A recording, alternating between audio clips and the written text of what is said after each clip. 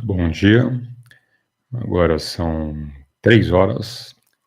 PY2EXU, Paulo, transmitindo por São Paulo, proximidades aeroporto de Congonhas, frequência 146.410 MHz, FM no direto.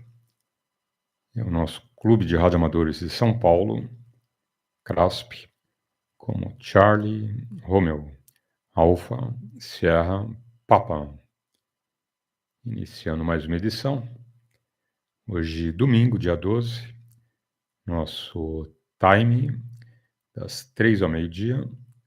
Teremos aí mais de 9 horas de QAP. Estamos ao vivo lá na internet. Quem quiser acompanhar, é só entrar no YouTube, digitar RADIOAMADOR Alto-falante e clicar no ao vivo. Em qualquer lugar do planeta você estará nos vendo, nos ouvindo e interagindo com a rodada. Mandando mensagens, perguntas e a gente mandando aí as respostas, ok? Lembrando que amanhã teremos aula repeteco de sexta-feira, ok? Na sexta-feira tivemos problemas aqui no computador. Não deu para ter a primeira nem a segunda edição, então, como ficamos prejudicados, vai para segunda-feira essa aula da sexta, ok? Então, pode ficar tranquilo aí que sexta-feira, repeteco da aula número 16, tranquilo? E vamos em frente. Oportunidade aos amigos com um bom dia.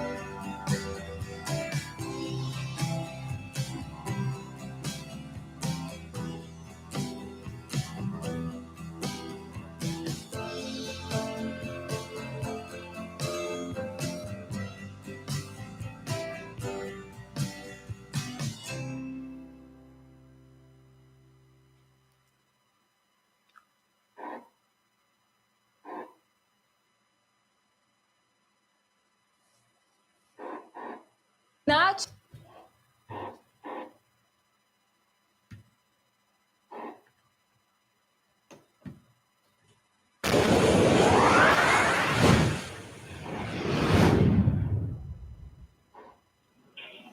Here we have Leroy's IC7300, and he sent it in to install the AC Mod 7 internally. In this video, we're going to go ahead and walk you through the installation of the AC Mod 7, which should be fairly similar to the AC Mod Mini. We're getting a lot of requests for installation instructions on the IC7300, and despite all the information and text and manuals, folks are still having trouble installing the AC mod and multiband HF radio. So we're hoping that after this video, it could walk you through the installation process without any issues. First thing we do is we connect the radio and try it out in all modes, check out power output and reception.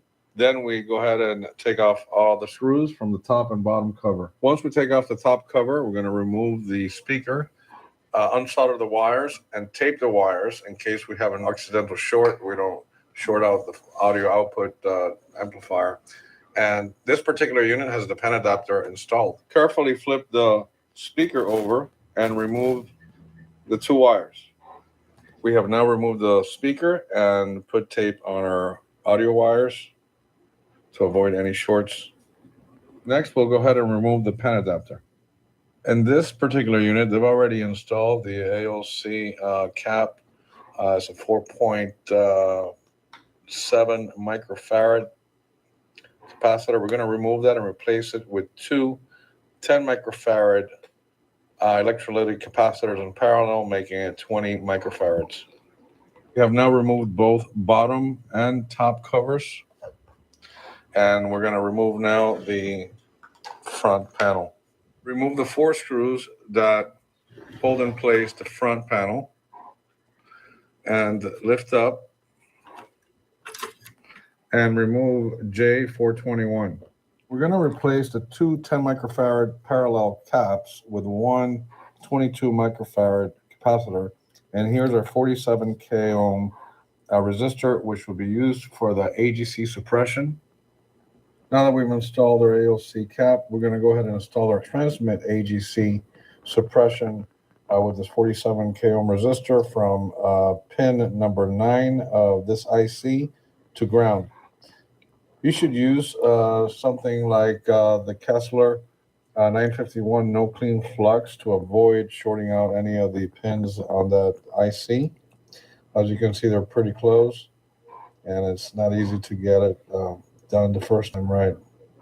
Next, we're going to move over to the PA section, and we're going to come right here, and we're going to remove this inductor right here. That guy right there. I've now removed the inductor, as you can see right there.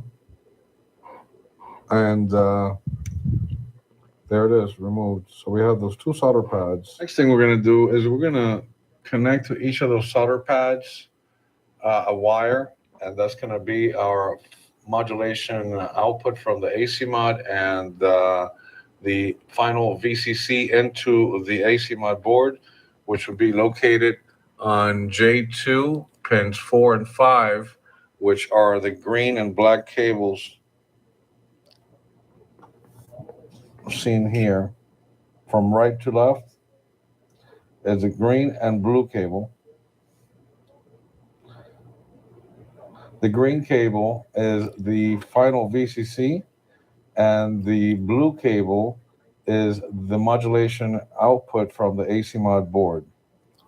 So on this board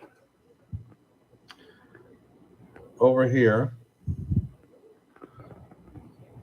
the left solder pad is our final VCC, and our right solder pad is our modulation input.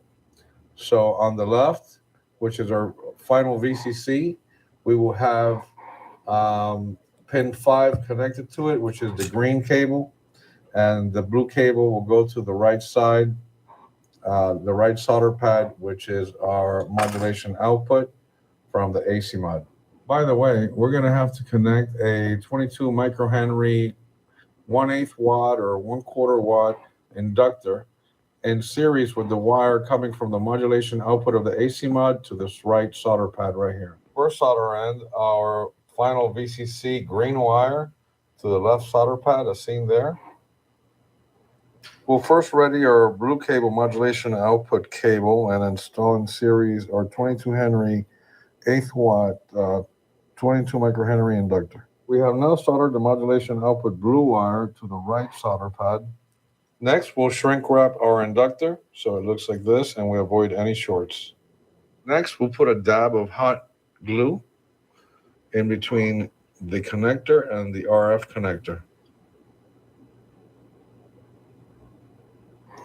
to hold those two wires in place to avoid any vibrations that might disconnect our connection to our pads. And run the two wires through this opening to the other side. Next, we'll prep our line end connector with this Marshall type 1/4 inch connector. It's an interrupted type. Then we're going to cut two pieces of RG174, one about 12 inches long, the other one about 15 inches long. The shorter one will go to the AC mod input from the uninterrupted pin of the 1/4 inch jack. The longer one will go to the audio output of the radio's preamp to the interrupted pin of the 1/4 inch connector. First thing we do is we gotta prep the connector. We gotta cut those two end tabs and shave off one of the sides so it could fit properly next to the other connector. We have now shaved off both sides of the connector. It looks a lot slimmer and it's gonna sit upside down.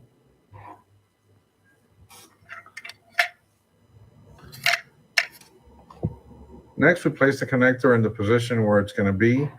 We mark the position of the hole and we make an indentation with our punch so we could drill precisely. The Marshall type 1/4 inch jack should fit snug into the hole. It'll look like this.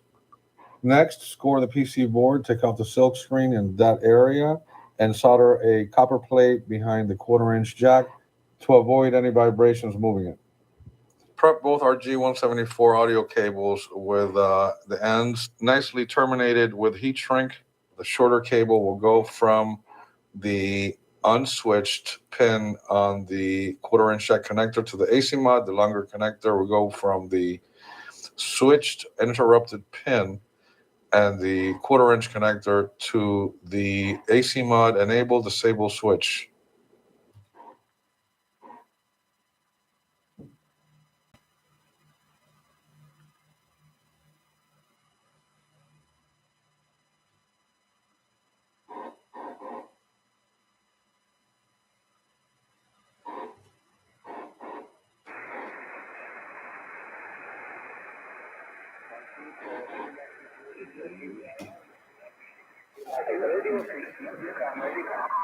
Mexico, America 59. Split.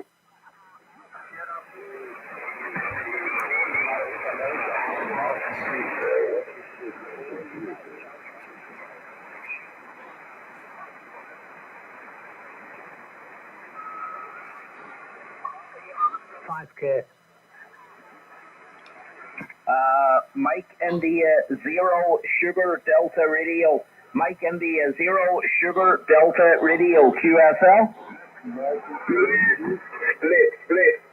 Split Irish. Split.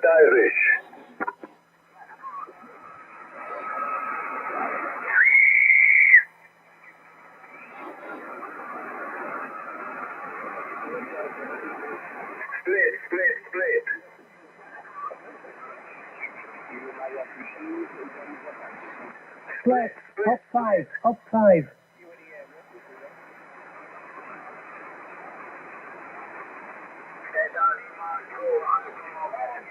5. Split.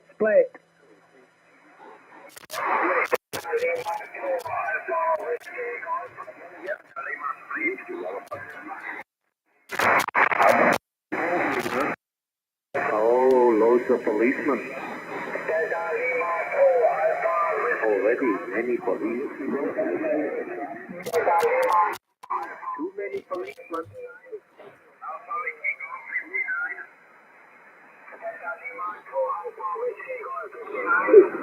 Okay, 509.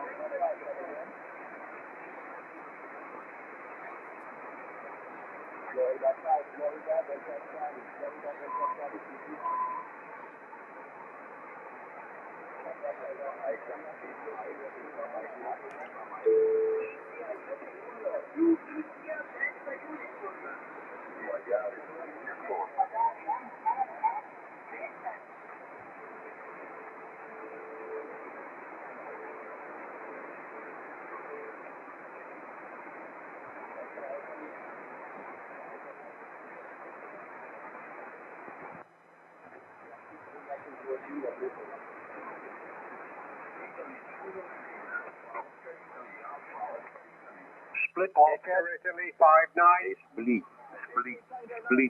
Split, gentlemen.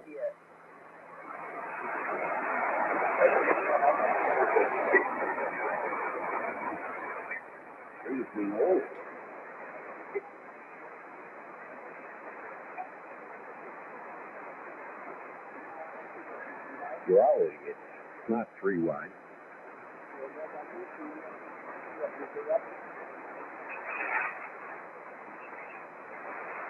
The Pirate Station.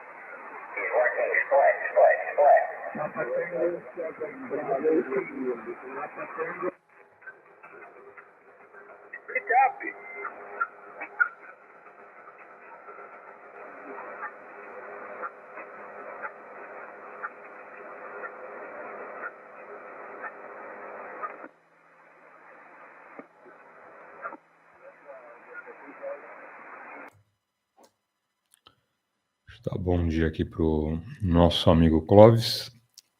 Grande abraço. Ótimo domingo, tá bom, Clóvis? Obrigado aí pelos votos, tudo de bom. Guardando aí nosso amigo Paulo, normalmente aos domingos ele é o primeirão a chegar na rodada. Hoje acho que dormiu um pouco a mais, hein? Como deu uma refrescada, né? Então deve ter embalado no sono por lá, mas daqui a pouco ele aparece aí. PY2 Romeo Zulu Whisky, lá de Embu das Artes. Quando eu estava lá no interior, quando eu vim para São Paulo, você tinha uns 6, 7 amigos esse horário, tá bom? Começava a rodada aí umas 3 horas, né? Já tinha uns 6, 7 amigos aguardando. Né? Você tinha de final de semana aí 55, 60 amigos, né? Então você tinha um número muito maior do que hoje em dia. Hoje em dia está bem reduzido. Acho que a pandemia tirou muita gente aí do circuito. Medo, alguns desmontaram a estação, vai saber, né? Mas daquele mundaréu de gente ali, começava a rodada, 6, 7 amigos hoje, se restringe ao Paulo, ok? Lá de Embu das Artes. Mas daqui a pouco ele chega aí. Já o PY2 Romeo Zulu Whisky aparece na telinha. Então tá aí, eu tô vendo a cobertura de Expedition para Bouvet Island. Vai ficar ali bem ao sul do Oceano Atlântico, no extremo sul do planeta Terra, ok? Uma ilha ali entre o sul do continente africano e o sul do continente americano. Ou seja, entre a América do Sul, extremo, né? Extremo do sul do continente africano. E teve uma expedição DX agora, dia 6 de janeiro, e durou 2 semanas, ok? Então, muita gente fez aí participação. Né? Esse é aquele amigo da Eslováquia, da República da Eslováquia, ok? Meu xará, né? O POU. E ele também ficou participando ali de Expedition. Não sei se ele fez contato ou não, mas ele acompanhou. Tem aí 2 horas de live dele, acompanhando e aguardando a oportunidade para ele falar com alguém ali, né? Mas pelo jeito a propagação não estava muito boa, bem baixinho, né? Ele estava lá na frequência de acompanhamento, uma das opções de bandas, o pessoal estava usando ali, mas por enquanto não fez nenhum contato. Bom, vou abrir espaço aí para os amigos. Hoje, dia 12, domingo, nosso time das 3 ao meio-dia. Teremos mais de 9 horas de QAP e oportunidade aos amigos com um bom dia.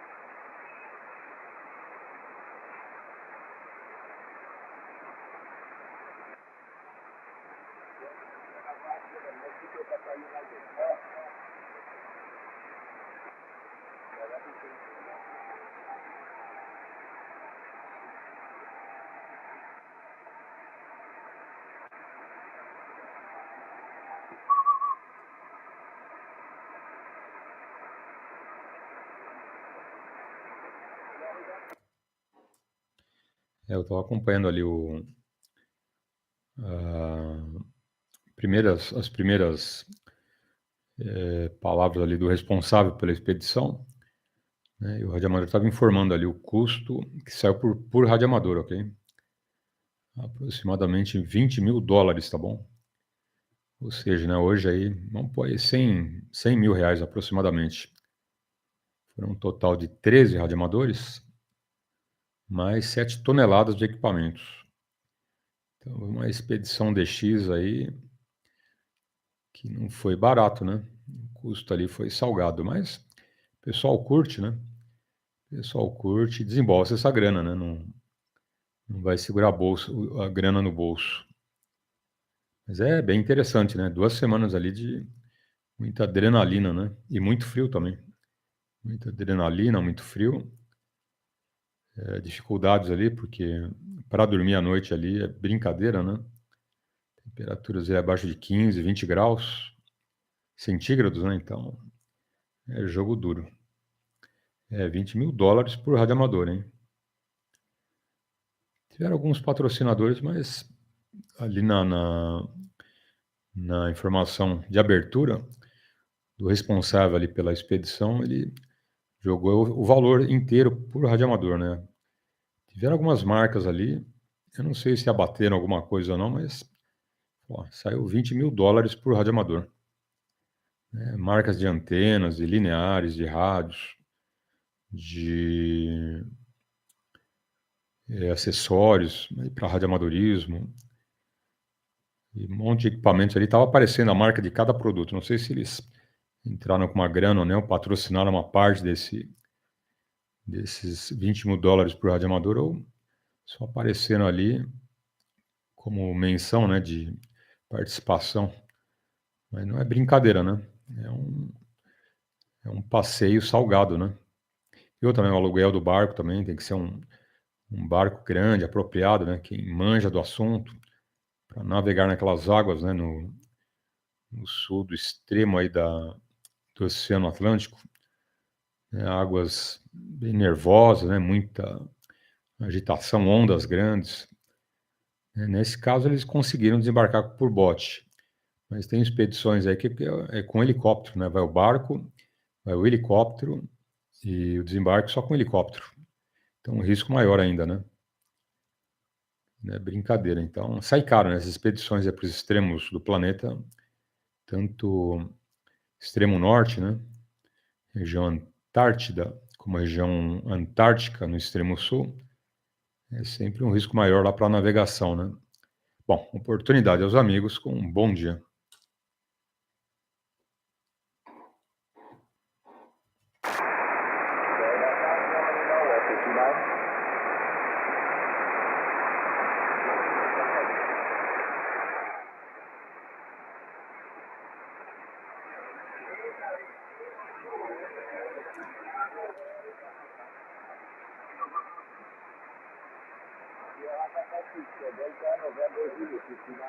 Estas actividades siempre me explico.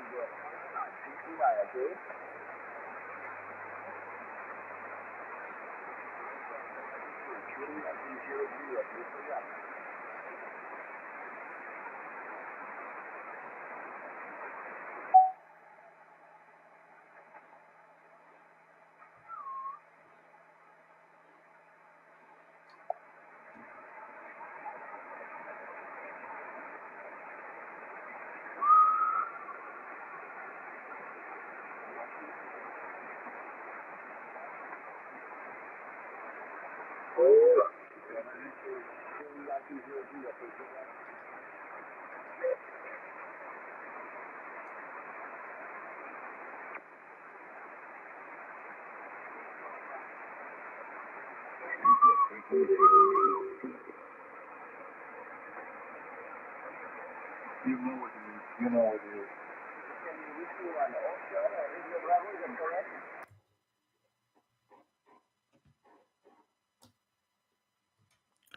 Opa, alguém chegando aí. Bom dia. Um grande abraço. PY2EXU, Paulo, adiante.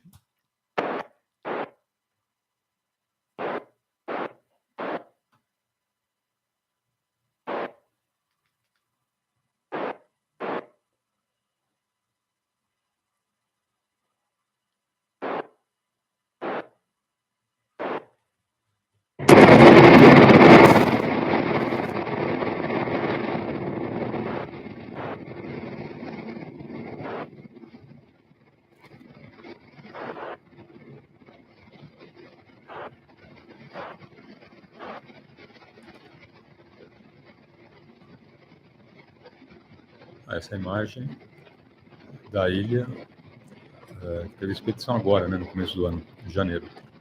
Uma gravação de 3 anos atrás, ok?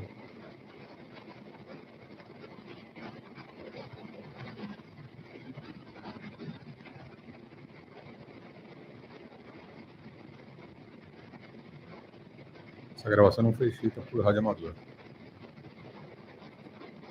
Sobrevoa a ilha, né? É pequena, uma ilha bem pequena. Fazer um sobrevoo ali para mostrar a ilha, o que é essa ilha, né? Bom, gelada, né? Resumidamente, uma ilha fria, né? Lá. Só gelo, né? Pinguim, leão marinho, foca, bichinhos dessa região, né?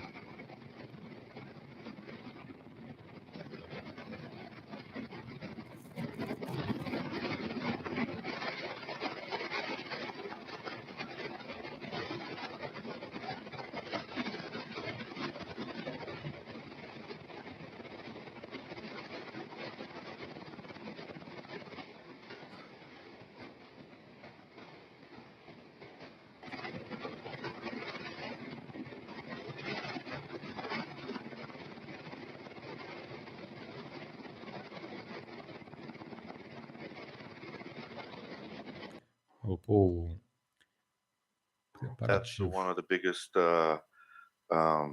challenges of this the expedition, the transportation to get to the island. Well, we'll talk about Preparação da that expedição later ali on today. A para a few ilha, things né? about the island.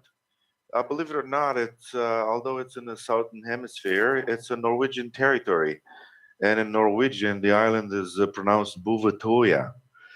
It was discovered by a French explorer sometime in the 1700s, and his last name of this French explorer was Bouvet, and that's how the island got its name.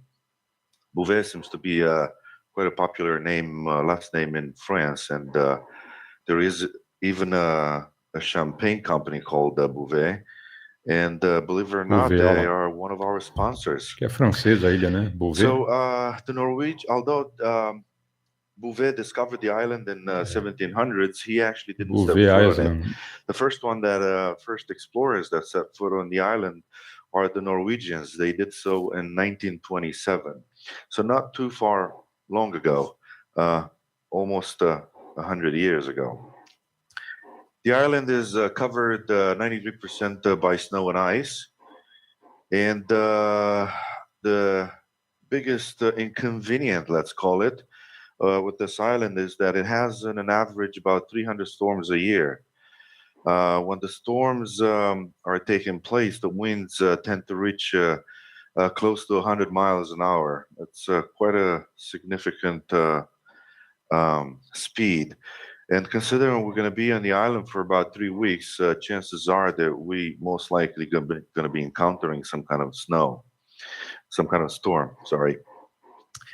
The island is a volcanic cone, and its highest peak is about 780 meters, about 3,000 feet more or less. You can see a picture of the island taken by Nadir, Echo Yankee 8 Mike, during the 3 Yankee 0 Zulu, the expedition attempt to the Bouvet Island in 2018. So thank you, Nadir, for taking some recent pictures of the island. If you take a look, this is this picture taken about maybe 100 meters from the island, and you can easily see it's almost entirely covered by ice.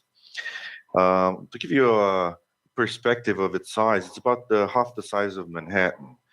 But although the island is not too big, it's not easy to walk from one end to the other because under that sheet of ice and snow, there could be easily crevasses hidden underneath, and without the special equipment and training, that's actually not advisable. One of the things that the Norwegian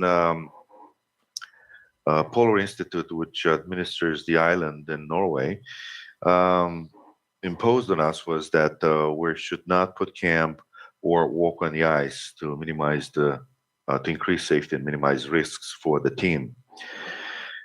Bouvet Island is one of the 4 Norwegian overseas territories that are also ham radio entities. The other 3 are the Peter Island, Jan Mayen, and Svalbard. But by far, Bouvet Island is the most difficult to reach because of its remoteness. There's no one living on the island. There are a lot of penguins, about 5,000 of them supposedly, and lots of fur seals, about 65,000 of them.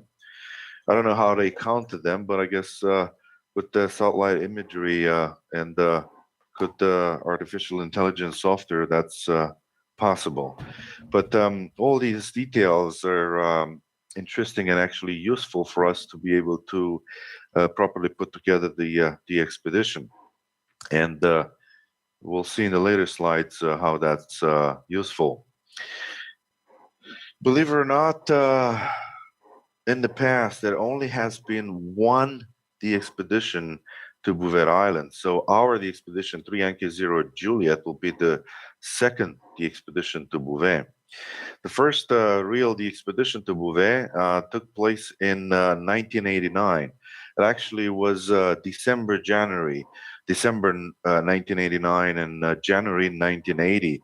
The expedition 3 Yankee 5 X-ray made about 47,000 QSOs. Now, there have been activations of the island, quite frequent, I should say, in the 70s. But the amount of QSOs that those activations made are very slow, very small. If you take a look at the list at the top left corner of my of the slide, you can see that those are small numbers. 27, 550, 2,000 QSOs. And the one significant item that I would like to mention is that 3 Yankee 0 Juliet aims to make 200,000 QSOs. I repeat, that's 200,000 QSOs. The demand for this particular entity is so high that we are going to put a lot of effort into trying to make as many people happy as possible. Considering the costs and the difficulty on getting to Bouvet, we are the next expedition probably it's not going to be for another 15, 20 years. And quite a few among us are not willing to wait that long for obvious reasons.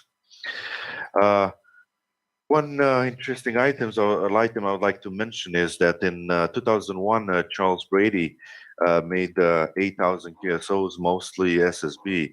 He was a famous ham, but most importantly, he was officer in the U.S. Navy, and also he was an astronaut. He actually flown into space and at the International Space Station. There's a little picture there of the actual first Bouvet landing of the Norwegians in 1927. And another interesting picture that we found is the one on the right side of the screen. And the reason this picture is of interest to the expedition is that this particular picture shows the expedition that took place in 1977, and that the expedition actually landed in the same exact spot where we will be landing in about 5 months from now.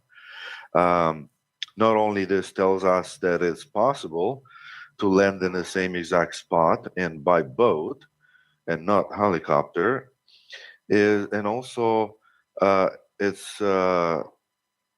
gives us little view of how the location looks like. Although we do have recent pictures of a lot more detail as Agora são 3 horas e 41 minutos. 3h41, e a gente lembra os amigos que agosto, aniversário da rodada Alto-falante, ok? Estaremos aí indo para 23 anos de rodada Alto-falante. E o amigo Clóvis falou que vai pagar o almoço no fogo de chão, não é isso, Clóvis? Não entendi errado. Não foi bem isso, né? Um hot dog só para o comandante. Ah, então tá bom. Aí tem que ter bala na agulha, né? Fazer um bem bolado no fogo de chão e pagando para todo mundo. Vai ser mais caro que a expedição aí, hein? Olha que vem gente para show. Quando é boca livre, o pessoal vem de todo o Brasil. Opa, o Paulão tá pagando, tá? Opa, então vamos lá, né? Mas enfim, então, agosto, aniversário, 23 anos da rodada Alto-falante. E sempre com novidades para os amigos, ok? A gente não para, né? É só ter QSJ, né, o Clóvis? O segredo é esse, QSJ. Quer dizer, para o rádio, né? Tem prioridades de família, tem prioridades aí de IPTU, IPVA, escola aí da filha, né? E outros, né? Que tais, né? Supermercado, enfim. Então, tirando todos os compromissos do QSJ, quando sobra alguma coisa para o radioamadorismo, a gente faz melhorias, né? Então, nosso objetivo agora é uma antena nova, cabo novo, maior, né? Pelo menos o dobro, eu estou com um cabo aí curto, né? Está bem no limite. Acho que eu pus a torre agora, né? Então, eu estou com o meu cabo aí no limite do limite. Então, pelo menos um cabo que é o dobro do comprimento, né? Já pensando em subir a torre, ok? Então, aí, sobrando o QSJ, é antena nova, cabo novo e mais módulos para a torre, ok? Isso deve dar um upgrade aí, a nível de rendimento da estação, bem interessante. Tá bom? Então, vamos aguardar, né? Vamos aguardar ansioso aí a sobra do QSJ, né, Clóvis? Importante. Ah, então maravilhoso. Se faturar essa grana aí na loteria, o aniversário está garantido pelo Clóvis, hein? Sem restrição de amigos, não, né? Olha lá. Quando estiverem lá no restaurante, o Clóvis puxou o cartão, pagou, né? Bom, oportunidade aos amigos com um bom dia. to the end point of our trip, which is Cape Town, South Africa. As I said, our goal is 200,000 QSOs. We'll have a number of 12 stations. Our focus will be CW and SSB, the human modes, but we will definitely do FT8. We'll be attempting something called SO2R, which is single operator 2 radios. This is so that while an operator doing CW or SSB, that same operator could also access a computer that will do FT8, allowing the operator to increase the number of QSOs a minute so that we can reach our goal of 200,000 QSOs. We have some diehard RIDI operator in our team, so we'll most definitely going to be trying to add some RIDI QSOs to our logs. This is some pictures of our team members. They're all operators that have been to quite a few of the expeditions. Some of them are quite famous from that point of view. Tá bom? And if São 12 you're radioamadores e curious, cozinheiro. please visit our Cozinheiro acho que website, não é radioamador, não, hein? Yankee Zero Juliet. São Each 12 team member has a radioamadores e o little cozinheiro, né? Então, um biography, total de and 13, you mas can see the amount of the cozinheiro expeditions acho que não falou no rádio, each não. of the operators have put Ficou together. cuidando lá do café, One of the almoço, other things that I would jantar, né? like to Enfim. mention is that the team leaders, the Norwegian team leaders, put together a somewhat younger team when they decided to go to Bouvet. We will be attempting to land on Bouvet using rubber boats called Zodiacs, and that has advantages and disadvantages. First of all, compared to helicopters, landing by Zodiac allows you to take advantage of even shorter weather windows, which allows us to increase the chances for us to land on Bouvet in a shorter period of time. What I mean by that is if it's a bit foggy, a helicopter can run, but a Zodiac has no trouble reaching the shores. At the same time, the Zodiac landing requires a lot more muscle power from the team members for unloading and loading the Zodiac with the Falar pra ele que tem um médico sempre nas expedições, né? Aqui, ó. É o Dr. Bill, Kilo Oscar 7 Serra Sierra lá. Esse é o médico do time aqui, hein? Esse médico e o cozinheiro não pode faltar, né? Eles são importantes. How do we get there? Well, we hired a boat called Olha o veleiro, hein? Marama. Que It's a veleiro French boat bonito. with a French crew that's specialized in the Arctic oceanic sailing, which basically means that this boat has acquired quite a bit of experience in the last 12 years, where they specialized in bringing expeditions, scientific expeditions to the cold climate areas of the world, such as the Northwest Passage, the South Georgia Islands, and the Antarctica. As a matter of fact, the boat returned from Antarctica a few months ago and set port in somewhere in Brazil, where one of our team members, a consultant that we also hired to inspect the boat and make sure everything is corrected in water. This boat with a crew of 4 people, it's a sailboat, and a sailing terms it's called a ketch because it has 2 masts. The boat used to be a racing boat, so it's using its sails can reach some incredible speeds, and if the wind is on our side, as well as the weather, we can reach Bouvet Island in about 10 days or even less. Each day that we get that we get on the island sooner, it's another day, an extra day spent on the pileups. In addition, by using sailboat, in addition to the engine that the boat has, the sailing allows us to not only get there faster, but go there cheaper. Considering the fuel costs that have increased recently, every liter or gallon of fuel, diesel fuel that we save, is another little. Uma observação, né, Clóvis? Acho que nesse caso, a própria tripulação, o pessoal do veleiro, né, da embarcação, deve ter já aconselhado alguém que está acostumado aí nessas expedições, né, para permanecer lá 2 semanas, 1 mês, né, no meio do gelo. Alguém que saiba, né, se usar, né, os apetrechos ali no meio da neve, do gelo, para fazer uma comida razoável, né?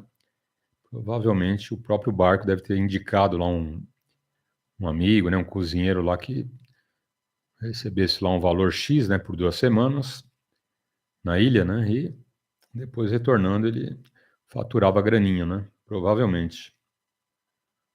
Com exceção do cozinheiro, demais ali, todos amigos, até o médico, né, também radioamador, não, com certeza não cobra nada, né, são todos amigos, radioamadores. Aliás, ao contrário, né, cada um desembolsou $20.000, né, então, com exceção do cozinheiro, todos desembolsaram uma grana boa, né. Ó a neve, né, ó a neve em cima do barco. Ixi. Literalmente entraram numa fria, né. E depois vale a pena, né.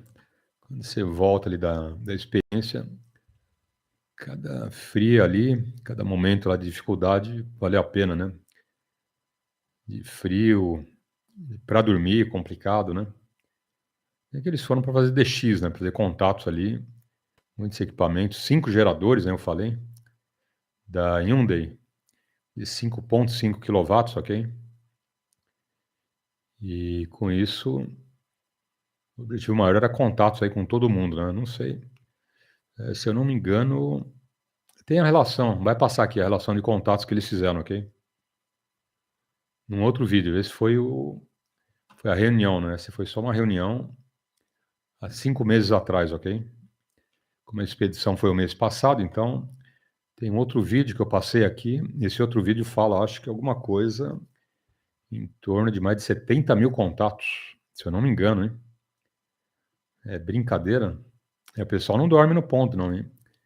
Uma equipe lá com 12 radioamadores, 2 semanas, é pauleira, hein?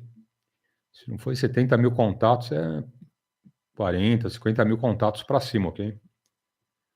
Então, eu sempre estou pondo aqui esses números, né, de contatos de algumas expedições, agora não lembro qual valor foi o correto deles, né? Dessa expedição, mas são muitos contatos, nossa. É gente falando aí com o mundo inteiro, né? E todo mundo querendo contato com eles, né? Porque é mosca branca, né? 2 semanas só. Quem fez contatos fez, quem não fez, tchau, né? Perdeu a oportunidade, ó, não é? Bom, oportunidade aos amigos com um bom dia. Southeast corner of the island. If we look at the map, doesn't look like it's a lot of or a large area there for landing.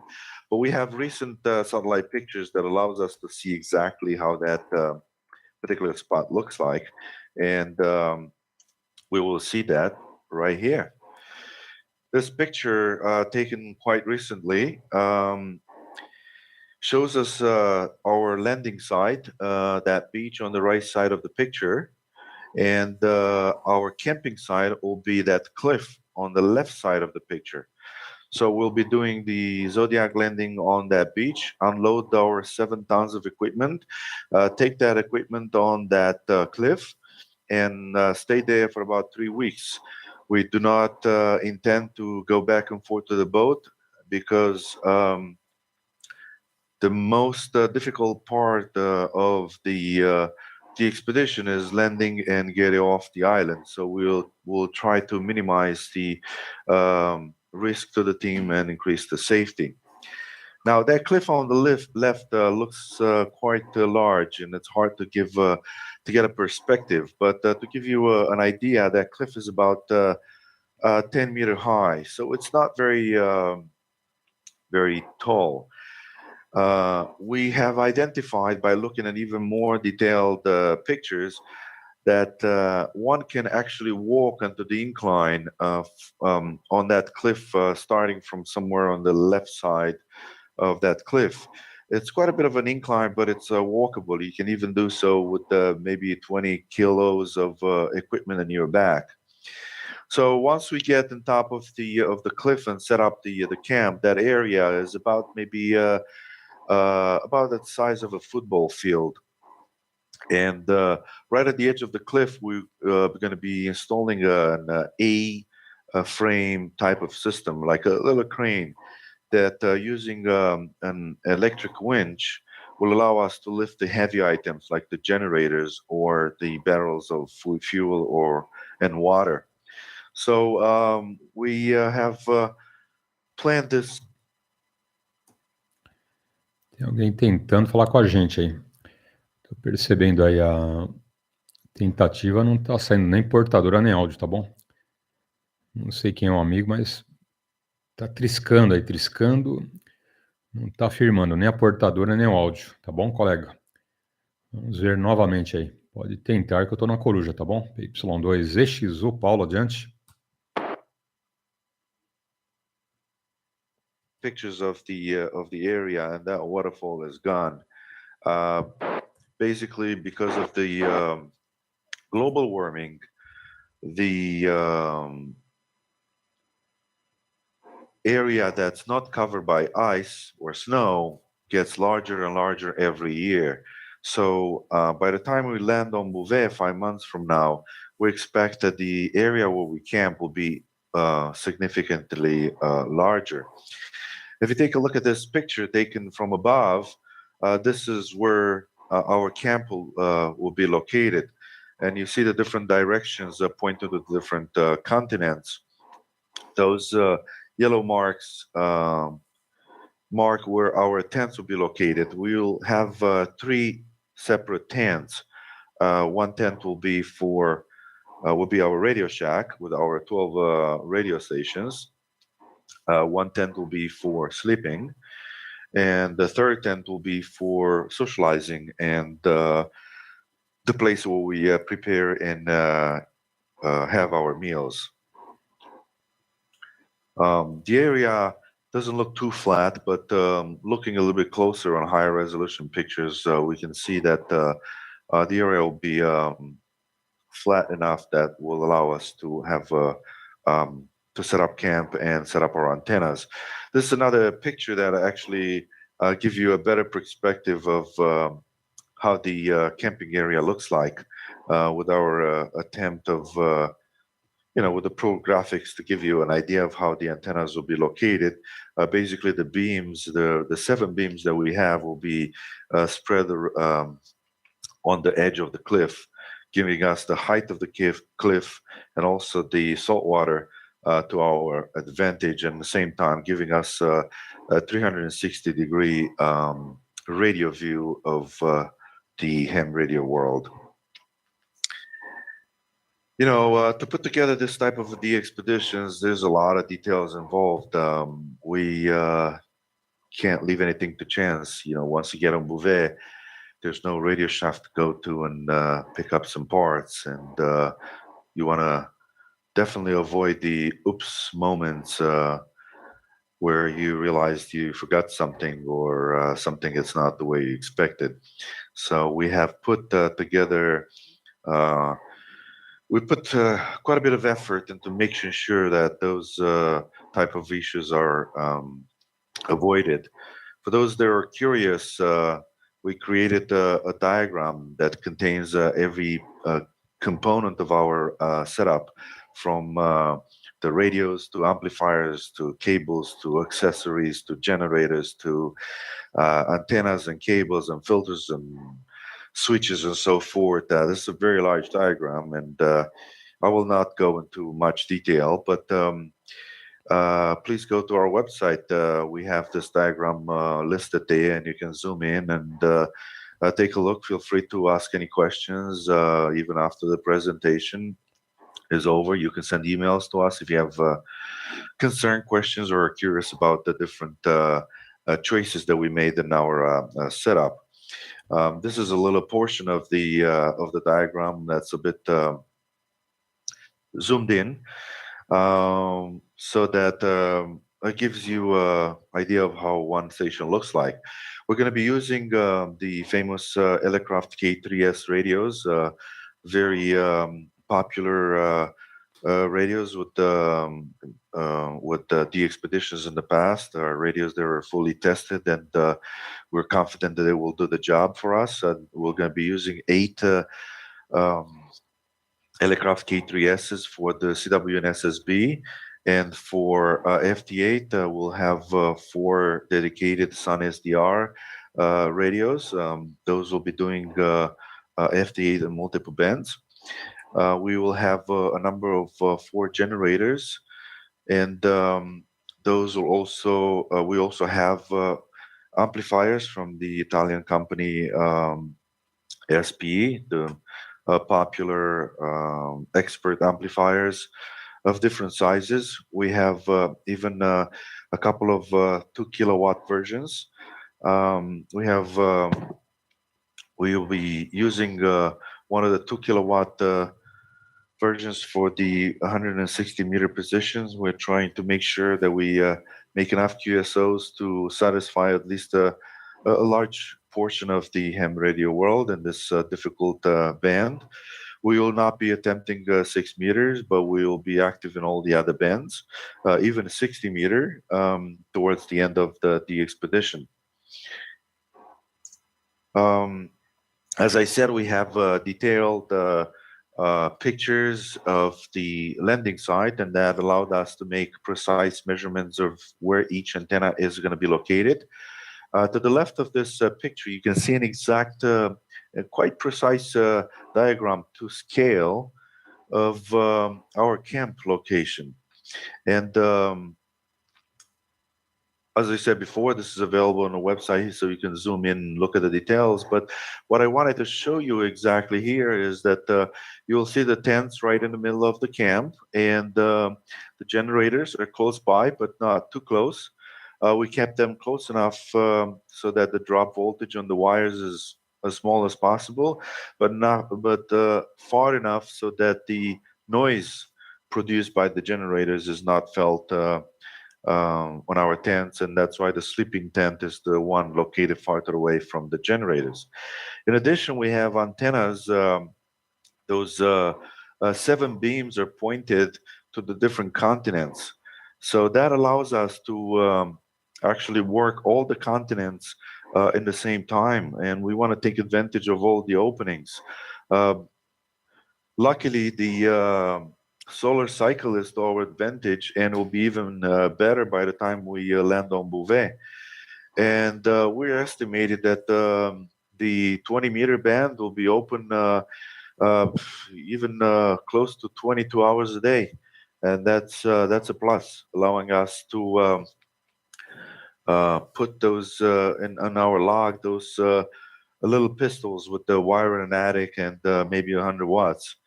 So in our attempt to do so and to reach those 200,000 QSOs, we're going to be using those beams. There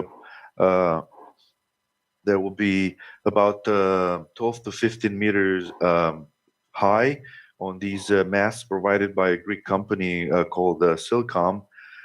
These masts allows us to raise and lower the antennas as needed based on the wind, the velocity, and Agora são 4 horas, 3 minutos. E a gente lembra os amigos que estamos aí com uma campanha de doação de sangue. Quem puder colaborar, são vários hemocentros, são vários hospitais e vários endereços aí que você pega no Google, ok? E o mais próximo aí da sua casa ou do batente, e colabore. Quem puder ajudar, ajude, doe sangue e salve uma vida. Lembrando os amigos, estamos ao vivo na internet, no YouTube. Quem quiser acompanhar a rodada por lá, tem programação aí durante toda a rodada, ok? Hoje, por exemplo, das 3 ao meio-dia, teremos mais de 9 horas de QAP. E quem acompanha a rodada alto-falante pela internet, no YouTube, acompanhe toda essa programação, eventos. Né? Nesses últimos dias, a gente tem colocado muita coisa aí sobre expedições DX, ok? O Jack Expedition, sobre várias ilhas, locais extremos aí do planeta, bem legal, bem interessante. Algumas lá da década de 70, 80, 90, e algumas bem recente, agora em janeiro, ok? A última mais recente aí foi o Bam Bam Bam dos radioamadores. O último dos acontecimentos foi na ilha de Bouvet, ok? Que fica no sul do Oceano Atlântico, ou Bouvet, né? Uma pronúncia mais fechada ou mais aberta, enfim. Então essa ilha, Bouvet Island, ok? Essa ilha fica bem ao sul do Oceano Atlântico, ali entre o sul do continente africano e o sul do continente americano, ok? Águas geladas, muito frio, muito gelo naquela região. Bem complexa a expedição, mas interessante. Tá bom? Então, essa foi a última, né? Na ilha de Bouvet, bem ao sul do Oceano Atlântico. Quem curte, dá uma olhadinha na internet e vê o perrengue que eles passaram lá, né? Muito gelo, muito frio. 2 semanas lá, dificuldades extremas, porém, né, tudo radioamador, tudo ali experiente, então, mais tranquilo, né? Mas, né, brincadeira, né? E uma quantidade de contatos muito grande. Né? Uma quantidade de contatos ali, mais de 40, 50 mil contatos. Eu passei vários vídeos, né, ao longo dessa semana toda. Eu não lembro o total, mas teve uma das expedições que chegou a mais de 40, 45 mil contatos. Não sei se foi essa ou uma outra, ok? Essa, se eu não me engano, vai ser o resultado ainda para frente, né? Como foi aí na primeira semana de janeiro, ok? A partida foi no dia 6 de janeiro, então eles devem ter voltado aí para o dia 16, 17, né, de janeiro, e deve estar sendo feito o vídeo ainda. Então, esse vídeo dessa última expedição vai ficar pronto, quem sabe, em breve, né? Vamos aguardar para ver números, tá bom? E vamos lá. Oportunidade aos amigos com um bom dia. Around the world that don't have the ability for a good antenna to actually log in with a simple computer and be able to enjoy some pileups, hunt for DX, and basically feel like a big gun for a few minutes or hours. We have purchased brand new Windows-based computers, and we installed quite a bit of software and then everything that we needed. We don't expect we're going to have a good internet connection on the island, so everything has to be already loaded on these Lenovo branded computers.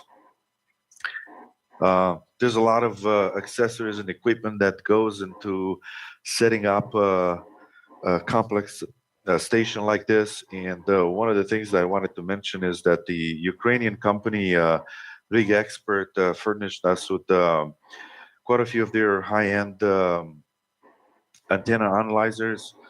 We thank them, and our heart goes to the hard times that they go through these times. And these antenna analyzers will allow us to be very quick in installing multiple antennas at the same time by different team members. These are waterproof, and they're quite a sturdy analyzers. They're excellent for the expeditions. In addition, we have all kind of gadgets. We have at the bottom left, this blue little box is optocoupler. You can insert this on USB cables to prevent the RF from going from the radio into the computer, increasing the stability of the setup. We have WinGear boxes to allows us to have a perfect CW signals, and all kind of cables provided by different vendors, and even this interesting gadget at the bottom right picture at the bottom right corner of the screen. It's a GPS unit. When you're far away on the island like Bouvet, you don't have internet to sync your clock on the computer for the FT8, which is, we all know that that's a requirement. So then you use this type of GPS connection that uses satellite to give you a perfect time, and this little box connected via USB. And this is a test was done at while I was operating from Fort Yuan, and it showed us how easy it is to use such a device and bypass the issue of not having a good or internet connection at all. Nothing is left to chance. Like I said, preparing for the expedition like this, more than 2 years, it's quite an undertaking. During the harsh winter on Bouvet, during the harsh winter in Norway, our Norwegian team members attempted to test each and every piece of equipment. As you see at the top left, there some of the team members are testing the Spider beam 80 meter and 160 meter antennas. We also tested a way of bringing a Zodiac with equipment on an unmanned fashion from the main boat Marama to the shore, and that's pictured there at the bottom left of team members trying to find solutions that will decrease the time that it takes to land on the island, and increase the time to decrease the safety of the team. At the bottom right, I have a picture of one of the actual tents we'll be using on the expedition. It's shown there in the garden of our Norwegian team members. These are made by a company in Norway specialized in Arctic tents. We're very confident that they provided us the perfect solution. They customized a few items according to our requirements. And we believe that these people in Norway know what they're doing when it comes to equipment for heavy winters. Every team member was tasked with the one item or another. For example, here are some pictures from some of our team members from New Mexico and Arizona testing the different antennas. Each team member was in charge for setting up different types of antenna. For example, one of the beams was here in New York with me, and I assemble it and disassemble it many times, trying to figure out a way to do it as fast as possible, figuring out what backup parts you would need in case something happens, and what happens if you drop a few of these nuts or bolts while you're installing it. And, color coding everything, so when you get on the island you minimize the amount of time it takes to put the antenna together, considering the harsh environment of the wind. As I said, we're going to have antennas, all kinds of antennas, beams, and vertical. A lot of the vertical antennas are provided by DX Engineering, an incredible sponsor. I think the amount of equipment they provide is close to 100,000. All the beams are provided by a company, by a store in Germany called Wimo. It's a very large store that worked with the Innov, a British company that put together these beams, and we work with them for them to adjust the antennas to increase their strength, and so that we make sure that those antennas will survive the harsh environment on Bouvet Island. I won't go into details. Again, more details are on our website. In April this year, we met at the famous Lima November 8 whiskey station in Norway. I think the largest contest station in Norway. They've been gracious in allowing us to set up camp and test the different components of our camp there on Bouvet. We see here the team after the testing session in April, and we're happy that all the components worked according to plan. We learned the new things and how to improve things. At the left picture there, we see the beam, the actual beam of Innov beam, like I said, provided by Wimo. And the mast that we'll be using for these beams, as I said before, provided by a Greek company called Silcom. We worked with them, and they created this aluminum mast with a very thicker walls, but at the same time very sturdy and light, that will allow us to increase the signals coming from Bouvet. We tested everything, believe it or not. We even tested our toilet.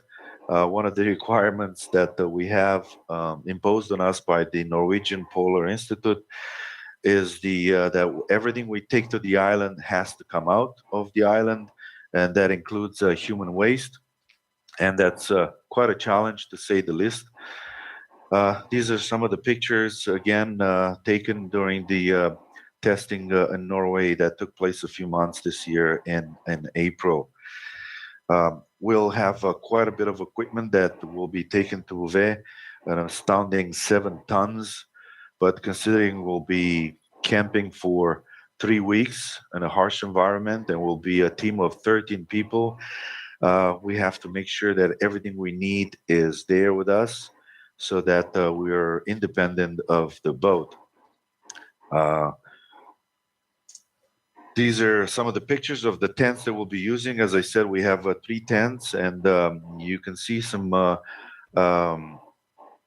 the inside of the tent. To the bottom left, this will be the sleeping tent. We'll have 6 cots. Not all the members will sleep at the same time. So 6 cots is sleeping cots is more than plenty. From the outside, the tents don't look that big, but if you take a look, they're pretty spacious. We'll have 8 human modes, CW and SSB position installed inside the tent. And as I said, we have another 4 FDA position that the operators will be accessing while they are running CW and SSB pileups. So we have 8 positions spread around the round tents, the igloo type tent. As I said, these are made by the Norwegian company called Arctic Lavo. You can take a look at their website. They have some interesting products, and you can easily tell this company really has quite a bit of experience in dealing with the harsh polar climate. One of the main important and centerpieces of our camp are the generators. We have purchased these generators. We have 4 generators and a 5th one as a backup.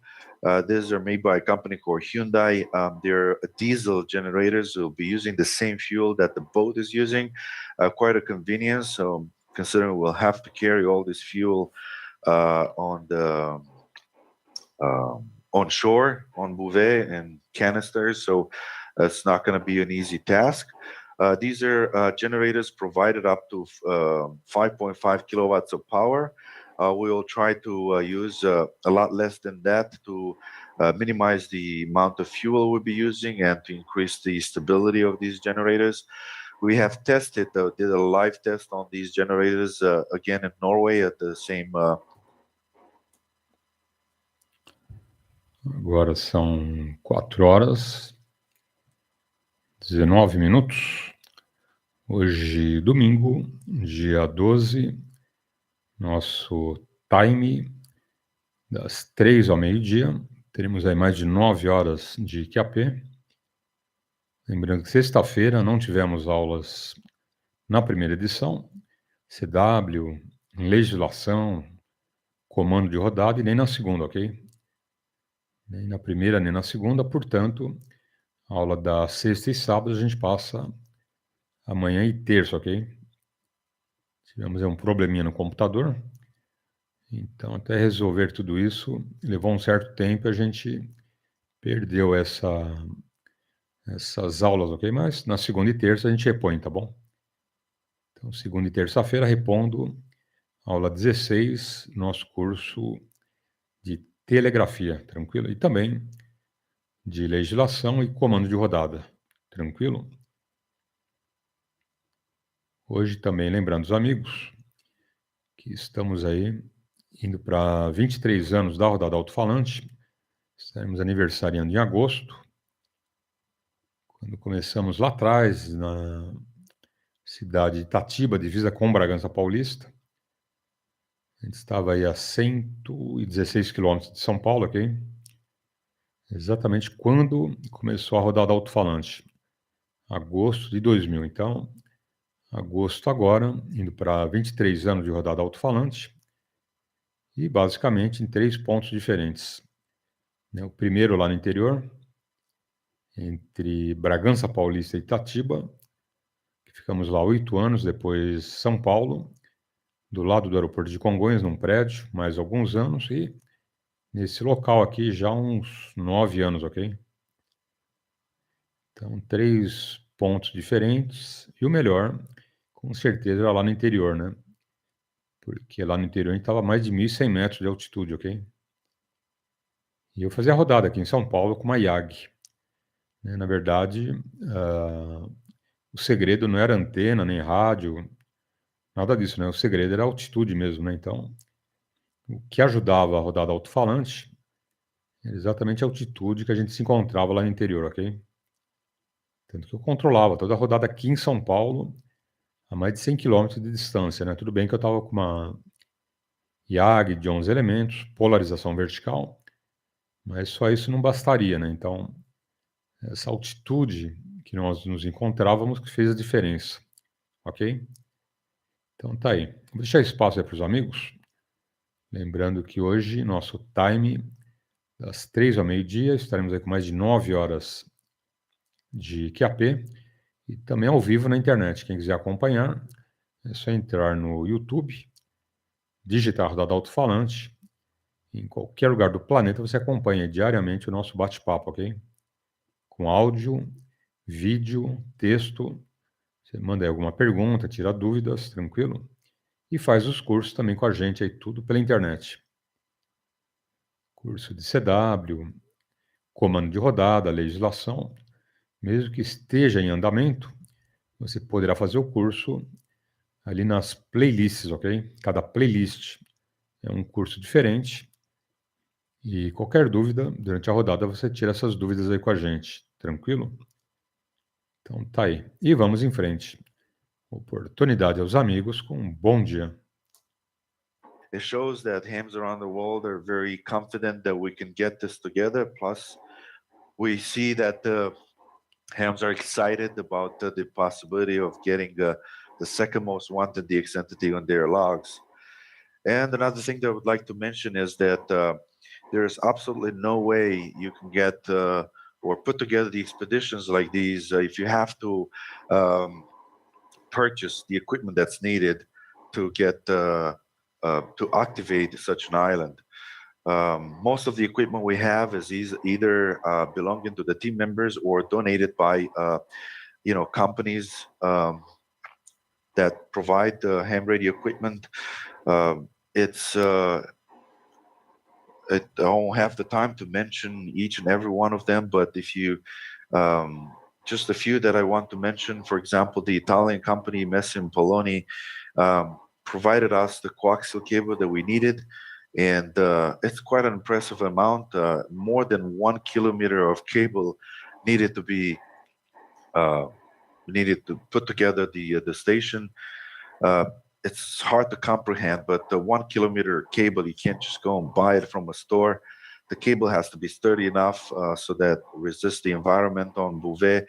You have to make sure the cable is good and not going to disintegrate at the minus temperatures, but it's light enough that you'll be able to actually carry it. At the same time, it needs to sustain the more than 3 or 4 kilowatt of power, because we'll be using filters from and triplexer and diplexers from the company for Oscar 3 Alpha, so that 3 operators can use an antenna, a beam, for example, in the same time, maximizing the amount of operators per antenna. So our 10, 15, 20 beam will be used in the same time by 3 operators on 10, 15, and 20 using these triplexers from 4 Oscar 3 Alpha. Most of our spider beam or fiberglass equipment is provided by the German company Spider Beam. As I said before, we have the Champagne company,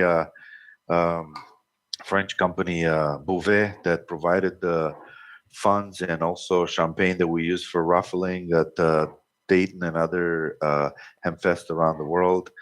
And please visit our website and thank our sponsors, because there's no way we can get there without these sponsors.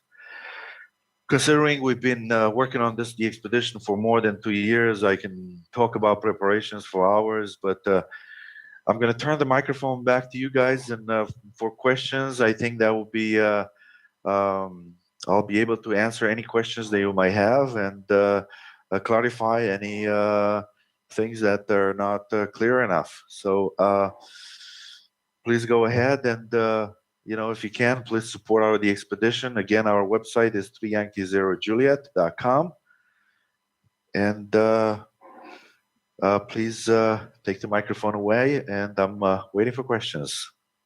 No worries. Thank you very much, Adrian. We'll just get our cameras and so fired up at this end.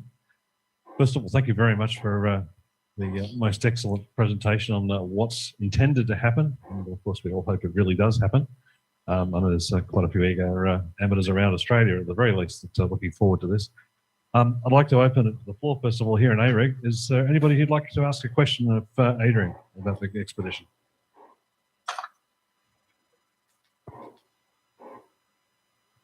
Yes. The question is, how are you guys going to keep warm over the 3 weeks? You talk to him.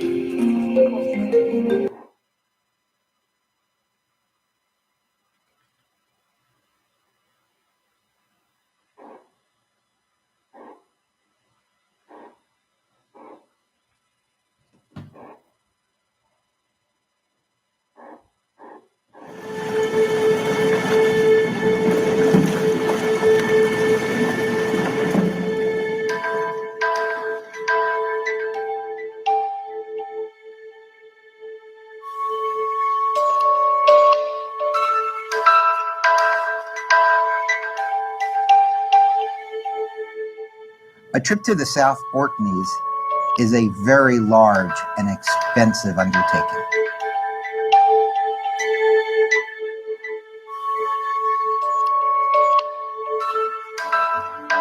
The number of people that have to get involved in a 13-man operation is far more than just the people on the islands.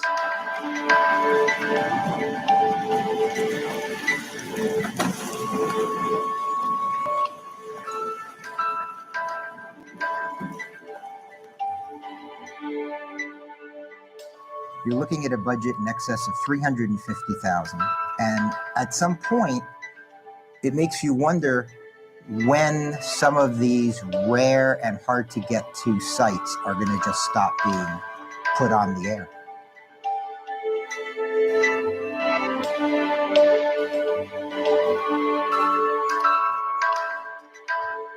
They're rare for a reason, and finances are becoming as big an impediment as permitting.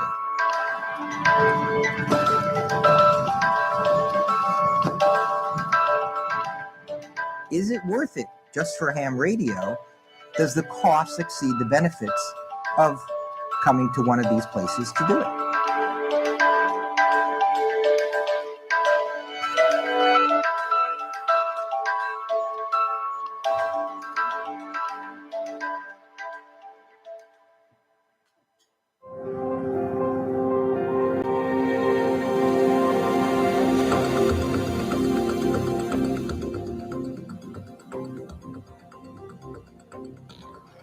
This trip started again with a phone call suggesting that a place called South Orkneys could warrant a visit from the Braveheart along with the ham radio team. Phone calls are easy to say yes to. Actually getting here is a hell of a lot harder. Ushuaia Port has changed a lot over the last 10 years. The first time we came to Ushuaia, we drove up the channel, up the Beagle Channel, without a pilot, arrived in Ushuaia at the port and took the consequences. And the consequences were not too bad. Today you can't do that.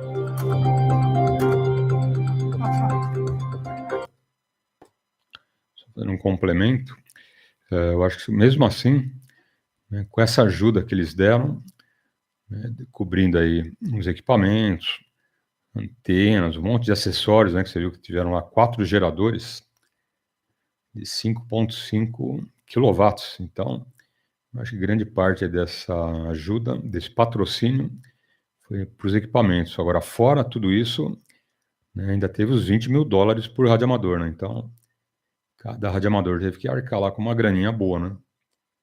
Mas o patrocínio lá no restante dos equipamentos, viu que foram 12 laptops novinhos, né? Se não me engano, da Lenovo, né? 12 notebooks da Lenovo, 0 bala na caixa. Então, vai, né? Só os geradores ali, ver o preço de cada gerador, né? Tranquilamente aí, esses acessórios todos aí, foi uma graninha boa. E cada radioamador teve que arcar com aquela grana mesmo, né? Mas já ajuda, né? Já ajuda e bastante, né? Uma grana bem considerável, não é? Bom, corujas e aves do paraíso, muito bom dia, grande abraço, 4h31. Hoje é domingo, exatamente, né? 4 geradores da Hyundai. E 220 volts, saída 24 amperes, acho que é isso, né? Se não me engano, acho que é isso. 24 amperes, 220 volts, a diesel, grande, né? Cada geradorzinho lá, uma paulada, hein? Com carrinho, pneu, né? Cada gerador já com carrinho e pneu, né? Para ajudar no transporte. Eu não vi o preço de cada gerador, mas não é barato, hein? Cada geradorzinho daquele é uma grana boa, né, o Clóvis? Bom, lembrando os amigos que estamos aí ao vivo na internet, no YouTube. Quem quiser acompanhar a rodada por lá, adentra no YouTube, digita a rodada Alto-falante e clica no ao vivo. Em qualquer lugar do planeta você estará nos vendo, nos ouvindo e interagindo com a rodada, ok? Mandando alguma informação, bom dia, alguma pergunta, tranquilo? Então vamos lá. Vou abrir espaço para os amigos. Oportunidade com bom dia.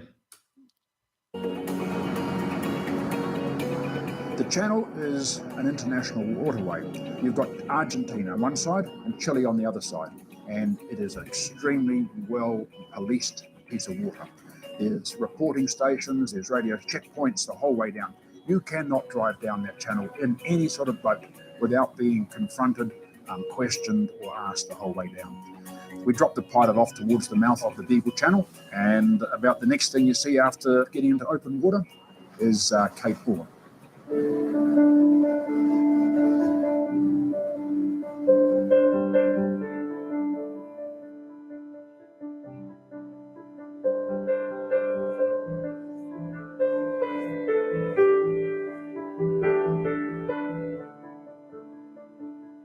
Our idea was to head directly south. We're going across what's called the Drake Passage, the fiercest piece of water in the world.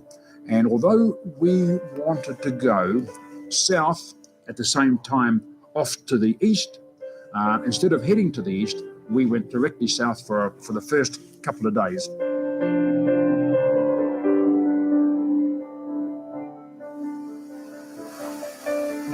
It's a piece of water that would take us maybe 3.5 to 4 days to get across in good conditions.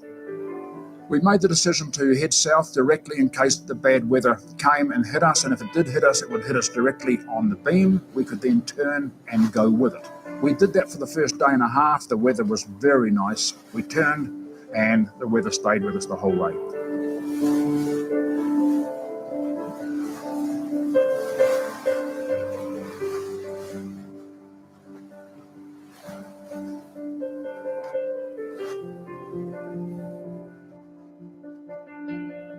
The voyage was much smoother than I expected. We had a little bit of lumpy seas the first day or two, and then it was smooth as silk, which was absolutely amazing for those latitudes. This is Coronation Island across here. This was my first trip with Braveheart owner Nigel Jolly, even though I've been on board for 3 expeditions. Frankly, he's amazing. I don't know how to describe him. He's very energetic and very outspoken, which suits me just fine. This is not a smile. Okay? Yeah. Edges of your mouth go up when you smile. Right? This is going to the toilet. Thank you. This is your beach, that little bit of yellow stuff there. This is the pipeline. And theoretically, we will anchor, I would say, about just at the other end of my nail there. So we're going to anchor around about 11 meters out here somewhere.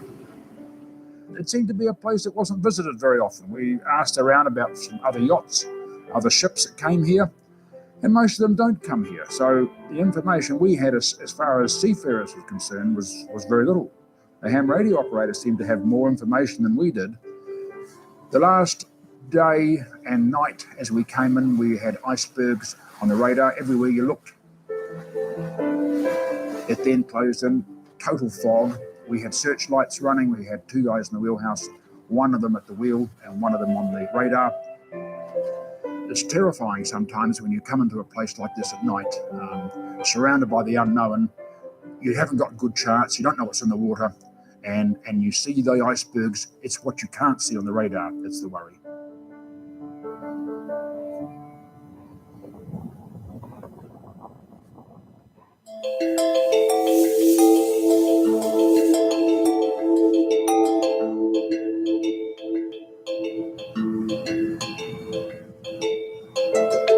When we arrived, the beach was covered in seals. We are not allowed to disturb them. We are supposed to walk between them, which in itself is a bit of a danger. We're bound by very strict rules. They'll be curious and wonder what's going on, but after that, they'll be all right with us. We've got fur seals and elephant seals here. The LAs probably aren't going to be much of an issue. The fur seals are a little more inquisitive and want to see what's going on.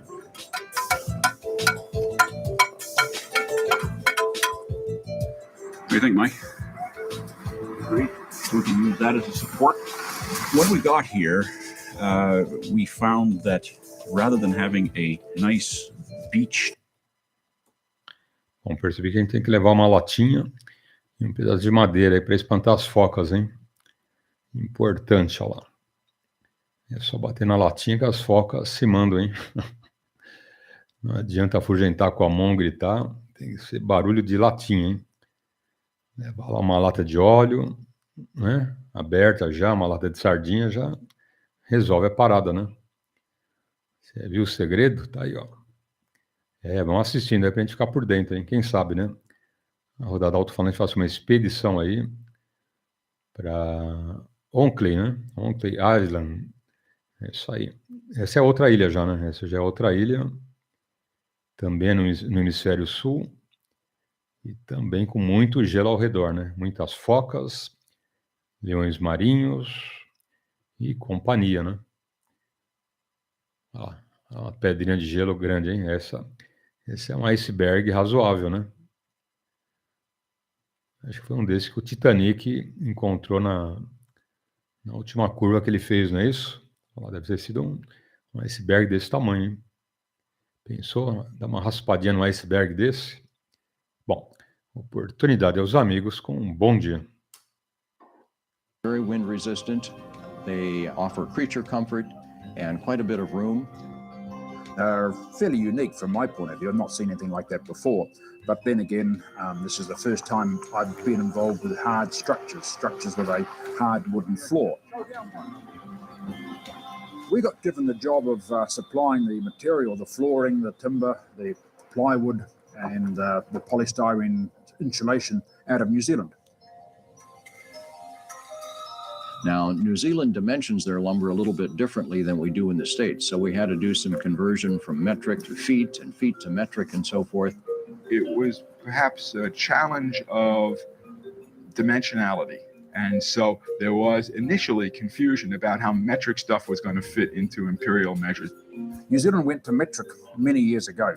The shelters themselves are imperial measurements, and imperial and metric don't join together. They don't join together at all. Outside. It's like a jigsaw puzzle with the pieces that had to fit into the groove were the wrong size. The plywood we had for the floor wasn't the right size for the tent. Nigel and his crew are very, very practical people. And when they saw that we were having some heavy weather building the floors, they came in with their enthusiasm and skill and soon sorted us out.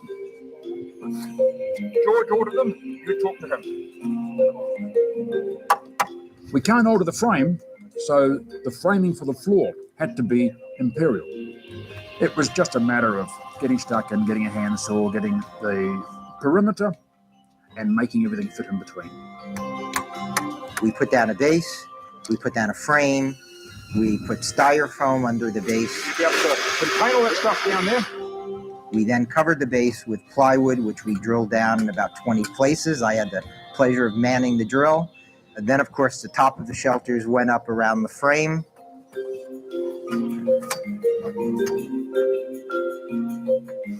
We're in our second day of construction. Last night, we finished the first shelter.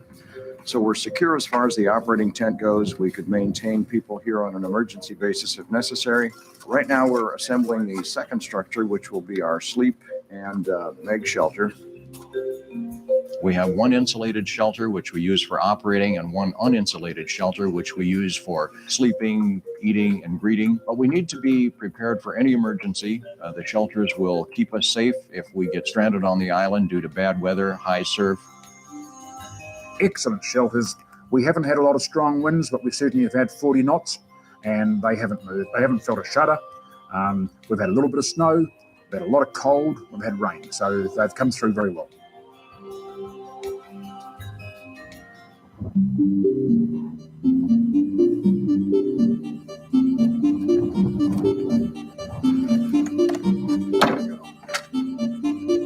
Back on my farm in August, we prepped everything. Took us 4 days, VE3EJ, K9ZO, myself, and some other local friends of mine.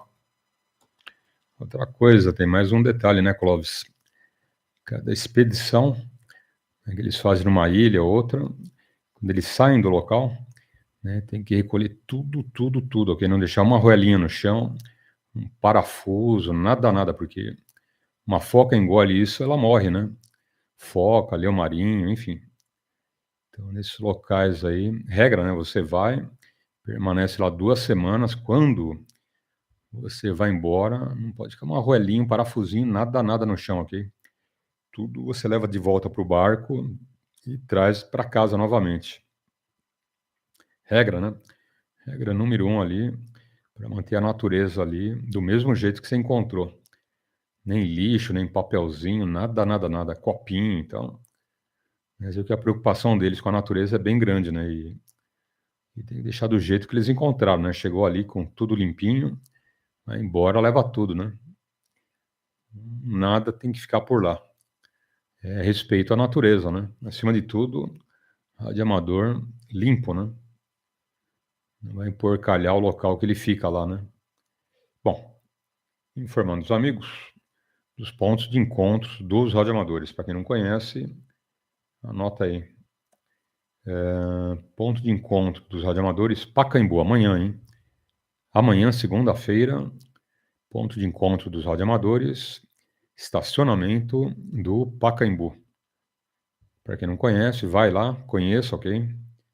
Toda segunda-feira, às 19h30 em diante. Lembrando, não só radioamadores, corujas, simpatizantes aí do hobby, todos convidados, ok? Também temos ponto de encontro dos radioamadores Hermelino Matarazzo. Para quem não conhece o endereço, anota aí.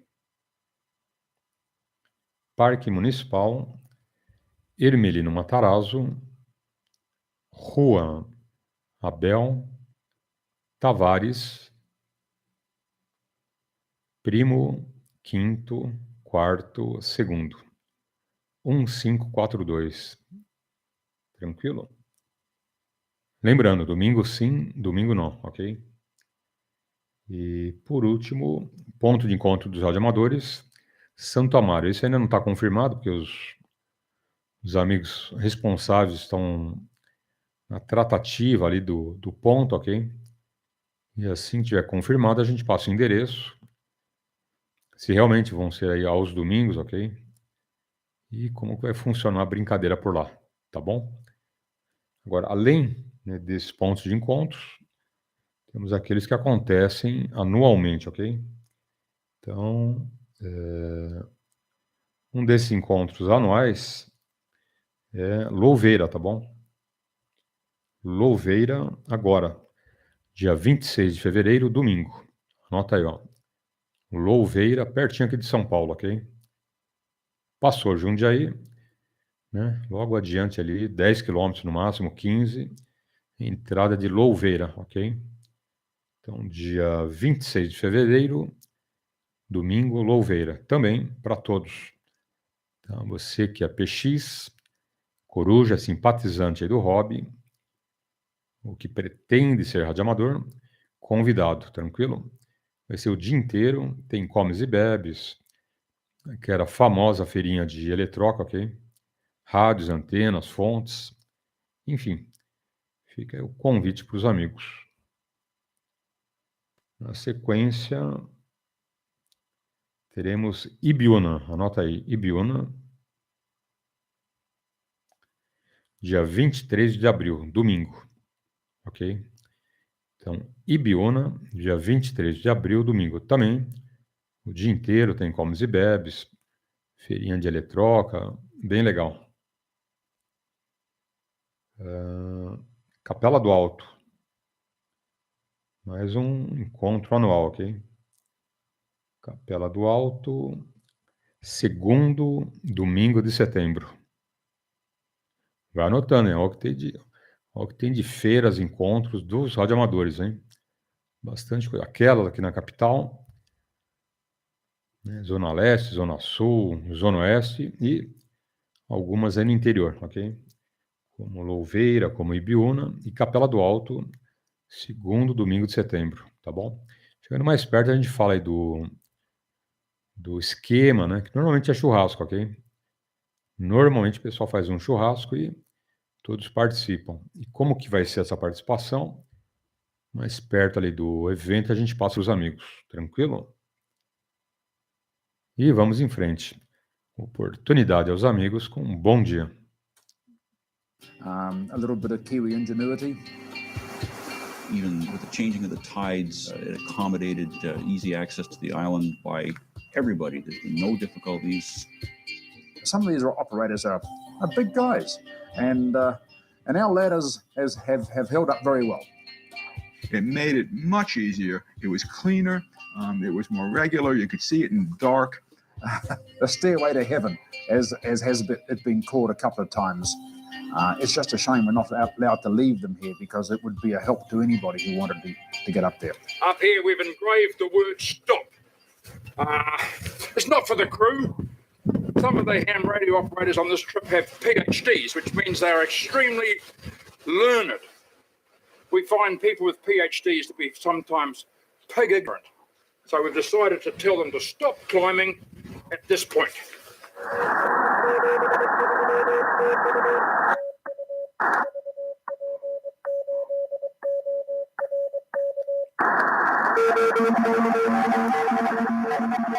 $30 has been amazing. When we go to these weird places, 30 meters seems to be a real winner. It, as far as I can tell, has been open 24 hours a day to somewhere in the world.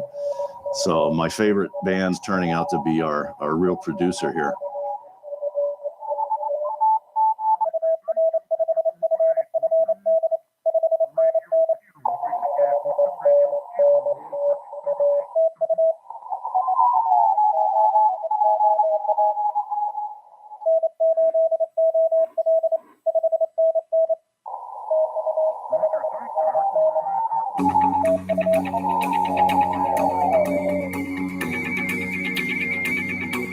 Well, this team has been a lot of fun. A lot of old friends with whom I've traveled to several places, which is pretty much my number one reason for coming on these trips, is to travel with my buddies again.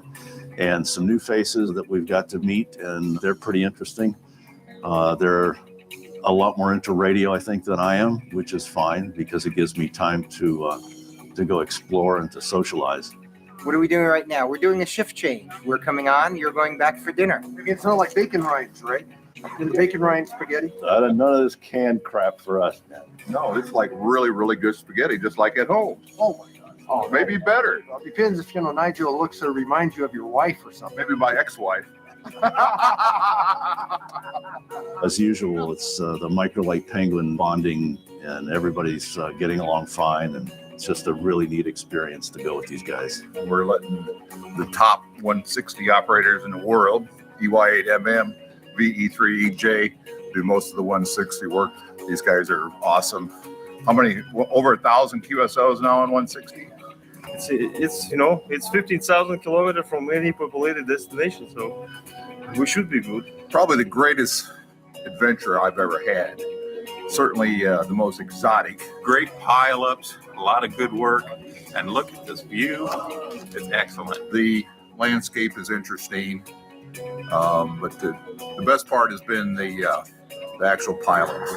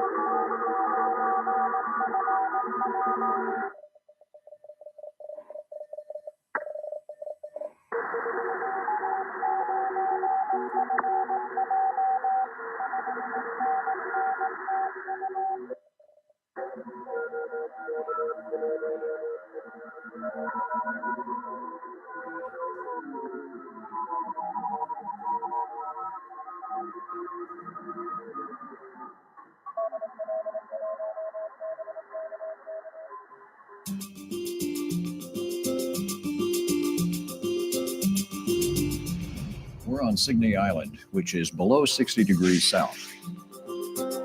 Above 60 degrees south, there is sovereignty involved, so access is dependent on approval of the nations governing those islands. Below 60 degrees in the Antarctic Treaty Area, access is dependent upon demonstrating responsible plans for trips to these islands. Entities above include places like Bouvet, Marion Island, and Heard Island, and each of those would come under the sovereignty of their respective nations.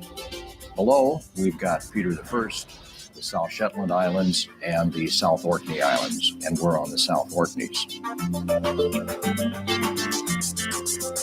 There's no sovereignty here, so approval of a nation is not required, but it is necessary to submit a plan which demonstrates that you will treat the environment responsibly, that you have appropriate safety precautions, and you have contingency plans in place.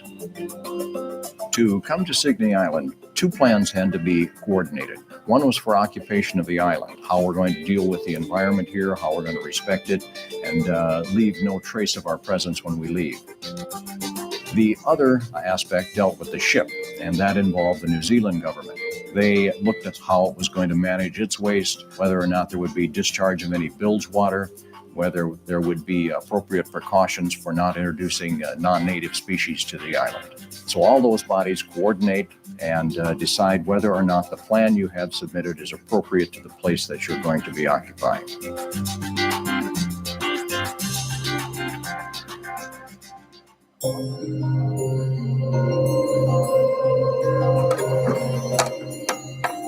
As an example of some of the requirements, our generators had to be placed within containers that would contain any spill of oil or fuel. There's no natural features here that we can hide our generators behind. So we've got a little rock outcrop here, making a wall, a couple of walls. We'll put the generators in here. The generators will be able to breathe, and the exhausts will be able to go out. We'll put a lid across the top. We'll put some spill trays in the bottom. There's no sort of cliffs or trees or anything that we can hide our generators. So we're having to make something. Our ship's crew was very ingenious in this respect. They created some little plastic berms that the generators sit in, which in turn sit on small trolleys. So there is no way any fuel or oil could escape onto the surface of the island. To service the generators, we merely pull the small trolleys out of the shelter for the generators, and they can be serviced there without any environmental risk.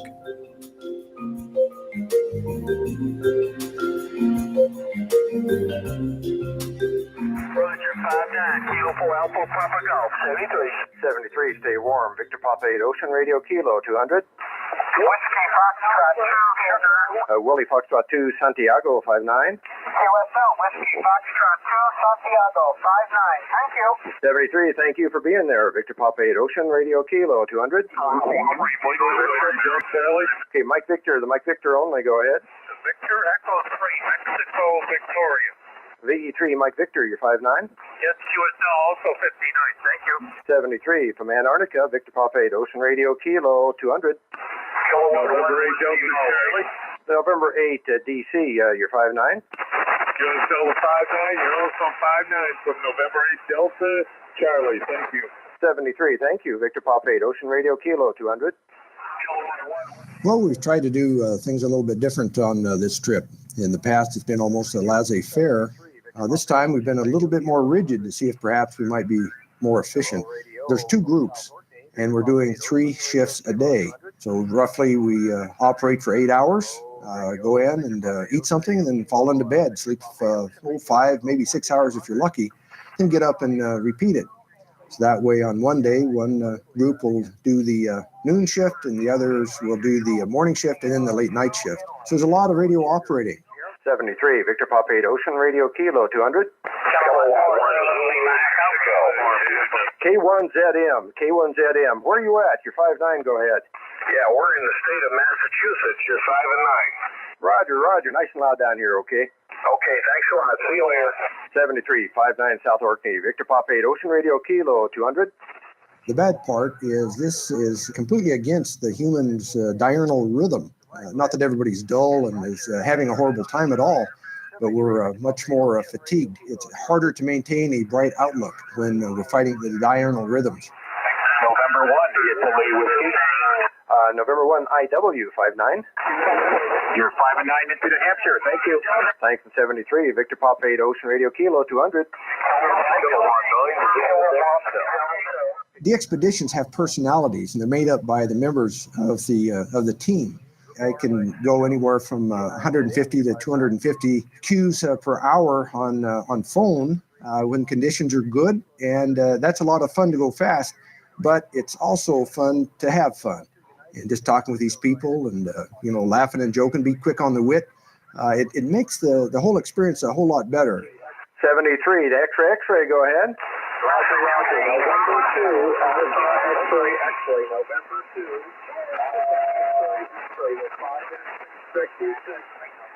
Jersey. My name is Tom. Tango, Oscar, Mexico. QSL. Howdy, Tom. My name's Penguin. Thanks for the call. Into AXX. You're 59 South Orkney. QSL. QSL 59 South Orkney. Keep up the good work. And thank you for the new country. Come into AXX. Be safe.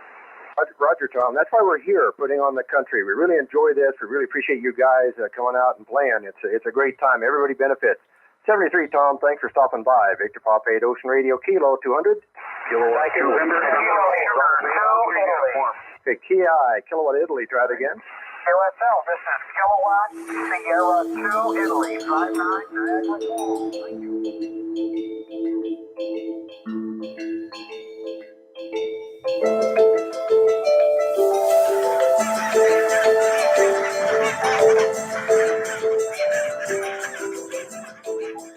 Well, this is a unique place for me. It's my first time below 60 degrees south, so it's the first Antarctic place that I've visited. I've never come close to an iceberg before, and a couple of days ago we had a fantastic opportunity to go exploring in the little runabout boat, and actually had a chance to go zooming through the middle of an iceberg.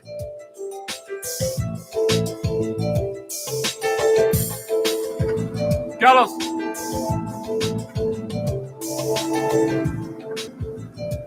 We're able to see the land in a way that nobody on a cruise ship can. We're able to visit places that no one else really is able to do. So the experience is way, way different. With a Zodiac going full tilt boogie, the nose in the air, there's spray all over you, people smiling. It's like, wow, this is really cool.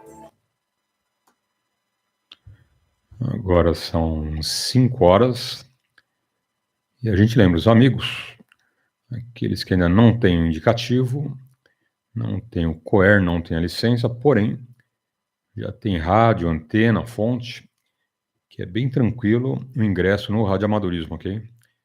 Vou te passar 2 dicas para você aí tirar o seu indicativo, ter a sua licença, ter o seu COER, ok? Então anota aí, primeira opção é o próprio site da Anatel, ok? Para quem não sabe, hoje tudo é feito pela internet. Tudo online, você não sai de casa para fazer a provinha, ok? Nem para fazer a inscrição, tudo pelo computador. Bem fácil, bem tranquilo. Então, a primeira opção para você ingressar aí no nosso hobby, no radioamadorismo, é via site da Anatel, ok?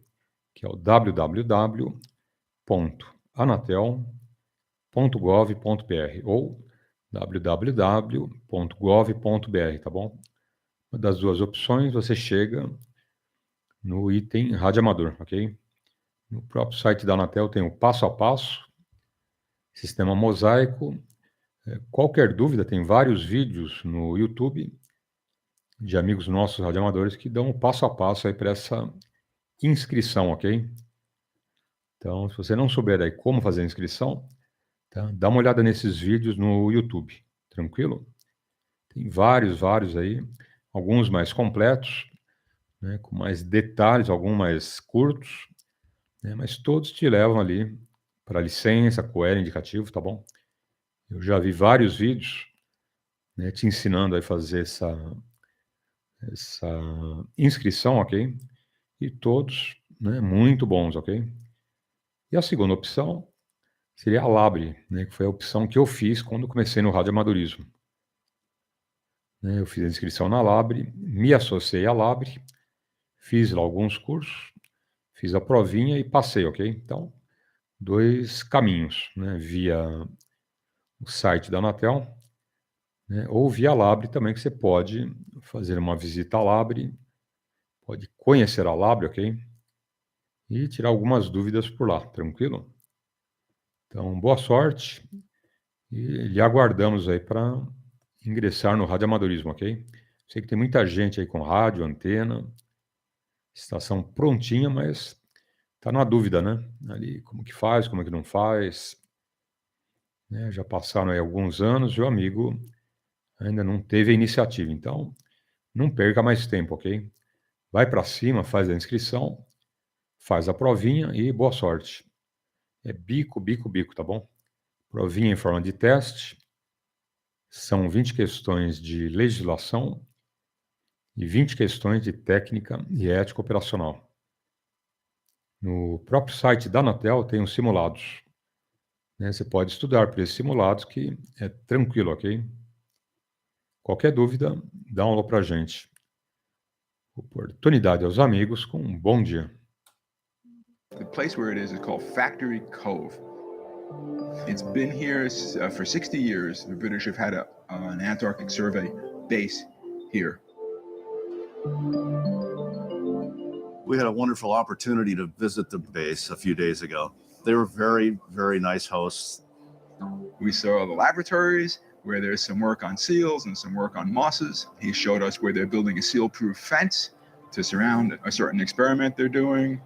Also, I got my passport stamped, and it says British Antarctic Survey, Sydney, and it's right in there next to the Midway stamp. I like that.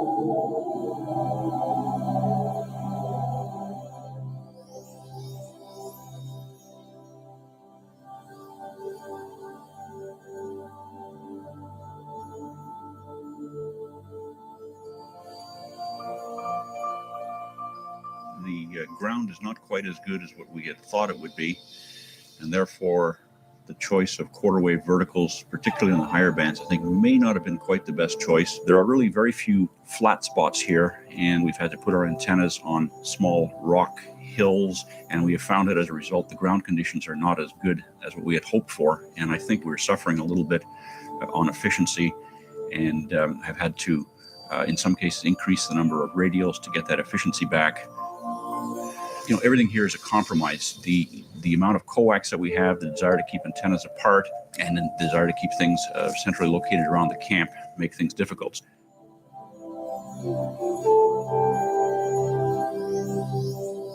On 160, we got the Battle Creek Special on a fairly high plateau. On 80 meters, we're using the spider beam pole with a wire taped to it. It's a quarter wave vertical with a considerable number of ground-mounted radials.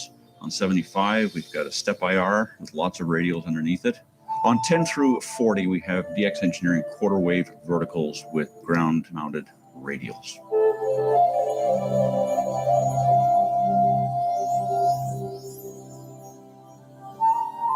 The biggest issue is the radial maintenance, particularly on the lower frequency antennas. Every day, the seals, frankly, make a mess of our radial fields. The 160 antenna is particularly vulnerable. We've come to placing small rocks on the individual radial wires at an interval of about 4 to 5 feet to try and stabilize things. So there's a daily inspection routine that comes into play. We have to check guy tensions as a result of changing wind conditions. We also have to monitor the guy lines in case seals have rubbed up against these connections. But it's an ongoing battle, but I think it's working fairly well with the maintenance. We haven't lost anything yet, and I think we're in pretty good shape here.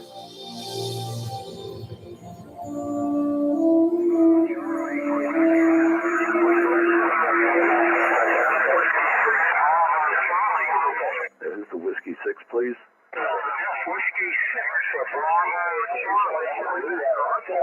Whiskey 6 Bravo Charlie 59. Thank you very much. It's Whiskey 6 Bravo Charlie Quebec. Last order Quebec. You're also 5 and 9. Yeah, QSL Bravo Charlie Quebec. Thanks for the correction. Victor Papa 8 Oscar Radio Kilo 205.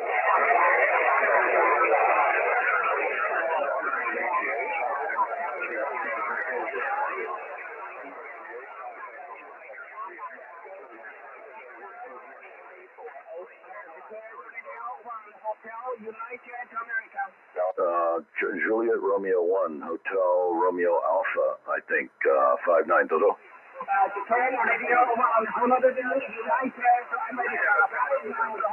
Juliet Romeo 1 Hotel Uniform Alpha QSL, thank you very much. 73.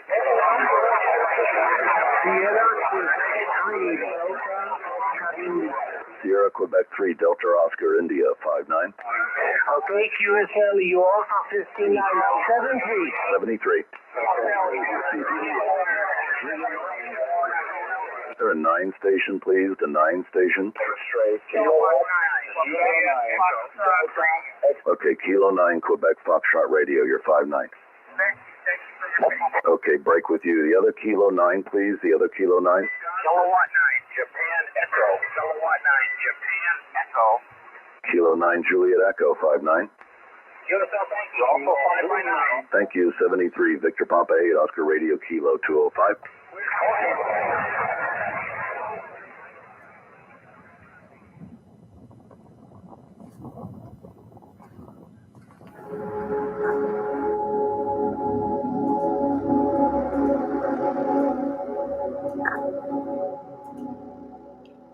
It's February the 5th, Saturday, 11:30 Zulu.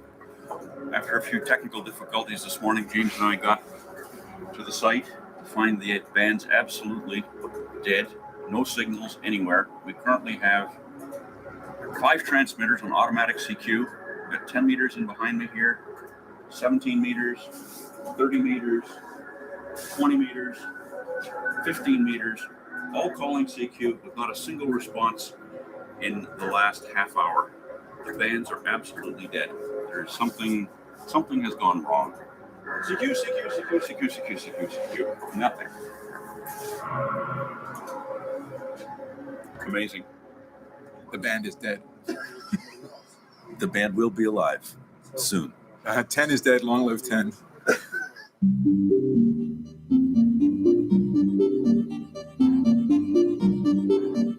From the very beginning of this project, we kept on hitting all the usual donors and new donors, including for the first time some corporate donors, to fund this undertaking. $350,000 covers chartering a boat, shipping all the equipment, purchasing equipment, computers, software, internet access through Iridium and BGAN, and raising the money. We use clubs, we use foundations, we use individual contributions, and as the expenses continue to balloon, maybe it's time we start bringing airlines into it, maybe it's time we start seeking more of a corporate donor involvement. Maybe we sell space on these trips to tourists and use other means to go to the South Orkneys or one of these other rare type islands.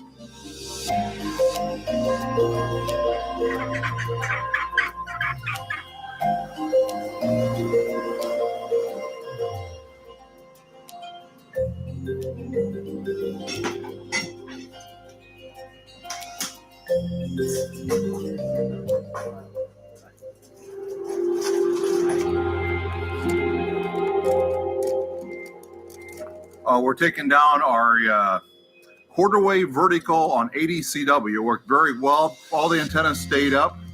Lots of wind. We had no antenna failures, so I think the team was happy. Just be careful in case it takes off. You get a finger stuck in there. I got my gloves here. I'm fine. I believe we had well over 60,000 contacts, and I feel real good. And at 3,700, it was like 1.5.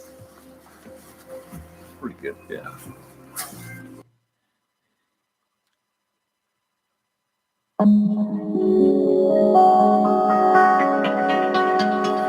Well, the situation developed in Honolulu that because of an oil leakage problem, our plane was not able to fly on schedule. Things were getting a little tense over the length of time that we had out here because the cutoff date had to be the 19th due to Fish and Wildlife's regulation as far as our operation was concerned. So therefore, it became an issue of were we going to be able to be out long enough to put on a quality de-expedition. We were also looking at a large amount of additional money than what we had contracted for the plane that was to bring us out. Midway is over 1,100 miles away from Oahu, and there are not many airplanes that can carry a group of 20 people that distance economically. There are planes that will carry people that distance that one can charter for six-figure sums, but that would be transportation alone. So the Gulfstream G1 is an airplane that has been out here in the Pacific for the last decade, taking people to all sorts of places, to Palmyra, Christmas Island, Midway, Johnston, because it has the range, the payload of about 20 people, and it's affordable.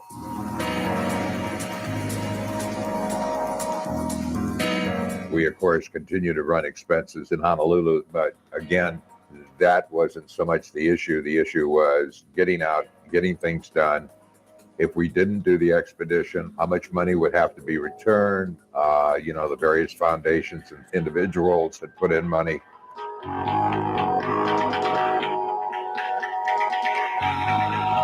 We're so entirely dependent on the Gulfstream G1, and despite very serious efforts to find alternate transportation, we had to wait for the Gulfstream G1 to be fixed, and we eventually came out on it a few days late. It's important to realize that amateur radio is a very helpful activity because it provides necessary transportation to these remote refuges. Midway is a little unusual because it has a very large airstrip. Some of these refuges are not visited for years by U.S. Fish and Wildlife personnel, even though they have exclusive jurisdiction over it. And when they do go, they go with amateur radio operators.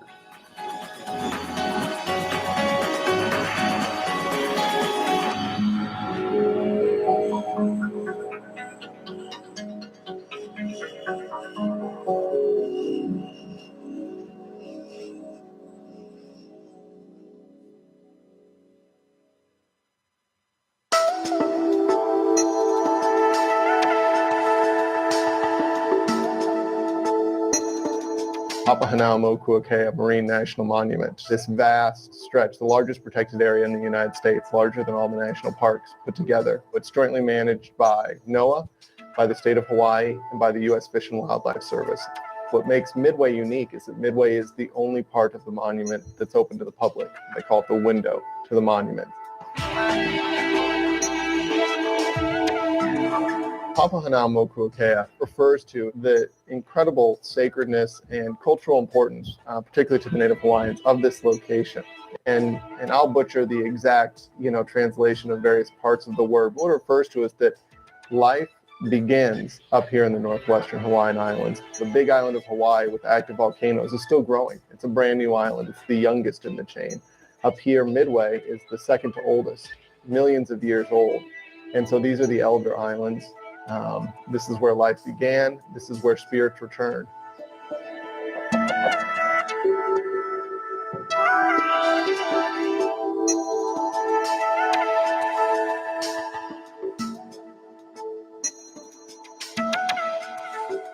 A couple of years ago, the U.S. Fish and Wildlife Service did a study to determine what were compatible activities here on the refuge. And they determined that one of those activities was amateur radio.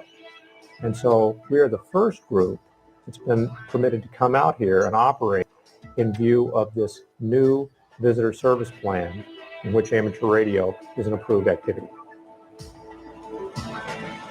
Midway Island is very unique from a radio standpoint. Just the ability to get here has been difficult. There were many challenges that had to be mounted over about the last 9-month period. We had to work on just transportation, the permitting, what it takes to actually get here. The logistics for this trip provided their own unique circumstances. There aren't very many choices on how to get equipment here unless, of course, you have an unlimited budget. The only plane that regularly comes out here, the G1, only has a capacity of roughly 3,600 pounds, including bodies or freight. So we had to ship our equipment on a barge that was one of the regular Fish and Wildlife shipments. We shipped up 2 tons of equipment on that barge and then a small follow-up shipment on one of their planes prior to our trip. We're going to start grouping these more in the front, the higher band ones, and then maybe the big IR, which of course is this one. Yeah. We could, either or. But then we also have the 30-meter one, so we could stick one with radios in the volleyball court, if that makes sense. We brought a very large complement of verticals. We have SVDA verticals from 10 meters through 20. We brought a DX Engineering vertical for 30. We also brought 2 Stepper Big IR verticals. We have a Battle Creek Special, thanks to that fine group. And we also have 2 Titan X V160E verticals. And then separate these out. Doesn't have to have antennas in there. We can, if you want to bunch them out in front here because of the coax length, we can do that too. Because really the longest run I had was estimating 600 feet to the furthest antenna. We don't want to exceed that or we're definitely going to run out of coax. Okay. So you can imagine minus what, how many feet for the radio field, where that one would be, and how much coax it would have taken. We're going to put up the antennas that give us the most effectiveness at nighttime, because that's where we're going to get all our cues early on. So we're getting ready to put up 17 here, 20 is already up, and then after that we're going to do 40 at both locations, CW and sideband.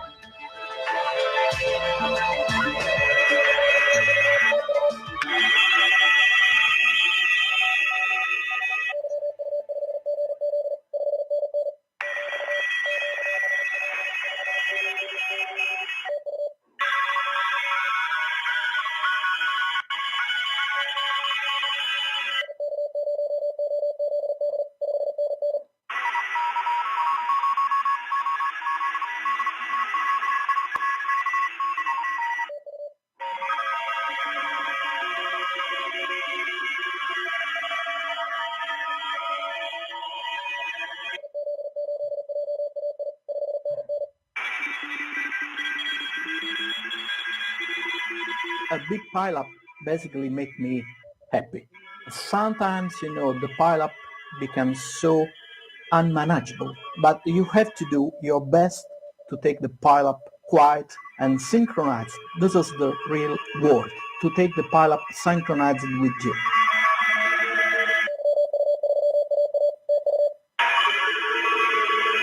You must be much sensitive as you can. Try to feel what's going on in the band, what people are feeling, and try to act the way you take the pileup synchronized with you.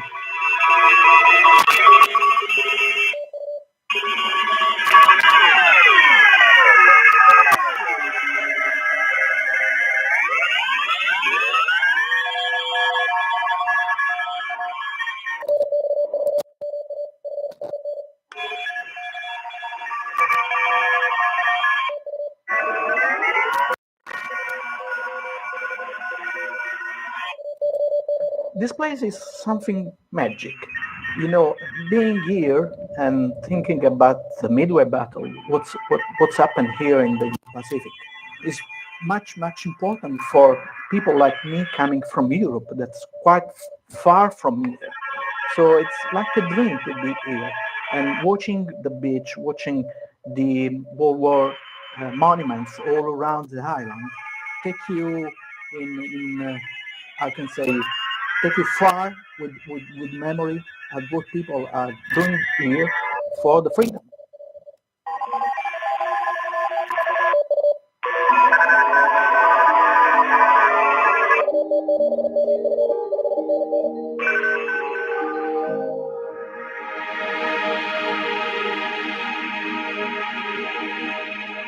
Midway is a fantastic place. It has a really neat history to it. Although there's been no sort of archaeological evidence, people think that the Hawaiians must have sailed to Midway at some point. You know, they probably sailed here and did some exploration, but then didn't set up a permanent settlement. Midway does have sort of a unique political status in the northwestern Hawaiian Islands, whereas most of Papahanaumokuakea, the islands of Nihoa, Mokumanamana, all the way up to Kuri, were part of the Kingdom of Hawaii and became part of the state of Hawaii.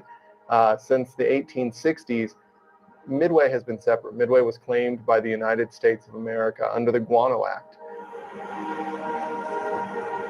Guano is a buildup of bird feces over thousands of years. It forms a layer, and back in the day it was mined for fertilizer and was actually quite valuable.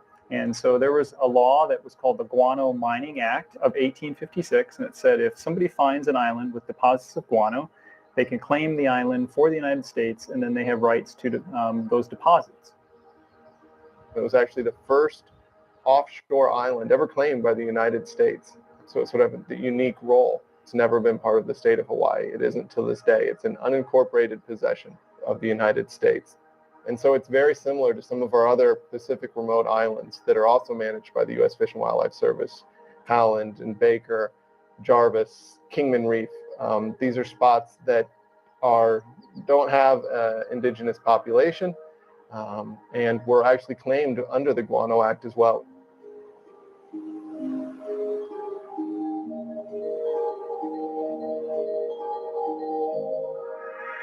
Then about 1903, the Pacific Commercial Cable Company came out to Midway, and they were really the first permanent settlement out here. And they set up 5 buildings, which still stand today.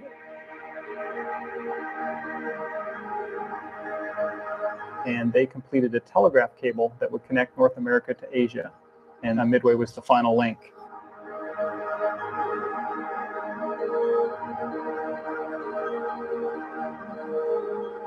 At the same time, Teddy Roosevelt, the president of the United States at the time, found out about how unique Midway was and the other northwestern Hawaiian Islands. And so he set them up as a protected area, and he would send out Marines here to evict all the poachers that were causing the damage.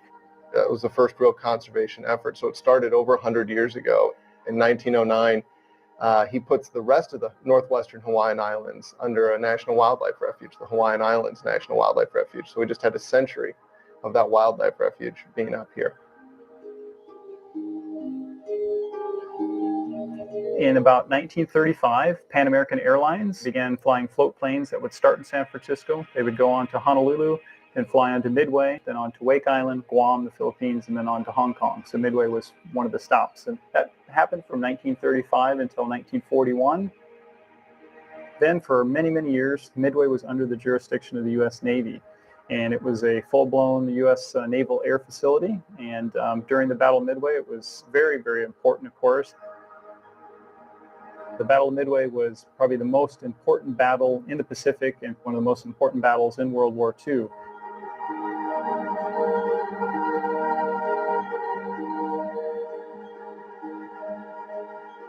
And it was the first time that the Japanese had ever experienced defeat.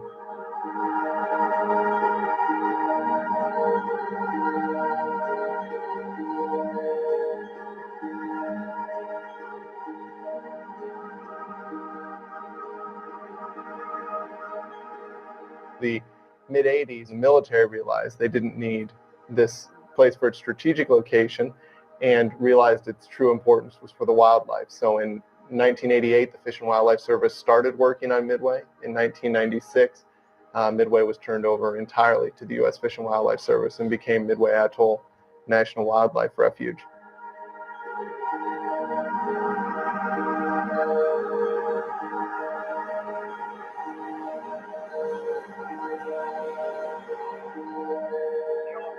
Mexico 205.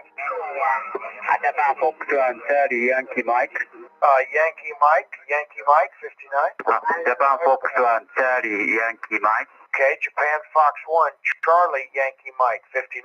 Also 59. Roger, Kilowatt 4 Mike 205. America 6, London Whiskey. Romeo America 6 again. Romeo Alpha 6. Lima Whiskey. Radio Alpha. The DXer out there who is able to be there when we want to work him gets just as much as enjoyment of working us as we do traveling here and doing this and working them, providing that new entity. So many areas out there that are traveled to that are very, very unique. Some people will never, ever see them. Would those of us that are here do it again? Absolutely. Alpha Charlie only. Juliet America 8, Mike America Charlie 59. Juliet Alpha 8, Mexico Alpha Charlie 59. 59, thank you. Roger, thank you. Kilowatt 4 Mike 205. Radio America 1, Oscar Whiskey 59. Roger, thanks. Kilo 4 Mexico. Japan America 6, Japan November Foxtrot. Japan America 6, Japan Norway Foxtrot 59. Thank you very much. Roger, thank you. Kilowatt 4 Mike.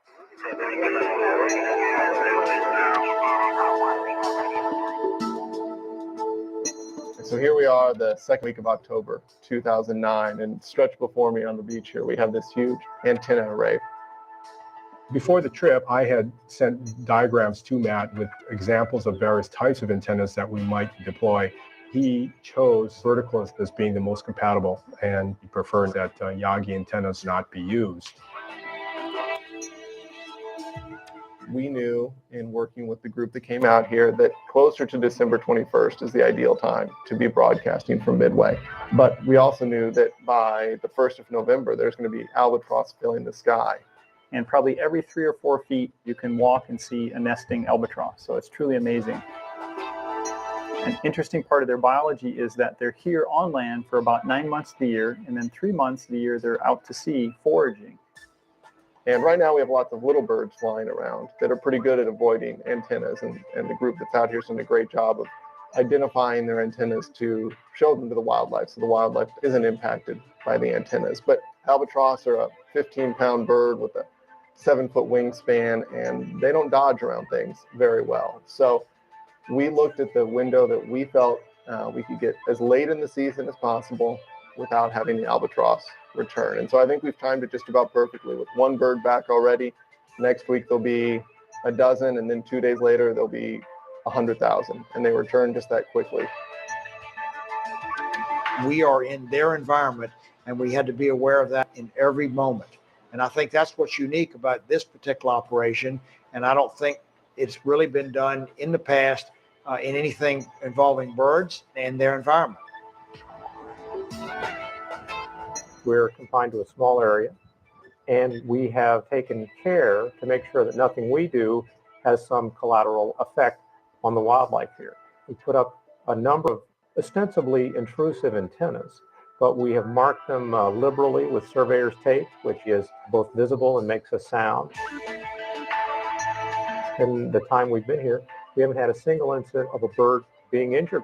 And so I think we've shown that we can operate here in an area that is densely populated by swarming birds and not have any negative impact at all.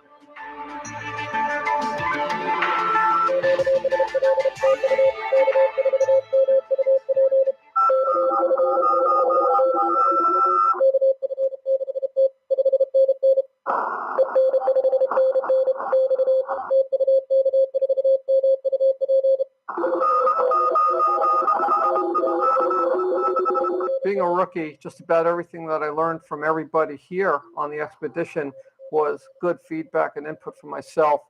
It is a new experience for me, and I'm very excited to come on and work pile-ups.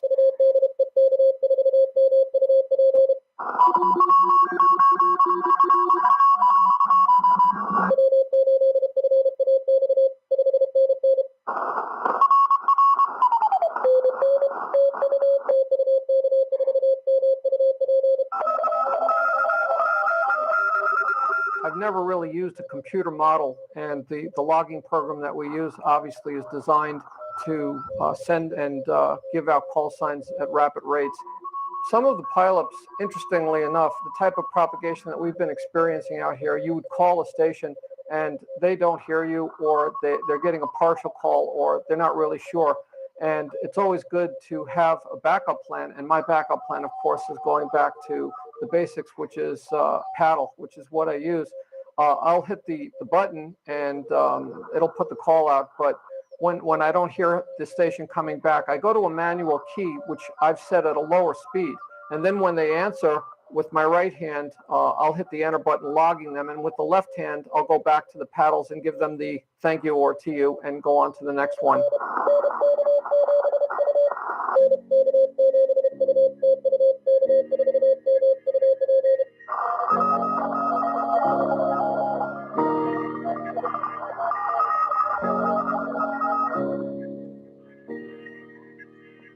Someone say pull. The Battle Creek Special went up very easily and was working fine on 80 meters. Arnie, take in your second from the top a little bit. Tom, let loose as he needs it. I'm tying off my top. Keep pulling. Come on, just keep pulling. Yeah.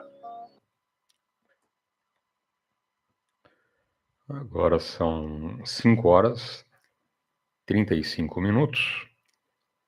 E a gente lembra os amigos. Deixa eu acertar o áudio aqui. Ok. Testar aqui. 1, 2. Alô. Bom, acho que tá bom assim. Lembrando, os amigos, teremos pontos de encontros de radioamadores no interior, ok? São aqueles pontuais, acontecem uma vez por ano. Então anota aí que é bem legal, ok? Lembrando, todos os amigos convidados, não só radioamadores, mas corujas, simpatizantes aí do hobby, futuros radioamadores, ok? Todos convidados. Então, primeiro encontro agora, Louveira. Para quem não sabe, Louveira é pertinho aqui de São Paulo, ok? Passou Jundiaí, um pouco mais adiante à direita, tá bom? Então, encontro de radioamadores em Louveira, próximo dia 26 de fevereiro, domingo. Tranquilo? Então, Louveira, 26 de fevereiro, domingo. Agora, hein? Não é do ano que vem, não. É agora, fevereiro deste ano, tá bom? Depois teremos Ibiúna. Anota aí. Ibiúna, dia 23 de abril, também domingo.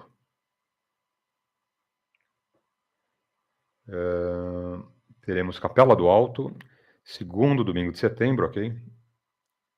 Capela do Alto eu acho que é o que está um pouquinho mais distante, né? Louveira, aqui uns 75 quilômetros de São Paulo, né? Passou Jundiaí, mais uns 10 quilômetros, 15 no máximo, você chega em Louveira, ok?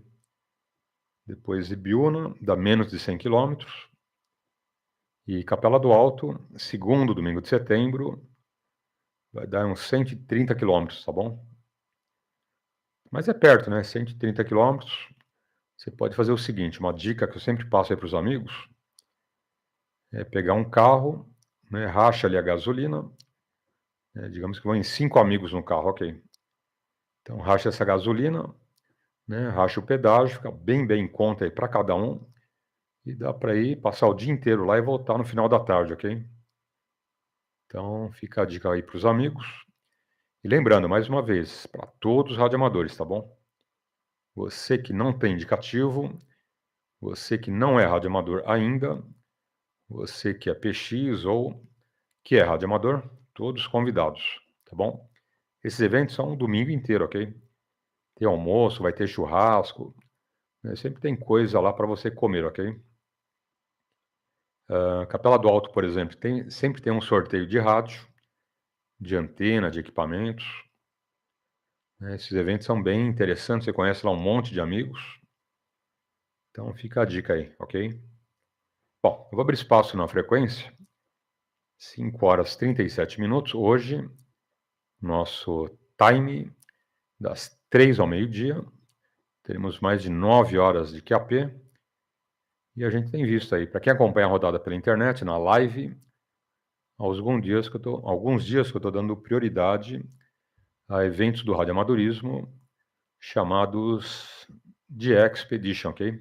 O Expedição DX, né, que são grupos de amigos que vão aí para ilhas, alto aí de morros, montanhas, né, lagos, enfim, né, em vários pontos, né, para fazer contato aí com mais amigos. Né, essas expedições DX são bem interessantes e algumas para extremos aí do planeta, né, como o extremo norte do planeta, né, ou extremo sul, né, nas regiões de muito gelo, muito frio, ok? Então temos acompanhado aí algumas dessas expedições, bem legal, bem interessante, e hoje não é diferente. Hoje todos os vídeos que eu estou passando aqui na rodada Alto-falante, para quem acompanha via live, via YouTube, somente sobre as expedições DX, ok? Então tá a dica aí para os amigos e vamos em frente. Oportunidade com um bom dia. From 2 to 12 individuals in about a year, and then this person decided to just release the canaries in the wilderness. They were able to do well, and then after a few years, there were hundreds around Midway. You know, we definitely don't want to interfere with natural processes, but when humans change a system, I think it's fair that we can help to change it back. So, for example, at Midway, because of naval activities, 6 feet of fill from the atoll was taken and put on top of Eastern Island. So any little wetlands that were there once upon a time were filled in.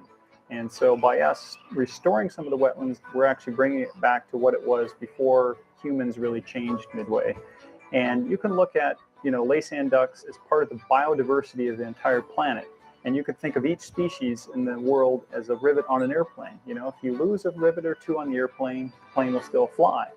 But if you lose too many rivets, all of a sudden the plane starts to shake and then eventually it will crash. So that's one of the reasons why we're trying to recover lay sand ducks here in Hawaii and at Midway. QRZ, Kilo 4 Mexico, Midway Island, listening 225 to 230. Echo Quebec, Quebec, your call. United Romeo 5, Echo Quebec, Quebec. Roger, UR5 Echo Quebec, Quebec, 5 and 9.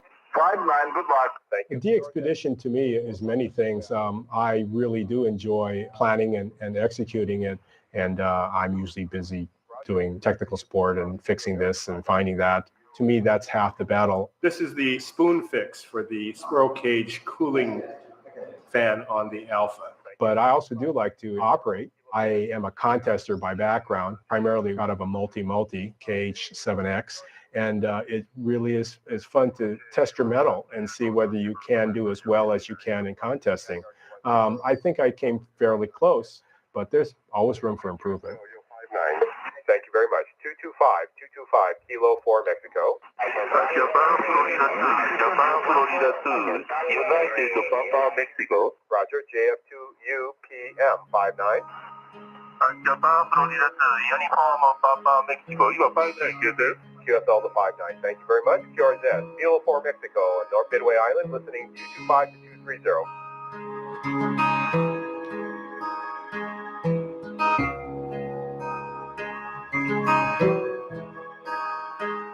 Sometimes if you are a visitor at Midway and you look around at a few different places, you know, you might be kind of surprised at, you know, the things that are still at this wonderful atoll and island. You see these massive piles of leftover everything, from street lights to power poles to old boats to old cranes that were here, that were required to maintain a population of 5,000 people.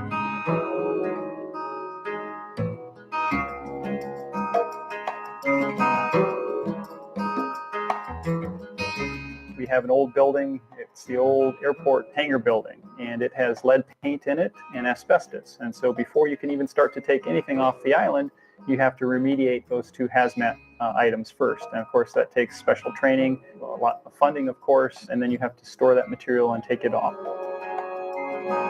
James, 9B1YC, and myself were fortunate to be able to go with a couple of the local support personnel, one of them who is an amateur radio operator from Thailand and takes care of the communications equipment on the island here. A lot of the infrastructure, accounting records, old computer gear, telephone systems, air-ground communications, all of that has by and large been abandoned. There is no power to the building, and many items are just strewn about. And we had to tour the place with flashlights and watch our step. We went up into the building looking for the old amateur radio station they used to have. We did manage to find various maps and pictures and things left over from those days. We collected all of these in the hopes that perhaps we could return these items in a more formal way in the future, or at least preserve the knowledge and pass it on to future amateurs. Well, before you throw all these away down the road, some of it probably still works, yeah? We found bits and pieces of old antennas and rotators and things, and a lot of mementos. It was very interesting to see some of the history of this place, both from the Navy days as well as during the early days of the Fish and Wildlife Service. They've been learning for 10 years now. They've been running it, and now seems to be a good time to integrate amateur radio back into this location.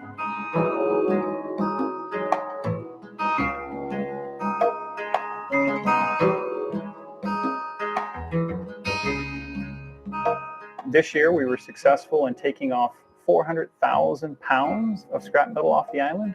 And we were fortunate enough to have a barge come through on another project. And so we took off all sorts of old vehicles and scrap metal and old air conditioning units and so forth. So there's an example of something that we've done even this year, and with plans to do a lot more with the appropriate funding and planning.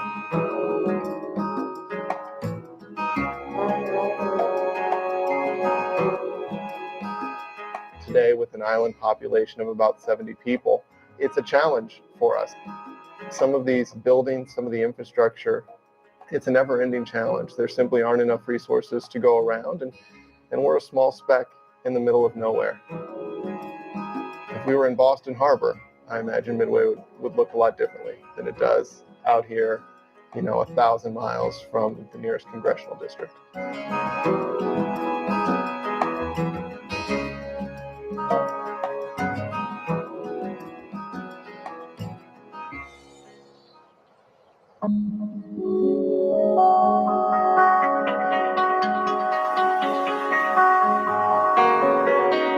Midway Atoll has a human population of about 60 people or so, and of those 60 people, there's approximately 6 permanent U.S. Fish and Wildlife Service staff, and then we have some volunteers that work for us. But then most of the people that actually work at Midway are part of a company called Chugash Industries Incorporated, and they're contracted by the U.S. Fish and Wildlife Service to maintain all the infrastructure out here. In addition to our wildlife mission and our historical mission, we also have another mandate to maintain an emergency airfield for every commercial twin-engine jet that flies over the Pacific.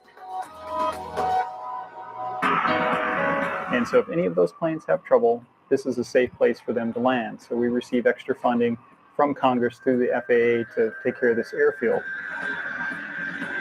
And so we've contracted Chugash to take care of the airfield and all the infrastructure associated with it.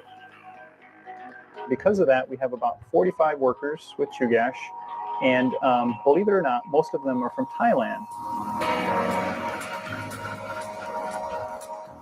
Midway is pretty unique. It is a possession of the United States, but it's not a state or territory. And so Midway doesn't have the same sort of labor laws that you would have in a state. And that's one of the reasons why we can have Thai workers working here on the refuge.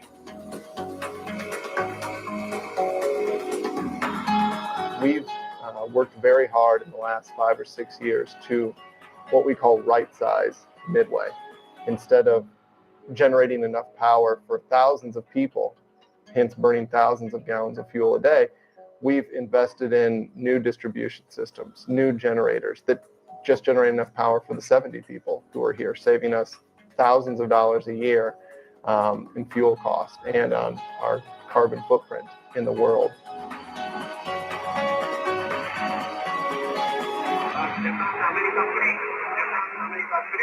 Echo Germany Zanzibar, okay? Japan America 3, Echo, Germany Zanzibar 59. Okay, QSL, you are 5 by 9, 5 by 9, QSL? QSL, thank you, sir. QRZ K4, 300 to 310.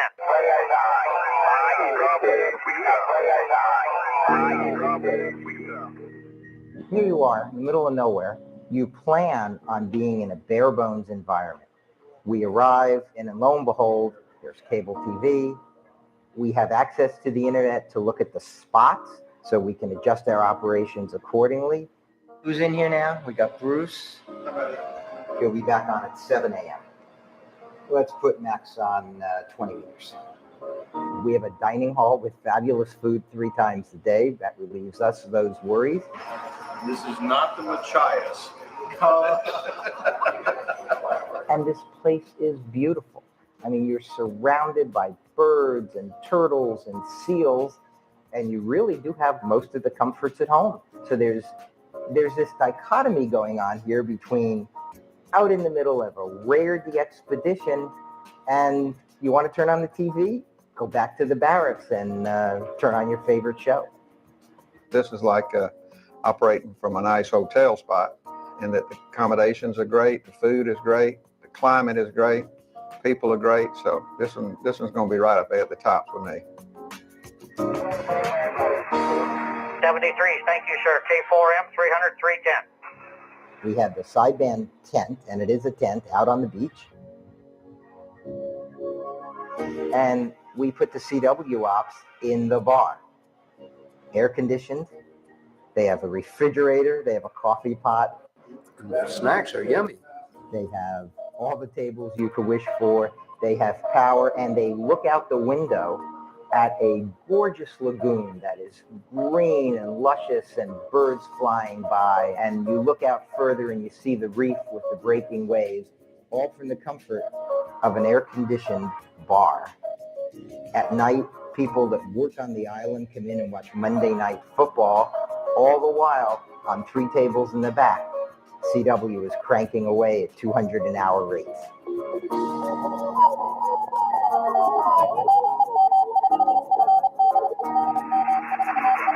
Delta Whiskey, Frank, at 4 DWK 59. Roger, you're also 59, thank you. Thank you, Kilowatt 4 Mexico, 7183.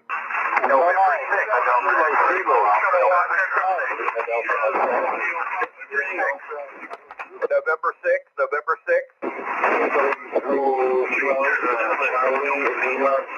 Italy Zulu 6, Charlie Lima Zulu 59.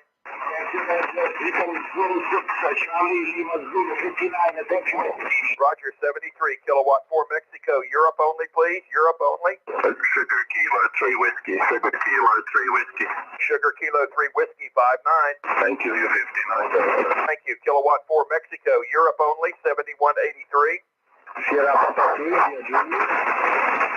Sierra Papa 2. Sierra Papa 2. Sierra Papa 2, India Juliet, 5 and 9. Bravo. Roger, Sierra Papa 2, Italy Juliet, 5-9. Roger, 5 and 9 for you, 5 and 9. Thank you, Kilowatt 4 Mexico, listening 7183. Delta Lima 2, Charlie Bravo Bravo, 5-9.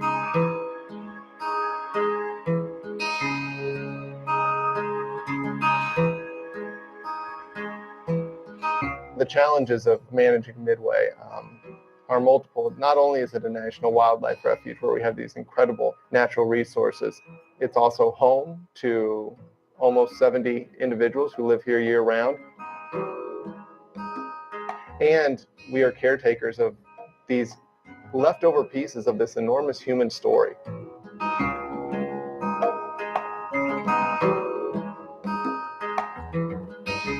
I just hope that we will leave a good impression on the folks here so that we can get their support for future groups, because really that was my personal goal, to set the stage to allow more people to come and operate from Midway. Getting ready to leave, folks. If you could just get rid of this guy with a camera, we'd be in good shape.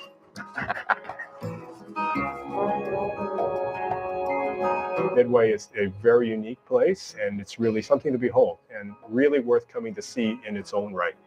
But if you're going to come and do amateur radio, it's going to have to be by the rules, and I'll do anything I can to support people towards that end. It's like a fantasy almost. This is one of the most beautiful places anyone will ever visit. It's not developed at all, and if you ever have a chance to be here,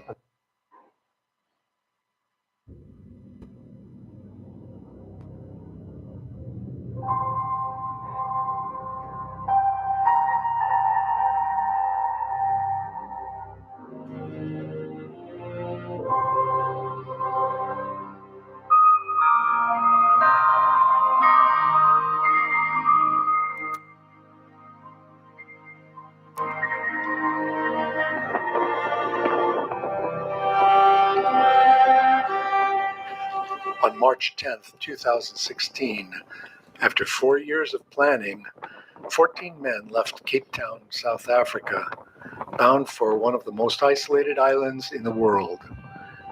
Their purpose was to establish advanced communications and make observations of the changes wrought by global warming.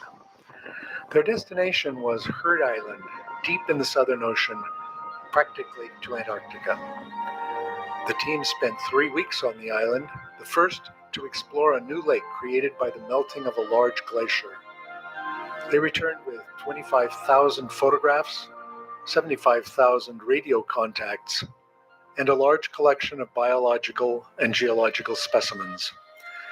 The project was formally known as the 2016 Cordell Expedition to Heard Island, but it is also known by its radio call sign, Victor Kilowatt 0 Echo Kilowatt.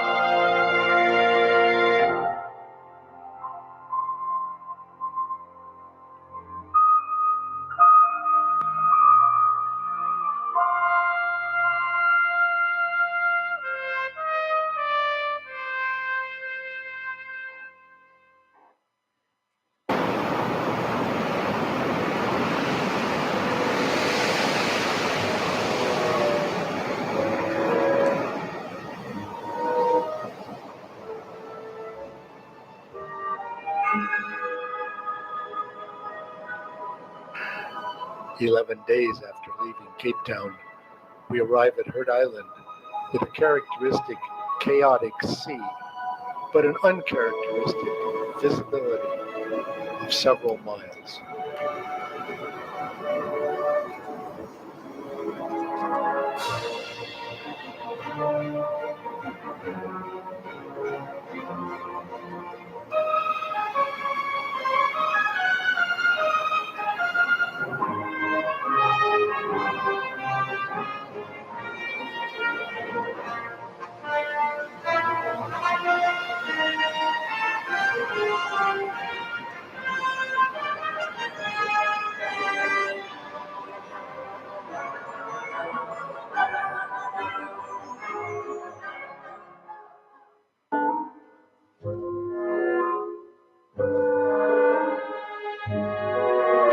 It's hard to keep our eyes and our cameras off of Mawson Peak, 9,000 feet high above us. Now and then, it was smoking.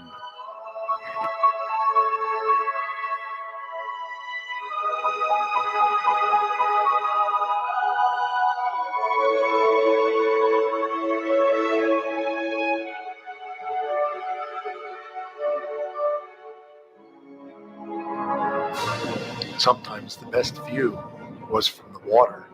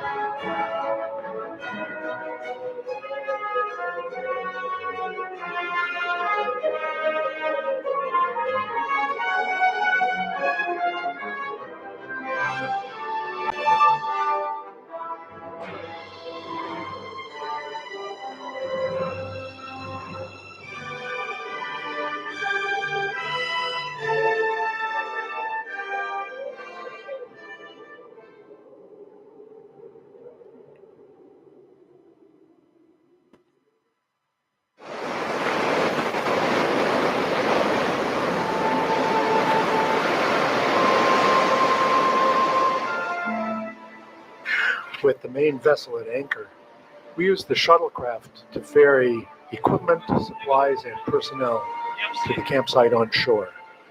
It took about 50 trips, all done in one day.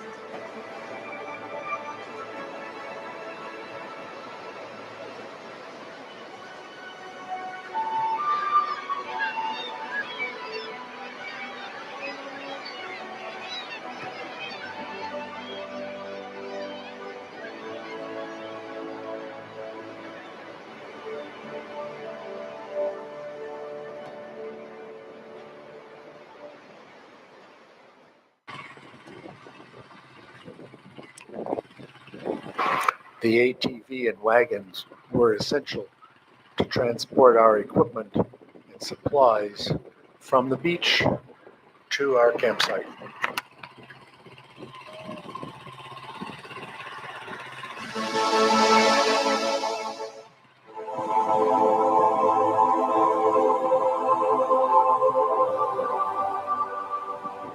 Even the personnel got a lift.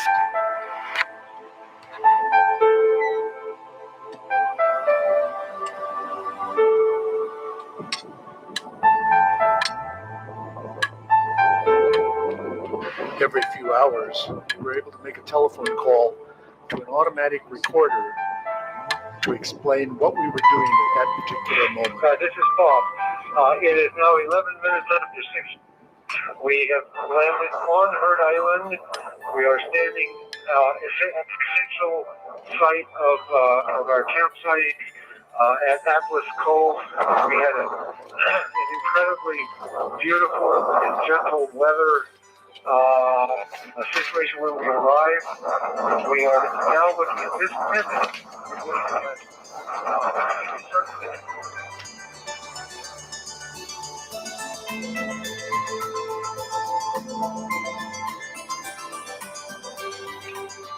We were treated yesterday to a spectacular landing day. There was visibility to the horizon to the north. All of the Lawrence Peninsula was visible and was alternately partially covered with fog with sunlight behind it.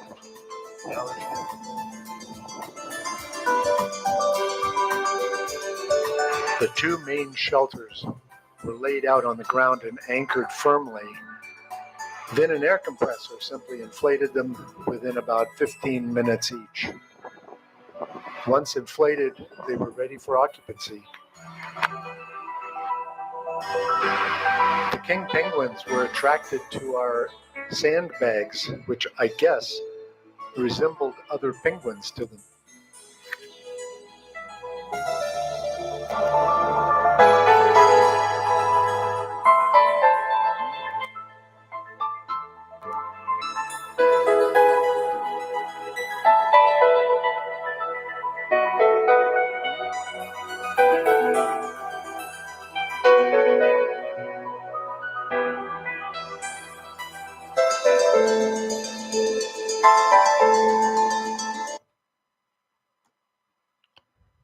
Agora são 6h03. Hoje é dia 12, domingo. Nosso time das 3 ao meio-dia Estaremos aí com mais de 9 horas de QAP. Lembrando, estamos ao vivo lá na internet. Quem quiser acompanhar no YouTube, é só entrar por lá, digitar rodada alto-falante e clicar no ao vivo. Em qualquer lugar do planeta, você acompanha diariamente as 2 edições da rodada alto-falante. Primeira edição na parte da manhã, segunda edição à tarde, e sábados, domingos e feriados, edição única na parte da manhã, ok? Outra informação aí para os amigos, sexta-feira tivemos problemas aqui no computador, já foi resolvido, porém, ficamos sem as aulas na primeira edição e sem as aulas na segunda edição. Apesar que na segunda edição teve a rodada, ok? Mas perdemos aí tanto a aula de manhã como à tarde. Então, amanhã, segunda-feira, compensando essa aula, ok?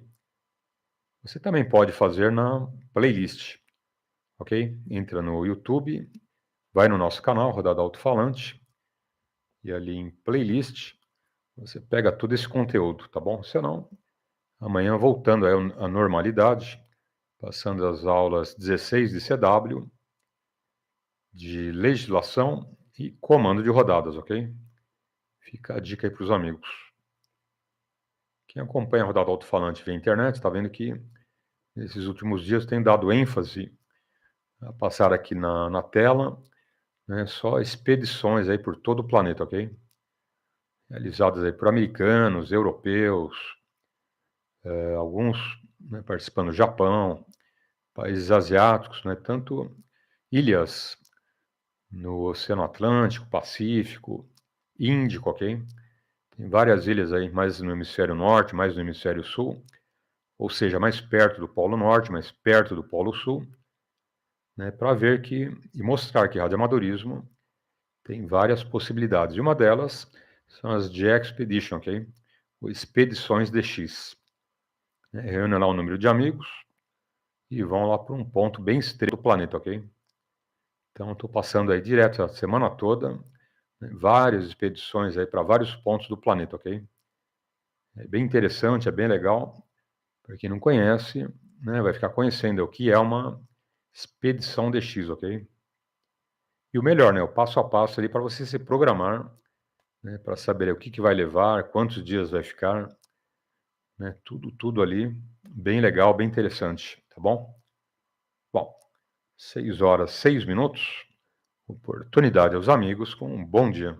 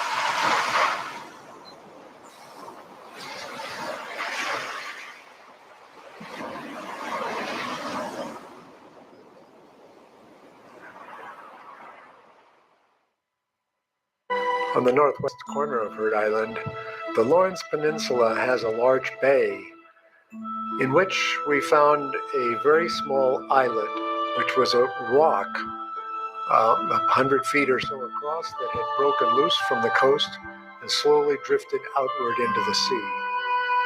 We approached this from the side and found that it was constructed of columnar jointing, not uncommon. From above, we were able to see the top of it and some very mysterious features near the top. These array of plugs here was a mystery until finally we learned that it was nests of the blue-eyed cormorant.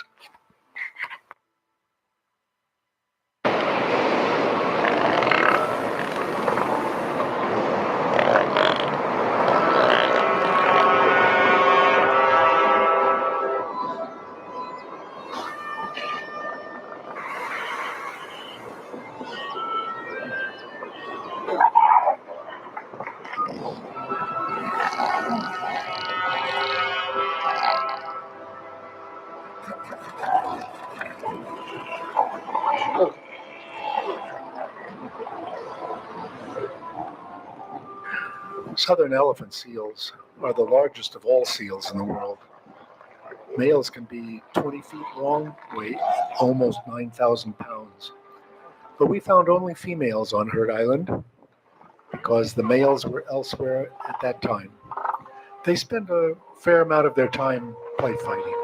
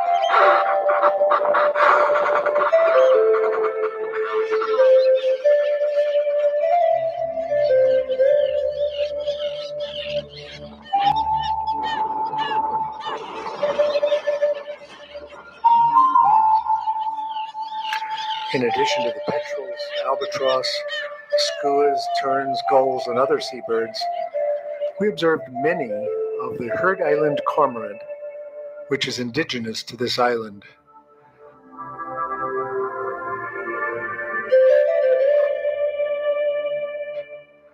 The little white chicken-like sheathbill is strongly attracted to lights at night, so we had to be quite careful to protect it from this danger.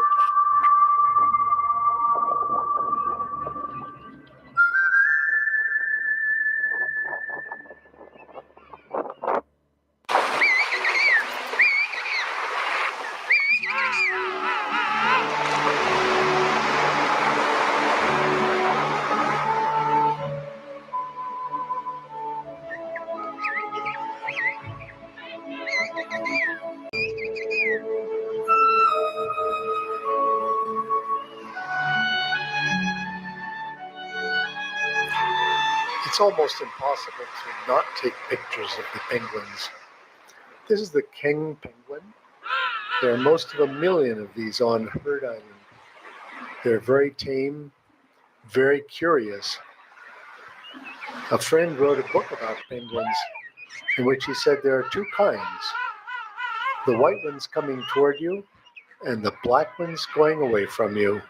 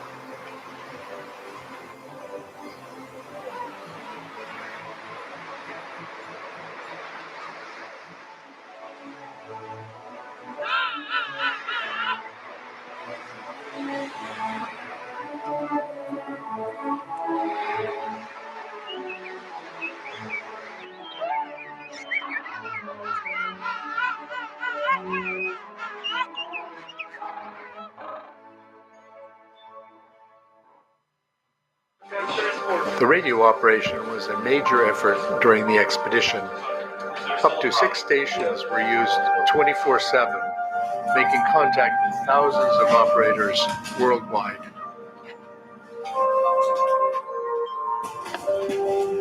Okay, whiskey echo 5 Papa 509.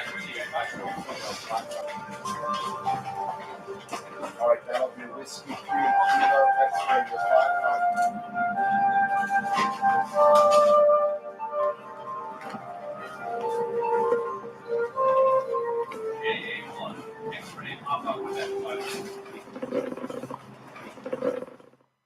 It's recording. You want to say something to the camera? It's right there. Hi guys, how's it going? Yeah, not much. Good island. That's fine. Thank you. Say anything you want. What camera is that? This one right here. Oh, good. See you guys. See you guys. Thanks. This will never be on the website. Oh, right. My pleasure. Best wishes from her, QSL V59 from Victor Echo 1. Juliet Mike 1, Canada Mike Alpha 59. Thank you, 73 QRZ. Juliet Tango 8, Charlie Radio Alpha 59. Thank you, 73 QRZ. Italy Zulu 4, Delta Papa Victoria 59. That's it. Give us a smile.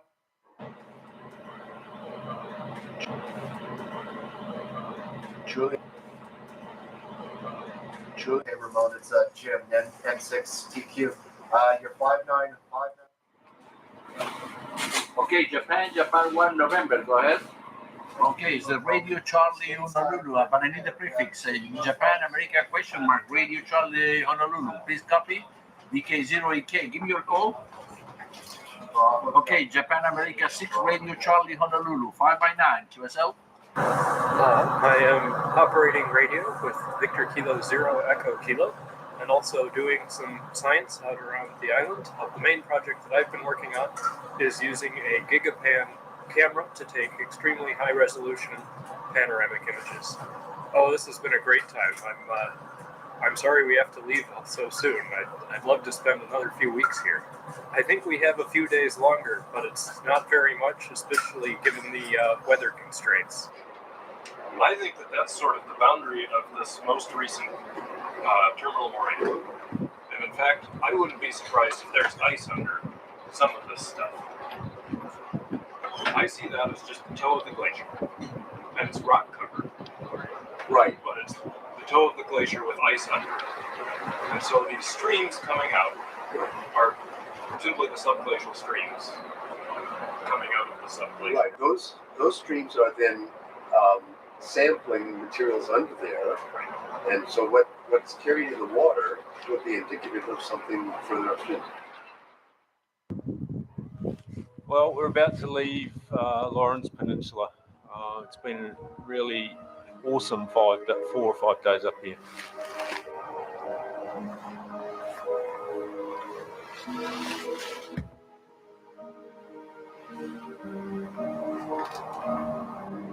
Well, that's Lawrence Peninsula done for me. I just closed up the Apple and heading on down to the lagoon. We've got a boat picking us up hopefully in about 30 minutes. So yeah, got to be down at the lagoon and hopefully they can get through that surf.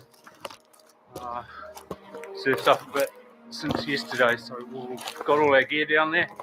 You know, I just got to get myself down there. Fred's already gone, so collect last samples on the way through, and that's it for Lawrence. Next stop, Split Bay, hopefully.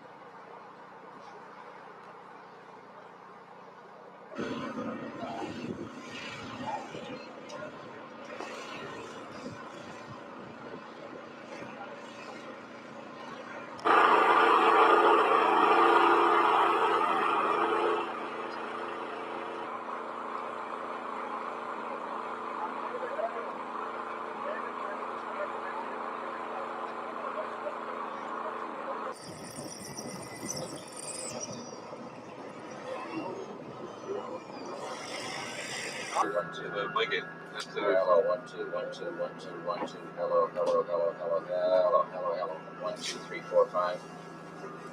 1 2 3 4 5 5 4 3 2 1. There we go. There we go. RF output, my gain. We should be well set.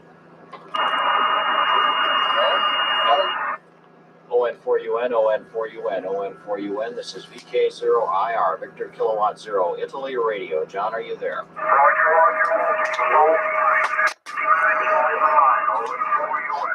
ON4UN, you're 5 and 9 on Bird Island.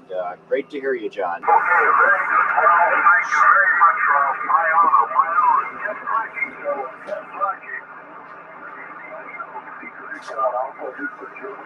Okay, John, very good to hear you. You're 5'9" Herd Island, and believe me, it's a pleasure to hear your voice on 20 meters. 73, my friend, and we'll be back with the pileup in a few minutes.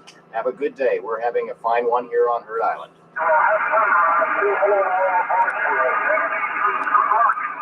7-3, John. We'll catch you later. Okay, Congratulations. We go, Ralph. Okay, Ralph. Good. All right. All right, shall we sit in the kitchen tent? Let's have a real quick briefing.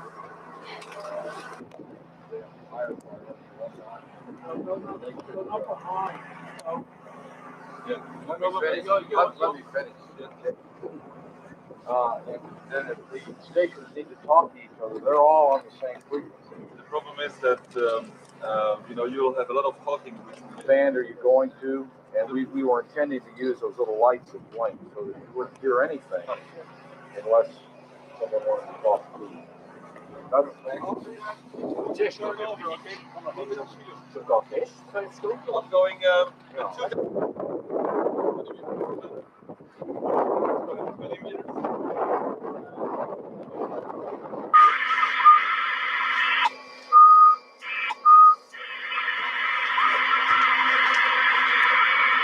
Right? Yep.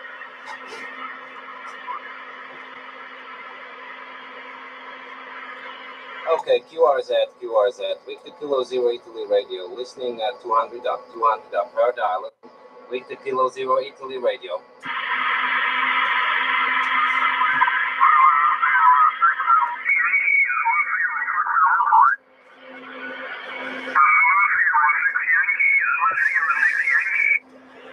Solo Sierra 6 Yankee 5 and 9.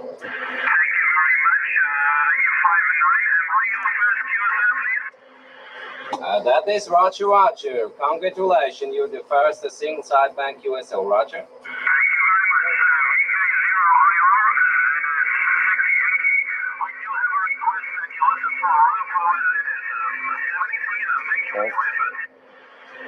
It's Radio 5, Delta X-Ray 59.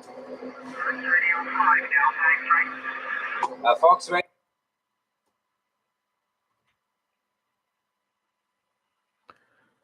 Bom dia, João. PY2EXU, grande abraço. E um ótimo domingo, ok? Como que está o amigo? Família, tudo em paz, tranquilo? Grande abraço, PY2EXU, adiante.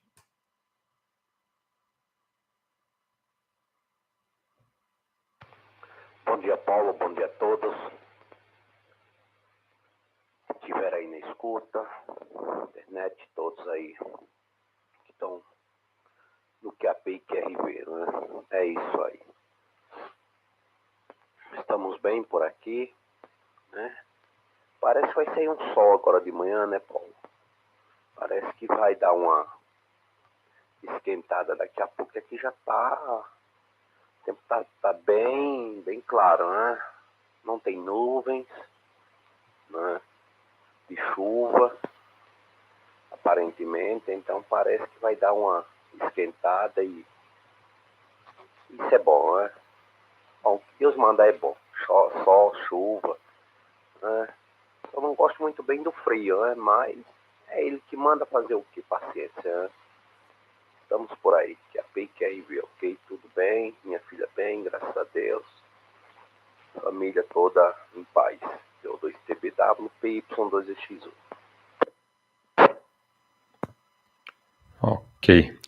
PY2TBW, João Carapicuíba. Aqui também tudo tranquilo. Domingão aí promete, né? Um domingo tranquilo. E vamos aí até depois do almoço, né? Eu falo que a gente vai com a rodada até meio-dia, mas vai meio-dia e 30, meio-dia e 40. Tem dias que a gente vai até 1 hora, né? Ou passa da 1 hora, ok?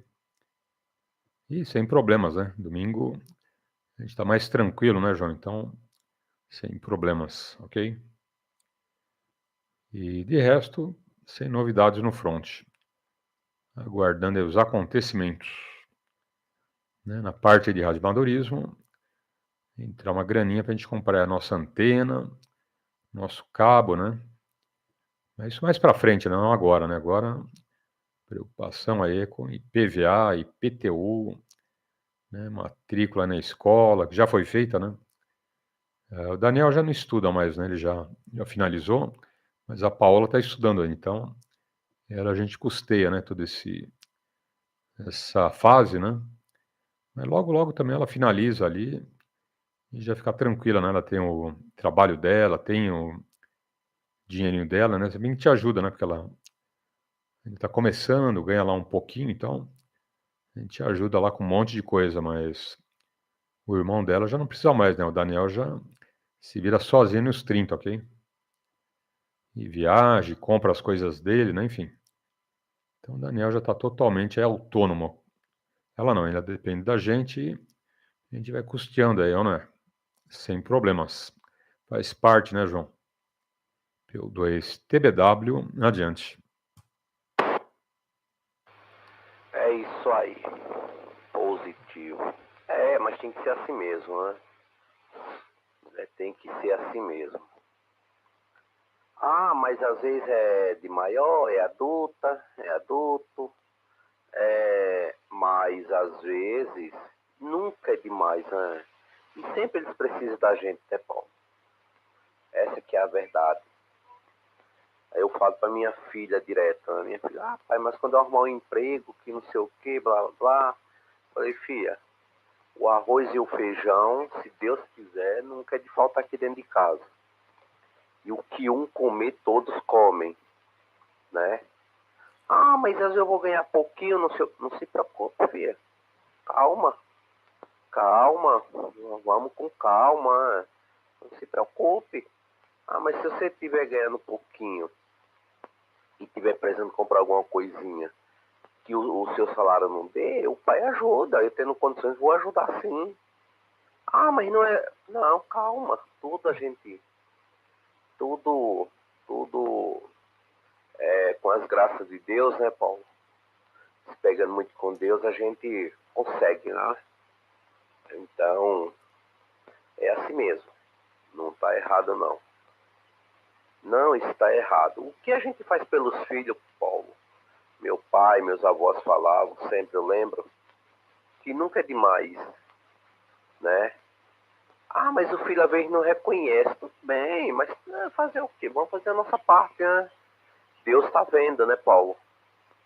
O que eu, você, qualquer um pai faz pelos filhos, seja homem, mulher, né? Às vezes filha casada, às vezes não tem condições. A gente tem que ajudar e tem um marido. E às vezes a gente tem que ajudar, né, que estão começando. Né? Quanto meu sogro não me ajudou na época, Paulo? eu vou ser injusto agora de não lembrar, de não falar, não. Mas a gente vive por conta própria agora, graças a Deus, não é? Mas quanto ele não me ajudou, nos ajudaram, não é? Até numa mistura, não tinha uma mistura, eles ajudavam, tá? Meu sogro, não é? Minha sogra vinha na minha casa direto, e é tanto que no início do nosso casamento, eu fui morar numa das casas dele, né? Ele tem de aluguel, e lógico, não me cobrou nada, né? E até a gente conseguir a nossa. Eu morei 5, 6 anos, não lembro, 6 anos, em uma das casas dele. Olha que ajuda, não é mandado por Deus? Então a gente não pode abandonar nem esquecer o que a família faz com a gente. Então não é nada demais a gente ajudar um filho também, né, Paulo? Prossiga por aí. Ok. PY2TBW, João, PY2EXU, Paulo. Mais alguém na frequência? Então, maravilha. E com certeza, né? Os pais sempre ajudam os filhos, o sogro, a sogra, né? Sempre querem o melhor dos filhos. Lembrando, os amigos, que sexta-feira não tivemos aula de CW, também de legislação e também comando de rodada, ok? Tivemos um probleminha aqui no computador e só foi ficar funcionando novamente à tarde na segunda edição, ok? Então tivemos a segunda edição na sexta-feira, mas aulas negativo. Portanto, na segunda-feira, fazendo aula que seria da sexta-feira e sábado, ok? Então não se preocupem aí que a gente vai ter essa mesma aula aí amanhã, tá bom? Primeira edição, segunda edição, repeteco, sem problemas. E é isso. E quem acompanha a rodada alto-falante pela internet, na live, lá no YouTube, tá vendo que está dando ênfase, né, nesses últimos dias para expedições DX, ok? O que é uma expedição DX ou uma de Expedition? Uma expedição DX é quando um grupo de radioamadores se reúne, vão para um alto de morro, vão para uma ilha, vão para um lugar mais longe, né, e levam equipamentos, antenas, e passam lá um fim de semana, 2, 3 dias, ok? Ou, né, até 2 semanas, tá bom? Tem expedições aí que vão para ilhas, né, ao redor de todo o planeta aí, no Oceano Atlântico, Oceano Índico, Oceano Pacífico, ou no Mar Mediterrâneo, enfim, né, em vários pontos aí do planeta, ok? E eles levam lá um monte de equipamentos e ficam lá um fim de semana, 1 semana, 2 semanas, ok? Mês inteiro, vai, né, do que eles combinam, tá bom? Mas é bem interessante. Eu estou dando ênfase aqui a esses momentos aí das expedições DX, ok? Então, quem acompanha a rodada aí pela internet, na live, né, vai acompanhar essas expedições, várias, né, várias aí que eu estou colocando aqui na telinha, ok? Com diversas infraestruturas, né, pessoal, que tem uma estrutura gigantesca, até com navios grandes, com helicóptero, depois uma embarcação menor, depois um barquinho menor, depende para onde, né? Se é pertinho da costa, né, de algum país, não exige uma estrutura muito grande. Se é um lugar muito longe, né, principalmente extremo norte do planeta, né, perto do Polo Norte, ou extremo sul, perto do Polo Sul, ok? Já é um esquema mais diferenciado, né, mais caro, com embarcações ali mais apropriadas, ok? Então, para quem assiste aí via internet, no YouTube, tá vendo aí várias expedições, né, em diversos anos, até com gravações aí, com imagem ali, com tela reduzida, como agora, né? Que é uma expedição de 97, ok? 1997, ou seja, né, mais de 25 anos atrás. Então, é bem interessante essas expedições que trazem, né, um bom conhecimento aí para a gente. Só assistindo você vê a estrutura, como o pessoal se organiza, né, para fazer uma expedição DX, ok? É bem bacana isso. E outra, né, abre um leque de opções aí para os amigos, né, não ficarem só no mesmo lugar, ok?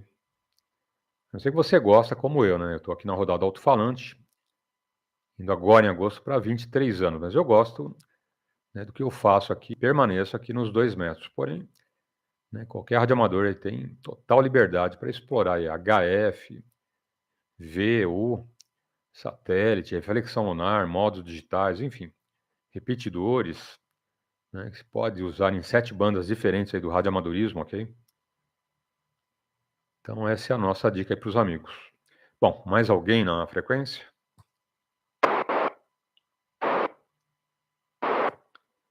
PY2EXU, fala, João.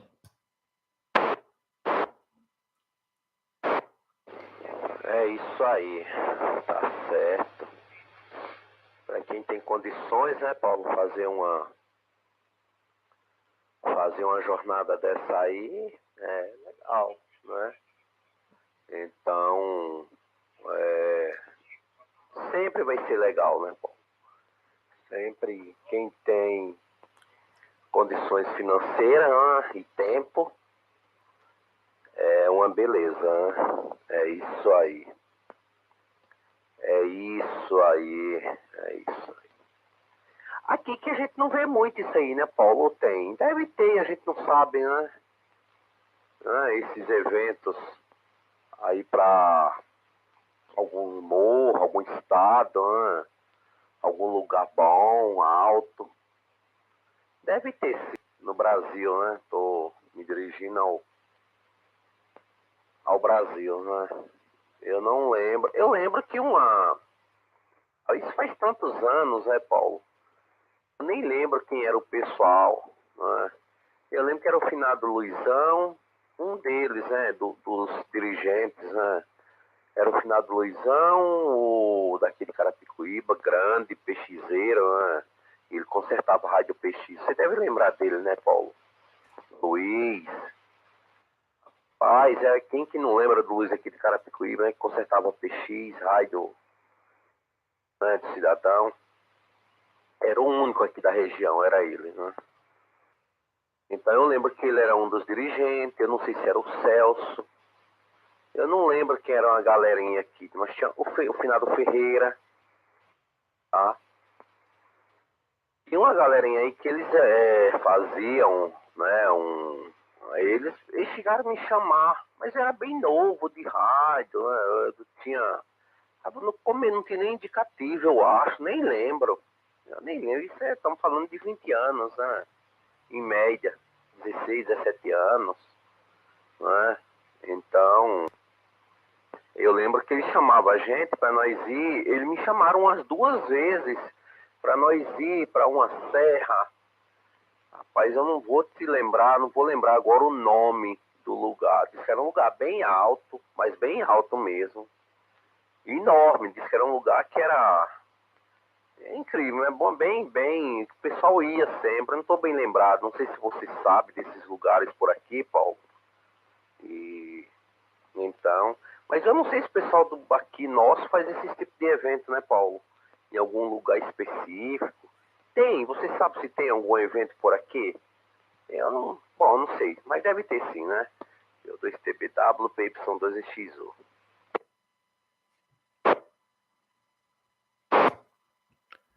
Ok. P2TBW, João, PY2EXU, Paulo. Mais alguém? Então a gente prossegue, né, João? Não, tem muitos, nossa. Em todo o Brasil aí, em cada estado tem vários. É que a gente não fica sabendo, ok? Então tem os mais simples, não precisa ser uma expedição DX aí de um volume muito grande aí de dinheiro, né? Como é para o Polo Norte, para o Polo Sul, o extremo, né? Em ilhas, né? Do norte, do sul aí do planeta, ok? Fazer expedições aí para um alto de morro pertinho de São Paulo, né? Sul de Minas, extremo, por exemplo. Né? E normalmente tem várias aí durante o ano. Né? Aqui em São Paulo, que a gente fica sabendo, em todo o Brasil, tá bom, João? Então, por exemplo, pode ter um contest, né? Esse contest eles vão lá num alto de morro, né, participar, e ao mesmo tempo é um contest e ao mesmo tempo uma expedição DX, ok? Por quê? Porque eles se mobilizam, né, vão lá em 6 radioamadores, levam equipamentos, barraca, né, tudo para ficar lá um fim de semana inteiro, né? Vão na sexta-feira à noite, né, atravessa aí até o sábado fazendo contatos, até o domingo lá meia-noite, enfim. Então, tem, né, várias expedições aí DX, né, que fazem junto com alguns contestes, ok? Então, une os dois lados da moeda, né? É o conteste, mas ao mesmo tempo eles estão fazendo uma expedição DX, ok? Se deslocando, né, para um local fora da estação, tá bom? Então pode ser no mar, numa ilha, né, no interior, no alto de morro, aqui perto de São Paulo, longe de São Paulo, ok? É uma brincadeira legal, né? E às vezes não sai caro, né? Você pega um furgãozinho aí, né, que vão 5, 6 amigos, põe tudo lá dentro, né? Rádio, baterias, antenas, geladeirinha ali, isopor, né? Para levar uma comida, um negócio ou outro, água, enfim. E fica lá o fim de semana, não gasta muito, né? E participa de eventos desse tipo, ok? Ou conteste, uma expedição, né? Então tem vários, né? Tem vários aí que você fica um fim de semana ou fica 2 semanas, 3, um mês, né? Tem para todo o bolso. Esses que pegam navios, vão para o extremo norte, extremo sul do planeta, é mais salgado, né?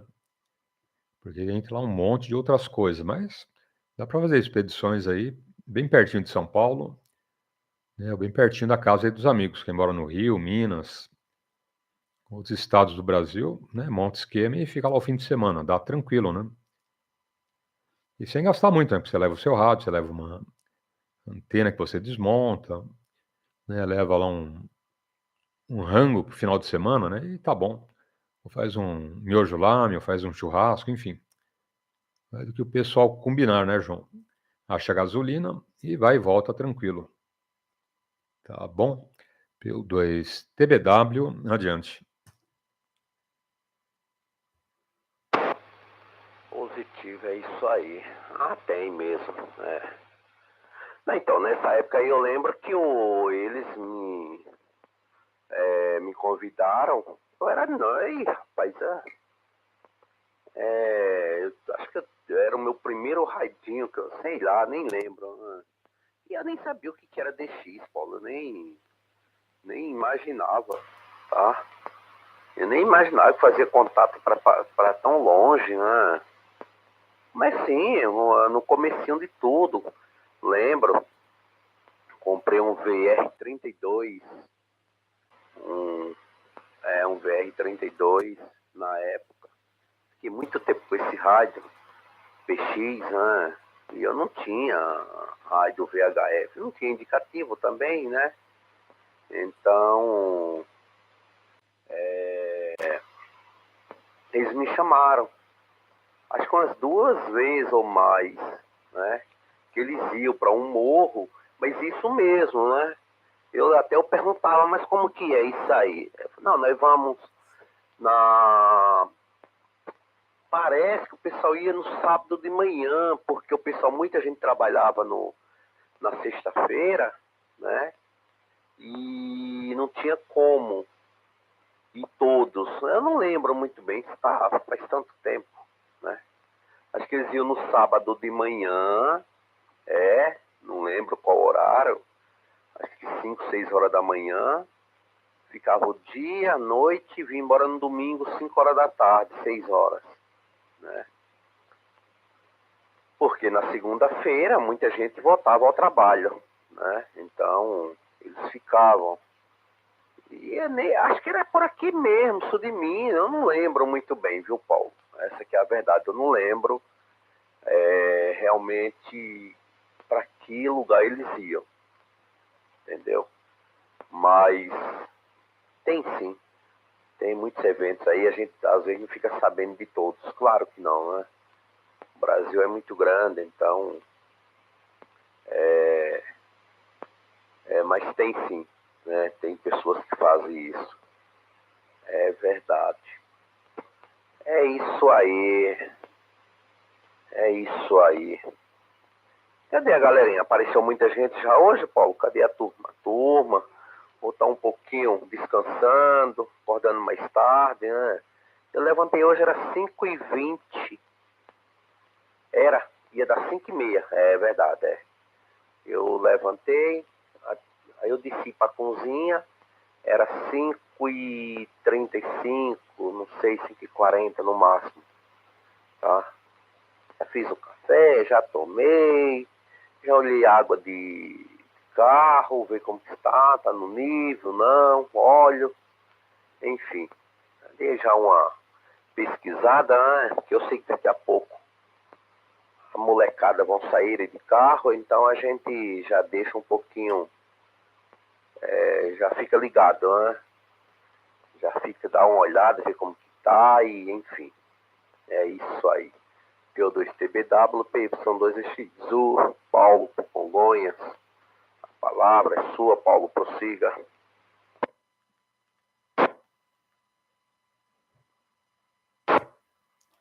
Ok. PY2TBW, João.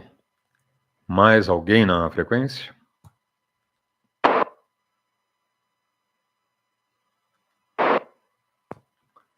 Então a gente retorna, né? Com relação aos amigos, não. Hoje esse é o primeiro da fila, hein?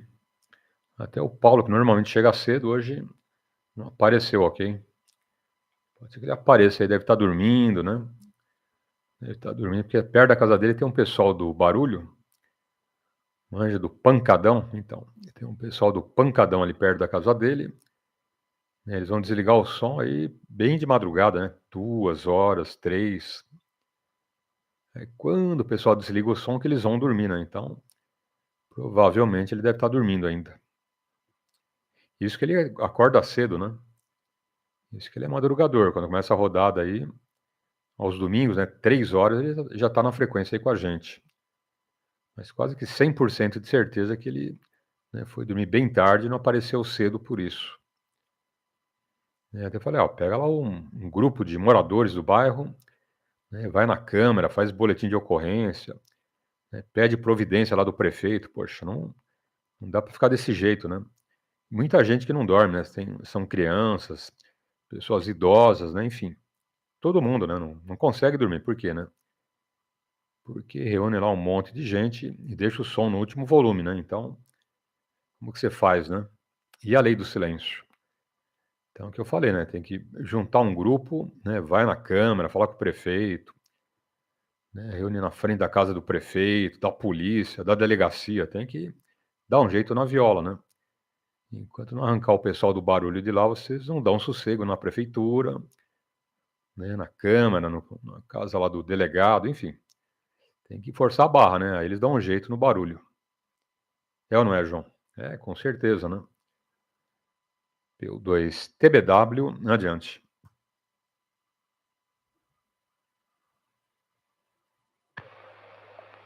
É verdade, não é fácil não, Paulo. A gente fica passando cada perrengue aqui, passa ainda, né?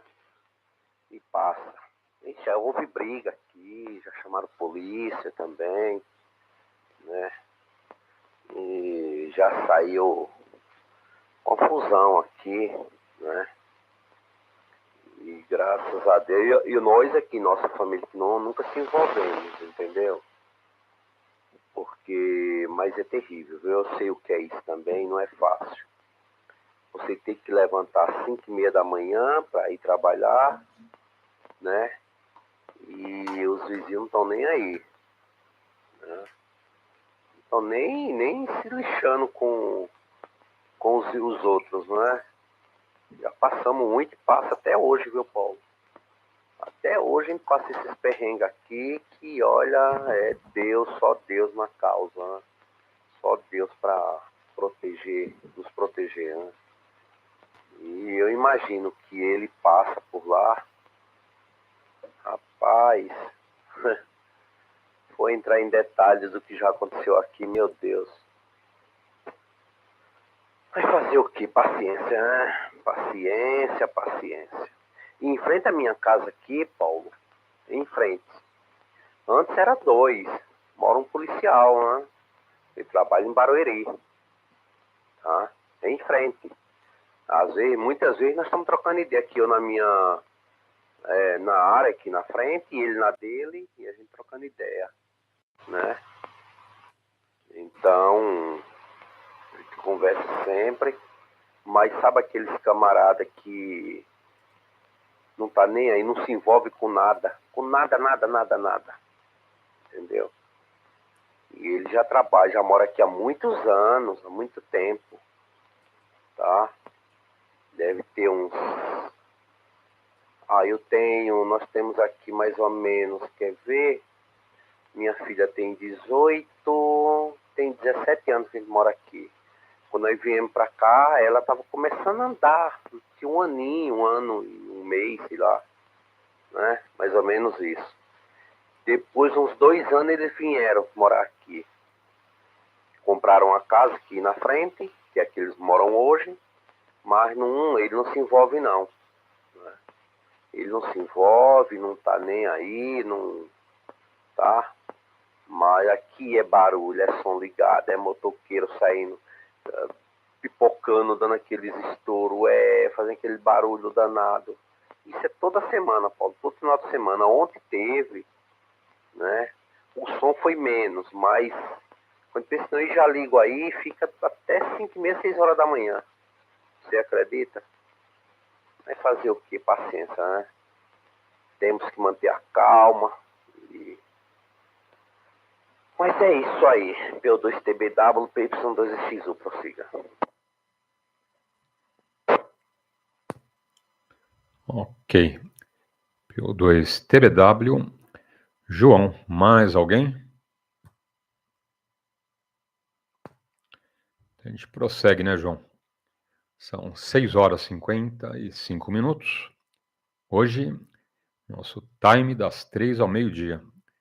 Teremos aí mais de 9 horas de QAP. Estamos ao vivo lá na internet, no YouTube. E quem não conhece o caminho, é só entrar no YouTube, digitar Rodada Alto-falante e clicar no ao vivo. Em qualquer lugar do planeta você acompanha a rodada aí diariamente, ok? Durante a semana em 2 edições, na parte da manhã e à tarde, que vai até a noite. E sábados, domingos e feriados, edição única na parte da manhã. Tranquilo? Outra informação, na sexta-feira não tivemos aulas de CW, legislação nem comando de rodada. Por quê? Porque deu problema aqui o computador, ok? E teve a segunda edição, na primeira edição não teve aula e não teve a rodada, ok? Na segunda edição teve a rodada, mas não teve aula. Então, na segunda-feira a gente compensa aí as aulas, tranquilo? Sem problemas. Vamos fazer um repeteco e não vamos ficar sem as aulas, não é, João? Então tá aí. Esse problema aí do pancadão, né, do pessoal se mobilizando aí na rua, ou nas ruas, né? Centenas e centenas de carros, de pessoas, né? Ninguém dorme, né? É uma confusão só, é complicado, né? E encrenca na certa, né? Não tem como, né? Não tem como você deixar a coisa ali tranquila, né? Tem que ter um jeito, né? Tem que ter um jeito para não sofrer as consequências, né? Crianças, muitas crianças, muitos idosos, né? O pessoal que trabalha também, né? Então toda a faixa etária aí, das crianças aos mais idosos, sofrem, né, João? E vai sofrer e não fazer nada é complicado, né? Por isso que eu dei a dica para o Paulo, ó, vai lá e fala com o prefeito, né? Reúne aí vários moradores, né? Vai um grupo grande ali, uns 120, 200, enche lá a prefeitura, a Câmara, né? Câmara, né? Vai na Câmara, vai na prefeitura, vai na delegacia, faz um boletim de ocorrência ali, coletivo, né? E tem que dar um jeito, né? E pressiona o prefeito, pressiona a Câmara. Eles vão lá em vários carros e tira o pessoal, né? Para poder dormir. Ó, vocês vão lá na praia ali, longe, né, de moradores, vão lá em algum lugar longe, né? Aí você se reúne lá tranquilo, mas quando tem gente dormindo é complicado, né? você tem o teu direito, né, João? E a sua família de ter uma noite de descanso, né? Então, sei que no litoral isso funciona, né? Quantos paulistanos, né? Quantos paulistanos descem, por exemplo, agora o carnaval, né? O pessoal desce e para o carro lá na frente dos prédios e abre o volume, né? Então, na praia, né, em todo o litoral, ele já tem um esquema pronto, né? A polícia vai lá e fala, ó, a próxima vez que levantar o volume, o carro vai ser guinchado, você paga uma multa lá de, sei lá, R$ 1.500 para tirar o carro do pátio. Acabou, né? Acaba o barulho. Mas eles ficam conversando alto, e briga, e latinha de cerveja, aquela sujeirada na praia, né, João? Então o pessoal passa um perrengue agora, né? No carnaval tá chegando, né? Esse período aí de bagunça aí da rapaziada que desce ali pra praia e não respeita os moradores do litoral, né? Alguns respeitam, né? Mas alguns não respeitam, né? Complicado. Bom, mais alguém na frequência? PY2EXU, adiante.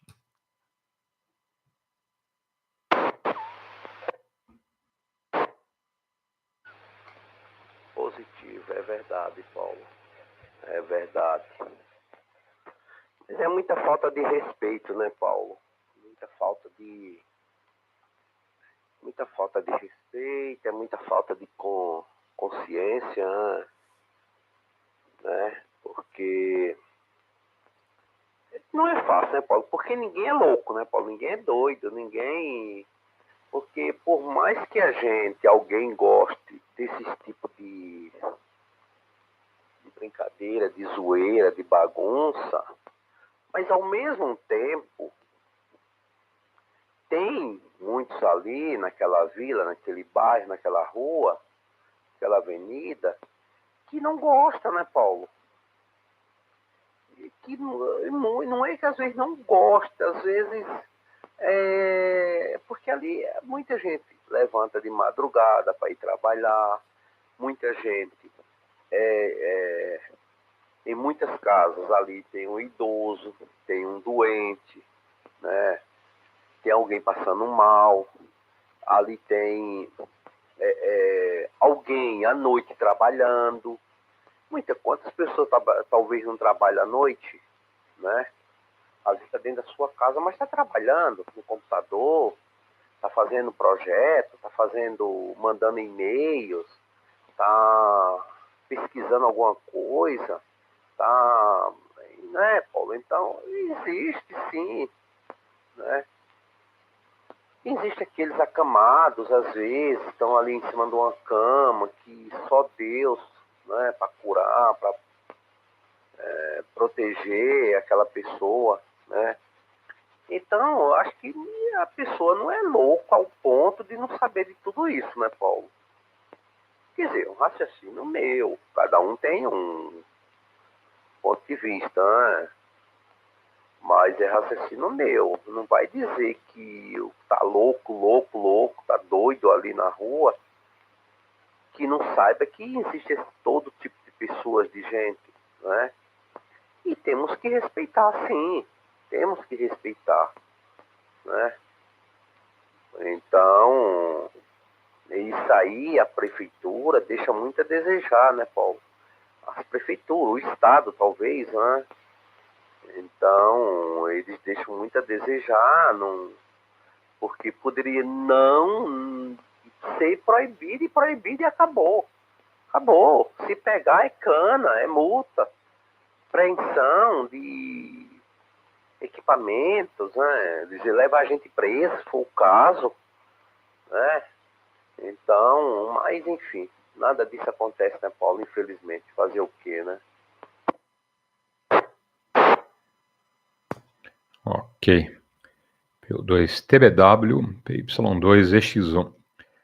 Mas quando tá naquela idade de 15, 16, 17, 18, 19, 20, 21, não tem a cabeça que a gente tem, né, João? Eu já fui dessa idade, né? Eu lembro o que eu aprontava e o que eu fazia, né? E a molecada da rua também, o que aprontava e o que fazia. Então, você não tem juízo, não adianta, né? Não adianta que você não tem juízo. Você só breca com uma ação mesmo, né? Então, toda ação tendo uma reação, não é ser breca, né? É o freio, né? Então, você tem que pôr freio na molecada, né? Então, quando eu era jovem também, não pensava nos outros, né? Se tinha criança dormindo, se não tinha. A gente estava na rua ali conversando, e muita gente querendo dormir, aquela molecada, né, conversando. Isso não era som, né? Não era nem som, era só conversa e dando risada e falando alto na rua, né? Mas já bastava, né, o pessoal ficar bronqueado e não gostar, abrir janela, reclamar, né? Então é o mesmo exemplo, né? Eu fazia muitas estripulias, né? Aprontei muito, nossa. Então não fui santo, né? Com certeza, santo eu não era, né? Mas aprontei muito, viu, João? Então por isso que eu falo, né? Você tem que pôr um freio, né? Se alguém fosse lá na rua, juntasse um grupo lá de moradores, opa, a molecada já não ia bater de frente, né? Como esse grupo desse pessoal que põe um som muito alto é muito grande, né? Tem às vezes 10 carros ali com som no último volume, e o som hoje é coisa pesada, né? O pessoal tem, né, um som ali que dá 2, 3, 4 mil watts de potência, né, João?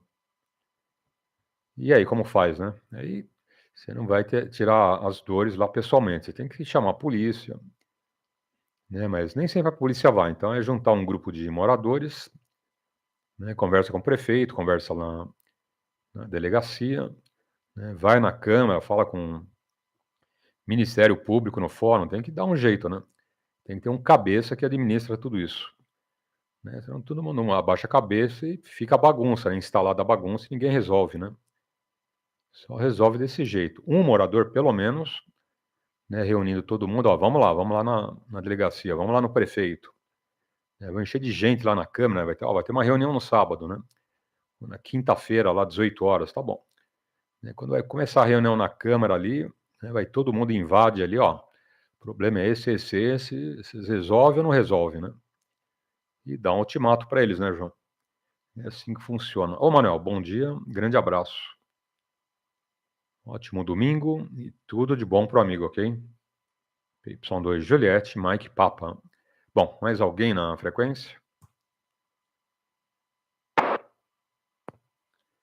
Então deixo contigo, João. PY2 TBW, adiante. Paulo, não é fácil não. Não, eu comento assim porque eu não fui criado assim. Logo eu vim da cidade pequena, interior, né? E minha vida era só trabalhar na roça com meu pai.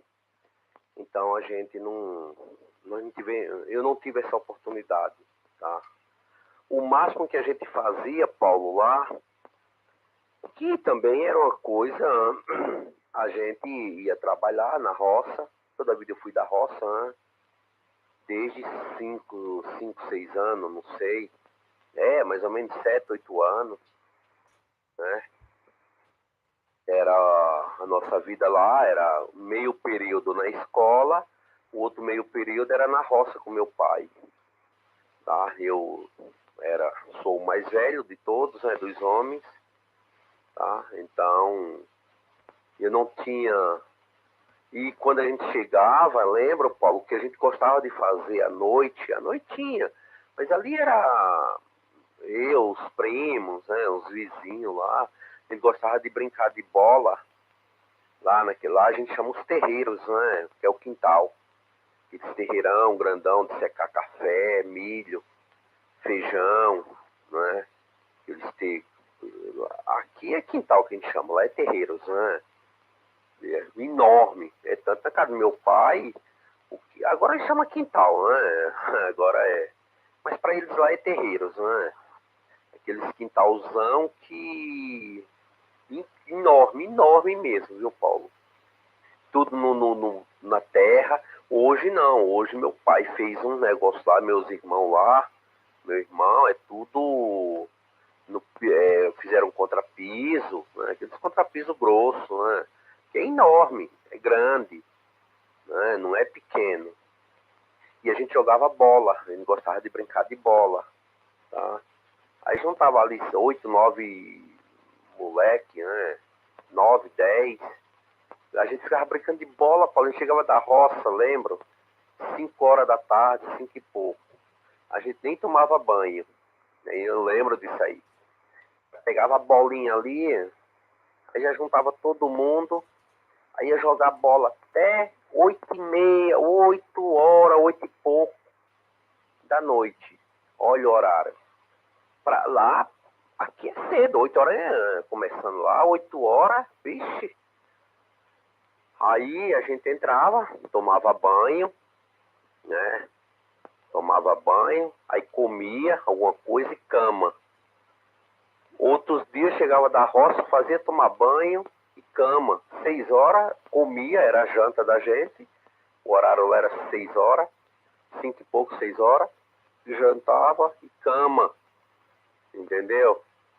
Não tinha televisão naquela época, só tinha um radinho que meu pai escutava muito sertanejo, né?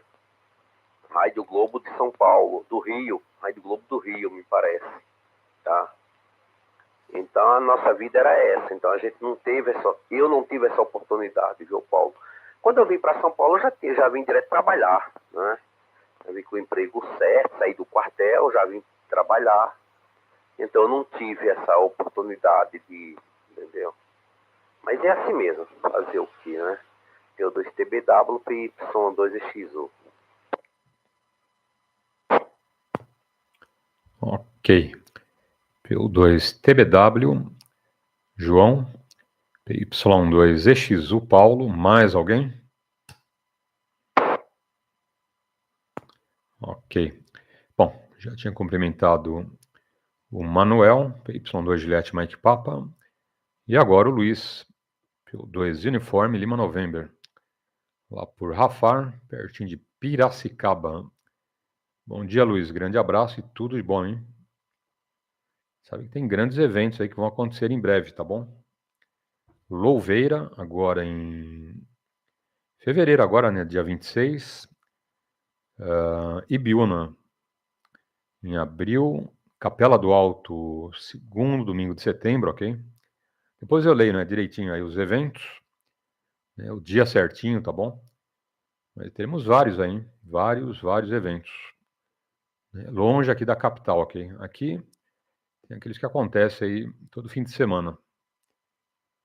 Né, e tem aqueles que acontecem mais longe de São Paulo, mas são para todos, ok? Lembrando que você que não é radioamador, você que é coruja, PX, simpatizante aí do hobby, pode participar, ok?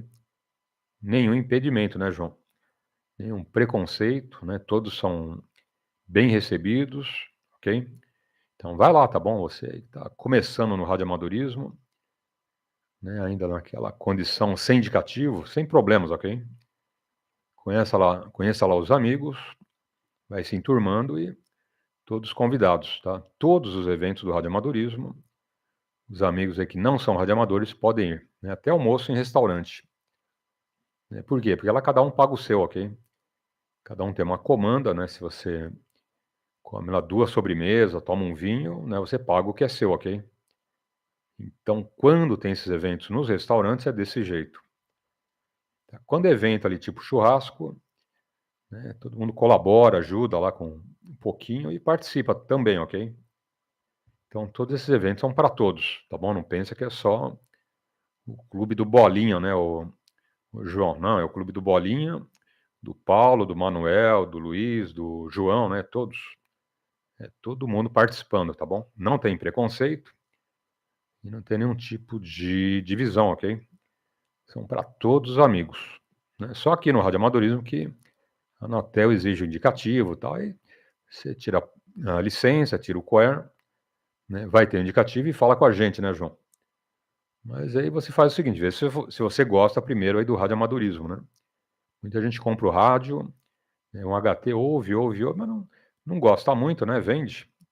Né? Vende aí para um radioamador e cai fora, né? Agora, você ouviu, né? Gostou, né? Vai lá, né? Faz a provinha e maravilha. Ô, Tadeu, bom dia, grande abraço. Nosso grande amigo Tadeu aí diariamente com a gente. Bom domingo e tudo de bom, Tadeu. E o Claudinho, cadê o Claudinho? PY2CY, grande abraço, hein, Cláudio? Tudo de bom. 7 horas, 13 minutos. Mais alguém? Bom dia. Bom dia, PY2EXU, adiante. Hoje eu não virei mais 3 aqui, a todos que estão pela frequência. TVCRASP, é P2 Kilo Mike Lima, que levantou a antena aqui, ele está bem mais alto agora. E bom dia, aquele excelente domingo a todos que estão pela frequência. Esperando que vocês passem um excelente domingo, tá bom? E todos fiquem com Deus, tá bom? XU, tá certo, viu? Tá somente aqui pela coruja. É P2 Kilo Mike Lima, Landini pela Causa Verde. Levantou a antena, melhorou, né? Foi só pela coruja, tá bom, XU? Positivo, Landini. Grande abraço e bom domingo, realmente, hein? Sinal aqui agora 7878. Né, o áudio aí limpo, né? Chegando muito, muito bem, ok? Parabéns aí. A gente já conversou, né? Já conversamos algumas vezes. E agora com a antena mais alta, né? Com sinal bem maior, né? Bem diferente. Tá bom? E fica à vontade aí, ok, Landini? Se quiser participar da rodada, fica com a gente. Senão, fica na coruja aí. Vamos ver se o amigo João te ouviu, ok? O João tá lá por Carapicuíba e eu aqui pelo aeroporto de Congonhas. O Landini, se eu não me engano, Casa Verde, não é isso? Se eu não me engano, é Casa Verde, é. Fala, João. P2TBW, adiante. Ele está por onde mesmo, Paulo? Escutei sim, mas ele está por onde? Casa Verde. Landini? Ah, tá. Casa Verde, sim. Já falamos sempre aí em outras frequências, né, Landini? Sim, sem dúvida. Escutei sim. Tá bom? É isso aí. Casa Verde. Tem outra frequência que você fala sempre, né, Landini? É isso aí. O HF, enfim. Tá certo. Bom dia pro senhor aí, bom dia a todos, tá bom? É isso aí, Paulo. Escutado aqui. É isso aí. Esqueci até que não estava comentando antes, né? Não é fácil não. Rapaz, me deu um branco, ó. Eita, não é fácil. Tá bem. Já passamos dos 29 anos, eu acho, né, Paulo? Acho que você já passou dos 29 também, né? Eu já passei. Um pouquinho só, né? Eita, você tá falando dos eventos por aí, né? Vai ter evento aí em vários lugares. Enfim. É isso aí. Encontros de radioamadores, né? Em vários lugares. Aí é bom. É opção, né, Paulo? Várias opções. A gente escolher, a gente ir para onde quer ir, lugar mais próximo, lugar melhor de ir. Sempre é bom, né? Qualquer lugar que for é legal. Vai ver pessoas novas, conhecer, ver os equipamentos, né? Enfim. Quem tem tempo e tem condições de ir, é legal, é bom, opa, sem dúvida nenhuma, né? É isso aí. P2TBW, PY2EXU, prossiga, Paulo. Ok. P2TBW, João. Tá, bom dia pro Jorge, lá pelo Rio de Janeiro, Papo Uniforme 1, Juliette Lima, Foxtrot. Grande abraço, tá bom, Jorge? Bom domingo e obrigado aí pelos votos. Positivo. Tá de folga então, né, o Tadeu? Entendido. Então curta bem a folga, hein? Tanto o Tadeu como o Claudinho, eles trabalham de madrugada, viu? João, Landini e amigos.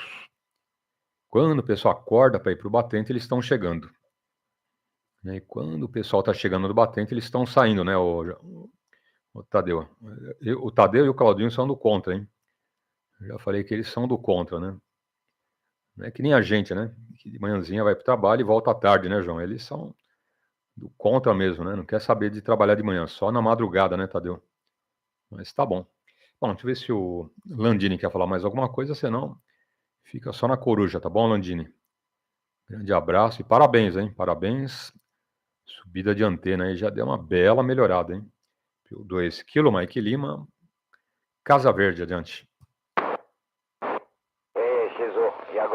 manter a potência, tá bom? Agora eu tô na potência máxima, o radinho aqui, tá? O outro colega eu escutei também, um bom dia a ele, tá certo? Mas beleza, tá bom? Quanto aos eventos aí, eu tenho participado de alguns, tá? Da Zona Leste, tá certo? Eu também fui uma única vez só, tá bom, LEGIS? Tá certo? É isso daí. Tá, eu deixo contigo, você faz a roda virar aí, tá certo? E eu permaneço pela curva. Agora sim, agora aumentei a potência. Aquela hora não tava com a potência média no rádio. Tá certo? Mas escutei o colega por aí, tranquilo e sossegado, tá ok?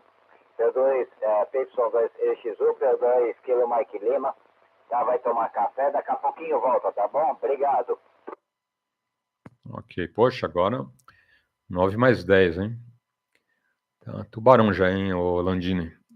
Parabéns, aí. Você viu que é uma mexidinha na antena, né, João? Não sei se ele subiu 1 metro, 2 ou 3, mas né, já deu uma bela diferença, né? Nossa, diferença da água para o vinho. Se bem que eu falei com ele, né, um tempo atrás, mas não era esse sinal, né? Nem na média, né? Na média ele chegou 7, 8. Mas naquele tempo eu via ele 3, 4, né? E talvez vice-versa, né, o Landini? Talvez vice-versa, mas né, sempre que a gente sobe a antena, ou troca de cabo, né, sempre é uma melhorada aí no sinal, não adianta, né? E dos dois lados, né? Tanto transmissão como recepção, dá uma bela melhorada. Bom, o Landini vai tomar um café, a gente prossegue, né, João? Eu já comi alguma coisa antes da rodada, então segura a onda até meio-dia e pouco, 1 hora, né? Até meio-dia e pouco, 1 hora, eu não como mais nada, hein? 7h21. Mais alguém na frequência? Então deixa contigo, João. P2TBW. Ó, quem tá na internet tá vendo um radinho bem legal, hein? É um radinho receptor. 8 bandas, hein? 2, 4, 6, 8... Não, 9 bandas, 9 bandas. Olha que radinho bem simpático, hein? Mas só receptor, ok? É um radinho somente receptor. A marca dele é Red. Red como Romeo, Alpha, Delta, Delta Yankee.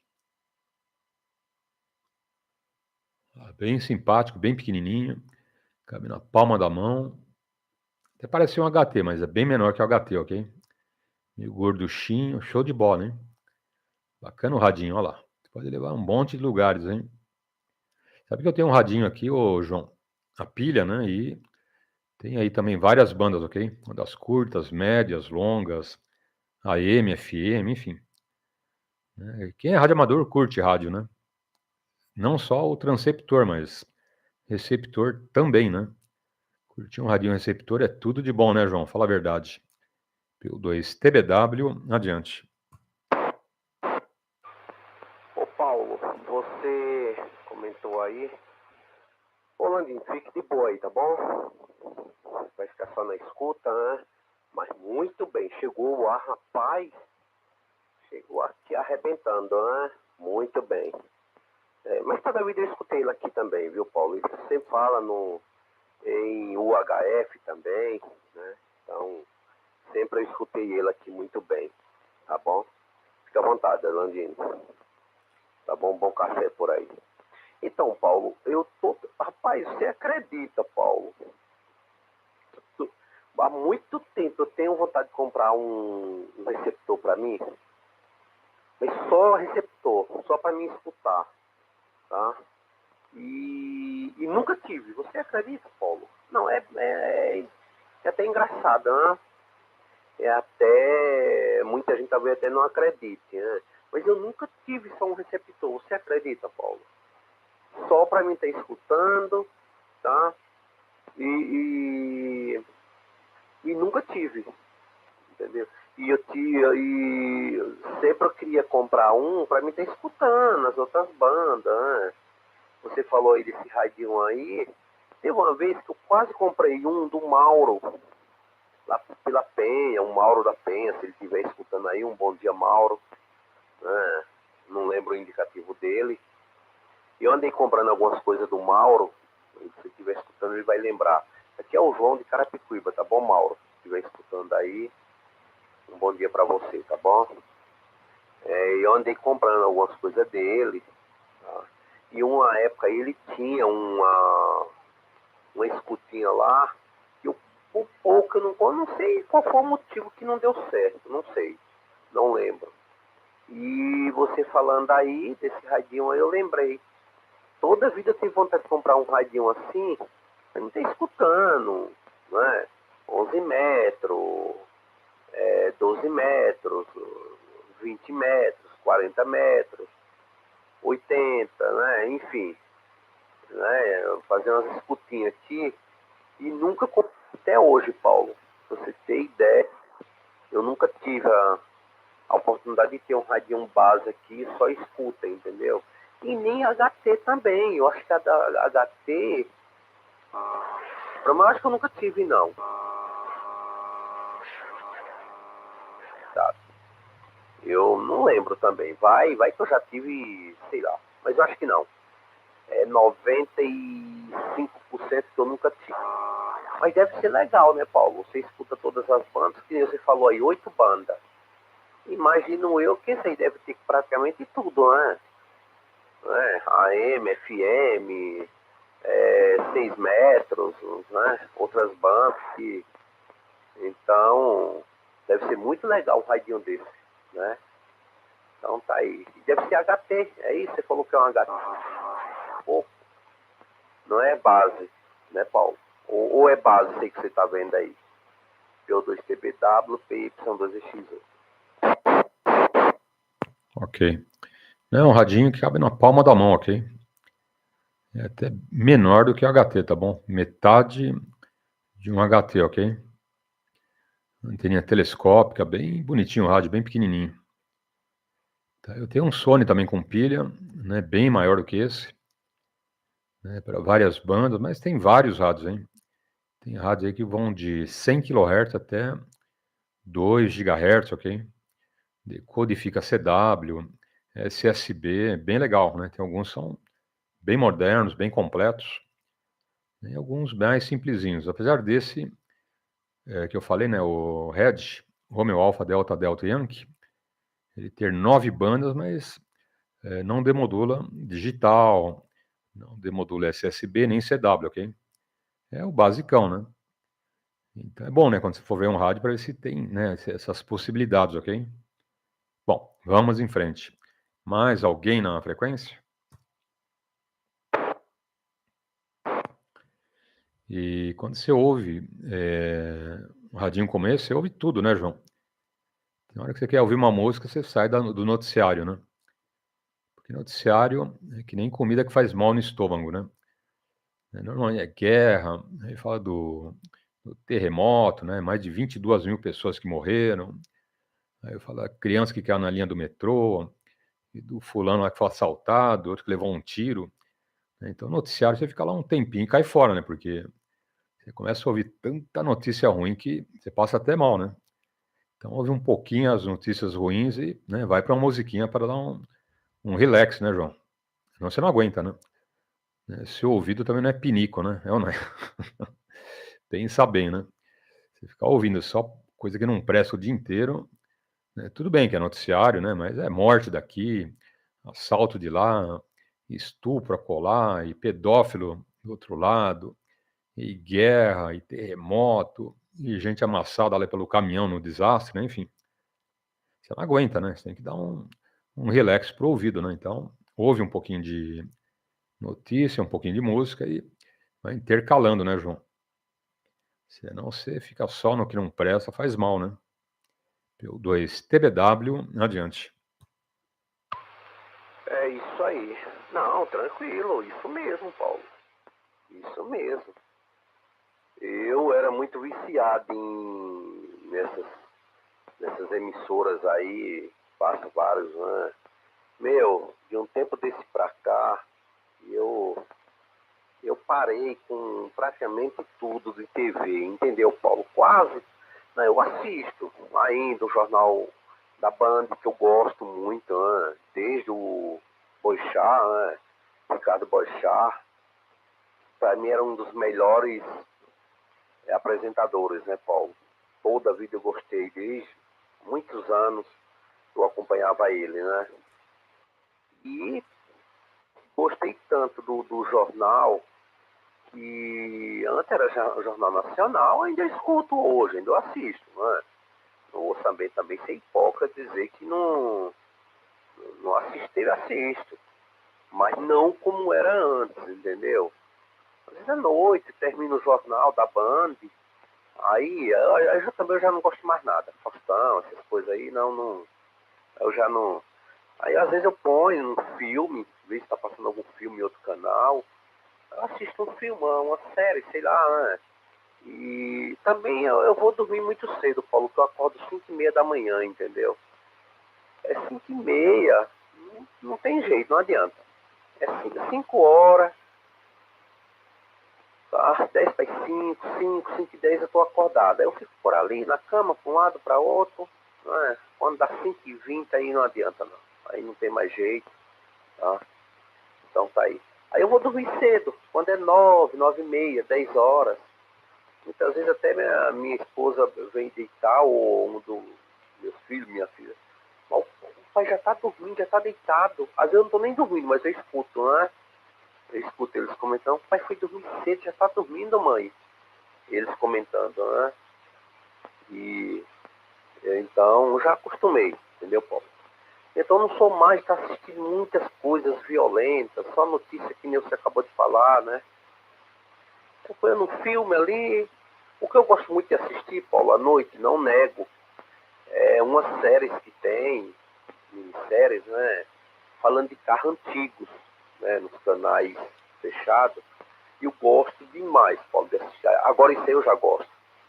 Tá? Que é o dia inteiro, à noite, direto falando em carros antigos, reforma, né?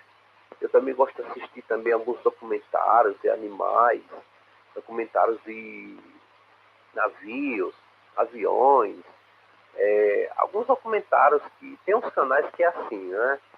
Canais só de documentários. E eu gosto de assistir esses canais, tá? E os de carros, é o Discovery, não sei, não estou bem Discovery, parece, né? Então eu gosto muito de assistir esses canais e me distraem muito, viu, Paulo? Aí sim, aí eu fico até 10 horas, 10 e pouco, às vezes, né? Até 11 horas da noite, às vezes ainda eu fico, né? Às vezes também eu me viro pro lado, quem desliga a televisão é a minha esposa, né? Entendeu? Ou a minha filha, ou sei lá, quem tiver ali passando no quarto ali, já desliga e... Tá?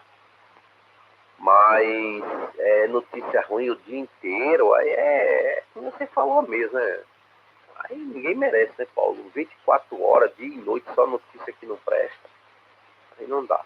Paulo, vou escutar o seu comentário, vou dar uma paradinha por enquanto, tá bom?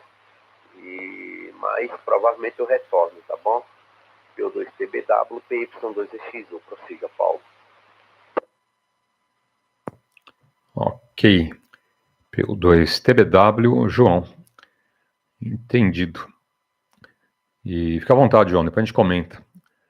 Vai lá fazer tem que fazer aí, né? Ou sair, família, ou tomar um café. Na volta a gente prossegue o papo, tá bom? Grande abraço.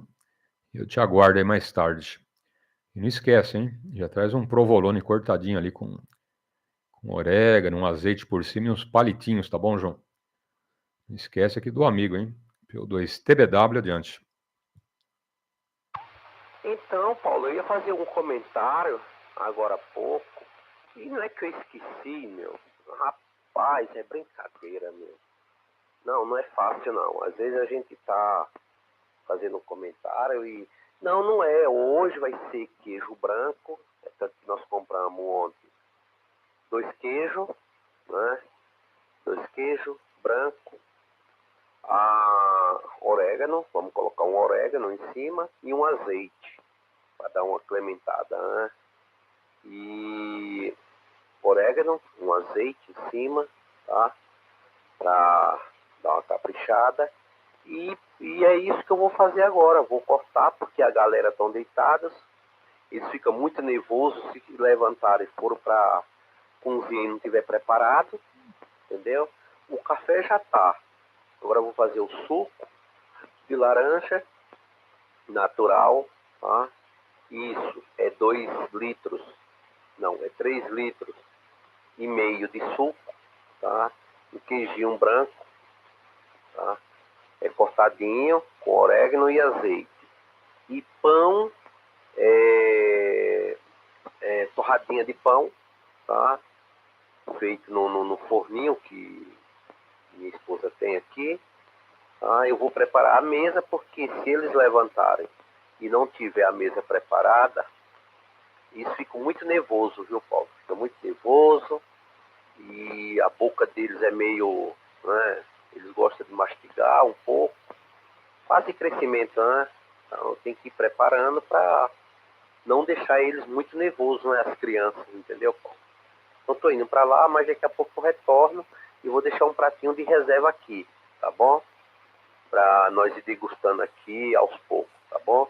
P2TBW, PY2EXU. O que você achou da ideia? Boa, né? Positivo, boa ideia, hein? Um tira-gosto é sempre bem-vindo, né? Então tá aí, João, fica à vontade, hein?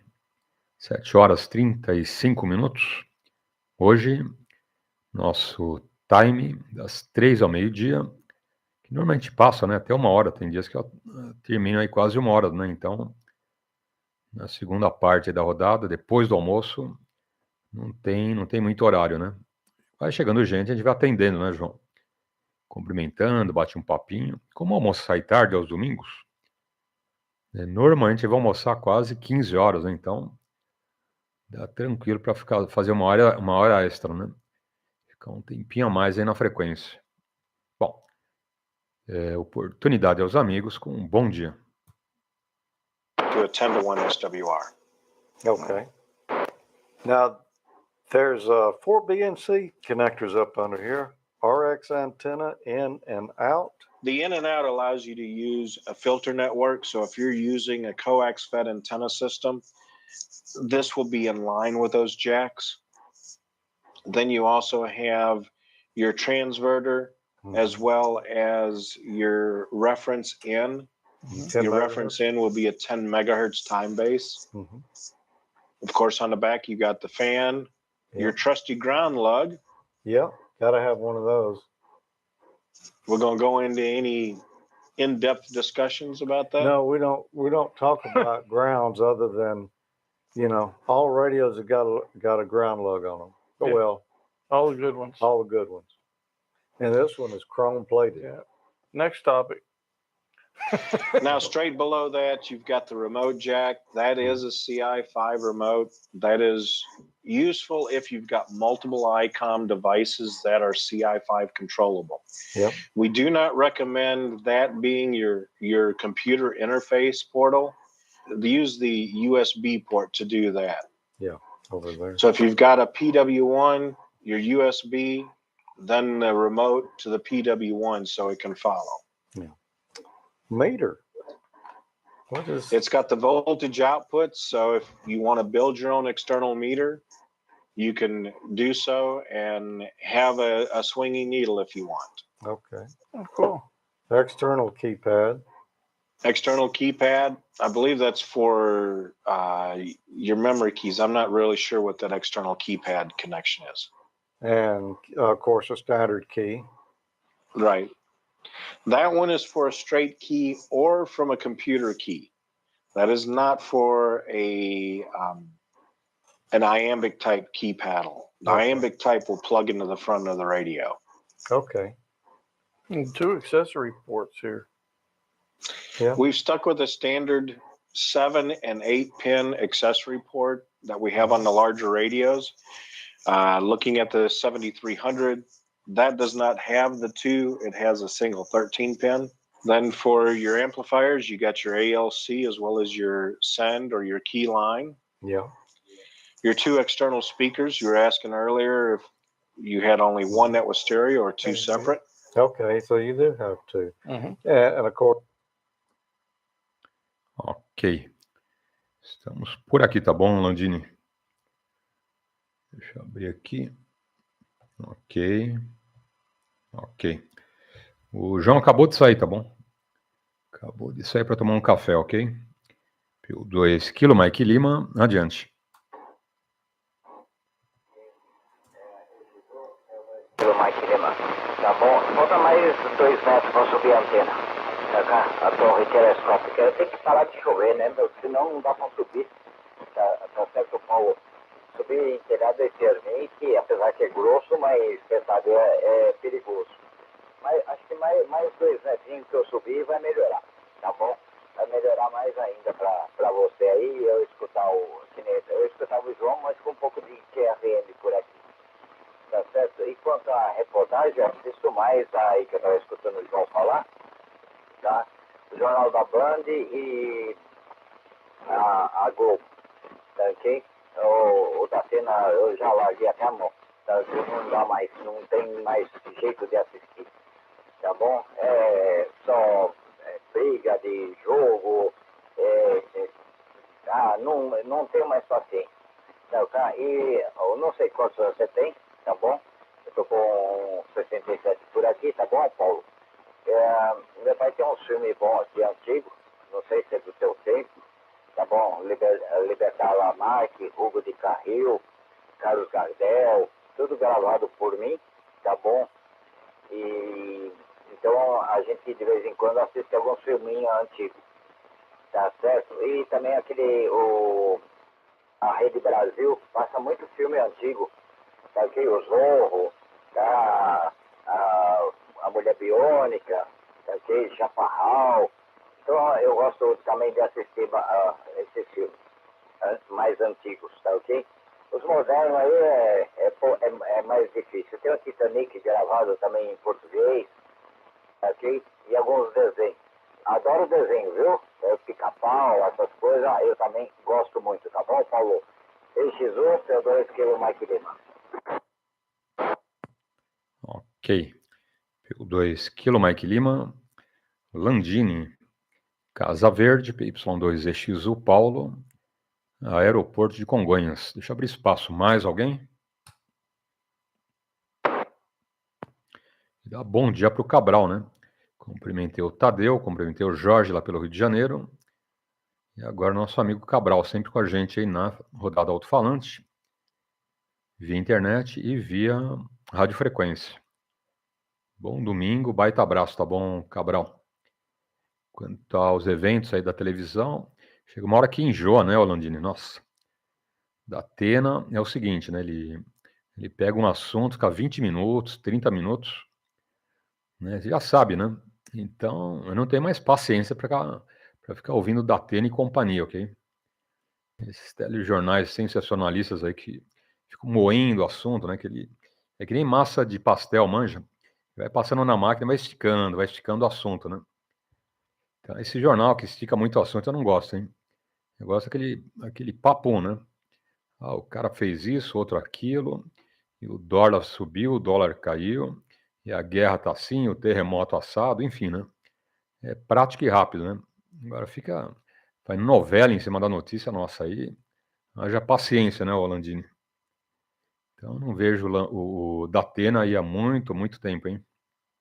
Minha mãe que gostava, nossa. Eu ia ficar na frente da televisão vendo essas porcariadas todas. Eu falei, mãe, cai fora, né? Vê um filminho, ouve uma música, né, Rolandini? E ela ficava à noite ali preocupada, né? Às vezes eu ligava para ela à noite, ela ficou sabendo, né? O bandido assaltou a mulher e cortou o pescoço. Falei, mãe, é só sai dessa vida, né? Para de ficar vendo essas porcariadas na televisão, que à noite ela vai dormir pensando nisso, né? Falei, para, né? Vê um filminho, ouve uma música, né? A gente ouve lá um pouco no noticiário, mas né, não pode ficar só naquilo, né, Rolandini? Senão você não vive, né? Vai ter úlcera, vai ter gastrite, dor de cabeça, que é só coisa ruim, né? E o que mais tem aí nesses telejornais é porcaria, né? É que telejornal não traz notícia boa, né? Devia ter um telejornal só de coisas boas. E tem, né? Tem muita coisa boa aí acontecendo. Mas eles gostam do sangue, né? De coisa bem ali baixa, né? Então a gente tem que dar uma filtrada, né? Senão você tá frito. Bom, a sua antena positiva, então você sobe mais, né? Então provavelmente nessa subida agora que você fizer né, dá final de escala aqui pra gente. Já melhorou muito, né? 9 mais 10 aí, nossa, excelente. E filme eu já enjoei faz tempo, hein? Olha, eu curtia muito filme de terror, né? Sabe aqueles filmes, quanto mais sangue, melhor? Então, motosserra, faca, serrote, trator, atropelando o cara, né? Cortando no meio, né? Aquele monte de tripa saindo para fora. Eu adorava esses filmes, né? Depois passou também, enjoei, né? Esse filme de terror já... Nenhum eu gosto. Ficção científica também, gostava muito. E filme lá no espaço, e nave e tal. Guerra nas Estrelas, Jornada nas Estrelas. E todo esse monte de filme eu já enjoei também. Qualquer filme que saia, eu olho ali, vejo lá o filminho e tal, uns efeitos diferentes, mas é a mesma água com açúcar, né, Lani? Então, olha, filme de terror e filme de ficção, já enjoei, hein? Então, mas hoje eu curto mais documentários, ok? Documentários legal, de vários assuntos, né, técnicos aí de antena, sobre radiofrequência, até coisa mais, né, mais técnica eu curto, mas filme já deu o que tinha que dar, né? Tá bom? Bom, mais alguém na frequência? PY2EXU, Kilo Mike Lima, adiante.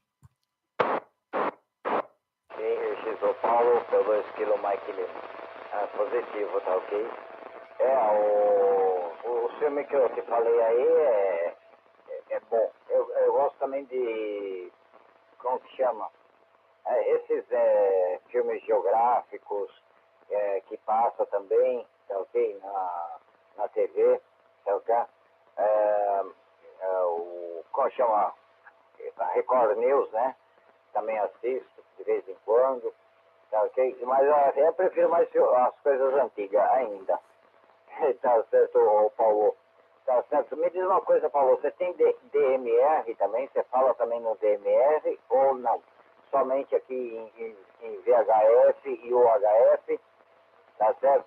E se você tem DMR, tá bom? Eu peguei um Reserve 3 aqui, eu tô gostando, tá bom? De vez em quando aí, de segunda-feira eu entro aí em alguns grupos aí, bato papo, é muito bom, tá certo? Aí já não depende mais de antena, né? Só de internet, tá ok? Devolvo pra ti, XU, P2 Kilo Mike Lima, Casa Verde, que nunca fica madura, pode chover à vontade. Tá bom, Paulo? É sua. Hoje, é isso que eu já percebi, hein? Eu falei, poxa, a Casa Verde não amadurece, né? Tá sempre verde. O que acontece por lá, né? Mas tá bom. Um dia vai amadurecer, né, Landini? E quanto aos comentários, olha, desde que eu comecei a rodar da alto-falante em 2000, né, nessa frequência, nesse modo, nunca mudei, né? Nunca mudei. Teve uma época que eu fazia a rodada à noite em banda lateral, ok? Aí não deu muito resultado, né? Porque a grande parte dos amigos vinham mais na parte da manhã, né? Que era em frequência modulada. Então, eu fiquei lá uns 2 anos em banda lateral, depois parei, ok? E a gente tá com a rodada, né? Já esse tempão todo, né? Tá indo para 23 anos, ok? E eu acabei gostando da brincadeira, né? Então, eu fiz HF até quando comecei a rodada, ok? Lá no interior, né? Foi de 2000 a 2008. Né? 2000, em agosto, eu comecei a rodada e aí acabei me dedicando somente à rodada, ok?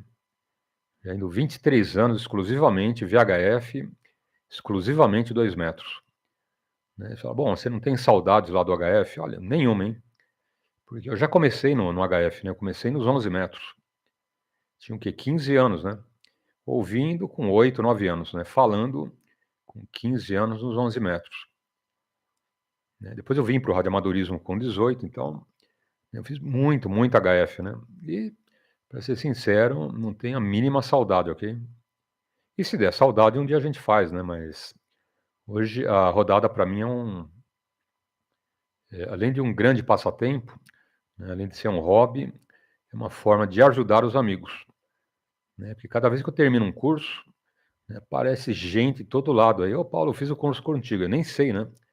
Eu começo um curso de CW, eu não sei se vai ter um aluno, né? Se vão ter 30, 50, 200.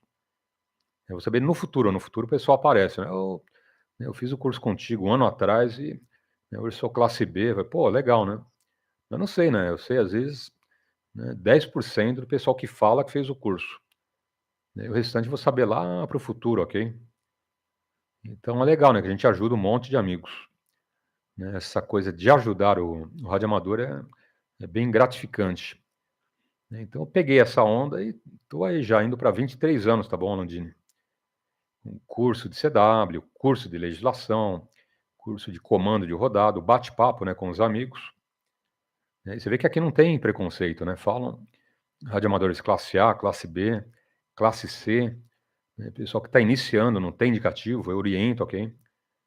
Tudo uma jornada, né, para ele fazer o beabá e tirar indicativo, enfim. Então considero uma rodada aí que tem como objetivo ajudar os amigos. Aí depois o pessoal, né, vai para a classe B, classe A, também voltam e vem bater papo com a gente. Então, é o que eu chamo de uma rodada bem democrática, ok? P2EXU, Mike Lima, adiante.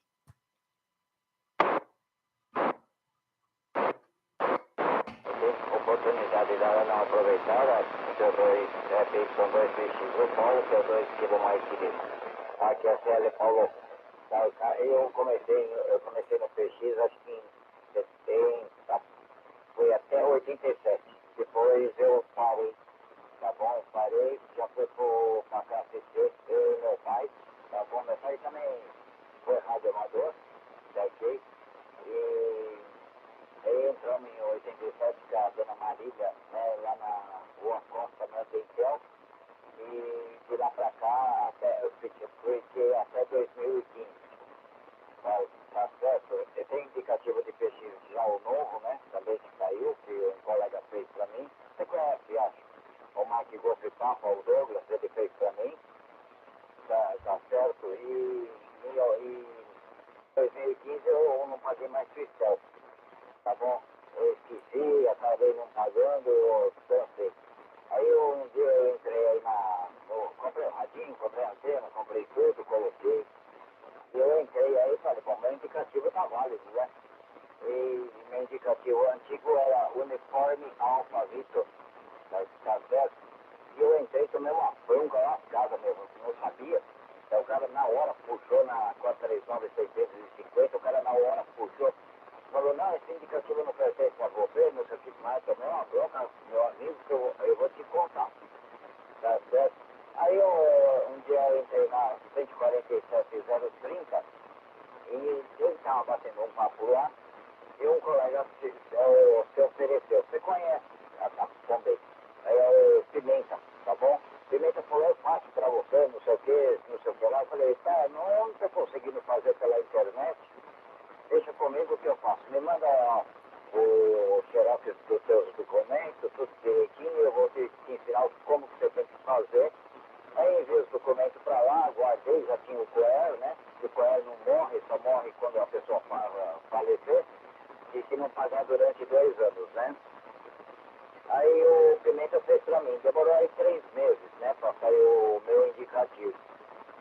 Tá, ok? Eu tenho muito a agradecer ao Pimenta, tá certo? E o Douglas também, que me deu uma força enorme, tá ok? Não sei se você conhece, tá ok, Paulo?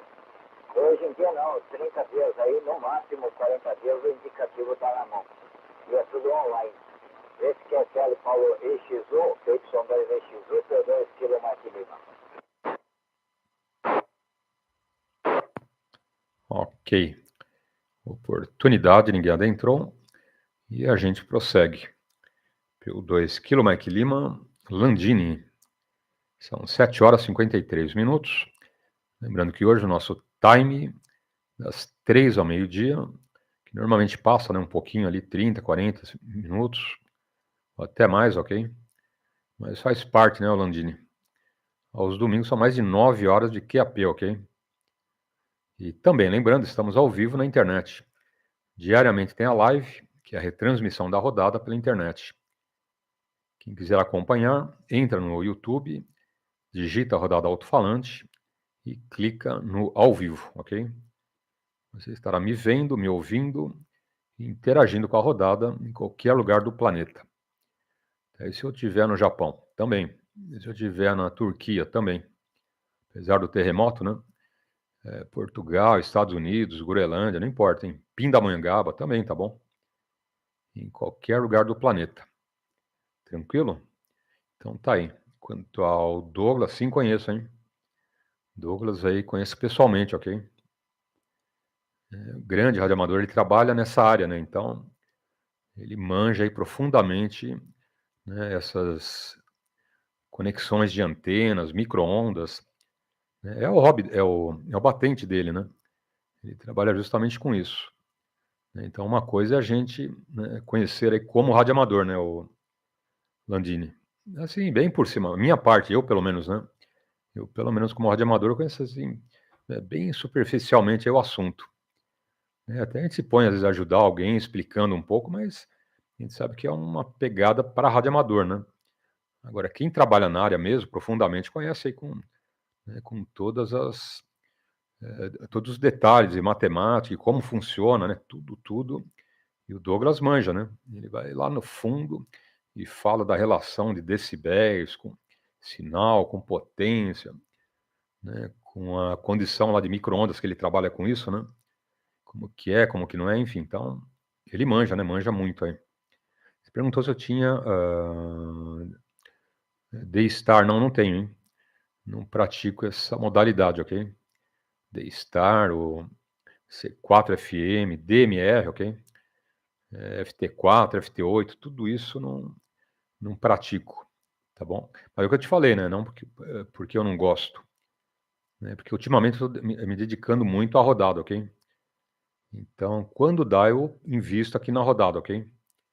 Como recentemente, né? Subi a torre, né? Subi a antena mais um pouco, né? Então, pretendo, né? Vamos ver se dá certo até agosto, pegar uma antena melhor, né? De mais ganho, um cabo melhor, maior também, que eu estou no limite, né? O cabo está ali esticado até onde dá, né?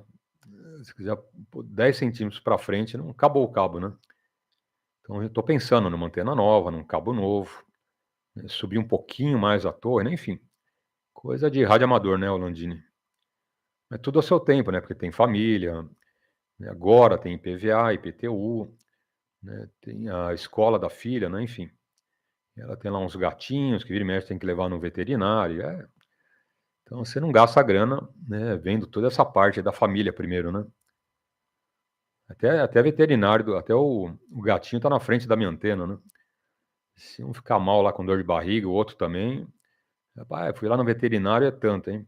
Aí o patrocinador já paga o veterinário, né? E a antena fica para a próxima, né? Então, radioamadorismo é assim, né? Primeiro, família. Depois, né, a sua antena, o seu rádio, a sua fonte. É ou não é? Então, sim, você falou do Pimenta também, né? O Pimenta, nossa, vinha muito na rodada aqui, hein? 11 metros, onde eu comecei, né? Tenho muito carinho pelos 11 metros, tenho muitos amigos. Tá? E a maior prova do carinho pelos 11 metros é que o padrinho do meu filho veio dos 11 metros, ok? Um baita amigo que eu tinha lá nos 11 metros, eu falei, poxa, né? Nada melhor que um baita amigo, né, para ser o padrinho do meu filho. Né? Da minha filha, minha esposa já escolheu, né? Uma amiga dela, mas do Daniel eu que escolhi, né? Então é assim, né, Landini? A gente tá nesse meio já há muitos anos, né? No rádio, ouvindo dos 8, né? E falando dos 15 anos para frente. Tá bom? E eu falar, quando você parou, né? Parei, lua de mel, fiquei um mês longe do rádio. Só, hein?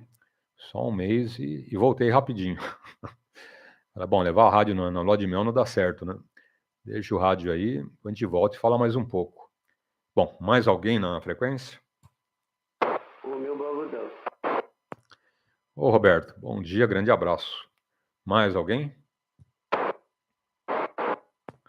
2 Romeu Bravo Delta, ótimo domingo, tudo de bom, Roberto, adiante. Beleza, Paulo. Então tá aí, bom dia a você, bom dia a todos. Internautas, corujas, todos que estão por aí, viu? Estão por aqui, por aí não, estão por aqui. Pela frequência. Tá bom, Paulo? Espero que esteja tudo bem, por aqui tudo tranquilo. Vamos, né, fazer uma caminhadinha aí para para começar o dia, como diz o outro. E ontem um colega me deixou, como é que se diz, Paulo? Como é que eu vou te dizer que ele me deixou? Que eu não acreditei, viu? Um amigo passou aqui. E aí eu notei que o cara tava todo no estilo, como diz o outro, né? Ele falou para mim que anda 100 quilômetros dia sim, dia não, Paulo. De bicicleta, dia sim, dia não. Aí ele me falou que deixa... outros dias ele anda 25 quilômetros por dia. Olha, eu fiquei bobo de ver, viu, Paulo? Ele falou para mim, eu não gosto de academia, né? Então eu ando de bike. Então, dia sim, dia não, eu faço 100 quilômetros. Um novo em 40 e poucos anos e vai trabalhar de bicicleta, então ele faz todo o trabalho dele de bicicleta, então ele anda São Paulo inteiro de bicicleta. E outros dias ele faz 25 quilômetros. Olha, eu falei, rapaz, não tô andando nada, viu, Paulo? Rapaz, você tá, sabe, o cara emagreceu, ele tava com, sei lá, 130, 120 quilos, 130, não lembro, hein? Mas, e aí agora ele tá com 90 não, 100 quilos agora ele tá. Mas ficou assim 100 quilos bem certinho, viu, Paulo? Então, o cara ficou um estilo até bonito, viu? Sem precisar tomar remédio, só fazendo ali como é que se diz, uma alimentação ali balanceada ali, né? E fazendo essas caminhadas, hein? Tá bom, Paulo? Então, você veja que você não precisa tomar remédio nem tampouco fazer um exercício tão pesado, ir para uma academia.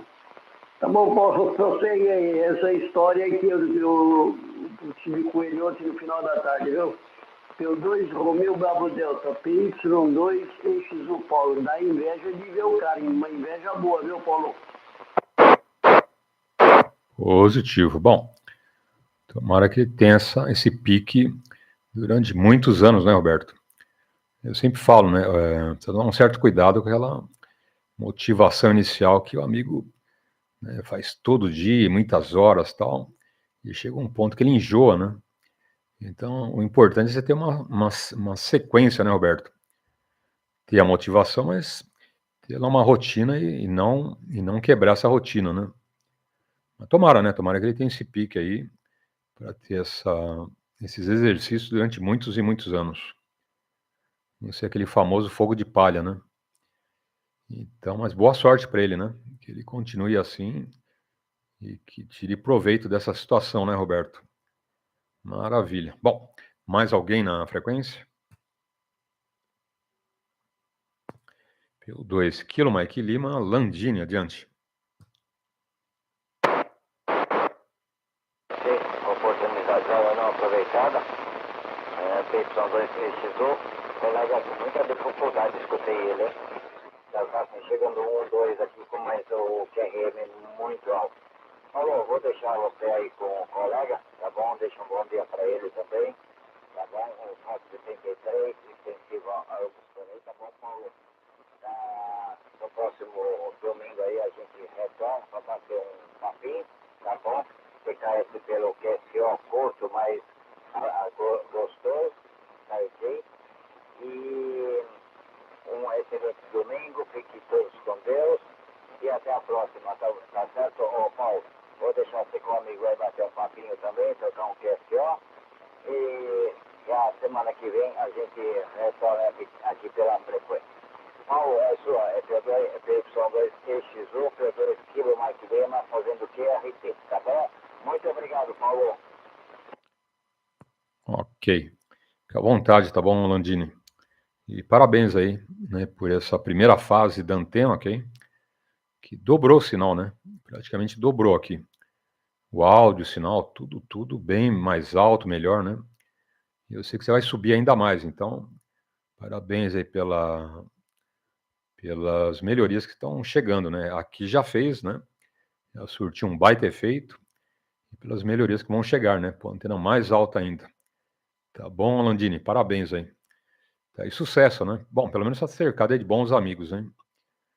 Com essa rapaziada que você citou, né? Até o último amigo que eu comentei, né? Que todos são grandes amigos, mas o Douglas ele tem uma pegada, né, de conhecimento bem maior do que a gente, radioamador, né? Ele trabalha profissionalmente na área, então ele manja aí profundamente do assunto, né? É interessante, né? Ser um amigo que conhece profundamente o nosso hobby, né? É bem legal. Tá bom, Landino? Então, parabéns aí. E quando subir mais antena, volta aí, tá bom? Ou até antes mesmo, né? Quer dizer, não precisa subir a antena, né? Aparece aí. E quando subir a antena, você volta, a gente faz mais alguns testes, ok? Fica à vontade. Grande abraço, fica com Deus também e tudo de bom. Bom, mais alguém na frequência? Então deixa contigo, Roberto. PY2 Romeo Bravo Delta, adiante. Maravilha, Paulo, tá aí o colega aí, o Landim, bom dia, aquele abraço, viu? Ótimo domingo aí pra você. Paulo, e ele ainda me contou mais, viu, Paulo? Ele contou que ele foi cumprir uma promessa da mãe dele, né? Agora, recentemente, no dia da Aparecida do Norte, que ele foi a pé. Num dia ele fez 72 quilômetros direto. No primeiro dia, 72 quilômetros. Aí depois ele foi intercalando, né? Mais 50, ele foi intercalando. Tá bom, Paulo? E ele saía, ele começava às 3 horas da manhã. E ele, quando chegou lá na Aparecida, às 7h30 da manhã. Praticamente foi um dos primeiros que chegou daquele pessoal que ia andando também, caminhando aí pela Dutra, né? Tá bom? Rapaz, o cara... Não, tem pessoas que têm, né, Paulo? Tomam uma atitude ali e acaba que resolvendo, né? Olha, eu fui pegar meus exames ontem, como eu falei com você, eu fui fazer uma caminhada, aproveitei e fui pegar meus exames, que são exames que a gente faz todo ano, aquele exame completo, né? Como diz, aquele hemograma que o cara pede tudo e mais tudo, como diz o outro, né? Olha, aí ontem à noite eu estava olhando o meu exame, caiu que eu fiz, a minha esposa fez. Olha, tudo abaixo do que determina ali aquelas referências, né? Aquele resultado que dá o resultado e dá a referência ali, até onde você pode ir e como está. Olha, eu fiquei surpreso, viu, Paulo? Eu fiquei surpreso. Uma beleza, tudo, o exame inteiro. Falei, nossa, tá bom demais, hein? Aí, como diz o Paulo, eu acho que ele foi nessa pegada também, porque, lógico, ele ficou assim, cara, elegante, porque afinou aquela coisa toda, ficou bonito, inclusive, vamos dizer assim, né? Porque a gente tem que, o que é verdade, né, meu? E aí estimula, né, meu, o camarada a continuar e fazer todo esse trabalho de caminhada, de bike, e alimentação também. Muito legal. E eu fiquei contente comigo mesmo, como diz aquele menino numa reportagem, então eu fiquei contente comigo mesmo. Tá bom, Paulo? Porque a gente chega à conclusão seguinte, que tudo que a gente está fazendo em termos de alimentação, em termos de caminhada, de bike, eu acabei comprando uma bike para fazer exercício também. Embora que eu tenha uma academia em casa, com todos os aparelhos, né? Então, isso foi legal, viu, Paulo? É legal a gente, na hora do exame, que você vai apresentar para o médico, aí é que é gostoso, né? Como é pra, putz, cara, não tem nada para fazer com ele. Tá bom, Paulo, né, pô? Se todos meus pacientes forem assim, eu tô ferrado, viu, Paulo? PY2, Romeo Bravo Delta, PY2EXU, Paulo. Ok. PY2 Romeo Bravo Delta, Roberto. Mais alguém? Mas tem um outro lado da moeda, né, Roberto? né? Não é aquela coisa, vou ficar torcendo, né, para tal exame dar positivo, né, para não precisar entrar em remédio. Tem um lado aí que você se esforça para que isso aconteça, né? Eu diria que são 2 fatores hoje, reconhecidos no mundo inteiro, né, por praticamente todos os médicos do planeta, ok? Primeiro, né, reeducação alimentar, né, Roberto? Você pode ver que o médico vai te dar alguns conselhos que eu vou te passar agora, ó. Primeiro, corta refrigerante, né, açúcar, doce, sorvete, né? Não que você não possa tomar uma vez ou outra, tudo bem, né? Vez ou outra você entrar num sorvetinho, num doce, né, mas muito vez ou outra, né, Roberto? Então, é mudança de hábito, né? Por isso que chama reeducação alimentar, né? Então você vai cortar o refrigerante, né? Você vai passar a tomar água todo dia. Mas eu gosto, né, de tomar 2 litros de Coca-Cola por dia. Bom, então se você quiser morrer, continua, né? Senão, né, você corta e vai tomar água todo dia, ok? Você corta o refrigerante, você já vai entrar na insulina logo, logo. Se o médico não dá um susto lá no infeliz, né, Alberto? O cara não deixa o cigarro, né, não procura, né, uma vida mais saudável, né? E outra, a vida mais saudável é muito mais barato, né, do que a vida com esse monte de porcariada que você compra aí, né, de refrigerantes, doces, sorvete. Pô, tem amigo além de tomar, acho que 2, 3 litros de Coca-Cola por dia, Roberto. Aquele pote de sorvete, 2 litros, ele devorava também num dia, ok? Então, olha o que tem de açúcar na Coca-Cola, tá? E olha o que tem de açúcar no sorvete. O quanto de açúcar refinado ele punha no organismo. Mas estava sempre com problema, hein? E inflamação aqui, doía o joelho, doía o ombro, doía a nuca, doía o cotovelo, vixe. Né? E vira e mexe um monte de remédio na mesa dele, hein? Falei, pô, né, você precisa dar um jeito na viola, né? Vai conversar com o teu médico. E o médico deu um susto nele, falou, ó, teus exames estão assim, né? Dá para você reverter, né? Então, é o que eu tô falando, né? Pode cortar, né? Corta Coca-Cola, sorvete, né? De domingo, né, você pode tomar um potinho lá de sorvete e tal, mas uma pizza pode, né? Um churrasco aí vez ou outra, mas você muda teu estilo de vida ou você vai morrer logo, logo, ok? Primeiro, você vai entrar na insulina. Segundo, né, o problema do coração com artérias entupidas, né? Logo, logo, né, você vai ter o coração no descompasso. É que nem escola de samba fora do ritmo, né? E você vai entrar na faca, né? Infelizmente, né, você tem que pôr lá fazer um procedimento no coração, né, para ele continuar batendo, né? Entope lá a artéria ou, pior, né, no seu cérebro, né? E vem o derrame, vem todas as consequências né, da má alimentação e das porcarias que você come, né? E fritura, e gosta de linguiça, e gosta de aquela carne com muita gordura, né? Enfim. Então, depois que ele levou um susto do médico, ele aprendeu, né, Roberto?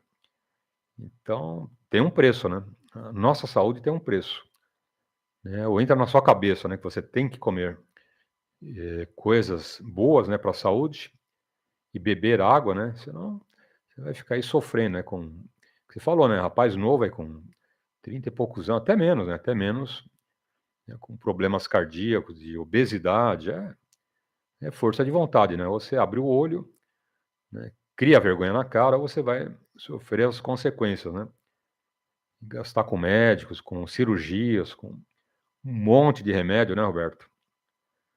Eu também não tomo nada, né? Que remédio que você toma? Nenhum.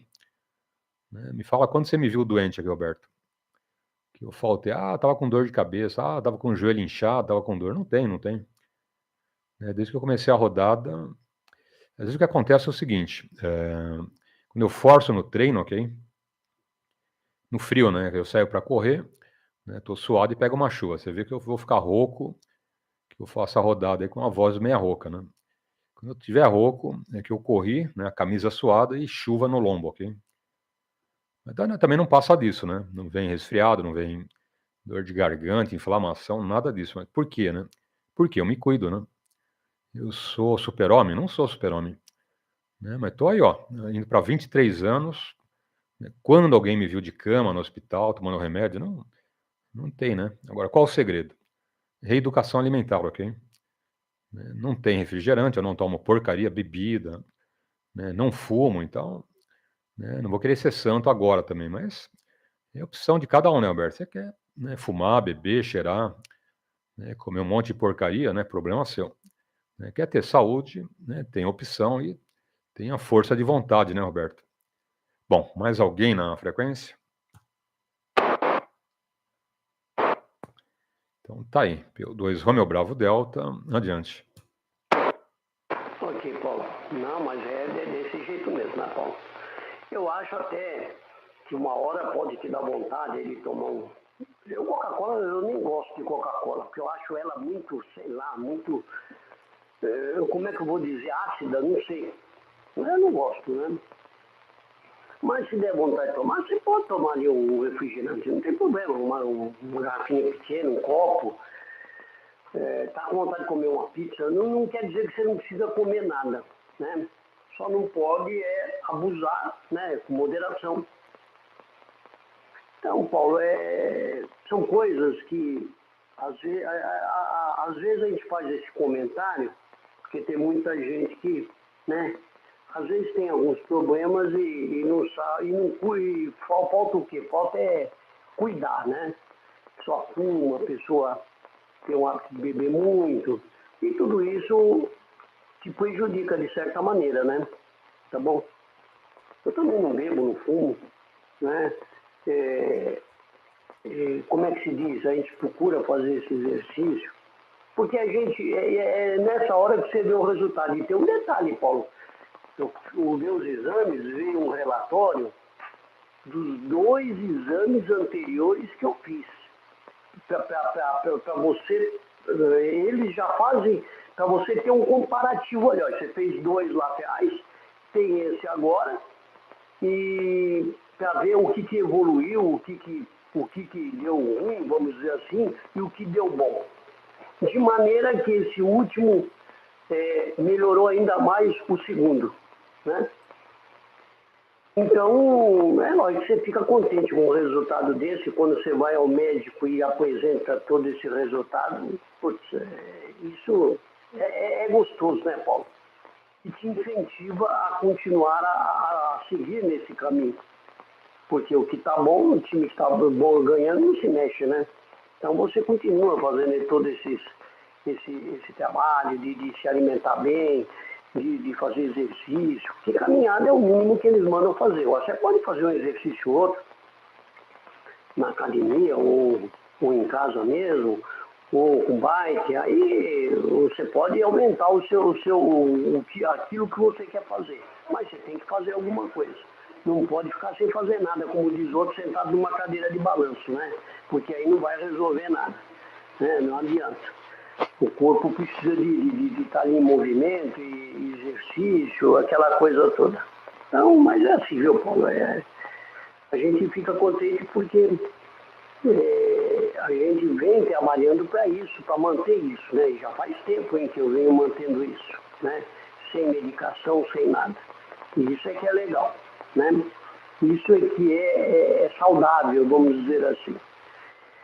Mas tá bom, né? Aí cada um faz da vida o que quer, né? Eu tinha um amigo que dizia, ele sempre dizia assim para mim, nas nossas reuniões, ele brincava, ele falava assim: você não quer morrer? Eu falei: como não quer morrer? Você só fica se cuidando, isso, aquilo, outro. Eu falei: não, morrer de qualquer forma nós vamos um dia, todos. Isso é uma coisa que ninguém escapa. É uma coisa igual para todos. Eu só quero ficar com mais idade, com saúde, sadio, sem dor de cabeça, sem problemas. Isso a gente trabalha para isso. A gente faz exercício, essas coisas para isso. Então ele sempre me perturbava dessa maneira, viu, Paulo? Mas aí, cada um tem que achar o seu caminho, né, Paulo? PY2 Romeo Bravo Delta, PY2EXU, Paulo. Ok. PY2 Romeo Bravo Delta, Roberto. Mais alguém? Então, em relação aos comentários, assino embaixo. Né, que você falou, moderação, né, Roberto? Você pode comer uma pizza, né, pode comer um churrasco, um sorvete, uma cervejinha, mas o segredo é a moderação, né, Roberto? Tem um ponto de equilíbrio, né? Você não vai chegar no domingo e tomar lá, dar um engradado de cerveja, né? Ou comer um pote de 2 litros de sorvete, ou se empanturrar de carne o domingo inteiro, né? Então, o segredo é o ponto de equilíbrio. Então, tem, né, tudo isso, né? E o mais importante é a sua força de vontade, né, Roberto? Porque às vezes até o médico fala, né? E você, né, entra por um ouvido e sai pelo outro, como falava a minha avó, né? Quando era moleque, ela dava bronca, minha mãe, meu pai dava bronca e não adiantava, né? Eu aprontava, apanhava lá dos dois e tava aí na rua, tava aprontando novamente. Então, né, tem coisas que demoram, né? Pra você entrar na cabeça, você entender, né? Agora, quando você entende, né, Roberto, que é um benefício para a sua saúde, aí você, né, fala, opa, o que é melhor, né? E mais em conta, né? E mais em conta. Olha a grana aí que você não gastaria com remédios, né, Roberto? Então, hoje a medicina está muito evoluída, né? E todos os médicos pensam dessa mesma forma, né? Que é reeducação alimentar e exercício. Não tem escapatória, né? Você pode até entrar numa reeducação alimentar, mas ficar parado na frente do sofá, no controle remoto, no computador, também te leva à morte, né? Prematuramente. Então, tem que sair, né? Tem que andar, tem que fazer alguma coisa, né, Alberto? Mexer o esqueleto, né? Fazer alguma atividade física, né? E não precisa de dinheiro. Fala, mas eu não tenho grana para academia, né, Alberto? Tá bom. Você não tem grana para academia, né? Tem um monte de parques, vai andar, faz um treino, um alongamento, né, Roberto? Faz um treino e, né, vê com o médico até, né? Que tipo de exercício é bom para a sua idade, né? Você tem 20, 30, 50, 70, 80 anos. Eu vi um senhor lá no Rio de Janeiro, na internet, né? Esse senhor tem mais de 80 anos, Roberto. E ele faz o treino dele todo dia, ok? Tem alimentação correta, tem exercício, né? Mas tem que ver o físico do senhorzinho lá, hein? Nossa, com mais de 80 anos, o cara tá firme, forte, não toma remédio, ok? E tem acompanhamento do médico? Tem, né? Faz exames, tranquilo, mas olha a condição de saúde daquele senhor, né? Então, é o que eu falo, agora, o que mata o ser humano é a preguiça, né? Esse que é o problema, né? Acho que o pior inimigo do ser humano é a preguiça, empurrar com a barriga, né, Roberto? E achar que dá para levar, não, eu vou dando uma cervejinha só por dia ou 2, eu vou fumando só um maço por dia, eu vou, né, comendo um sorvetinho, só 3 litros de Coca-Cola por dia, tá bom, né? Tá bom até o dia que não tá bom mais, né, Alberto? Aí o médico te pega de jeito, né? E já te dá um susto, né? Ó, você toma jeito, você vai entrar num monte de remédios aí, né? Isso se der tempo, né? Isso se der tempo para reverter a situação, que às vezes você tá no bico do corvo, né? Fala, se bater uma gordurinha no coração, entope tudo, você vai pro beleléu, hein? Conhece o beleléu, então? Minha avó que falava, ó, o fulano foi pro beleléu, né? Bateu as botas. Então, cuidado, hein? Cuidado para não ir pro beleléu. São 8h21. Mais alguém? Mas é o que você falou, né? A gente pode viver até, né, mais um dia, um mês, um ano, ou 10, 20, 30 anos, não importa, mas viver com condição boa, né, Roberto? De sair, de caminhar, de trabalhar, né? Sem ficar se arrastando com dor aqui, ali, né? Enfim. E outra, né? Grande parte das dores é a inflamação do teu corpo, né? Inflamação do organismo por conta das porcarias que você come, né? PY2 Romeu Bravo Delta, adiante. Paulo, tem gente que a gente conhece, eu conheço gente que tomava muito refrigerante, viu? Aí a diabetes foi lá nas alturas. O refrigerante, seja ele qual for, ele tem muito açúcar, né? Muito. Uma garrafa de Coca-Cola tem um copo de açúcar. Então, só que as pessoas acabam criando aquele hábito, ou vício, vamos dizer assim, eu tenho que tomar Coca-Cola todo dia, né? E tem uns que tomam no almoço, na janta. Então, não adianta, né, Paulo? Não adianta.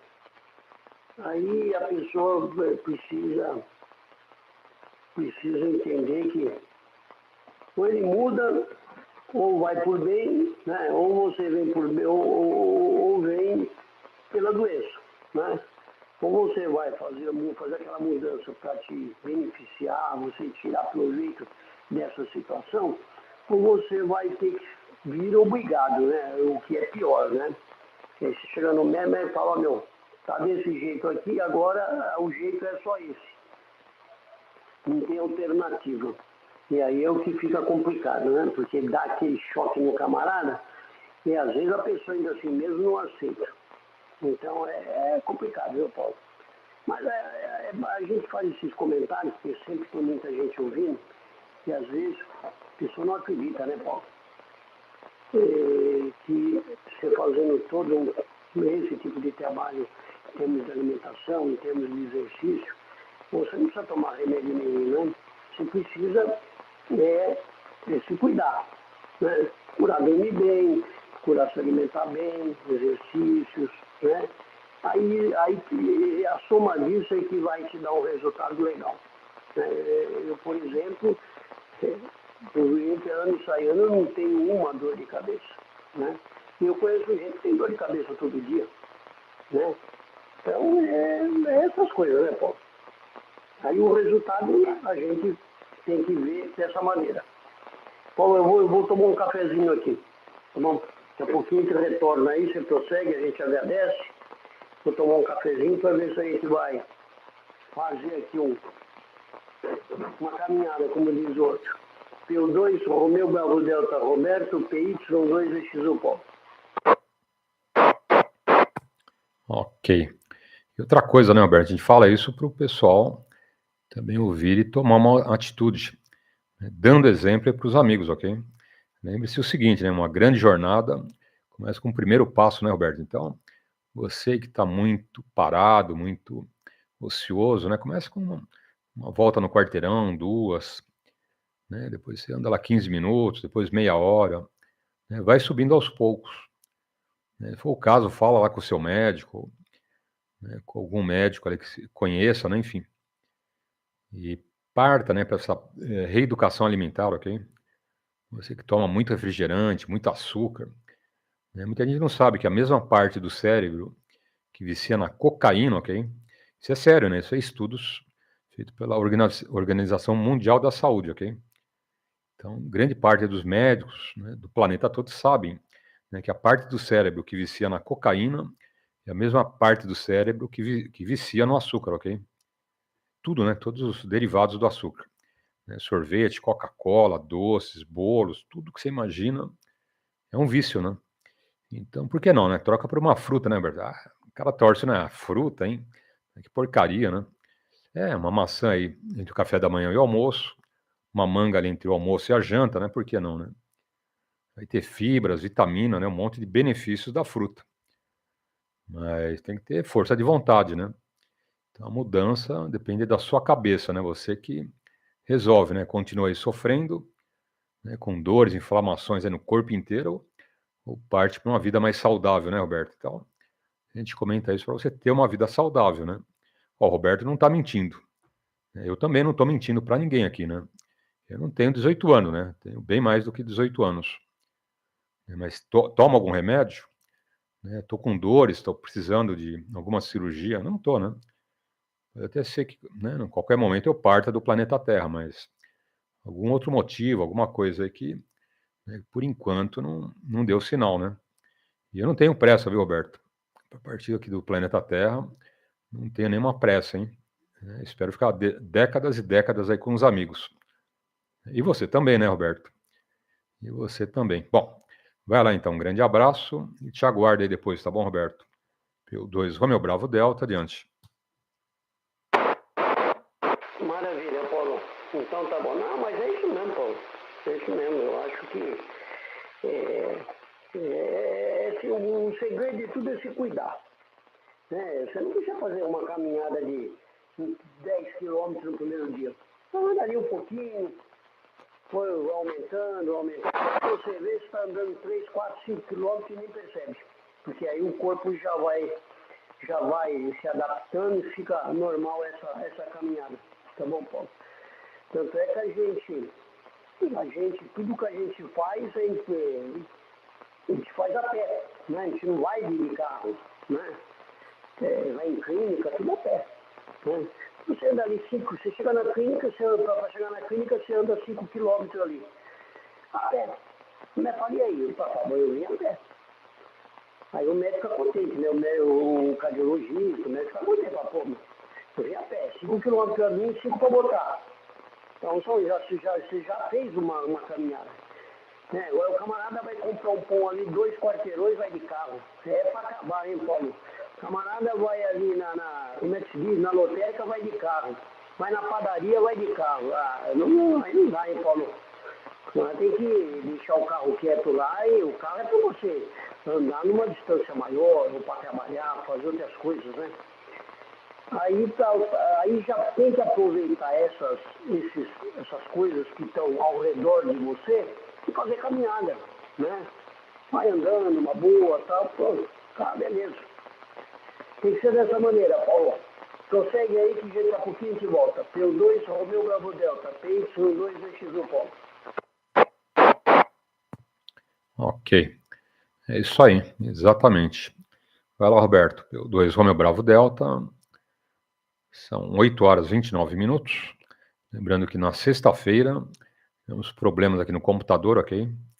Então não tivemos as aulas de CW, as aulas de legislação, comando de rodada, ok? Nem na primeira edição da sexta e nem na segunda. E nem a rodada de manhã também, né? Sexta-feira teve a rodada à tarde, mas aula não teve. Eu só consegui acertar o computador, né, logo que acabei de acertar, começou a rodada, né? Exatamente na sequência. Então prejudicou, né? Prejudicou a aula aí dos amigos, mas segunda-feira a gente retoma, ok? A aula que seria da sexta e sábado, a gente parte para a segunda. Tá bom? E vamos em frente. Oportunidade, deixa eu ver aqui o Luiz. Exatamente, Ulisses, exatamente. 50 MHz, 6 metros. Tá? HF, 10, 12, 15, 17, 20, 30, 40, 80 e 160 metros. Esse rádio não tem, eu acho que é a banda de 60 metros ainda, que é um modelo mais antigo. Né? Quando autorizar a banda de 60 metros, acho que esse rádio não tem, tá bom? Hoje, né, os 60 metros já está incluído nos rádios modernos, ok? Você vai ter 10 bandas de HF. 10, 12, 15, 17, 20, 30, 40, 60, 80 e 160. 10 bandas de HF mais 50 MHz, 6 metros, tá bom? Exatamente isso. Bom, oportunidade aos amigos com um bom dia.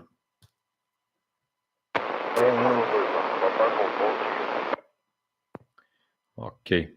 Colega do bom dia, PY2EXU, adiante. Bom dia, Paulo. PY2 Alfa Papá, com rádio fundo de poço aqui. Bom dia. Ô, grande Caetano, hein? Não reconheci o áudio. PY2 Alfa Papá. Grande abraço, tudo de bom pro amigo. E aí, como que tá o molho aí, ô Caetano? Família, batente, estação, rádios. O que você tem feito de bom aí? Conta pra gente. Aqui tá tudo bem, ok? Família tá boa, com saúde. A gente também, né? Então, o resto é correr atrás do QSJ, né? E às vezes em quando leva uns olés, né? O QSJ vai para a esquerda, vai pela direita, vou pelo centro, ele passa por debaixo das pernas, dá um chapéu, né? Mas então, estamos pagando as contas, hein? Pelo menos isso. PY2 Alfa Papá, grande abraço, bom domingo. Ok, Paulo, tudo bem, PY2 Alfa Papá. Estava corujando aqui, mexendo no radinho, botei ele para funcionar aqui. Eu notei uma coisa, Paulo, não sei se é impressão minha ou é minha recepção. Você está com uma ventoinha forte ligada por aí?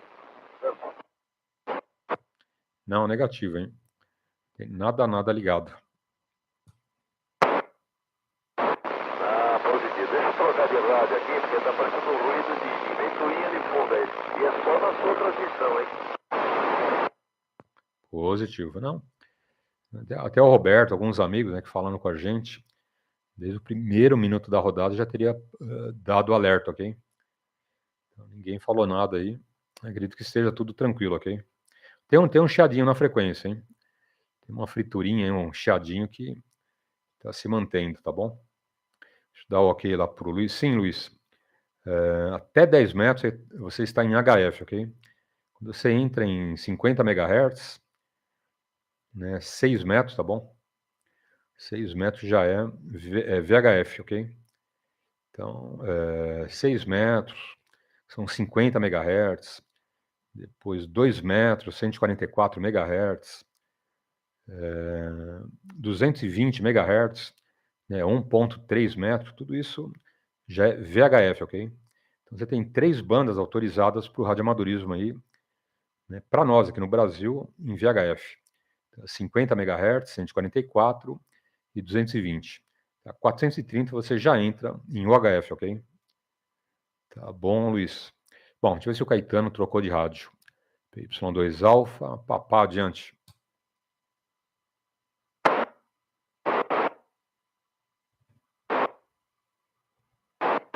For CW. Okay. Because when you go to the APF, your digicell adjustment here becomes your APF tuning. Okay, so we tuned around in the bands and we found some CW signals to demonstrate the APF function on the radio. And we found some here on 40 meters. And right now we got a lot of noise, a lot of static. And a lot of signals. 2 signals here. The APF is an adjustable automatic peak filter. We've got wide, push and hold, mid, and push and hold narrow. We'll go here to the wide. We have both signals in there. Tighten it up just a little bit, and then use the digicell. So I can get just on that one lower signal. I can adjust the pitch for whatever I like. And then I can go up here and get the other guy without changing my operating frequency. And we're not even using noise reduction either. Ok. Vamos ver o sinal agora, hein? Tô te ouvindo 7, tá bom, Caetano? Te ouvindo aqui a 7. Vamos ver agora como que tá o teu sinal, ok? PY2 alfa, papá, PY2EXU, adiante.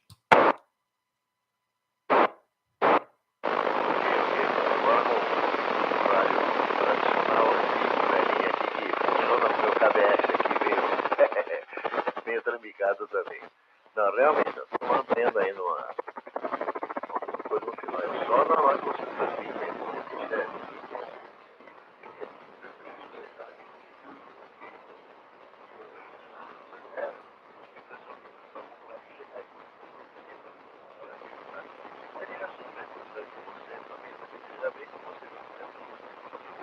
levanta, toma proteção, levanta de novo, vai para frente, pula, puxa na peça de balanço, escorrega na radiola ali, vai tudo certinho.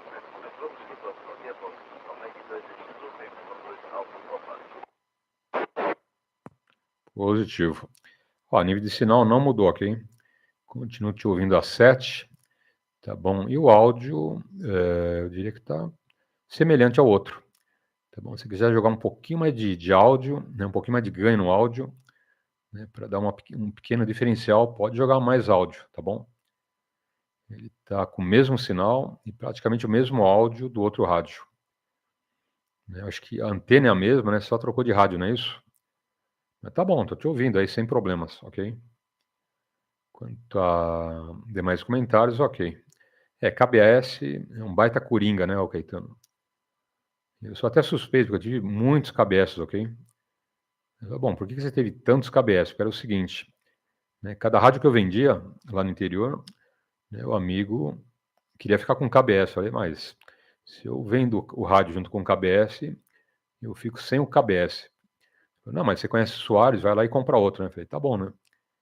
Aí dava lá um bom desconto, né? Porque era um mic usado, né? Eu falei, então leva, né? Dá mais um tanto aí de grana e pode levar, né? Aí pegava outro KBS com o Soares. Olha, se eu não tive uns 11, 12 KBS, foi pouco, hein? Fora outros mics que eu tive, né? Mas KBS, olha, todos que eu tive, nota 10, né? Todos espetacular, né? Para V, para U, para banda lateral, né? Para DX, então, nossa. KBS impunha respeito, né? Sabe que eu fiz um comparativo só de volume, né? Não vou falar de qualidade, ok? Que é bom, é muito bom, né? Mas só num teste, né? Acho que em 20 metros. né, com um amigo lá na Europa, né? Falei, vou fazer um teste, pode? Tranquilo, né? Ó, tô com esse mic, né? Vê o meu áudio aí. Ou melhor, ouve, né? Ouve meu áudio, tá bom. Agora eu vou trocar para o segundo mic. Aí entrei com o segundo mic. Eu não falei, né? Qual era o primeiro mic e qual era o segundo. Né, o primeiro mic era um Kenwood, né? O MC85, ok? Que é um baita mic, né? Muito legal. E o segundo mic, um KBS 2000, né? Ele falou, nível de volume, o segundo ganhou, hein? Né, manda um pouquinho mais de áudio, pelo menos uns 10 a 20% a mais de áudio. Né? Então, no momento lá de ruído, né, de QSB, o segundo tem uma pequena vantagem, né? Falei, maravilha. Aí eu falei, o primeiro mic, um Kenwood, né, um MC85, né, e o segundo mic, um KBS 2000, ok? Ele não conhecia, né? Tava lá na Europa, vai saber o que é KBS, né? Ou conhecia também, né? Não sei. Mas ele deu lá uns 15% a 20% a mais de áudio no segundo. Positivo. O IC7700 já não está mais sendo produzido, tá bom, Luiz? Mas eu vou pesquisar o preço dele, tá bom? Mesmo não estando mais sendo produzido, né, é um rádio descontinuado, ok? Mas eu vou ver o preço dele em torno de quanto, né, um bom rádio aí deve estar valendo. Eu acredito que uns 3.500 até uns $5.000, será? Né, mais ou menos, tá bom? Acredito que 3.000, $3.500, até um pouquinho mais, ok? Eu tenho que pesquisar para te dar um patamar certo. E vai muito do estado do rádio, né? Mas um bom rádio é bem conservado, tudo funcionando, provavelmente nesse patamar, ok? Não muito mais baixo do que 5, nem muito menos do que 3.500. Tá, ok? Mas é um radiaço, né? Olha que radião bonito. Bom, mais alguém na frequência? Então deixa contigo, tá bom, Caetano? PY2 Alfa Papa, adiante.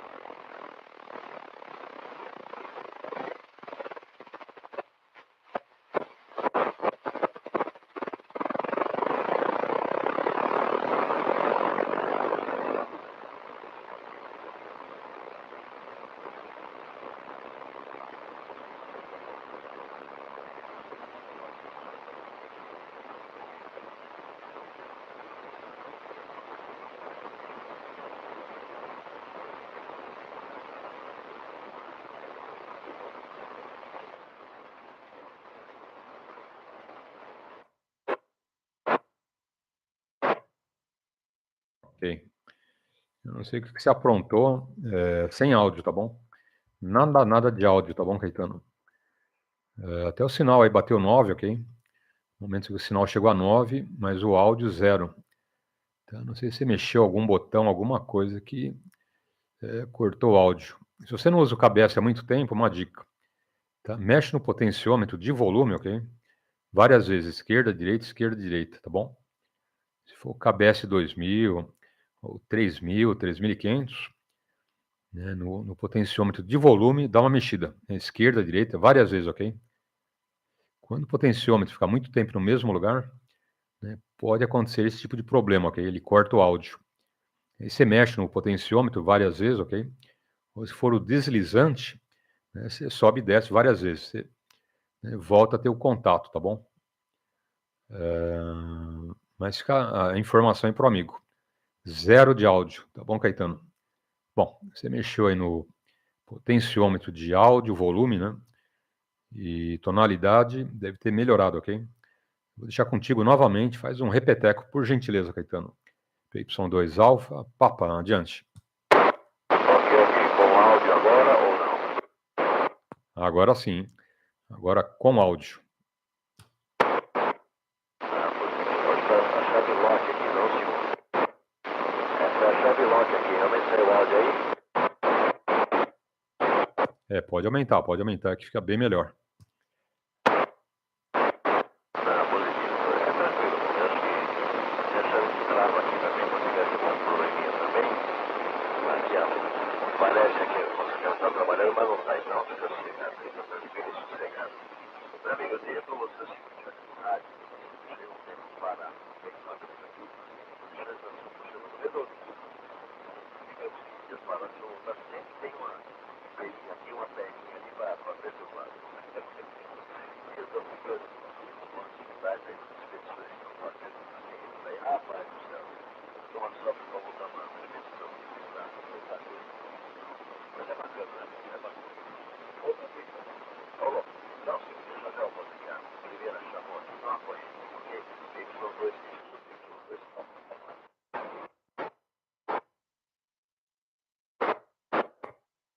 Ok.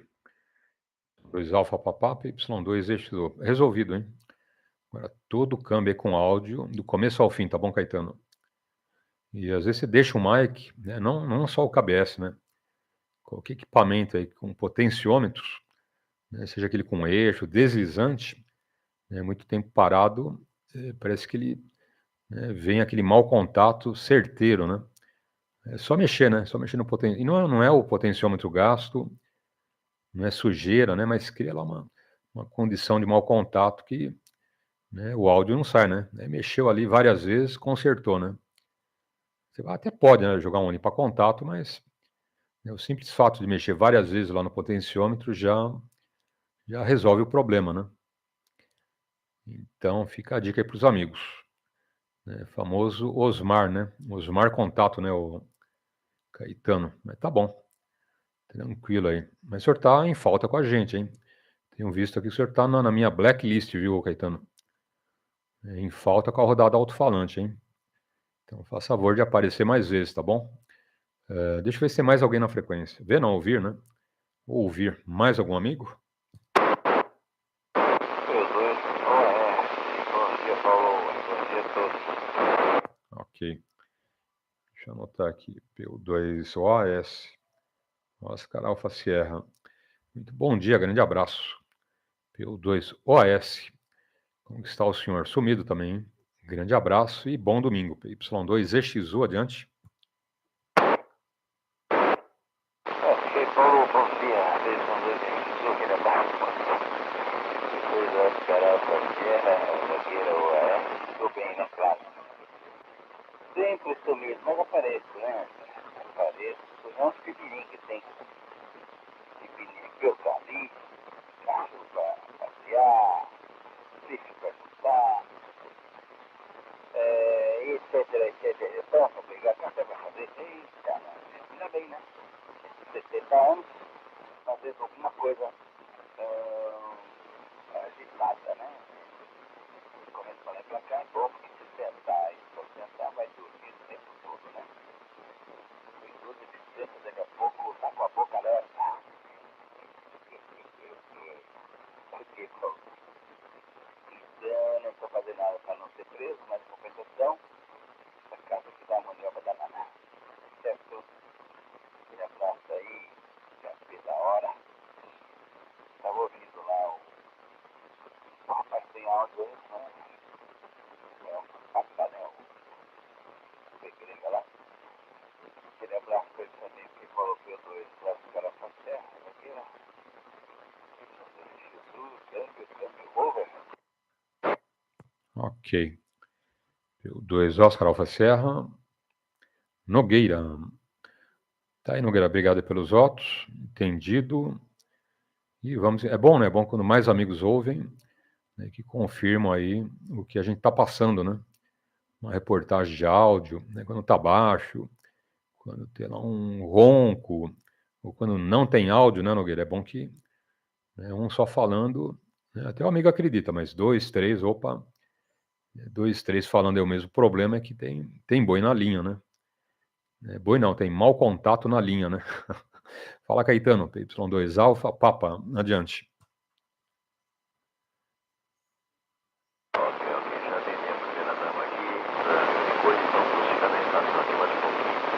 Paulo, bom dia, Nogueira. Um abraço pra você aí, viu? Tudo de bom aí. Paulo, a verdade é que assim, equipamentos tem que ficar mexendo e reportando. Eu realmente, na minha estação dos dois rádios,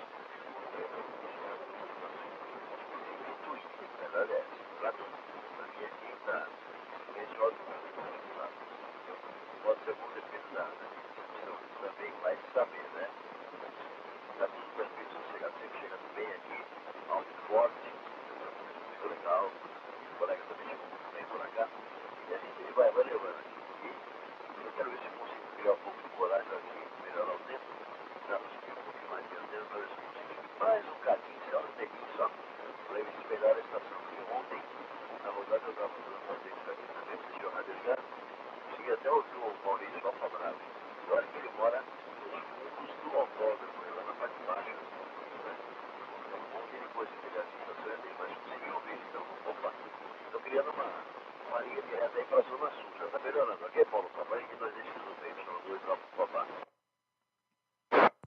Positivo. Mais alguém chamando aí. Quem é o amigo? Adiante. Ok. Só bom dia, bom dia. Bom dia. Eu dei uma caixa de bom dia aqui, viu, Caetano? Outra caixa de boa tarde, outra caixa de boa noite. Né? E nunca acaba, né? Quando acaba uma caixa, eu abro a outra rapidinho, viu, Nogueira? Boa tarde, boa noite, bom dia. Obrigado, tudo de bom. É de graça, né? Esses votos não custa nada, né? É de graça, então tem de monte aqui, hein? Pilhas e pilhas de caixas, viu, Caetano? Posso usar à vontade, hein? O fornecedor falou, usa, hein? Vai usando que é de graça, hein? Toda semana eu reabasteço aí a sua unidade motor aí do rádio, hein? Falei, tá bom, né? Então tá aí. Bom, brincadeiras à parte, vou passar lá pro Nogueira. Você viu que o indicativo dele é meio suspeito, né, o Caetano? Mas tem o seguinte, né, esse OAS é o do bem, tá? Não é aquele OAS que a Polícia Federal investigou, lembra? Né, da OAS, então. Esse é o OAS do bem, viu? Não precisa se preocupar que não teve Polícia Federal, nem nenhum processo crime, né, ô Nogueira? O 2 Oscar Alfa Sierra, adiante.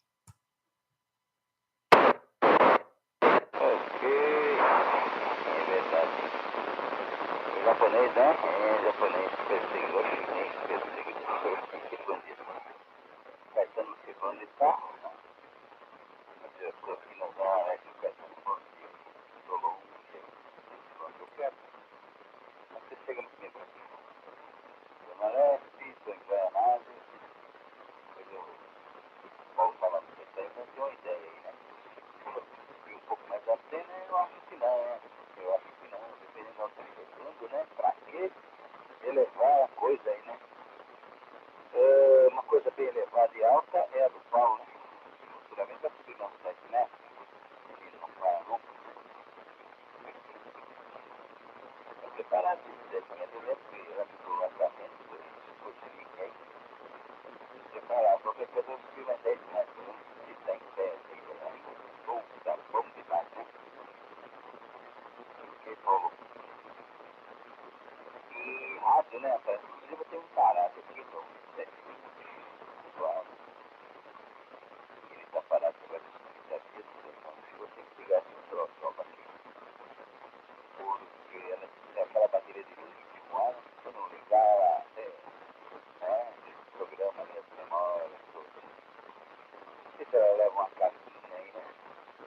Uma fonte, sei lá. Mas aqui também ficou parado tudo, né? A memória que eu fiz para os outros. Ficou firme, né? Tá assim, tranquilo. Mas eu tem mais de 30 dias aí. Ficar uma ligadinha no danadinho. Ele pode ficar perto também, né? Ficar lá um perto do outro aqui, pra recepção e pra cucuia. Certo, seu Paulo? Quantas caixas aí, né? De você, boa tarde e boa noite. Deve ser cervejeira, né? Aquela bonita, redonda, duas alças, né? Parecendo aí coisa aí. Essa coisa baú. E é isso mesmo. É interessante que esse indicativo meu, eu não foi eu que fiz, né? O cara ia fazer aqui, São Paulo foi pra e eu tinha falado pra ele OBS, né? Que eu sou marceneiro, OBS é um material, né? É uma madeira que se pode por ela fora. Fica bonita, né? Não é lisa, né? Cheia de ondulaçãozinha, que são pedaços de madeira colada. Então a ideia era OBS, mas saiu OAS. E ficou desse jeito mesmo. De arrumar, mas aí teve tempo, aquela coisa toda. Falou que eu sofri aqui em 4 minutos. Tá certo, então ali, depois eu falo onde está aí, pra mim ter uma ideia, onde está o Caetano ali. P2 OS, P1 2 então por aí, prossegue. Ok. O 2 OAS, Nogueira. Mais alguém? Tem um detalhe, hein, Nogueira? O teu nome é um nome de peso, hein? Nogueira é aquela madeira dura, não é isso? Você dá na cabeça lá do infeliz, racha, né? Tem umas madeiras aí que você não põe prego nem com reza brava, né? Como falava a minha avó, né? Minha avó falava assim, naquele lugar você não passa nem com reza brava. Ela queria dizer que com dificuldade, né? Então, esse termo era que a minha avó que usava, viu, Caetano?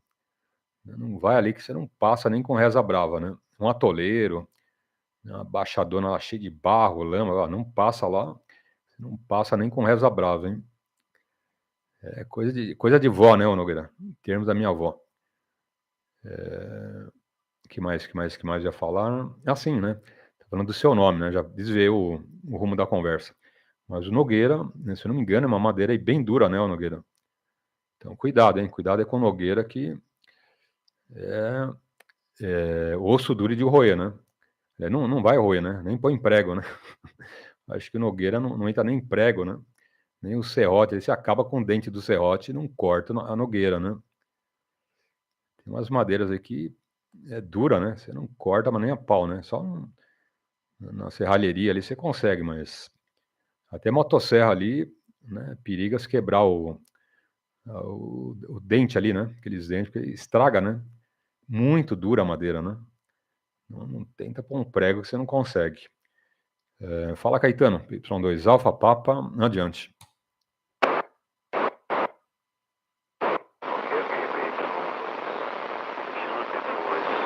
Opa, Nogueira, nosso amigo, né? P2 Oeste. Nogueira, passou a informação. Eu estou aqui na Água Fria, próxima à estação Jardim São Paulo do metrô, ok? Uma nós aqui desse ano para parte. Porque realmente, o de madeira é complicado. Você tem muita coisa aí, compensados, madeiras trabalhadas, uma série de coisas e as tradicionais, né, cada dia mais caras, com certeza. Então, tem que ter uma quantidade de oferta, então o preço aumenta bastante. Realmente eu isso um pouquinho, viu, Nogueira? Porque eu penso melhor com a Zona Sul. Tem uma barreira aqui na minha casa para a Zona Sul. Você vai ver um formato de um seco, como se estivesse cercado por prédios, né? Então tá. Qualquer coisa eu já consigo já. Mas não consigo já subir um pouquinho, já comecei a melhorar a Zona Sul. Então agora, o resto a gente sai bem pra caramba, tá bom? Quando aí, então, Copa PY2. XU, P2 Oeste. Vamos lá, Paulo, pega aí. Positivo. Y2 Alfa Papa, nosso amigo Caetano. Outro dia quem perguntou de você ou falou, acho que foi o Maurício, se eu não me engano, ok? Y2 Alfa Bravo. Eu falei com o Caetano, né? Coisa de algumas semanas atrás, falei com o Caetano. Andou sumido, mas deu ar da graça. Mas eu acho que foi com o Maurício. Ele tinha perguntado, eu falei, ele apareceu, né? Apareceu na rodada. Bom, mais alguém na frequência? Então tá aí, Nogueira. Se de um lado indicativo aí, né, pode abrir uma dúvida para os amigos, do outro lado, né, já fecha a dúvida novamente, porque tem uma madeira dura ali, né, Nogueira? Não mexe com Nogueira, viu, Caetano? Osso duro de roer, hein? Esses muito calminho, fala manso, assim, precisa tomar cuidado, né? Eles são os perigosos, viu, Caetano? Fala, Nogueira, adiante.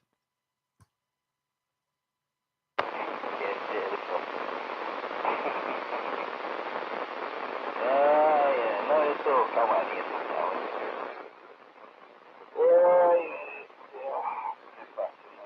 Tem que o rádio. Anote isso aí por isso amanhã, né? Pra frente.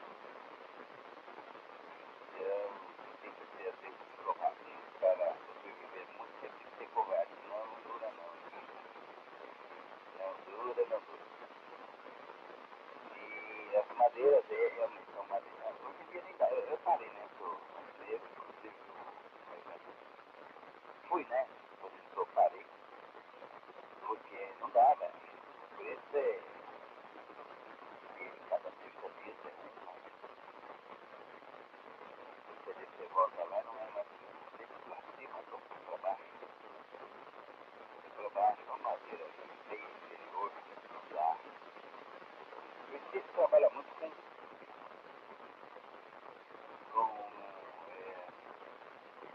outros tipos, né? Coisa pó de madeira para espaço, né? Revestido todo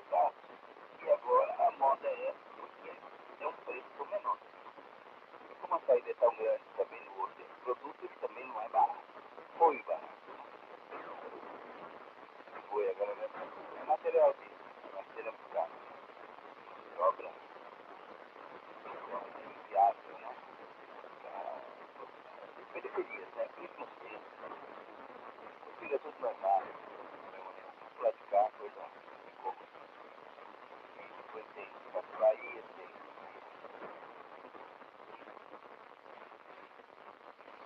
Carbono, para poder afundar o portinho aberto, tem tudo para afundar. Tá bom então, hein? Aquele bondinho que ele abriu no setor. Tem alguém fazendo mais avançado agora. Tem na minha frente aqui, na minha casa, no prédio. No mínimo ali 1% pessoal. Então, com família, aqui 1% da amizade é quem por aqui. Eu vou atender um aqui, ok? Ele abraça todo bem, macarrão, Coca-Cola, igual qualquer coisa. Do P2EXU para o preço do pesquisador e o veículo novo passar depois de passar. É o preço do céu. Passar Alto-falante. Aquele abraço a vocês. Segunda-feira vai ficando por aqui. Pega daí o Paulo. Ok. P2OS. Nogueira. Fica à vontade, Nogueira. Grande abraço, bom domingo. Boa macarronada com Coca-Cola. Sobremesa. Espero um pudinzinho da vovó, hein? Manja aquele pudim da vovó. Depois a senhora, sua mãe, aprendeu. Depois a sua esposa aprendeu. Depois você também aprendeu, né, ô Nogueira? Aquele pudinzinho da vovó não tem igual, hein, Caetano? Fala a verdade, hein? Joga na geladeira. Depois daquele almoço de domingo, né, aquele frango com macarronada na vovó, vinha aquele pedacinho de pudim, né, ô Nogueira? Eu já queria um pedaço grande, mas tinha toda a família. E aí vinha aquele pedacinho. Tudo bem que a vovó fazia 2, né? Mas só a gente já comia um inteiro, né, ô Caetano? Né, bocudo e guloso, né, como a gente é. Eu olhava aquele pedacinho, mas não reclamava, né? Vó é vó, né? Ela fala, mais um pedacinho. Ah, eu quero, né, vó? Aí depois, mais um pedacinho também quero. A minha mãe já olhava feio, né? Aí meu pai já olhava feio. Falou, tem os outros, hein? E a gente não queria nem saber, né? Deixar quieto, acabava, né, com os 2 potes de pudim ali, de pudim, né? Então, coisa de avó, né, Nogueira? Como era bom, né? Como era bom o pudim da vovó. Bolo de cenoura com chocolate, hein, o Caetano? Manja? É, minha avó fazia um bolo de cenoura com chocolate, nossa. Eu e meu irmão devorava a assadeira, né? Cortava em quadradinho assim. É que nem cupim, né, em drywall, manja? Mas de madeira, né? Não de gesso, né? Aquelas paredes de compensado, né? Nossa, era uma festa, né? Acabava com a forma lá, né? Não tinha pra ninguém. Daí a minha mãe, ó, tem os outros, hein?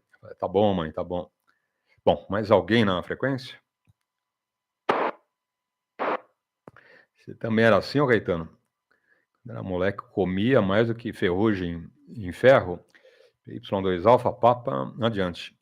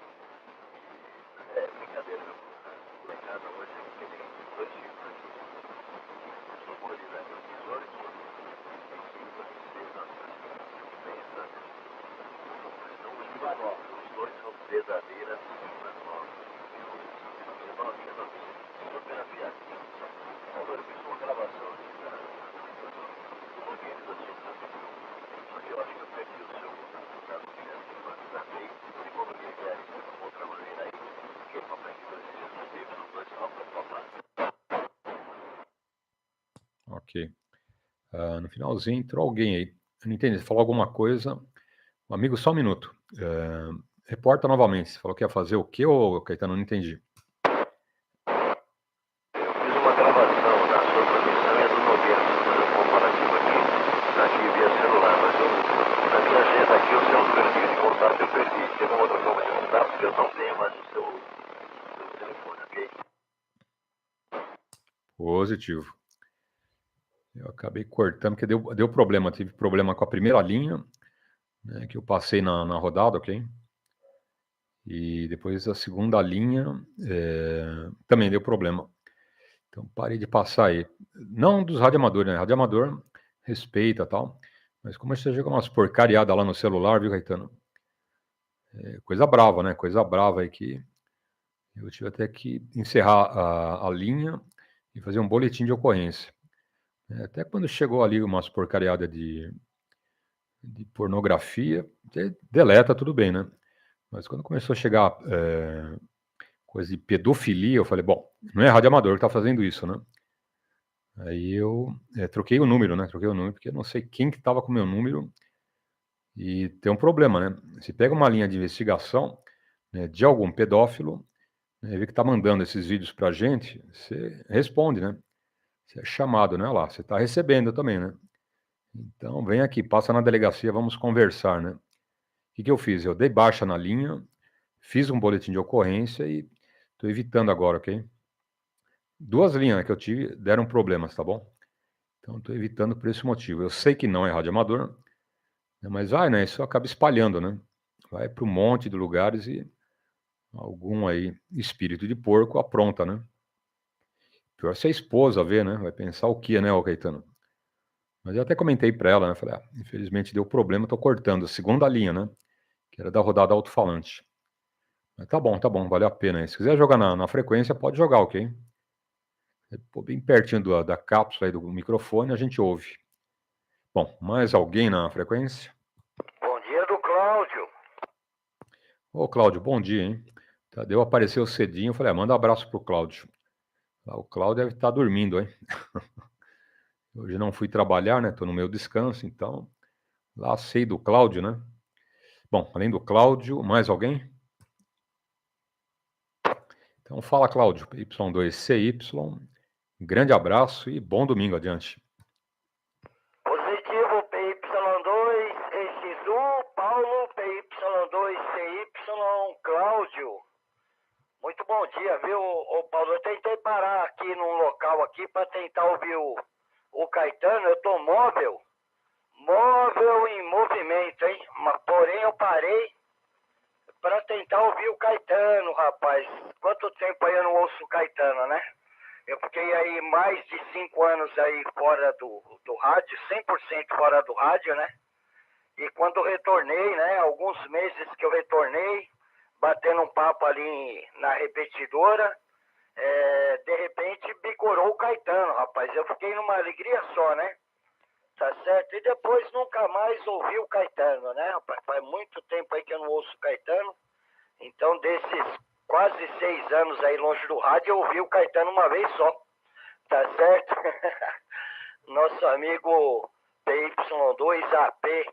Rapaz, que satisfação, hein, ô Paulo? Você sabe que o Caetano, ele, quando eu treinava código Morse aí com o seu Arnaldo, né? O Caetano, ele acompanhava lá as nossas lições, né? Tá certo? E sempre dava um incentivo, né? Então, o Caetano, uma pessoa muito importante aí na minha trajetória aí como radioamador, né? Na minhas promoção e tal, né? Muito bacana, hein? Muito bom ouvir o Caetano aí. Fiquei muito contente em ouvir o Caetano, saber que tá tudo bem aí, né? Graças a Deus aí. QSL quanto ao Tadeu já bicorou aí a rodada alto-falante. Ele gosta, hein, ô Paulo? É uma pena que ele não quer gastar dinheiro aí para montar a rádio e nem tirar indicativo. Eu juro que eu tentei, viu? Mas ele gosta bastante, hein? E o Tadeu, a partir de segunda-feira, ele tá de férias, rapaz. 30 dias de férias, olha que beleza, hein? Tá certo? Vamos ver aí quando o Tadeu retornar das férias, né? Se sobra para mim essas férias aí, que eu também tô precisando, hein? Beleza, ô Paulo? Muito bom dia aí também ao pessoal que acompanha pelo YouTube. Tá certo? A rodada alto-falante, eu aqui modulando via rádio analógico, né? No Simplex, dentro do carro, parado aqui, para tentar aí ouvir o Caetano, né? Tô aqui na região da Avenida do Cursino. Tá certo, ô Paulo? Aqui é Vila Moraes, né? Vila Moraes, bem próximo aqui à Vila das Mercês, hein? Só que eu tô no outro canto aqui do morro. Beleza, Paulo?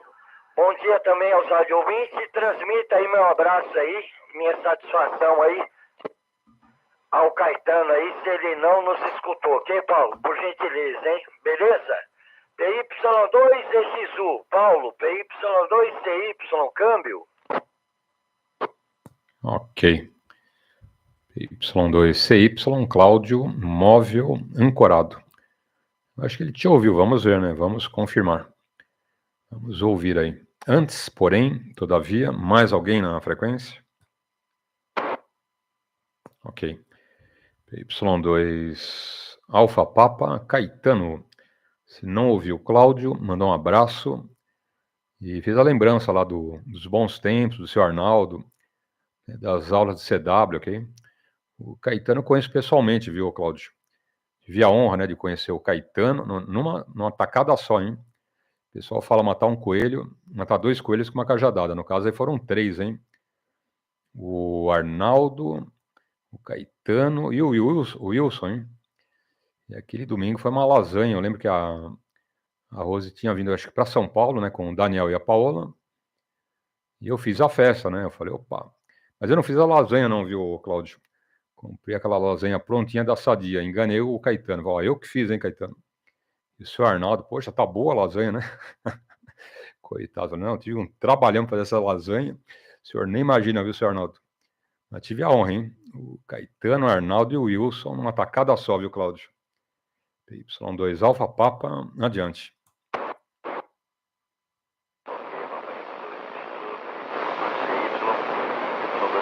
Claudinho, estou te ouvindo bem, viu? Abri um pouquinho mais distante aqui, que estava revisando uma gravação que eu fiz no São Paulo. E aqui, graças a Deus, está bem tranquilo hoje aqui, então posso te ouvir. Mas é prazeroso também ouvir a sua transmissão aí. Tá? E realmente bacana ter tudo para ti, Natal. Você ensinou telegrafia, então para você e para mim, né? Mas graças a Deus foi tudo bem. Espero que esteja tudo bem contigo, família, vida profissional aí, viu, Claudinho? Aquele abraço para você, para a professora do Paulo, vou deixar contigo, papai X2.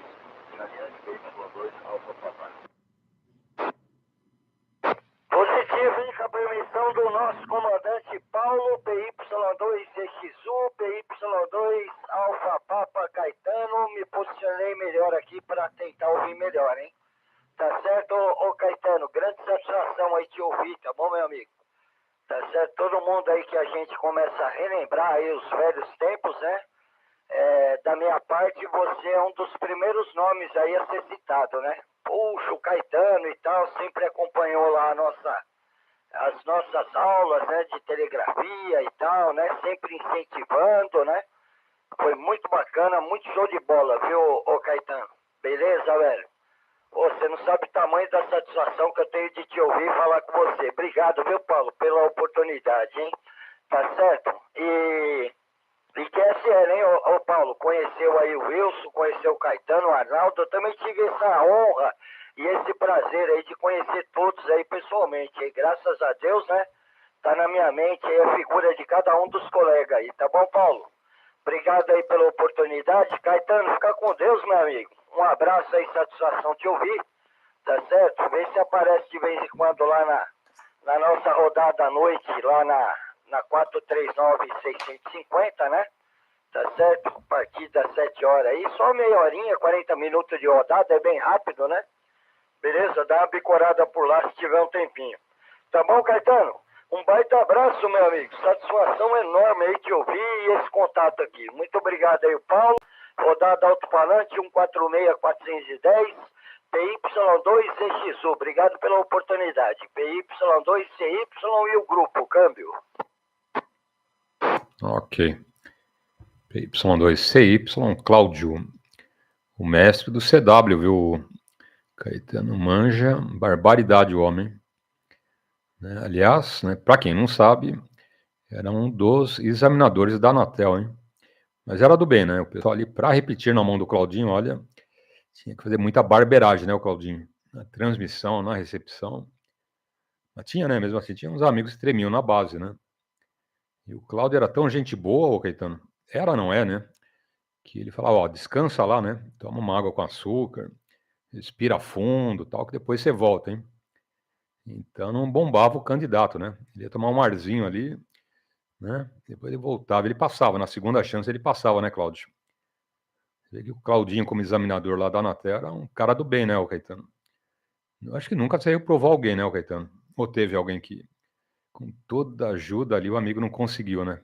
Deve ter tido, né? Sempre. Infelizmente, o nervosismo, né? Atrapalha muito. Mas tá bom. Vamos em frente. Mais alguém na frequência? E outro grande amigo também, né, que foi parte lá da banca, né, da Anatel, no CW, o Zé do Parque, também conheci, hein? Outro grande radioamador, outro grande CWista, hein? Grande mestre do CW. Aliás, tanto o Claudinho como o Zé do Parque, nosso saudoso Arnaldo, né, que partiu, grandes mestres do CW, né, o Caetano?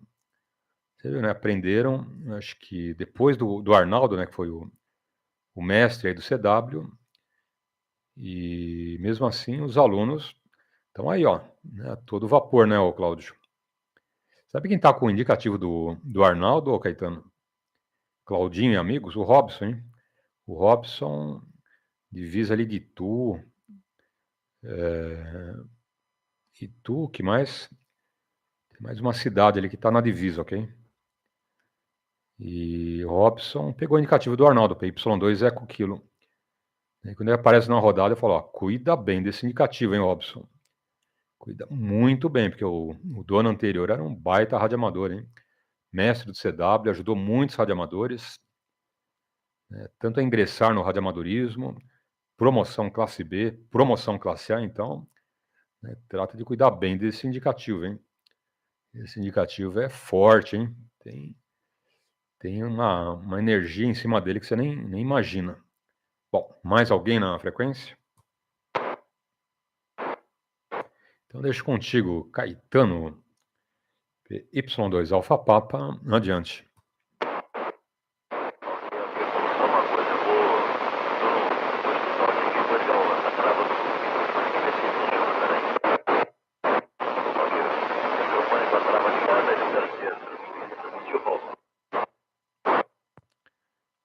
Não deu diferença, hein? Tá normal.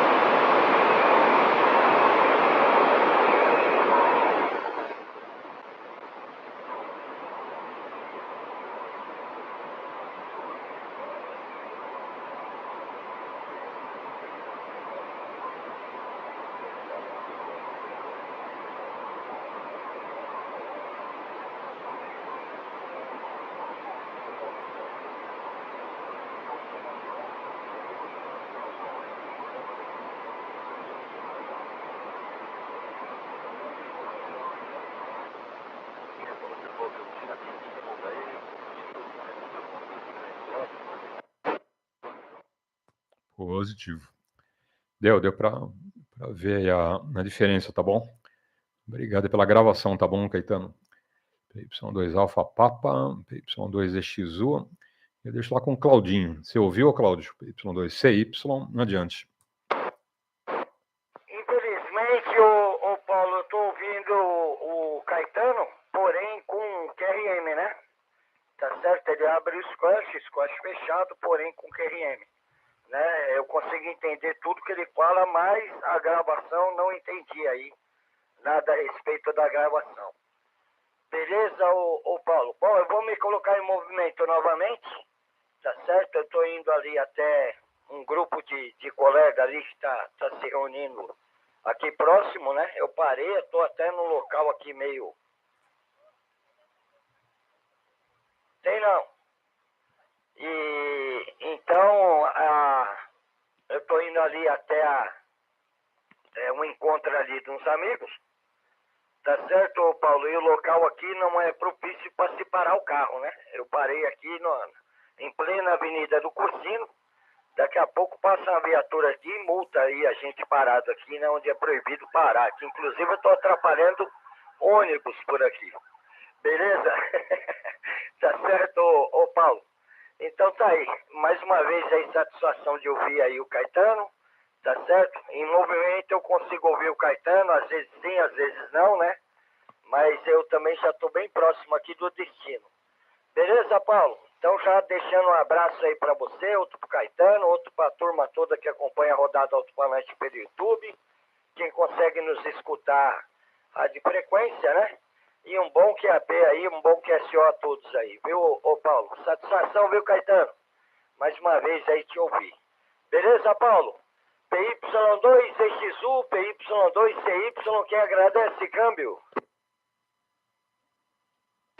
Ok. Espaço aí para os amigos, ninguém adentrou. Então fica à vontade, viu, Cláudio? Mas não tem problema, hein? Se o policial parar aí do lado, você fala o seguinte, ó. Eu sou amigo do Paulo, do PY2EXU da rodada Alto-falante. Você é amigo dele? Então, em vez de uma multa, eu te dou 3, hein? Melhor não falar nada, viu, Cláudio? Abraço e bom domingo. Fala, Caetano, PY2 Alfa Papa, adiante.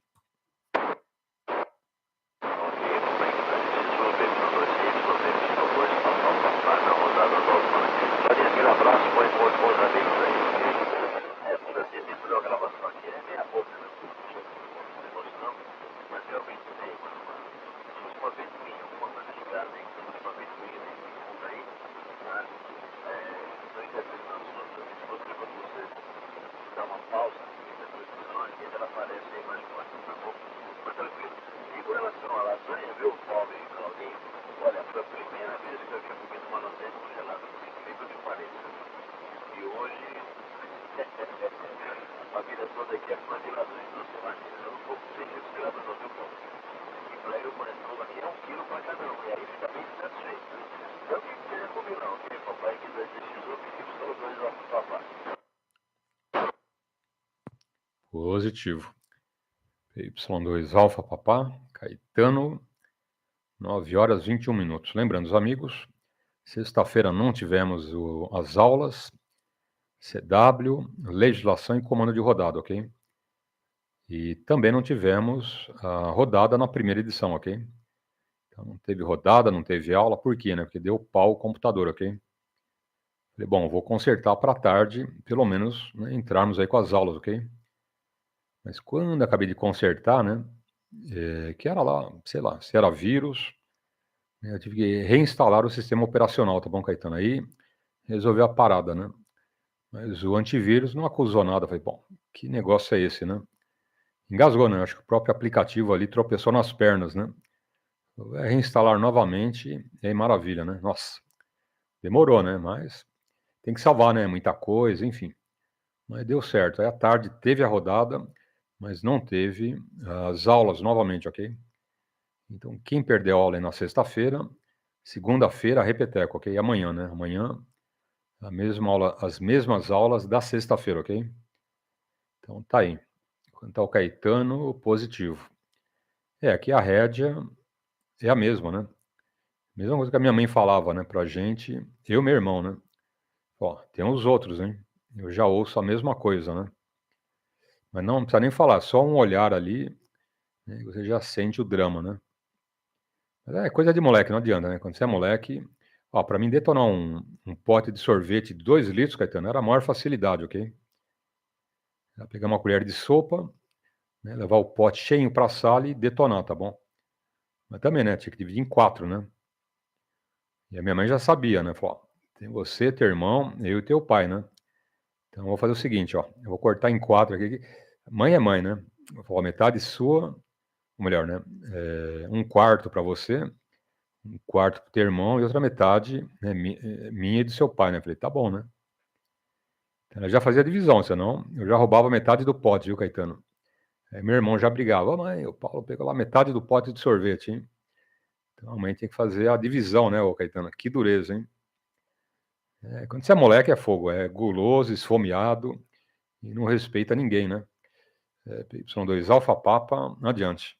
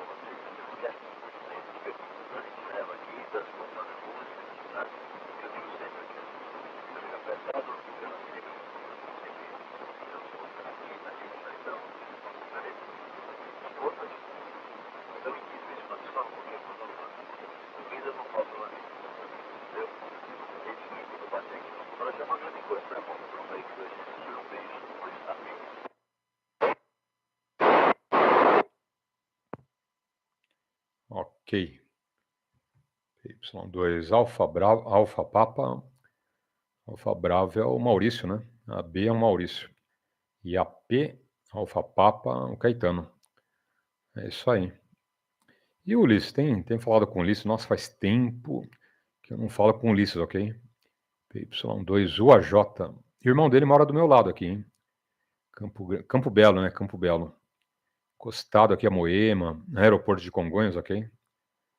PY2 Serra Alfa Golf, Aldus, né? Mora aqui do meu lado. PY2 UAJ Ulisses, ele mora na aclimação e passa às vezes no final de semana ou mais tempo lá no interior, ok? Nunca mais falei com ele, hein? O irmão dele eu falei o ano passado, acho que em agosto, né? Com Aldus e Ulisses, nossa, fazem já uns bons anos, ok? PY2 UAJ, grande Ulisses, grande mestre aí do dexismo, né? Manja é barbaridade, tem muito material aí sobre dexismo. Para quem não sabe o que é o dexismo, é como se fosse o coruja, ok? Mas é um coruja mais incrementado, né, Caetano? Tem fórmulas, projetos de antenas, né? Trabalha com várias bandas, vários projetos, né? Para cada banda, tirar o melhor ali da recepção do rádio, ok? É um coruja mais incrementado, né? Com mais conhecimentos, tá bom? Eu diria que essa talvez a principal diferença, né, entre dexismo e um coruja é simplesmente como a gente, né, que liga o rádio e fica ouvindo ali, e só isso, né? O dexista ele parte para projetos de antenas bem interessantes, enfim, né? E que dão um bom resultado, né? Essa é a diferença. Mais alguém na frequência? PY2 Alfa Papa, adiante.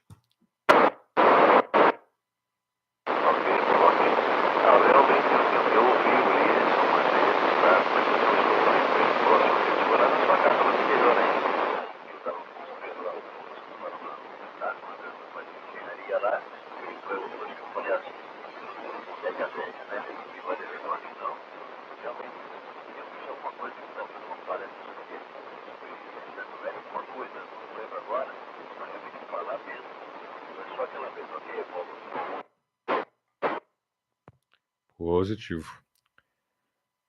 Eu acho que depois que eu mudei para São Paulo, eu falei com o Ulisses, acho que 2 vezes ou 3, ok? Mas essa última vez deve ter já quase 2 anos, hein? Nossa. Mas eu crio vergonha na cara e dou uma ligada para ele, né? Grande Ulisses, grande PY2 UAJ. Eu lembro que na época que quando chegou a IAG para mim, lá no interior, que eu comecei a fazer a rodada alto-falante com a IAG lá de 11 elementos, polarização vertical, a GP9 estava sobrando, né? Aí o Ulisses falou, ó, você interessa vender, né? Eu falei, te interessa a antena? Ah, interessa, então tá bom. Aí vendi a GP9 e foi com cano, né? Foi com cano galvanizado de 3 metros, foi prontinha, cabo, né? Foi tudo, né? Eu falei, então já tiro aqui a... Não, cabo não foi só antena e um cano galvanizado de 3 metros. Eu nem tirei, né? A gente foi equilibrando lá no meio da rua, aí num cano de 3 metros, mais a GP9 de 5 metros e 15, né? O pessoal na rua fala, quem são esses dois malucos, né? Porque não dá para você pôr na horizontal, né, de fibra ali, né? Não, você vai estragar a antena. Então, foi equilibrando ali e foi ali na vertical, né?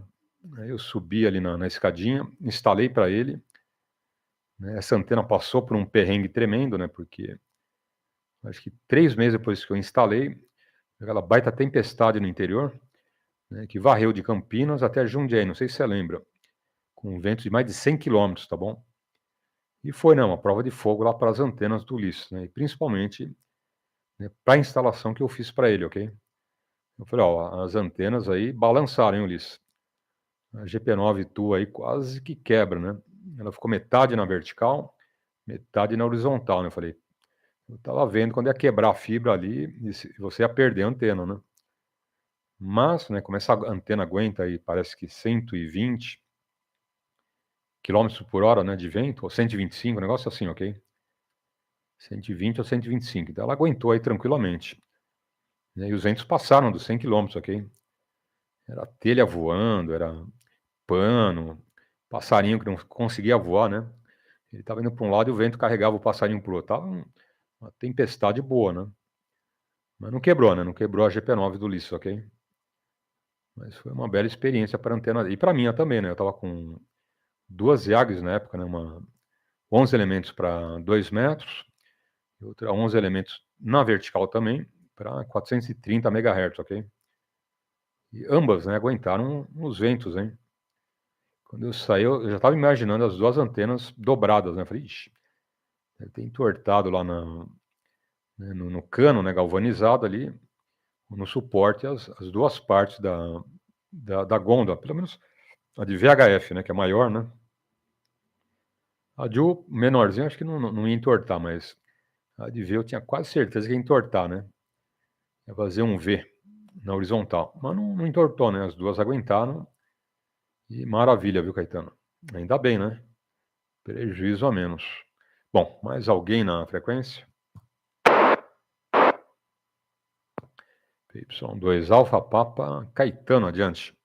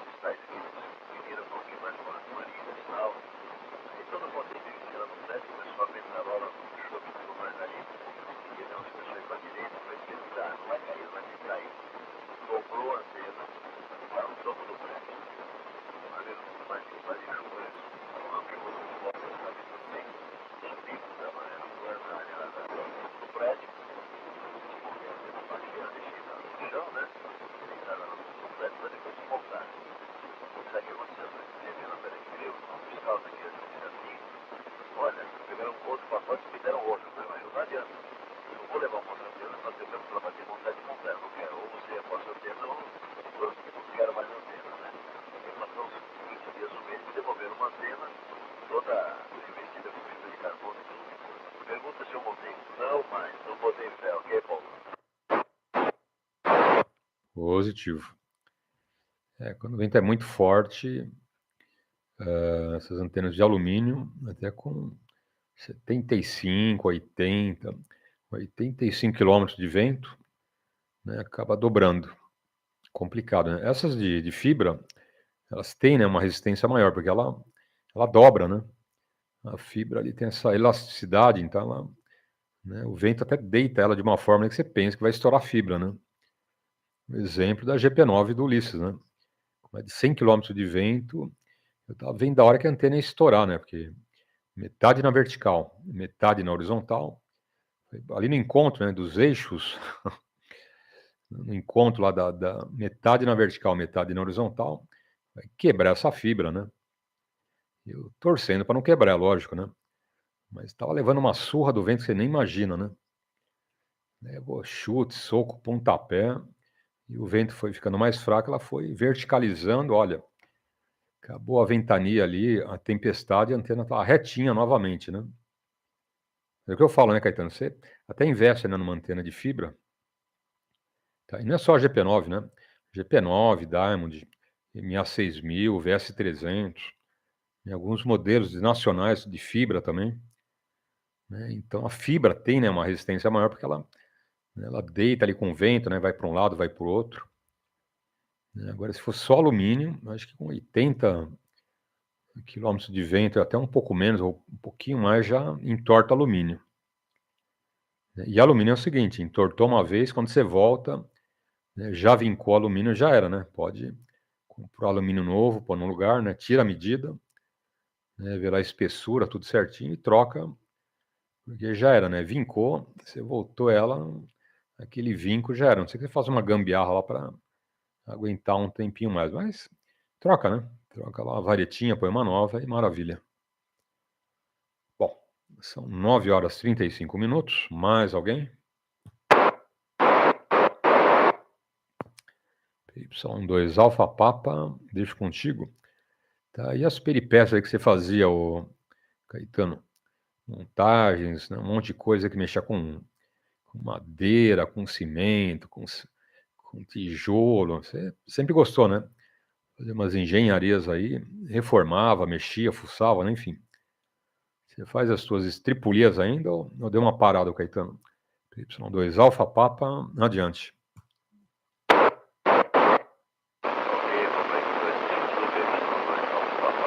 diria para você o seguinte, o alumínio nacional é um tanto quanto problemático, tá? Mesmo no local do interesse na P Y2EXU, eu coloquei uma CURSOS R8, tá? Mesmo estoque. Cara, aquela ali eu vou dizer para você, ela topo, virou uma vara de pesca, um rio pescando, o peixe bem pesado na ponta da fila, pegou todinha lá e eu falei, agora vai. Acabou a ventania, acabou tudo, voltou normal, então.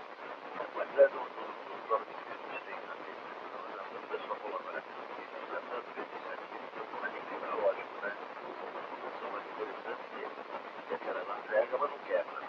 Mas a de alumínio, esse pessoal, pelo menos a R8 de R7, mas a R8, realmente, ela segurou bem o boneco aqui. Olha, eu realmente não faço distribuir, eu sou só manutentor aqui em casa, entendeu? Pra te dar um trabalho, rapaz, então, quebrou aqui a Roma ali, pulou na Roma lá, tem que fazer, vamos fazer, daí vai fazer, né?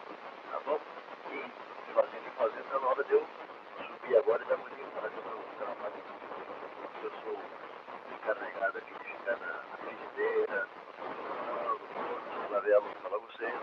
Eu vou deixar um grande abraço pra cá, rádio. Ok?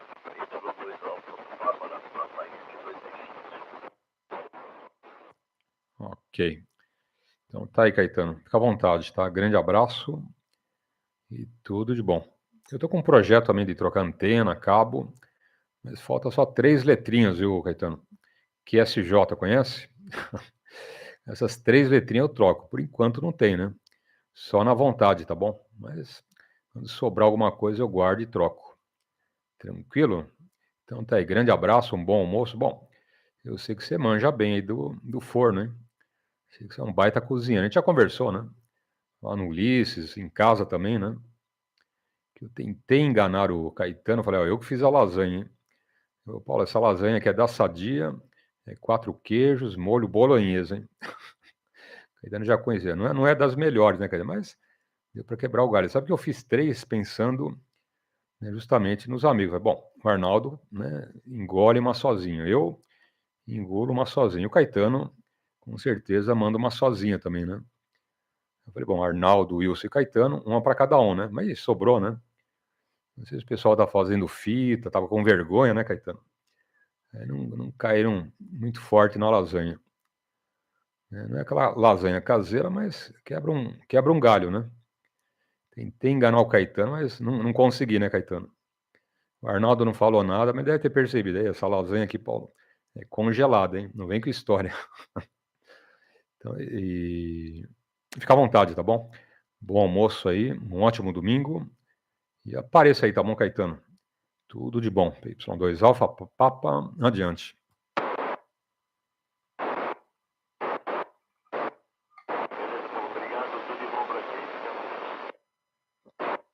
Ok. Oportunidade com um bom dia. If you, oops, now I need to hold it down long enough to remove the lock. If you are keyed up on the radio and you hold it down, it takes you to talkback. You see that flashing up there? You can control the talkback level. 1, 2, oops, a little bit too loud there. 1, 2, 3, 4, 5. And it goes all the way up to 9, which is quite loud. And when I unkey, you'll see now the talkback is enabled at whatever the level was that you set it. So again, you have to press the microphone and then hold down on that button. The talkback now is off.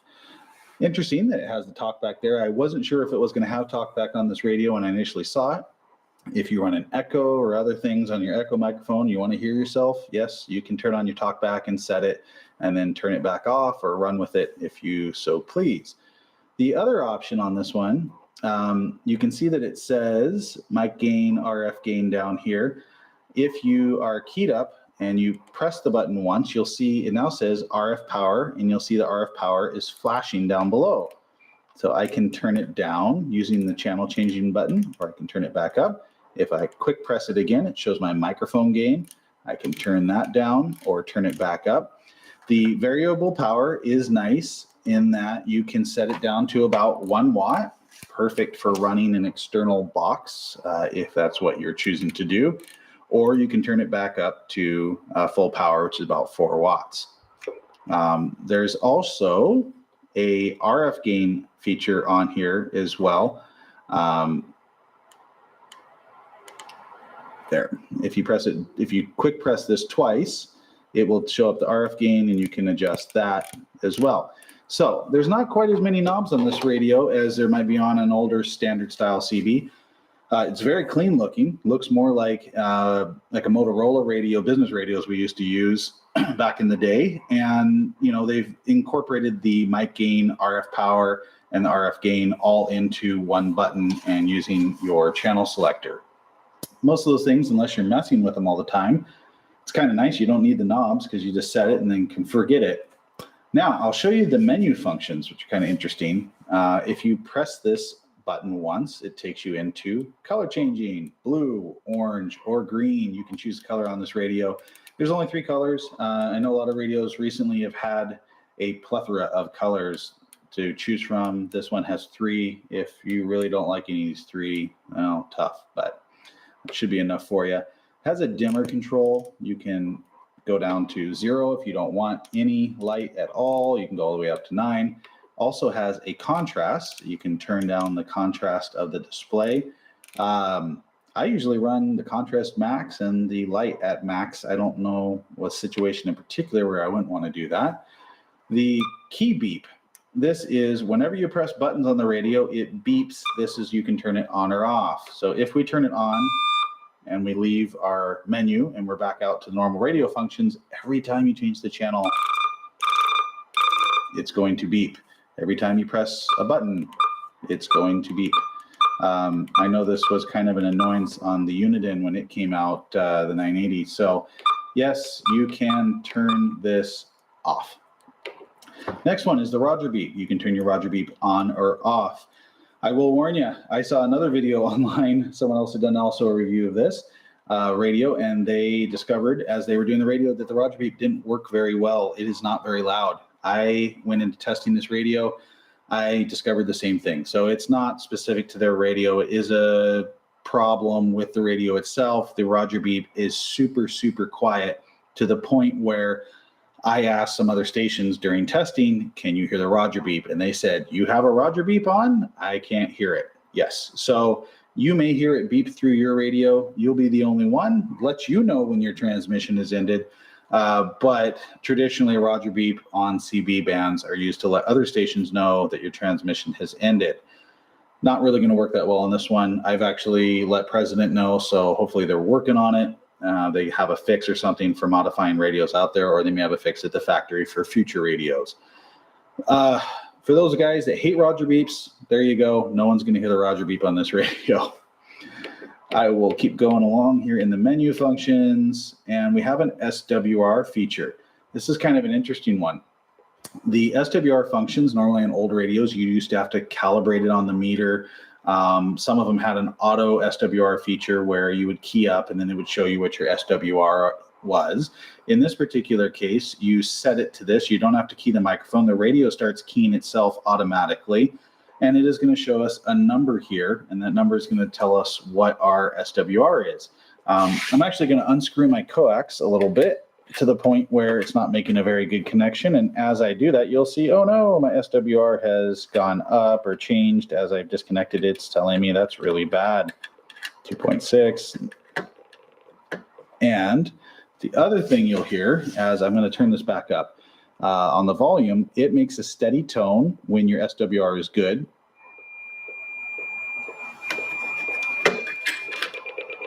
You can hear it beeping.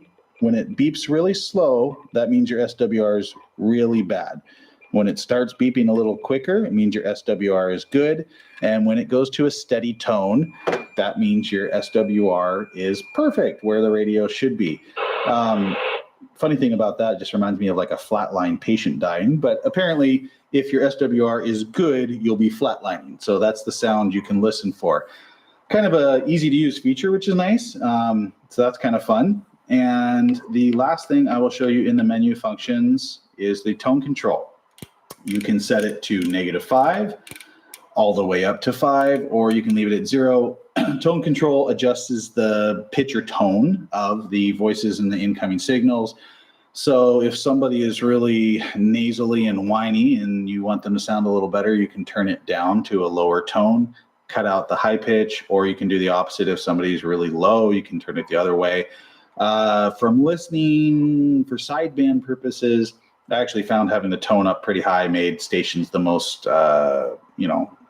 audible on the air in that sense. So that function is there as well. I will show you a couple other things real quick. The menu function, when we're in there, if we do the scan function while we're in the memory, we have it set to a memory function, it will scan through your 3 saved frequencies. So your 38 lower sideband, I had 6 on here. I also had channel 1. It also will scan the 919, however you have that set up for your dual watch. So you can have it scan your 3 memory channels and the 9 or 19 on the scan function. That's just one option of the scan function. Of course, you can have it scan all 40 if you're not the memory function. You can see I left the memory function by just turning the channel changing knob. I can re-enter that memory function by just selecting one of the memory channels. Now let's go to the Vox control. So if I press the function button and press there we go. So I press this once, a quick press, and I go to the mode button and press that once, it'll turn on the Vox control. As you can see, the radio is keying because I'm talking and I'm not keying the microphone right now. Oops, I should hold this over here a little further away. 1, 2, 3, 4, 5, 6, 7, 8, 9, 10. You can see that the radio is now keying and talking and doing its own thing, even though I'm not keying the microphone. That is voice activated control. The microphone you can see even over there is being keyed up. You can adjust your settings for this. So quick press on the memory button, Vox button comes on, quick press, Vox goes off. Quick press on the function button, long press on the Vox should take me into the settings.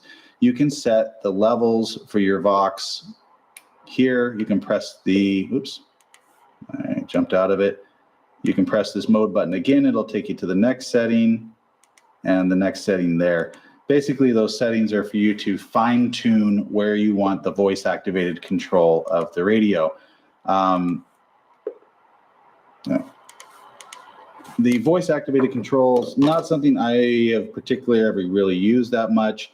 Ham operators do use it sometimes, but on a CB, it's handy if you can't key your microphone. If you just wanted to sit there and be lazy, I guess, you can definitely set it up so that it will only start working when you're a certain loudness. But yeah, I don't necessarily know how many times I would personally use it, but that function is included in this radio. I believe that's everything that I've gone through. I will show you the backside real quick, and then I'll pop the covers and show you the inside adjustment points. All right, backside of this radio, you got your standard 3-pin power jack. Fantastic. I'm so glad everybody is using the standard for this. I've got so many of these cords these days from all my years of radios that it's nice that everything's just kind of standardized for power cords these days. Down below, you've got an external speaker jack, you've got your PA speaker jack, and you also have a Vox headset jack. So if you wanted to have a separate headset, and this is again where that Vox comes in, if you wanted to wear a headset while you're driving in truck or at home, if you were using this radio, you could use a nice headset and have it go through here and do the voice activated control option without having to key your microphone. You'll see your standard connection here for your coax. Radio says here, made in Vietnam. So let me pop the covers. I'll show you the adjustment points inside. All right, guys, we took the cover off here. And nice thing about this radio, front firing speaker, you just take the top cover off and you've accessed the board. On a lot of radios that have a speaker on the bottom, you have to flip the radio over first, and then you have to remove the bottom cover that has the speaker in it, and there's going to be wires running to the radio board. And you always have to be careful that you don't pull the wires out of the board. There's usually a quick disconnect. On some radios, there's no disconnect. You have to unsolder them if you're going to work on it, or just set it off to the side and be very careful. On this particular radio, no speaker on the bottom, so no wires, and you just remove that top cover and you have access. What I will show you is the AMC control. People often say, how can I turn up modulation on a radio? That's going to be your AMC right there. And these are little adjustable pots. So you have to have the right tuning tool for these. There's a bunch of different types of tools available in tuning kits. They often sell them as like TV tools, and they'll have different tips on them. I definitely suggest picking one of those up if you're ever going to do anything inside of a radio. They are non-conductive. If you drop them inside the radio, it's not going to short out against your power wires and ruin your radio. So before you touch anything, make sure you have the right tool for it. The modulation control in there, the AMC, you can adjust that upwards and it will increase your modulation. Out of the box, the radio is not doing 100%. That is from the factory on purpose because they don't want to break the FCC rules. So they want to make sure all radios that get tested or pulled will pass the inspection, be under 4 watts and under 100% modulation just to be safe. So this radio out of the box wasn't doing 100% modulation, and it wasn't doing a full 4 watts output. The pots in here are not like the older pots in the Cobra 29s or Cobra 25s, those types of radios. Those ones were a little bit larger, of course, because it wasn't surface mount technology. And when you turn them, you would turn them one way or the other to go to minimum or maximum modulation, and then they would stop. These do not. When you turn these, if you keep turning them, they will go to maximum and just keep on going right back to 0 modulation. So that is why test equipment is important when you're tuning these newer radios with the surface mount technology. You can't just go in there and turn it all the way one way like you would on the old radios. You have to set it, and you need a meter and other things to be able to adjust your modulation. It's great to see it on a scope. Make sure you're not clipping, all those types of things. But just be warned, if you keep turning these, they will just keep turning and turning and turning and turning, and they will just go in a cycle from 0 back up to 100% and then back to 0. Next one over is the ALC control. That would be your sideband power output. If you're going to try and turn up the sideband a bit on this radio, which out of the box I did as well, it wasn't doing a whole lot, and then I tuned it up a little bit better, and then it got up to what you would expect for a single final radio. The AM power adjustment, it's got variable AM power in it. You can get a little bit more out of the radio than what it's going to be doing, but I wouldn't really recommend messing with it a whole lot for trying to get more AM power out of it. The single final on this radio, hitting about 12 watts on AM or sideband is really all you're going to need. If you pair this radio up with a amplifier or something like that, disclaimer, of course, that's illegal as well, but a lot of people do that. If you do match it up, it'll match up well with like a RM KL203, one of those little small ones.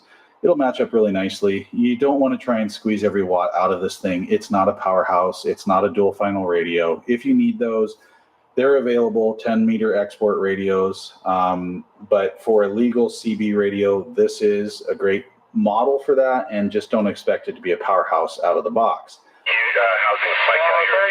Yes, like 30% this year. So probably big old bubble, but I'm not planning on moving. But we're tied to the job and all that. But anyway, that's the channel. That's good talking with you there. 7-5, I think it was out there near Nampa. And love the area there. 73s, you got World Radio 522 out here in the Sacramento Valley. Pretty interesting. We're testing out the new President McKinley single sideband model, so we're just trying to get an on-air check on this new radio.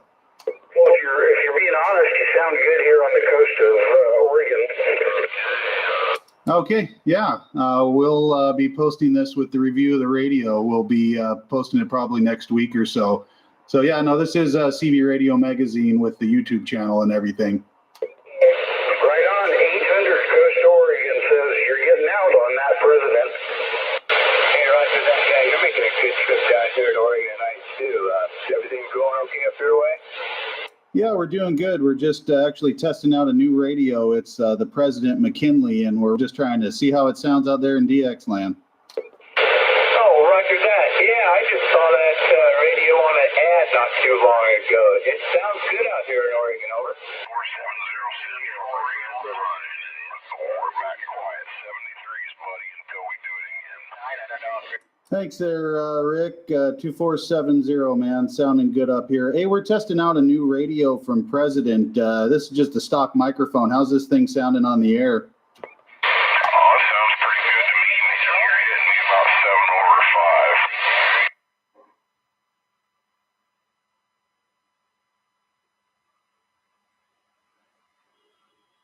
Radio 161, great to make the hookup there, Max. How did you hear about? There, Max. J. Juliet Alpha Yankee was my name for your further.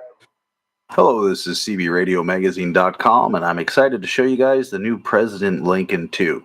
I showed you the new President Grant 2 just recently, and the Lincoln 2 is a little bit of a step up in terms of features. The radios are definitely being tiered towards two different audiences for marketing, but Lincoln 2, very cool. Lots of new features on it, and we'll go through all of those for you, of course. It just came out, released in Europe. It isn't currently going to be distributed in the United States, but I'm sure you guys will figure out how to get them over here. Size-wise, the radio, let's see if I can throw the Grant 2 on top here. You'll see the Grant 2 comes out on the edges a little bit more. So it's a little bit wider. It uses that unit in 980 casing. It's also its height. So the height on the Grant 2 is going to be taller. It would be a little difficult to DIN mount the Grant 2 unless you had a larger DIN slot. The Lincoln 2 is actually going to be a little bit easier fit, more like the CRE 8900. In terms of the depth of the radio, the Lincoln 2, of course, is going to be a little bit deeper because it has a heatsink on it. It's a dual final radio, whereas the President Grant 2 was a single final, so it didn't require the heatsink on the back. Let's go through the features. I know you guys are itching to see all this stuff, and I'll point out the obvious ones first of all. We've got volume here on off as well. RF power in the middle, control your power output. Squelch. This also has the automatic squelch feature. If it's all the way counterclockwise, it will automatically initiate that in AM and FM modes. Up here we've got mic gain on the inside, RF gain on the outside. Clarifier, it's receive only, not unlocked, but you don't need it to be unlocked because you can change the increments on this radio for tuning steps.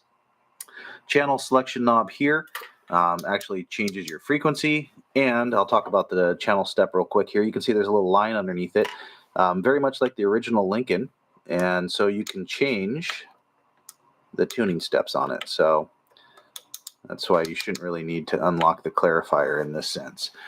Going through the buttons, we've got a memory function here where you can store and access your memory frequencies. The menu takes you into a whole lot of menu options, much like the Anytone and CRE radios. Channel up, channel down features here, and those also work within the menu for certain things. Over on the left-hand side, we've got a scan feature, dual watch, and these are the secondary functions. So if you hold the button in, it goes to the secondary function. Scan through the band, dual watch. We've got a noise blank ANL and a high cut feature. Echo set, you can set the time and delay. Roger beep, and also a ketone beep. If you press any button on the radio, it beeps. If you turn it off, it's just silent. Roger beep, you can actually adjust the tone and delay, much like the CRE 8900. CH channel 19 and 9, automatic quick button just to go through those ones. There's also a lock feature here. There's an indicator here where you can go through and show what you want to show, voltage or SWR here when you're transmitting, or you can show the frequency, the call function, so you can press it to send a tone burst. Split frequency setup here. Agora são 10 horas, PY2EXU, Paulo. Lembrando os amigos, sexta-feira não tivemos a aula de CW, legislação e comando de rodada, ok? Na primeira edição, na segunda também não tivemos, apesar que teve a rodada normalmente à tarde, ok? Mas as aulas ficaram comprometidas por conta do computador, ok? Só consegui acertar a máquina um pouquinho antes da segunda edição, então Essas aulas serão passadas na segunda-feira, ok? Aula de sexta e sábado, segunda e terça, tranquilo? Não tem aí nenhum problema. Ou, quem quiser já adiantar, faz na playlist, ok? E qualquer dúvida, dá um alô pra gente. Via radiofrequência ou via internet na live, tá bom? Qualquer lugar do planeta, você manda a dúvida, eu te esclareço, ok? E vamos em frente.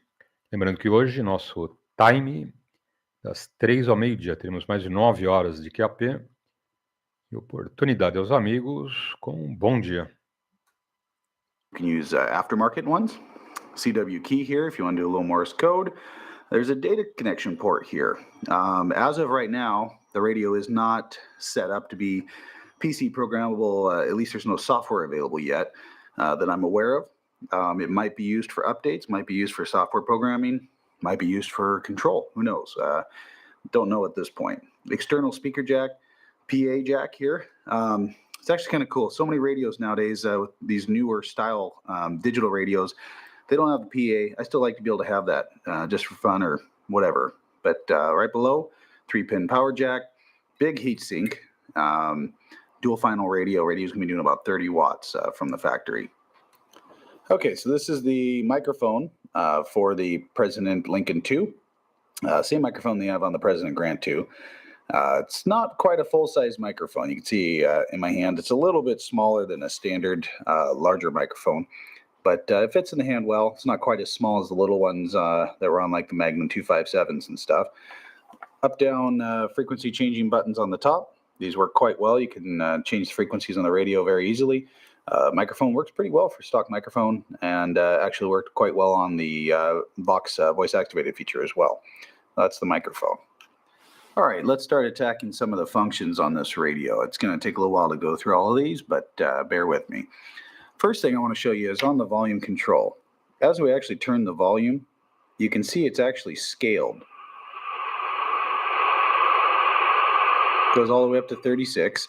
So if you know that your listening level that you like to listen to is at 10, you can just set it to 10 every time. You don't have to try and put it on a certain mark. You could actually say, okay, 10's where I like it, right there. That's my favorite listening level. So you can set it to volume level of 10. It goes away after just a second. RF power is not affected like that. Would have been nice to actually have that set up the same way. It'd be kind of cool to be able to set your dead key at 1 watt and know that on the RF power that was 5 on the scale, but it's not set up the same way as you can see. Squelch button, squelch knob. If we turn it, it does act the same way as the volume control does. And it'll go back now. There. The microphone gain does the same thing as well. You can see the microphone gain scale there. And that one will disappear in a second. RF gain, same thing as well. The clarifier, and we'll change, does not affect it. So the main buttons that you'll see that scale on the display will be the volume. Bom dia aqui pro nosso amigo Medeiros. Muito bom dia, grande abraço, tá bom, Medeiros? Tudo de bom? Seja bem-vindo ao Rodada Alto-falante. Já está por São Paulo, ou está por Minas? Comenta pra gente aí, Medeiros. Um baita abraço, um ótimo domingo e fica aí com a gente, tá bom? Não sei se era hoje que você vinha para São Paulo ou ontem, depois me confirma. Se já estiver em São Paulo, um grande domingo aí, que tudo dê certo, tá bom, Medeiros? 10 horas, 5 minutos. Oportunidade aos amigos com um bom dia. Again, third, fourth, fifth, sixth, and back to 1. So now let's say we want to set, so we're out of this, and we want to set a frequency. So let's say we want to set 555 lower sideband as a memory in our third slot position. So what we do is we hold down the memory store button and it goes into this mode. We use the channel changing knob to go to the memory 3 position. We push it and hold it back in. And now, so we're back in regular mode, we press memory mode. You'll see that in the N1 position, we have the 385 lower sideband. We have AM on channel 6 here. and 27,555 lower sideband up here. So it does save the mode and the location. And again, you can do up to 6 different frequencies. I'm just going to show you the next feature I'm going to go to is going to be the scan feature. So if you're in memory mode and you press the scan feature on, it'll scan through your memory frequencies. And again, anywhere in the band, so you could do, CB frequencies, free band, and 10 meter, and it'll scan them all on here. So that's pretty cool. Press the scan button to stop, and we can press the memory button. Tem alguém tentando falar com a gente, ok? Infelizmente chega bem baixinho o áudio, tá bom, colega? Muito bom dia, grande abraço, um bom domingo. Mas infelizmente o áudio aí comprometido, ok? Quero tentar falar bem perto do mic. Vamos ver se a gente consegue te ouvir, ok? PY2EXU, Paulo, adiante. Dual watch is a secondary function under the scan. If you hold the button in, it goes into dual watch mode. Right now it's set to channel 272050, so it'll scan in between your current frequency and the other frequency. It remembers mode in the dual watch mode. The dual watch frequency, to set it, you actually have to go in the menu, and I'll show you that shortly. All right, now noise blank ANL. As you can see, they are shown across the top. Noise blank ANL goes off, noise blank ANL, and off again. If we hold that in, you'll see the high cut over here. High cut function, noise blank ANL. Noise blank ANL high cut on this radio work very similar to the CRE. The radio is actually kind of similar in noise, receive wise and everything else, which is fairly good for the CRE. So I'm impressed with it in that sense, but we'll talk about that a little bit more. Echo and echo set. If you hold in the echo button, it takes you to the echo set, so you can control the delay there. You can also control the time. So 2 functions for your echo that you normally get on a radio, time and delay. You can set both of those. You can turn the echo on and off by just pressing once. Roger beep. Press it once, Roger beep on. Press second time, Roger beep gone. Key beep, hold this one in. Anytime you press anything on the radio,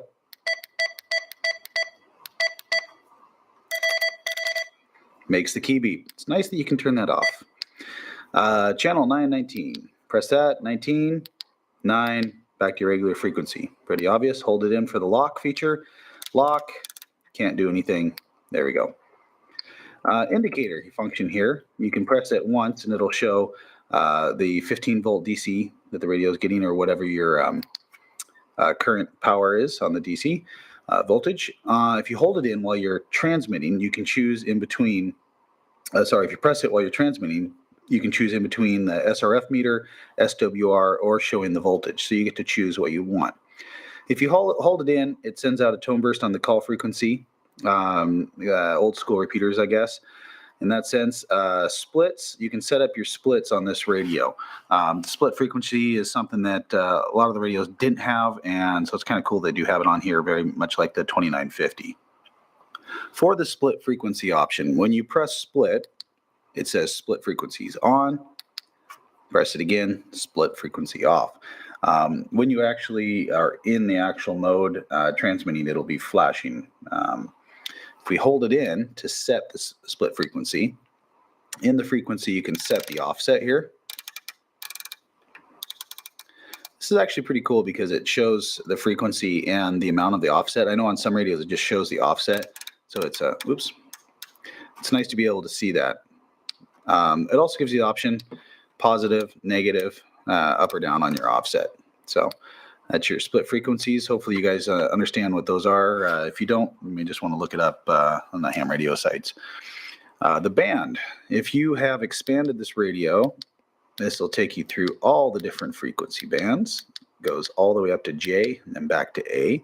If you have not unlocked the radio, it'll be in the 10 meter and it'll alternate between 2 bands in the 10 meter, 2 different banks of frequencies there. 10 kilohertz function, hold that in, goes up 10 kilohertz and back. Mode button. You can see here AM, FM, upper sideband, lower sideband. Sorry, it's being displayed over here if you're having trouble following. CW mode, PA, back to normal.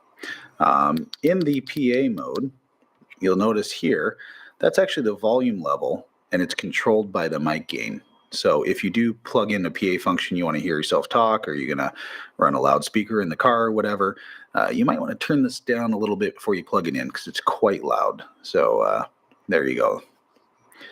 And back to frequencies. All right. Vox set. Vox feature turns on the voice activated feature. Hold it in. We can go into our sensitivity, anti-Vox, and delay. Sensitivity is obviously how sensitive it is when it picks up the signal, so you can adjust that. Anti-Vox is so that the voice is coming back through the speaker when you're talking to someone. Don't set it off. And the delay is the amount of delay after you stop talking, or sorry, in between when you stop talking and when it unkeys. So that's how the voice activated feature works for those of you guys who aren't familiar with that. So that's all the buttons pretty much. The only one we haven't touched on is the menu functions, and that's going to take a while to go through. So I'm actually going to make a separate video for that, just so this one doesn't run too long. We've got a 6-pin microphone connection here, and I'm going to pop the cover, show you guys the inside on this video, just to show you where the modification locations are, and then definitely check out the menu functions. And we'll show this radio in some different colors and stuff, the display and all the rest of the features. We're going to show you a couple different views of the inside, but right now we're looking towards the back of the radio.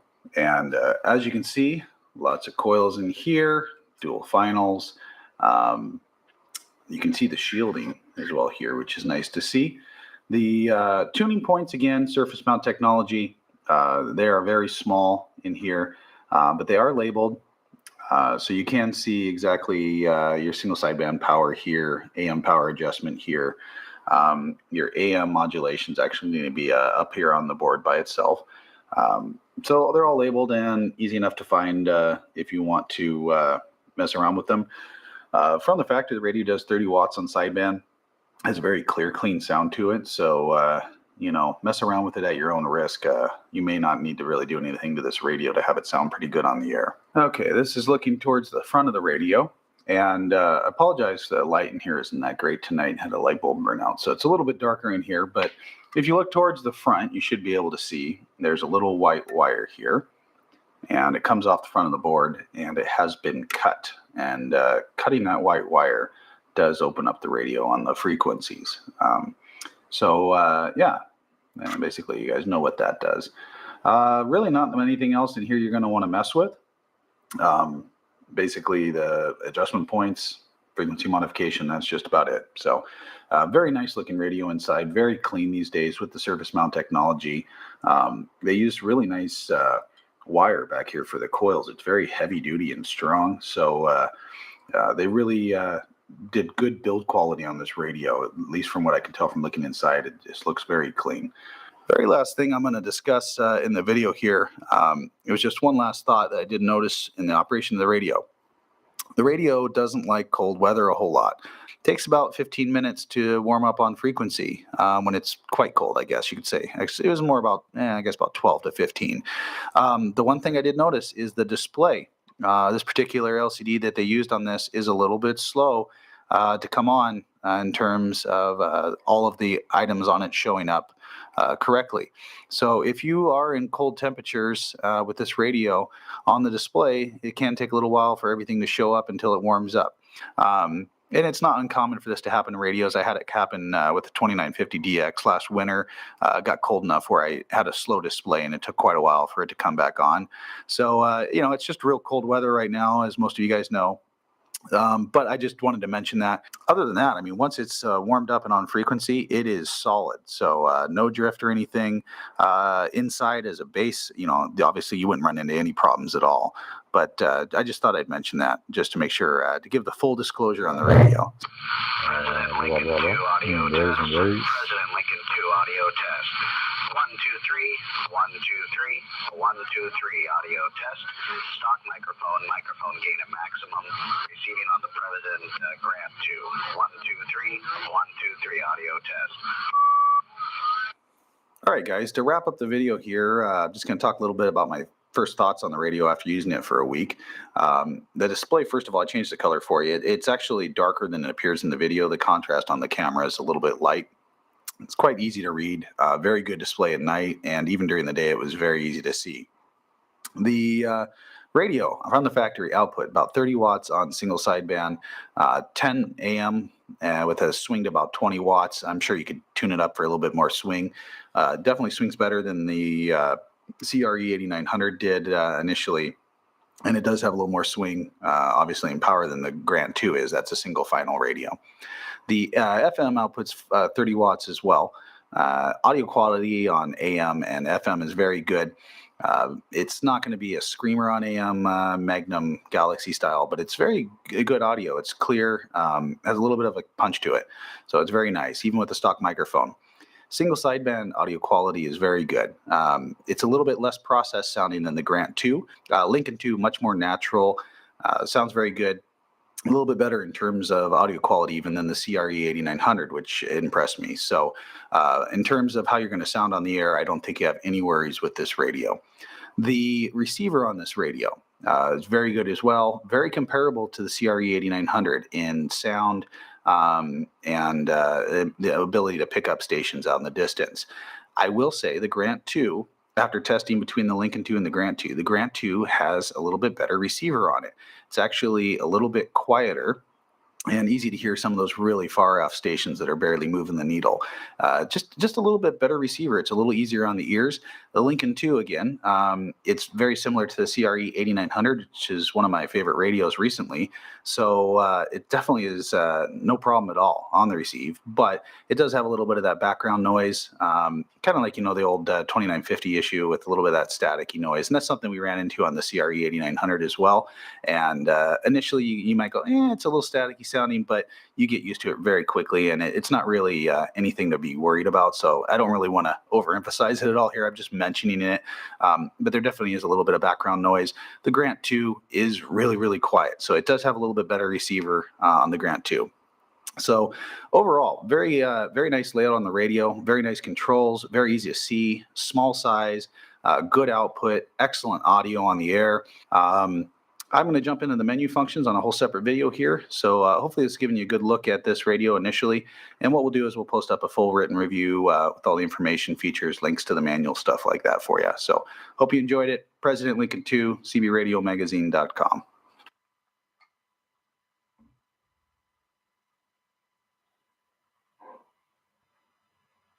Not that.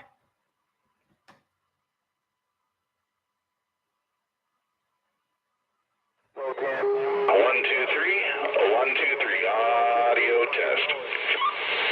Hi, this is CBRadioMagazine.com, and it's been a while since I've had a new radio on the desk. This is the President Richard.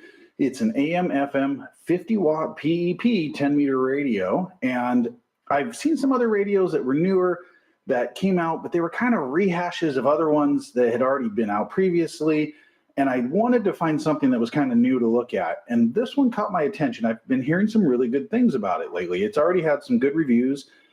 There's been a couple guys who've done videos on it, but I wanted to see for myself. And for those of you who haven't seen it before, I'm going to show you what this radio is all about, talk to you about the menus, and I'm hopefully going to show you guys at least one new thing that hasn't been shown in other videos previously. So this is the President Richard. Let's jump in.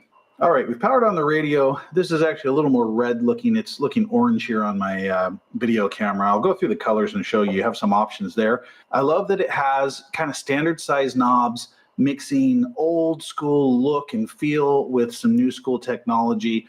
I think a lot of drivers will appreciate that. You've got, your full size SRF meter here that would be in a traditional radio, but you've got a digital display, but it's a nice big digital display. It's easy to read the numbers on it, and it's got packed with features. So you're mixing kind of that new with the old, and let's jump in and I'll show you these. We've got a USB charging port over here. You can actually plug in your cell phone, charge a cell phone, charge a power bank. You can actually charge if you had a microphone that you needed to charge. You could charge all of that off of there.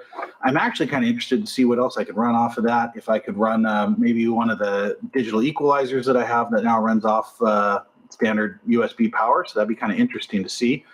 6-pin President microphone on this. It does have the kind of standard mic you've seen with the President Lincoln, the McKinley up-down buttons on it. Volume control right here on the inside. It's also your on-off switch. Squelch control on the outside.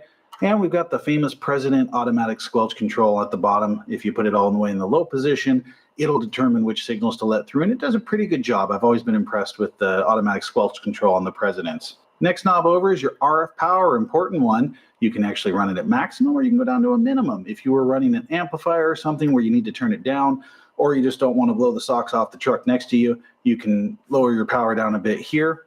Microphone gain on the inside over here. RF gain control knob is on the outside.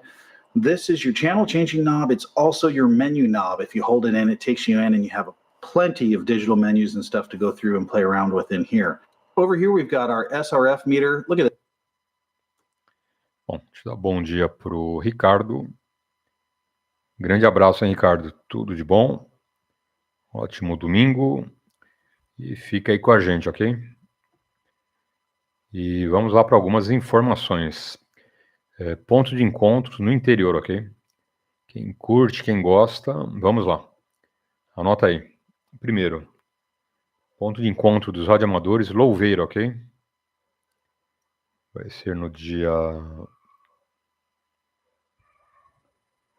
26 de fevereiro, ok? Agora, neste mês, tá bom? Então, dia 26 de fevereiro, domingo, encontro de radioamadores em Louveira. Louveira é pertinho de São Paulo. Você passa Jundiaí, né, a próxima cidade já é Louveira, ok? Deve dar uns 70, 75 quilômetros no máximo, tá bom? Dependendo, né, do local que você sai, aproximadamente isso, né? Passou Jundiaí, Louveira vem na sequência, ok? Então anota aí. Encontro de radioamadores em Louveira, vai ser o dia inteiro. Tem a feirinha de eletroca, tem comes e bebes, enfim, né? Aquele esquema aí que o pessoal já conhece. Depois, Ibiúna. Também, encontro de radioamadores em Ibiúna, dia 23 de abril, domingo. Tá? 23 de abril, encontro de radioamadores em Ibiúna. Mesmo esquema, o dia inteiro, comes e bebe, feirinha lá de eletroca, rádios, antenas, fontes, né? Maravilha. Depois teremos Capela do Alto, segundo domingo de setembro, ok? Normalmente, Capela do Alto tem uma churrascada legal, tá bom? E aí, com antecedência, eu passo aí como vai funcionar, ok? Agora, lembrando, todos esses encontros são para todos os amigos, tá? Não só radioamadores, mas PX, corujas, simpatizantes aí do hobby, futuros radioamadores, ok? Todos convidados. Esses encontros em Louveira, Ibiúna e Capela do Alto. Pois quem perdeu algum detalhe, a gente repassa, tá bom? Lembrando que Capela do Alto sempre tem sorteio lá de rádios, antenas, fontes, ok? Amigo Figueiredo, PY2EXU Tango Bravo, sempre dá alguns brinquedinhos novos para serem sorteados. Bem legal, hein? Tá bom? Deixa eu dar bom dia pro Oliveira, PY Papa Charlie, grande abraço. Tá bom, Oliveira?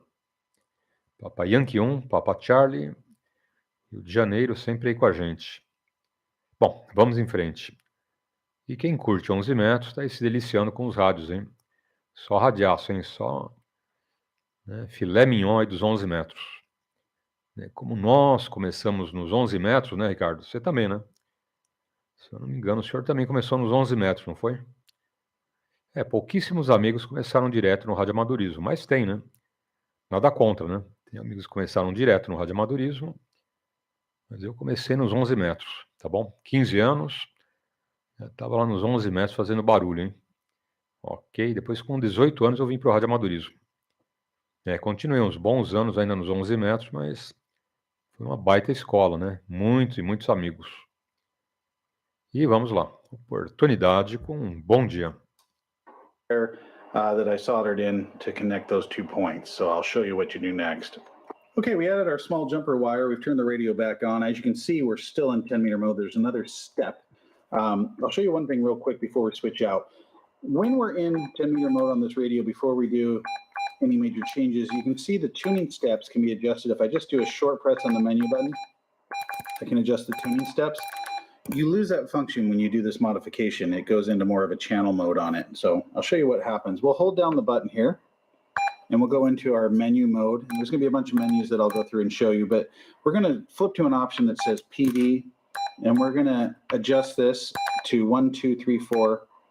And each time I'm just pressing the button here to go to the next position. And once I do this, it'll automatically reset. And now you can see we're on the CB frequencies. So that's the modification for the experimental mode if you wanted to go into that. Again, this is a 10-meter radio. It's not licensed by the FCC to transmit on CB frequencies. So if you decide to go in there, and anything you do after that point is at your own risk. But for informational purposes, thought you guys would want to see that. Now, once we're here, I will show you again.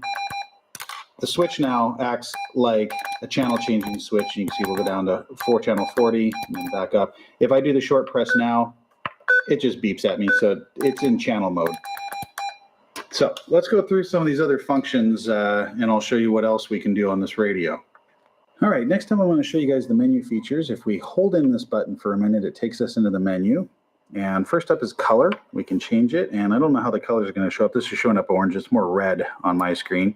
We have a green, a blue, a cyan, a yellow, a purple, which probably doesn't look very purple on the camera here, and then a very kind of white display. I'm going to leave it on red so we can see pretty well what's going on. In life, real life, of course, this looks a little different. This camera. Key beep. When you turn this on, every time you turn anything, it makes a beep. So I usually leave that off.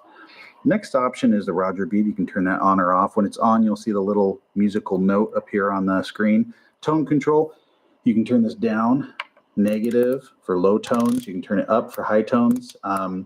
Low tones when you have a lot of hash, high tones when you want to hear someone way out in DX land. Dimmer control, we can dim here. It doesn't dim the SWR, SRF meter, only the digital display. Oops, next up, oops, there we go. Emergency frequencies. Now this is where you can set the actual emergency 1 or emergency 2 frequency. So I can set this to 6. I can set the band. So in each band you can set the emergency 1 or emergency 2. So if we're in the A band, which is the CB once it's been converted, we can set it for 6. You can also set it for a different frequency in the B band. You can also set the mode, which is great if you're in the UK. You can set it to FM, set it to AM. Now, once I've done this, let me zoom back out and I'll show you here. Once I've done this, now, get out of here. So I'm back at the regular screen for using this. If I was on channel 1 and I flip this little emergency switch up, we're here on channel 6. If I flip it down, we're on channel 19. You can see how easy that is. Nice, quick little easy function if you wanted to flip between your favorite frequencies there. And I'll zoom back in over here. Now, we can go between each one of those and set those. SWR function, if we click on this, the radio will start transmitting. It'll test your SWR. We have a very low SWR. As you can see, it's only showing up a 1.0. I don't think it's that low, but basically it's a good flat match. If you have a high SWR, this will start beeping at you. So pay attention when you do that one. It's a good test. You can change the microphone type.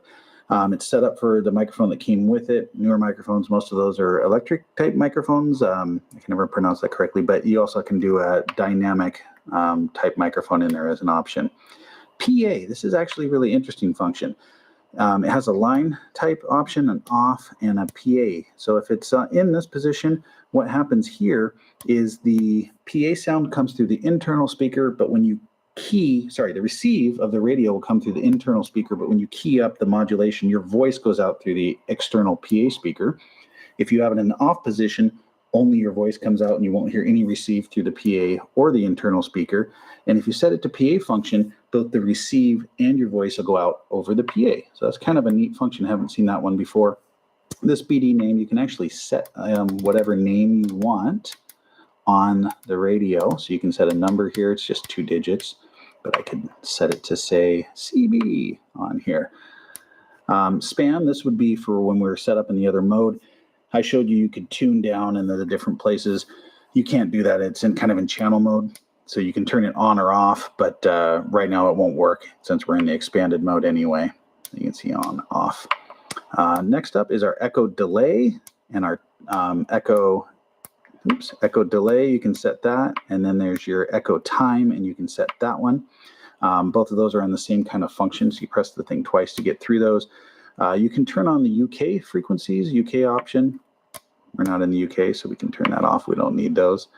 There's a reset function here. You can go and change this to all, and if you do that and you do a reset, whoops, I just did a reset here, and yeah, it didn't do anything, but if you do the reset and it goes into the all functions, what that will do is it will change it everything back to stock. It'll delete all of your modifications on your frequencies, and it'll also put you back into the 10-meter mode. All right, a couple more things to show you guys. As you can see over here, there's a little musical note. That means the Roger beep is on. That lets you know that. You can see it shows talkback. This radio does have talkback, which is great, especially if you're trying to adjust your echo. To get into talkback, you press down on the push to talk switch, and then you press down on the band button, and you'll see the talkback went off, and now it's on. And when you do it the first time, you can adjust it, the number here, and you can adjust the level of it from 1 up to 9. Obviously, the louder it is, the more feedback you might get when you get up towards 3, 4, 5, and up. So that's how the talkback works. It's through the band switch while you have the push to talk enabled. Over here, mode switch. I'll show you guys this one. The mode switch, AM, FM. If you hold it in, it takes you into the PA function. It'll flash PA, FM. If you press it again, it'll flash PA, AM. And that's so that you can have the AM signals go through or FM signals go through while you're in PA mode. So that's a neat little feature. Hold it down again to go back into regular mode. And band switch, if you press on this, it goes through the frequencies. You can see 27, 26, 28 megahertz, 25 megahertz, and 29, 24. It goes all the way up, basically 24 to 30 in that range. If you are not a ham, don't go out of your range. If you're a CB guy and you do decide to use this radio for CB, please just stay on the A. That's where you'll be. The Vox. If you press Vox, Vox goes on. Basically, 1, 2, 3, as I talk into the microphone without keying it, it automatically will key the radio. So it's a voice-activated feature, hands-free if you wanted to. The settings on this, you'll have to mess with them to get it to work properly for you on how loud you're going to be in your environment, all that. If you hold down the Vox button, it takes you into those features, and then you can press it to go through. There's your level, your anti-Vox, and your timer. So I'm not going to go a whole lot into that because if you're going to use the Vox, you need to read the manual and go into it anyway. But basically, you can adjust how easily it picks up your voice through the microphone, keys the radio, the delay, and some other stuff on that. All right, as promised, I'm going to show you something that hasn't really been shown in any other videos, and that is the engineering menu on this. I don't normally show engineering menus because you can royally brick your radio if you do stuff in them.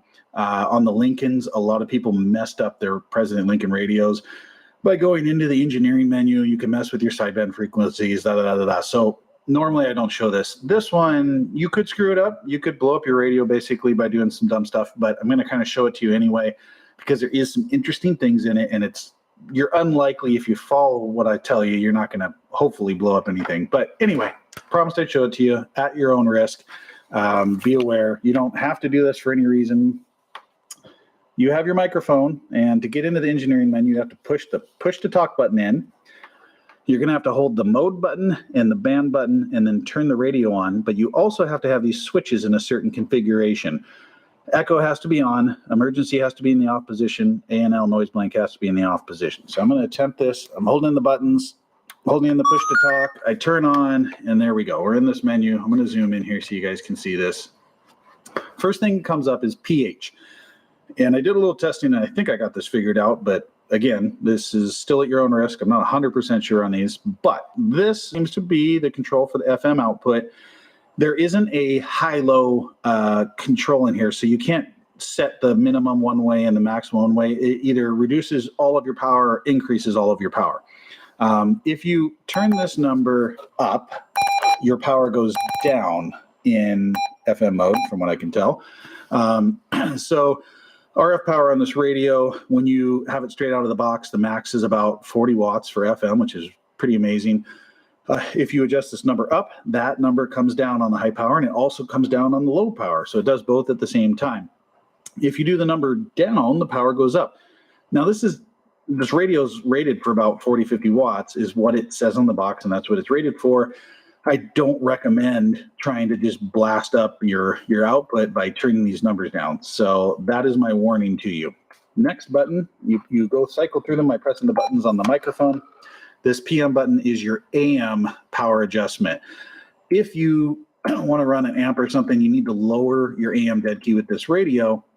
You can turn this number up and it should lower your dead key. Now, of course, you need an external meter for all of this. I should explain that too.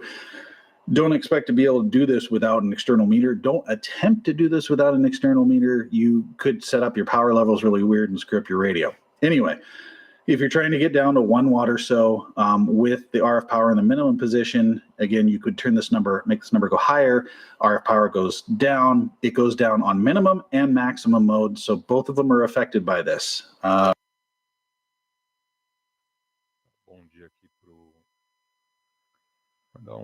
Bom dia para o Nivaldo, PY2EXU. Bom dia, grande abraço, tá bom, Nivaldo? Tudo de bom, bom domingo. Você vai ficar na internet ou vai entrar para falar com a gente? Vai entrar, te aguardo então, hein? Se estiver tomando um cafezinho, conversando aí com a dona Hilda, a senhora sua mãe, está perdoado, hein? Mas do contrário, te aguardo aí na rodada, ok? Grande abraço, PY2 Golf, Mike, Charlie, nosso grande amigo Nivaldo. Tá bom, Nivaldo? Termina aí o café, adentra aí te aguardando, hein? Tá bom? Aí os radinhos de 11 metros, hein? Sentindo saudades aí ou não, Nivaldo? 4 watinhos esse, hein? 4 watinhos em AM. Olha que radinho legal, hein? Grandes rádios. Bom, oportunidade aos amigos com um bom dia. Have an oscilloscope. You can set this up for 100% modulation, adjusting this. But again, use a meter, check it out, use an oscilloscope, use the right equipment. All right, we're going to wrap this up with just a couple quick things. I didn't show you guys the scan function. It's real simple. Squelch is up or in the automatic squelch control function. You push the up or down button and you hold it down for 7 seconds. So right now it's changing channels, but it's not scanning. You'll see a little dot start flashing over here. That means now the scan function's going, and if someone talks and breaks the squelch, it'll stop. If you want to go the opposite direction, you can press the up button or the down button. It'll change the direction of the scan. And if you want to get out of here, just key the mic and then you're out. Output numbers on this radio. I'm sure you guys are interested in this. On FM, low power on the RF output, 3 watts. High power, just over 40 watts on FM. So really good power output. AM in the low position, about 2.8 watts with modulation, hits about 5-6 watts. So not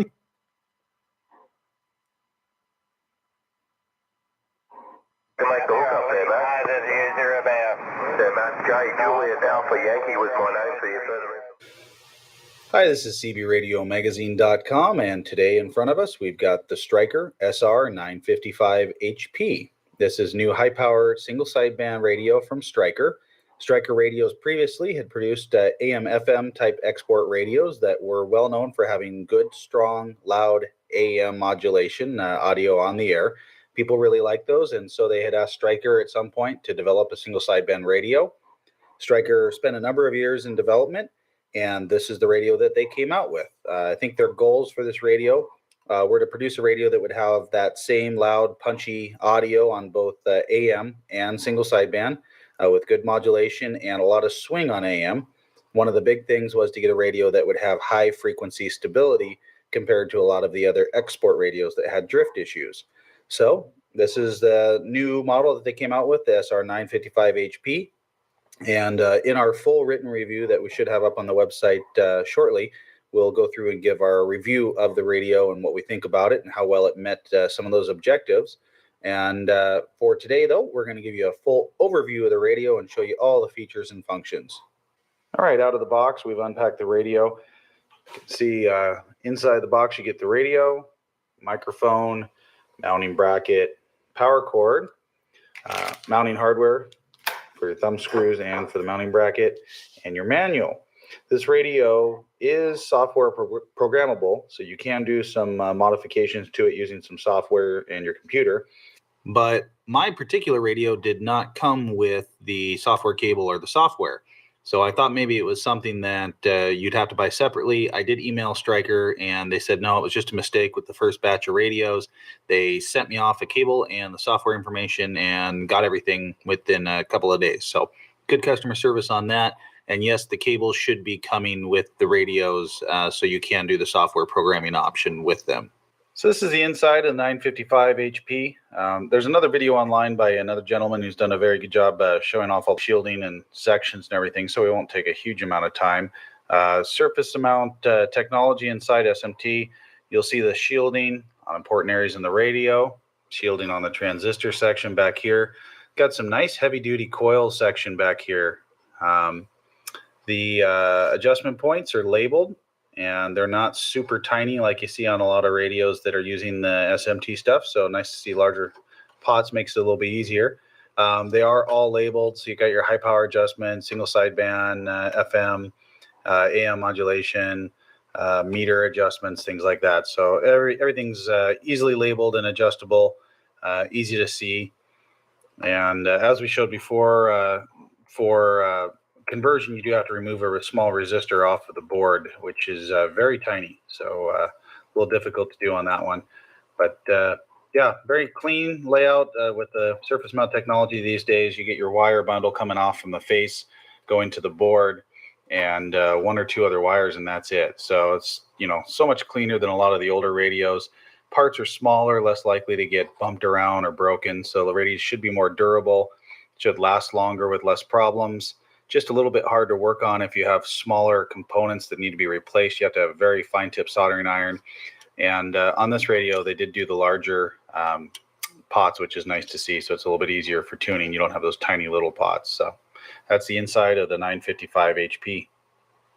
Okay, one of the first things I'll show you about this radio, we'll talk about the backlighting, the display, and the coloring. The radio does have lighting that shows through the face, around the bezel. All of the typeface is lit up. You have LCD screens here and over here that light up. The lighting is adjustable for a color.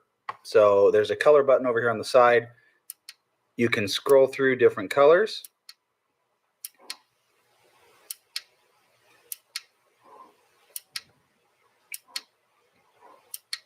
And there is even a loop option. The loop option will actually scroll through the colors on its own. You can set the delay, like every 5 seconds or every 10 seconds, it'll change colors and do it automatically, kind of a Christmas tree effect, if that's your thing. Not necessarily mine, but definitely lots of options for coloring on the face. Nice thing about that is you can match it up to whatever the vehicle interior lighting is on your dash. So if you have blue lights in your vehicle, then you could set this to blue or green or whatever. So nice that you can kind of coordinate it that way. You can pick whatever color you think is going to work best for you. The lighting, some of the initial people have seen the lighting on this thing and said, well, it's too bright, it, you know, super luminescent. Well, there's a dimming option on this, and you can actually dim it all the way off if you want. You can have it on a scale of 1 all the way up to a scale of 31. So you can see at 31 the radio is quite bright. I'll actually turn off the lights to show you the effect here. And some people have said this is a little bit too much bling bling for them in their vehicle to have it this bright. And once again, you know, you can adjust the dimming level and set it at something suitable for whatever you're doing. So if you wanted it at level 1, you could set it there.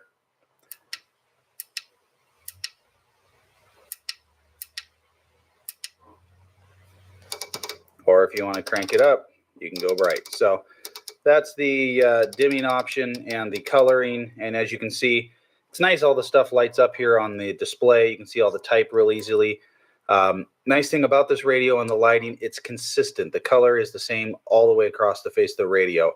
Some radios we've seen, you know, the actual channel display was a different color than the backlighting, or the frequency display was a different color than the backlighting, or the meter or whatever. So it's nice to see a radio that has the consistent lighting all the way through it. It's very bright, so during the day it'll light up enough, and at night when you're driving you can dim it if you want, so it's not too obnoxious. Starting on the left side of the radio, I'm going through the features here. You see there's a function button that will take you into your function menu, and we will go through that in detail, showing the different features.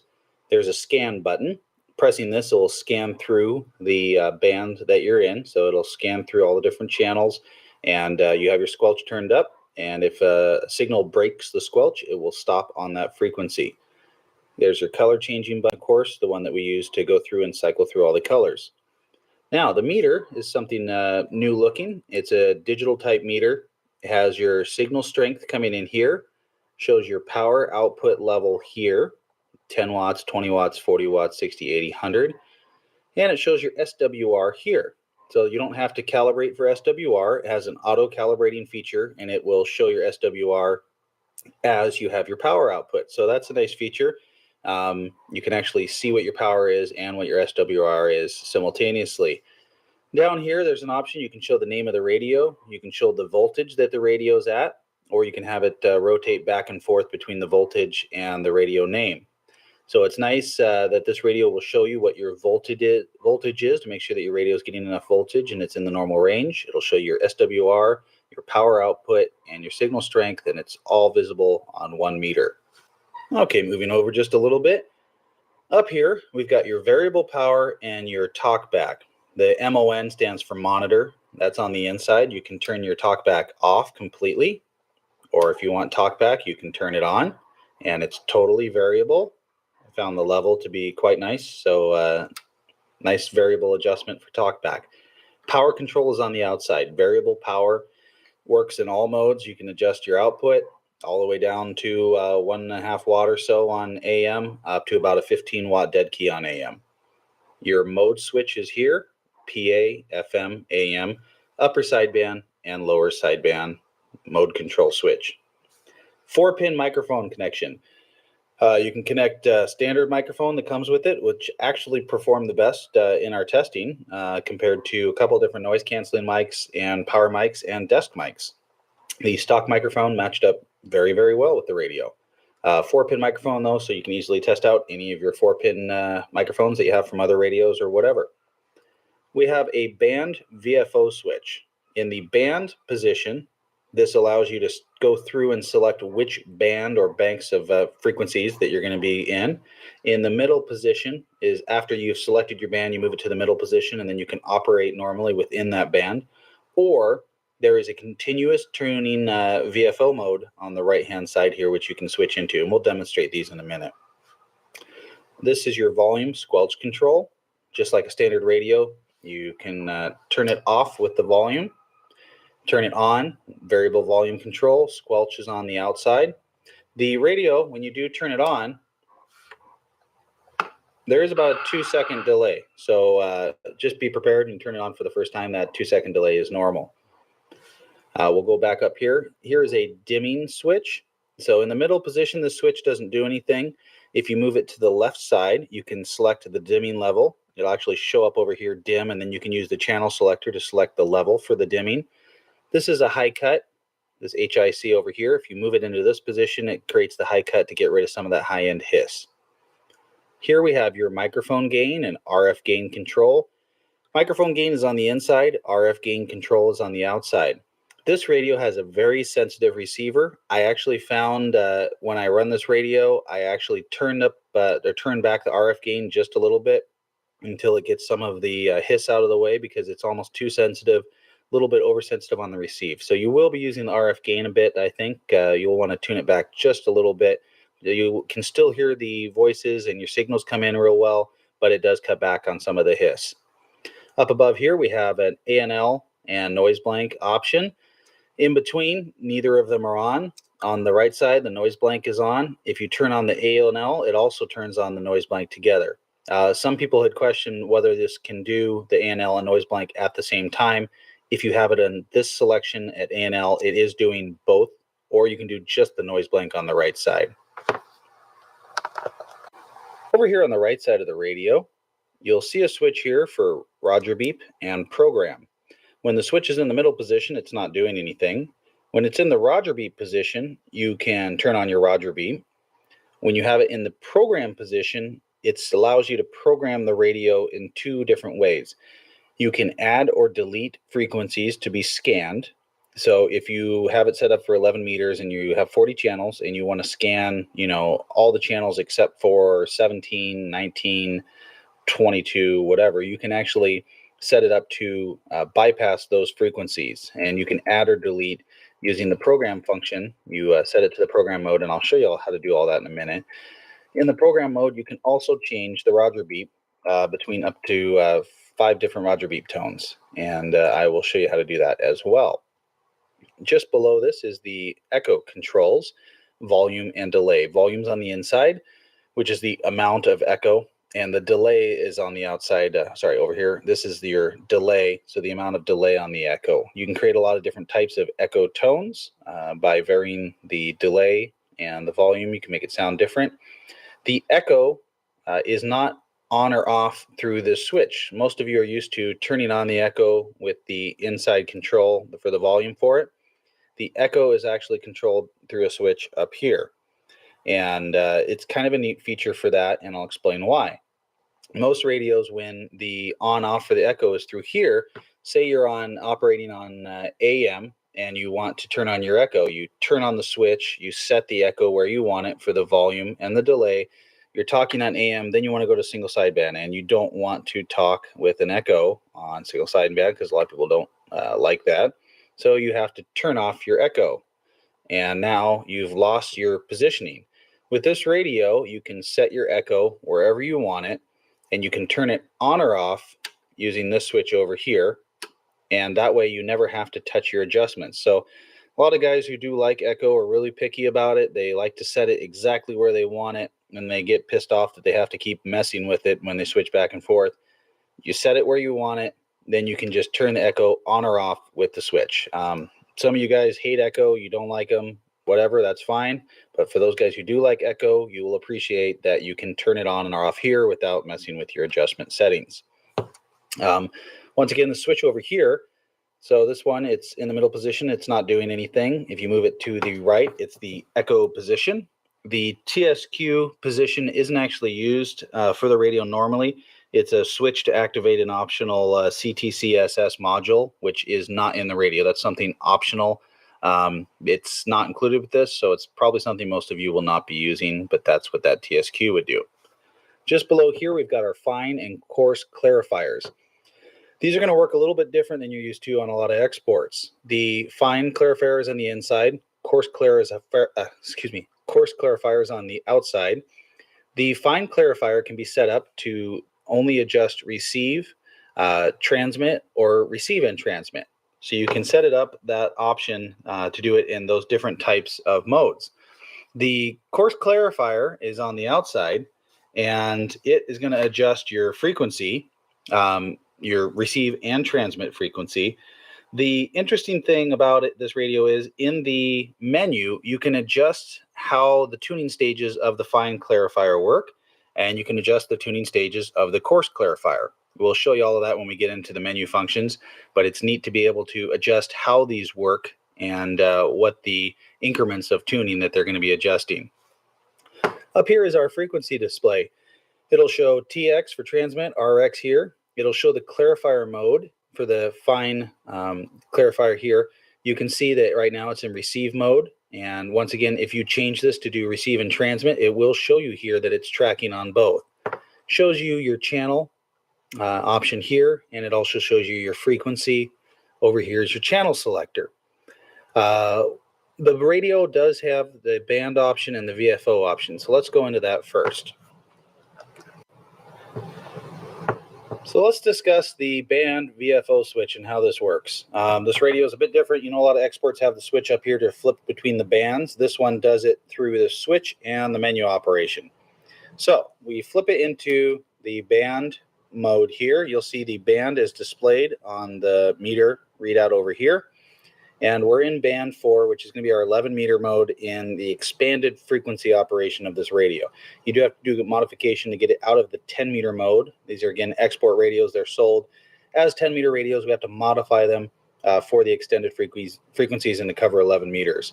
So as we flip the channel selector, you'll see it shows band 3, band 2, band 1, band 10, 9, 8, 7, etc. So you'll see like we're up in the 10 meter range now. And once again, band 4 is the 11 meter range. That's how you change the band. Now, your channel selector right now is changing the band. When we flip it back into this middle position, now we're in that band and it acts like a normal channel operation. Now, the other option for this radio is to operate it as a VFO. And when we go into this mode, it can tune, continuous tuning, all the way from the lowest frequency to the highest frequency that it'll operate. This radio will operate, or at least its range will be 30.1050 megahertz all the way down to 24 megahertz. So that's the expanded frequency operation mode. And as you can see, it's just continuous tuning. You can adjust the increments, and we'll show you how to do that. And that's how the band VFO options work. And if we flip back to the middle position here, it does take us back into the band operation. To modify the Striker 955 HP for extended frequency operation, you do have to remove a part from the radio, a small resistor. It's a surface mount technology part, so very, very small. Means you need a very fine tip soldering iron, and it is a little bit difficult to do. This is not an easy modification per se, like some of the other export radios. To remove the resistor, you're going to find U502 here in this area, and you'll see over here there's two small resistors. You're going to be removing the one that's closer to the front of the radio. Up here's the front of the radio. So you'll be removing this resistor right here. We'll unsolder it and show you afterwards what it looks like. So we did unsolder the resistor that was right here. That spot is now empty. And let me show you the resistor. Okay, for those of you who aren't familiar with surface mount technology parts, this is one of the case screws that holds the cover on the radio, just for size reference. This is the resistor we just removed. So you get an idea how fine tip your soldering iron needs to be and how small these parts are on the radio. So that is what we just removed from the radio that's going to open it up for extended frequency operation. I would not attempt to do this type of stuff unless you have the right equipment and you feel confident in your skills. Before we dive into the function menu, let's show you the programming switch over here for the Roger beep and the scan. If we flip this into the program mode, you'll see over here the first option that comes up with is a scan option. And we flip the channel selector's second option as a Roger beep option. So let's go to the scan option. And what this allows you to do is when you press the function button, it says scan add, scan delete. So if we're on a certain frequency, we can say delete this frequency from scanning or add this frequency. Basically, all of them are going to be initially add, so you just would move it to delete, and then the frequency you're on would no longer be scanned. So we'll move out of programming mode. If we hit the scan option, we turn up our squelch here, you'll see as it's scanning, it skips over 38, which we put as a delete option. So once again, this is the programming option to set it up so you can omit certain frequencies from being scanned as you go through. And if you watch here, 37, 39, it skips it. So we can hit scan again. It'll stop our scan. If we go back into program mode, oops, sorry, we got to go back on the frequency that we were on. And we say, oh, function, we want this one added. Oops, go back the other way. There. And now it will scan channel 38 again. So that's how that programming works for the scan function. Now for the Roger beep, if you go program, we're in the scan function here. We go up, flip it to Roger beep. If we press the function option, it takes us in and we've got 1, 2, 3, 4, 5 different Roger beep options to choose from. And we will go through and show those to you on the air so you can hear them. They do little da-da-da-da-da-das, you know, that kind of thing, bunch of different ones. That's how the Roger beep, you can adjust it between those 5 different Roger beeps. All right, let's jump into the function menu. If you hold in the function menu for the function button for 3 seconds, it jumps you into the function menu. First thing is you can adjust the fine clarifier range. You can have it adjust 0.5 kilohertz, 1.5 kilohertz, or up to 2.5 kilohertz on the range. The next option is receive, transmit, or receive and transmit.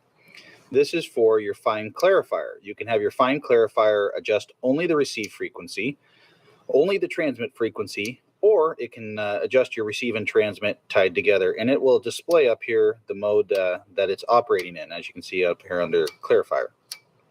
So like when you unlock a clarifier on a radio for the receive and transmit to move together, that's what that would be.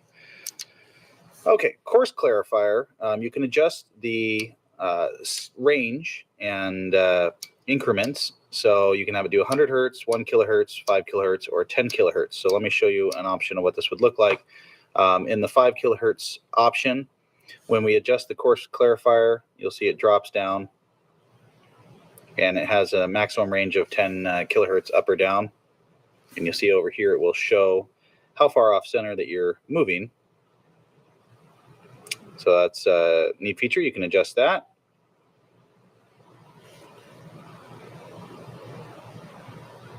Up to 10 kilohertz, once again, difference. Okay, so we hold in the function button, go back into the menu. Automatic squelch control. This is on AM. If you set this up on AM, automatic squelch control on AM, it'll automatically squelch and will only unsquelch when a signal breaks it. So that's the automatic squelch control if you don't want to do the manual squelch. Next up is the beep. When you have it on, anytime you touch anything, it beeps for any of the switches or other things. So that's the beep on or off. Most people want that off. Timeout timer, transmitter timeout timer. This is for if you happen to be driving along and you sit on your microphone or something, you don't want to be transmitting for an hour or something and burn up the finals in your radio, or if you know your microphone gets wedged between the seats or something. You can turn it off, or you can set the number of seconds before it times out. You don't want to set it to 30 seconds if you're a long talker, because it'll automatically stop transmitting after 30 seconds. So pick a reasonable amount of time that you don't want your radio to be transmitting for. You can set it up to 600 seconds. Next up, this is a squelch menu option. So when you have the squelch on and you're in scan mode, this is two options for that. The first option is a SQ option. This means when you're scanning, the scan would stop when a valid signal is detected, and the scan would resume after the signal disappears for 5 seconds. In the TI mode, a scan would stop when a valid signal is detected. The radio would resume scanning 5 seconds later, whether the signal disappears or not. So it just automatically will continue scanning after the signal is detected no matter what. The other one only starts scanning again once the signal disappears. Next up is something that goes along with that. This is the scan resume time. You can set this for 5 seconds, 10 seconds, or 15 seconds. Once again, when I was saying if the radio resumes scanning 5 seconds after a signal disappears, you can set it to do it 10 seconds, or it can wait 15 seconds before it starts scanning again. TSR, this is our SWR, transmitting SWR protection function. You can have it on or off. You can actually set the level in the software, I believe. I haven't jumped into the software yet, but on my other radios that have this option, you can set the SWR saying if it goes over a 5 or something, then turn it off and don't transmit. You could have it as low as a 2, but you can set it up how you want it on there. This is something you probably just want to leave on. It helps protect the radio. Same thing with the voltage. This is a voltage, transmit voltage indicator. If your voltage goes too high or too low, it'll stop transmitting to protect the radio. And that's what that does. You'd leave that on probably as well. LCD, this is so you can show the name striker here. You can show the voltage here all the time, or you can show the name and the voltage rotating back and forth like we had it in part of the video. This is the option here for the number of seconds of delay on the rotating colors. So if you're someone that likes the colors to rotate through the radio, kind of the Christmas tree thing, you can set it up to a 10-second delay between colors. So it'll be red for 10 seconds, green for 10 seconds, blue for 10 seconds. So now we're back to the fine clarifier adjustment. One thing I will show you, if we go into VFO mode, and then we go into the menu, there's one adjustment that doesn't show up in the normal menu if you're in the band option, and that is your channel selector step option. So you can tune in different steps for VFO option. So obviously you don't want to be tuning through a VFO with everything in a very small increment. So you can set it up to do it in 1 megahertz, 1 kilohertz, etc. So that's an option here. So for instance, we can do it in 10 kilohertz steps. Let this set, and now we're back out, and as you can see, there's our tuning option for that. So that's a nice thing about the function menu. Once again, that option only comes up when you're in the VFO mode. So that's pretty much it for the function menu, and there are some options we'll show you once we get into the software and do that video, but that pretty much shows the function menu that you'll be using day to day in the radio. Okay, so Roger beep. I know you guys wanted to hear these Roger beeps. Some people asked me. So we will go to program, go to Roger beep. We'll set it on Roger beep 1. And we will go and turn the Roger beep on. And I'll be real quiet and we'll see if we can list it on my monitor radio here. Okay, that's number 1. We'll go to program, Roger beep number 2. Go back to Roger beep. Roger beep number 2. Number 3.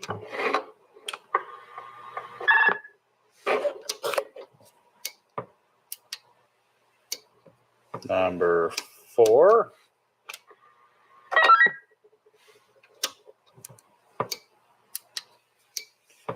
And number 5.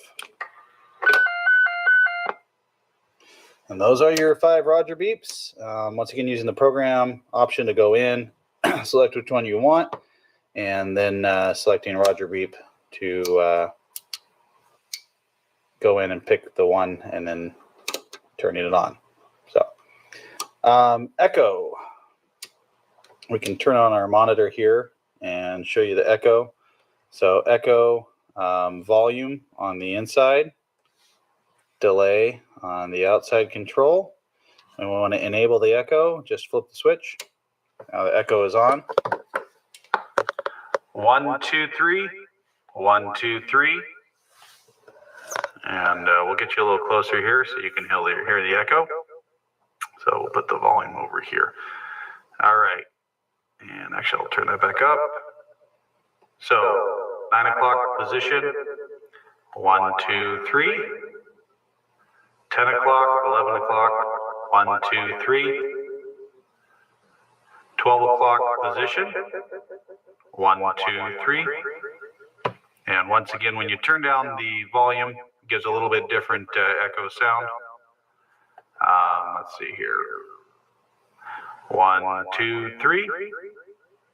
That's the 3 o'clock position on the delay. 3 o'clock on the volume. And we've got maximum echo.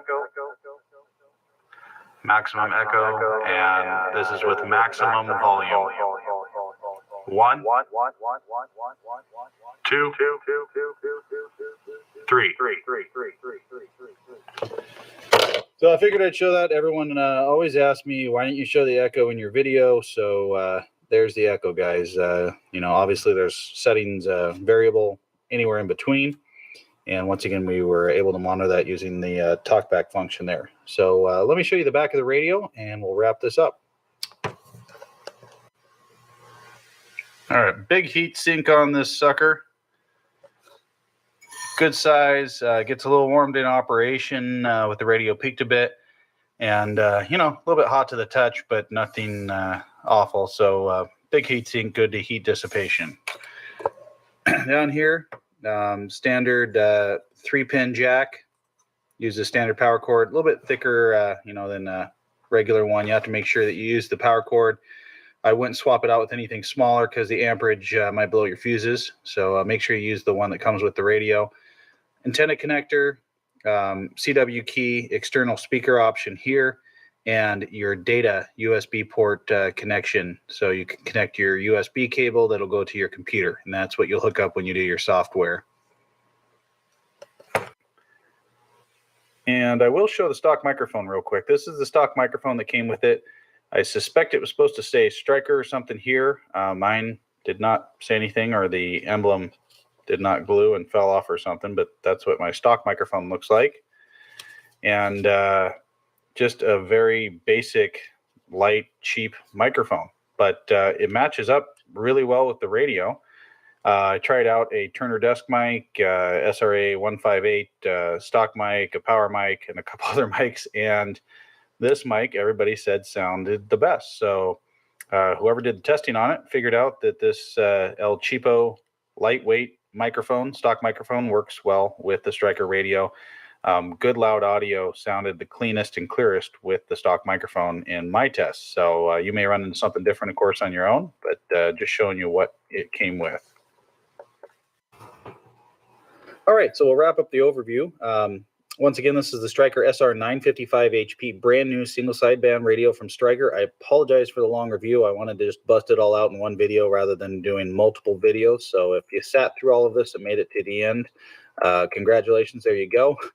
The radio itself, been testing it out so far. I'm not doing a review right now. This is just an overview, but I can say on single sideband, been very stable so far. So they definitely have met that qualification that they were trying to do. And audio reports have been excellent. Very good, clear, clean, punchy audio on single sideband. So performance-wise, I'm pretty happy with what I've seen so far. Output's been very good. With the tune, you're looking upwards 70, 82 watts. I've heard some higher numbers than that, but I think 70 to 80 is probably what you be experiencing, and without pushing it too hard. Yeah, 161, great to make the hook up there, mate. They're about. Yeah, mate, J. Juliet Alpha Yankee was my name, so you further. Hello, this is CBRadioMagazine.com, and we've got the MaxLog M8900 export radio in front of us. Brand new radio, full mode, AM, FM, lower sideband, upper sideband. As you can see, has a pretty amazing frequency range going down pretty low there, something a lot of people have been looking for. The radio is very, very small, compact. I'll try and give you a couple different angles to show you as we go through the review. Pretty blown away by the size and that they were able to get everything in there. Radio itself, 2 display areas. You can see that it has a frequency display, shows your modes, shows your other features, Roger beeps, echoes, emergencies, noise blank, high cut. All those features are displayed on the left-hand side. On the right-hand side, you've got an SWR meter, and then your signal strength meter or transmit meter below that. The way that it's set up is very similar to the 8800, but just on a smaller scale. The controls on the radio are fairly standard. Some of them act a little bit differently than we've seen, though. We've got a volume, which is also your on-off, and there's a squelch on the outside. We've got RF gain on the inside here, RF power on the outside. Your channel changing or frequency changing control here, and it takes you in the standard steps, depending on which band you're in. This is your band or mode control, and you can see it changes the mode. And it's nice because it's not kind of old school switches where you would flip to the different positions and have to have it shown here. It's just rotating, so you can just rotate right through them, which is nice. The other position, when you adjust it, when you're in export mode or in the expanded mode, I'll show you that in a couple minutes, it actually would change the band, so you can go in like the US band, European band, those types of things. Then, of course, our clarifier control here, so we can tune in different steps. And so we can adjust the tuning steps, as you can see.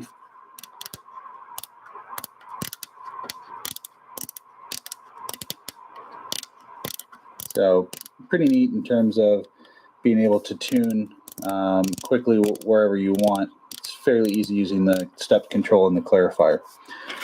We have a function button in the upper left-hand corner.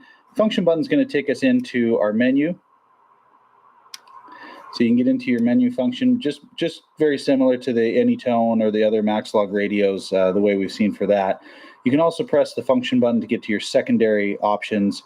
You can turn off the display. You can lock the display. So let me just go through those. We've got a dual watch function here, LCD off.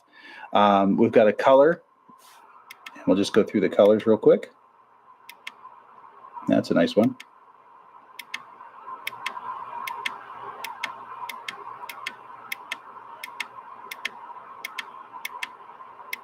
So there you go, quite a few options on the colors. Timeout timer here on our off. Scan list, you can adjust that.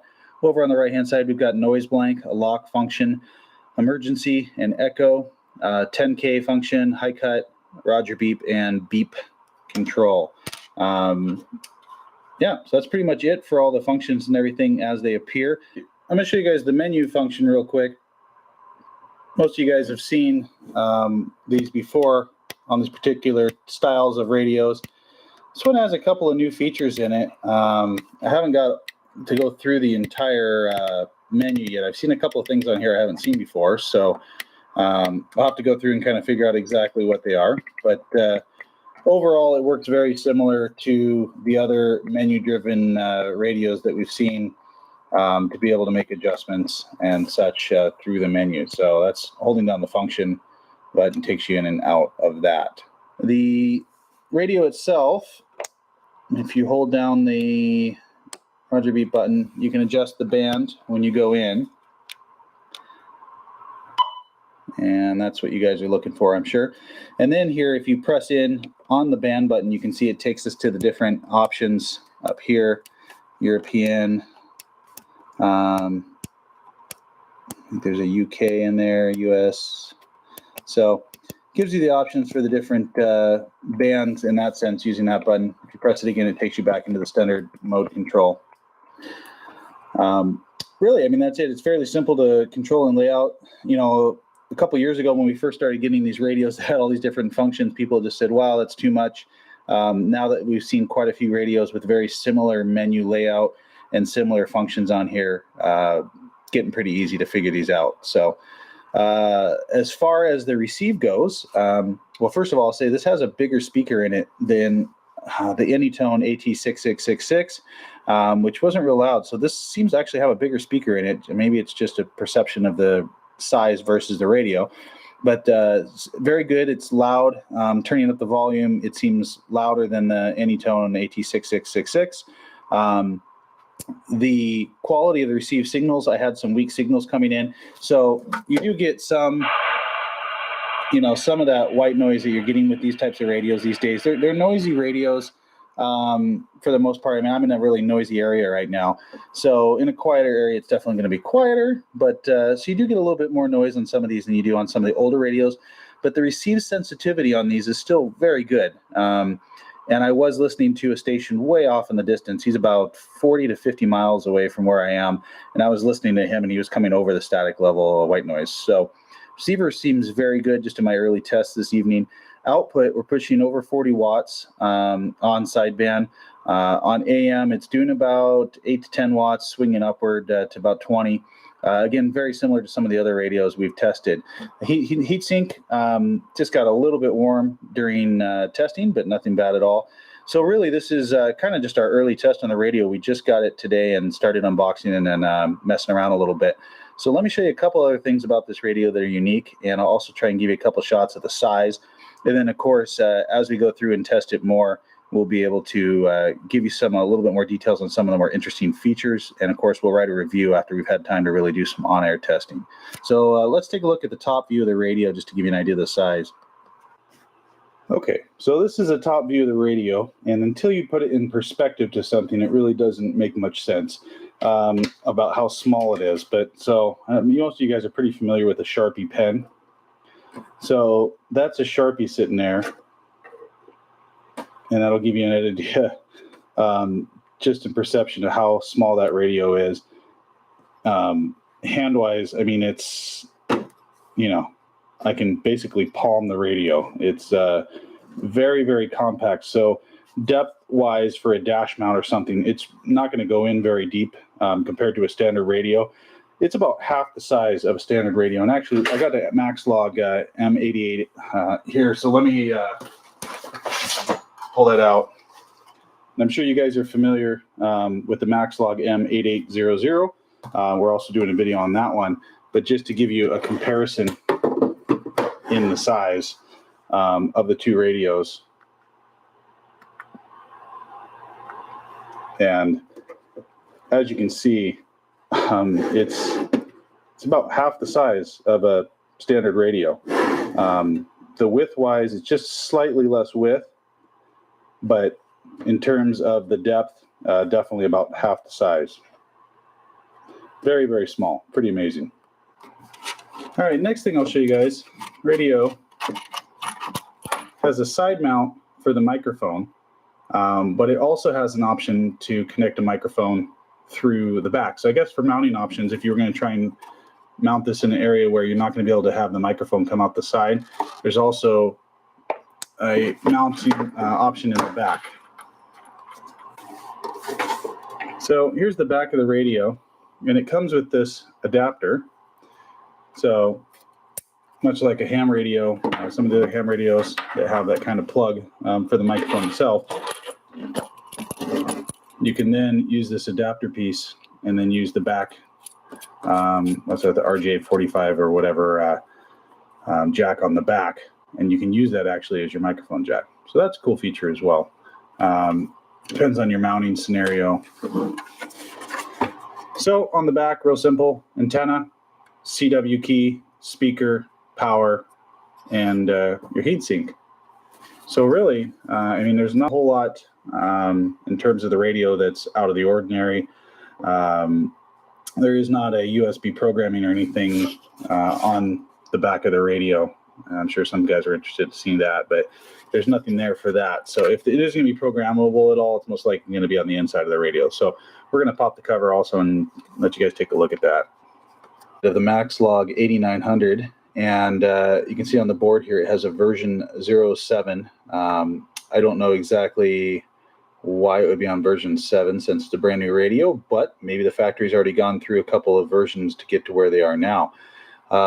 We've been seeing a lot of radios go through all the different versions these days, so it's more just think of it as you know, one little upgrade here or there and they make the change, so I wouldn't be too concerned about that. As terms of the finals and stuff, you can see here dual finals in the back. Our coils are here, and not a whole lot of adjustment points. I'm seeing 1, 2, 3, 4, like 4 adjustment points in the back there total. So I'm guessing there isn't going to be a whole lot of internal fiddling you guys can do with this one in terms of the actual board. There's, of course, all the adjustments inside the software menu. And I don't know exactly what these pots would do yet, so we'll have to find out later as we go along with all that and mess with stuff. Very clean, though, for the layout for such a small radio. They definitely were able to get it all in there because the radio does the job, and pretty amazing for the size and output especially. And just very cool that they can get this all into such a small package.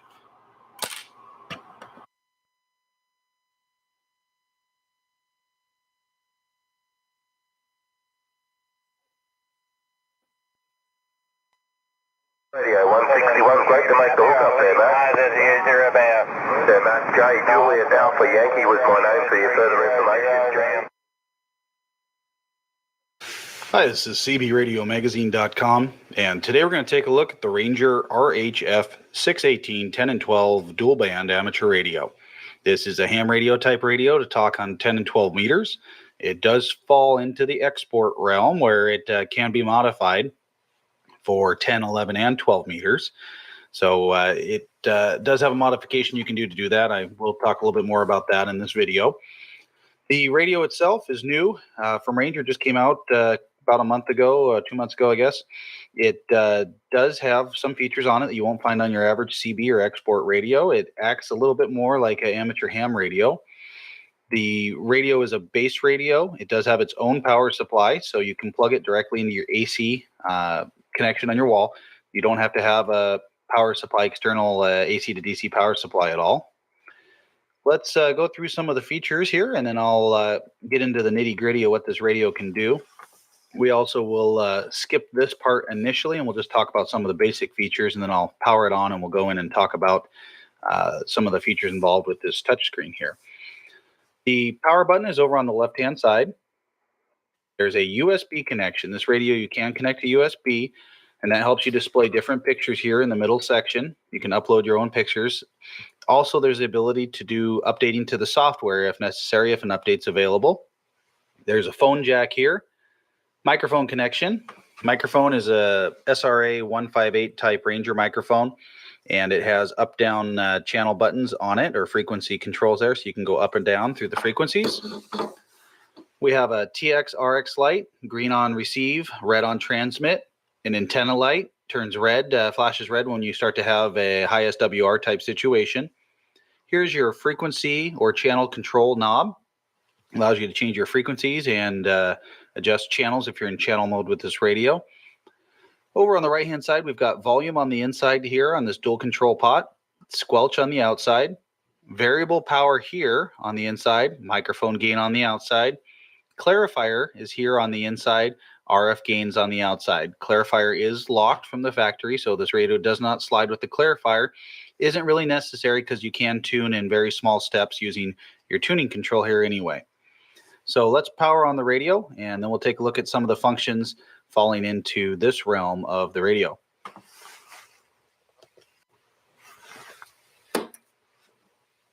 Push the power control in, and it lights right up.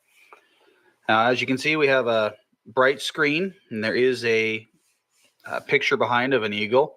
Now, you can actually put in your own picture, whatever you want back there, once again, using the programming through the USB. So you can put your family on there, pretty girls, whatever you're looking at. And you can change by using this enter button down here. You'll see it's gone to a different screen, showing Ranger Professional there in the background. I prefer this screen initially just for use so far. It's a little less background mixing between the text and stuff. So whatever you put on the background screen, just be aware that some of it, if it's something that's too busy going on in the background, you may have a little trouble. I might even suggest doing a darker black and white type picture behind for best visual. But in any case, you also see here the color changes when we switch the pictures here on some of the functions, and there is adjustments for that as well, I believe, through the software. We haven't attempted that yet, but you can change some of the specific details for some of that. So back to the screen here. Now, this is a touch screen. You can actually touch on it, and the buttons here around the outside cover the same functions for the most part as touching the screen. So there's a little bit of redundancy there, but it is cool to be able to do the touch screen, and I'll show you here. We'll touch the mode button. We switch to CW, gone into PA mode, back to AM, FM, upper sideband, and lower sideband. So that's your mode control here. Oops, actually I'm touching it there with my pointer, and you can actually control it here with the mode selection as well. So you can actually control either by touching directly on the screen, or you can use the control buttons around the outside. So let's go through the controls. We'll just start right here since we actually just showed you that function. It's the mode that changes between AM, FM, upper sideband, lower sideband, CW, or PA modes for this radio. Just below that is a function button. The function button, you notice, really doesn't do anything initially. If we hold it in for 2 seconds, it allows us to go in and set the clock. And we can set the year, the month, the day, and the time. Now the clock, if we actually touch on the clock up at the top of the screen there, it will bring up a clock here in terms of a more typical analog type looking clock. We've got month, date, year, and a calendar, and then the time here in digital as well. So neat function to have that on there. And once again, the function button here is utilized to adjust the time control. The next button we'll talk about is the shift button here. The shift button is going to control the steps. And you can see here, hopefully it shows up on the camera, it says step 1 megahertz. So you can control the tuning increments. As you can see, right now that 1 megahertz is controlling the tuning increment. You can see the number changing here. Now we can change the step. And now we've gone to a 100 kilohertz tuning increment.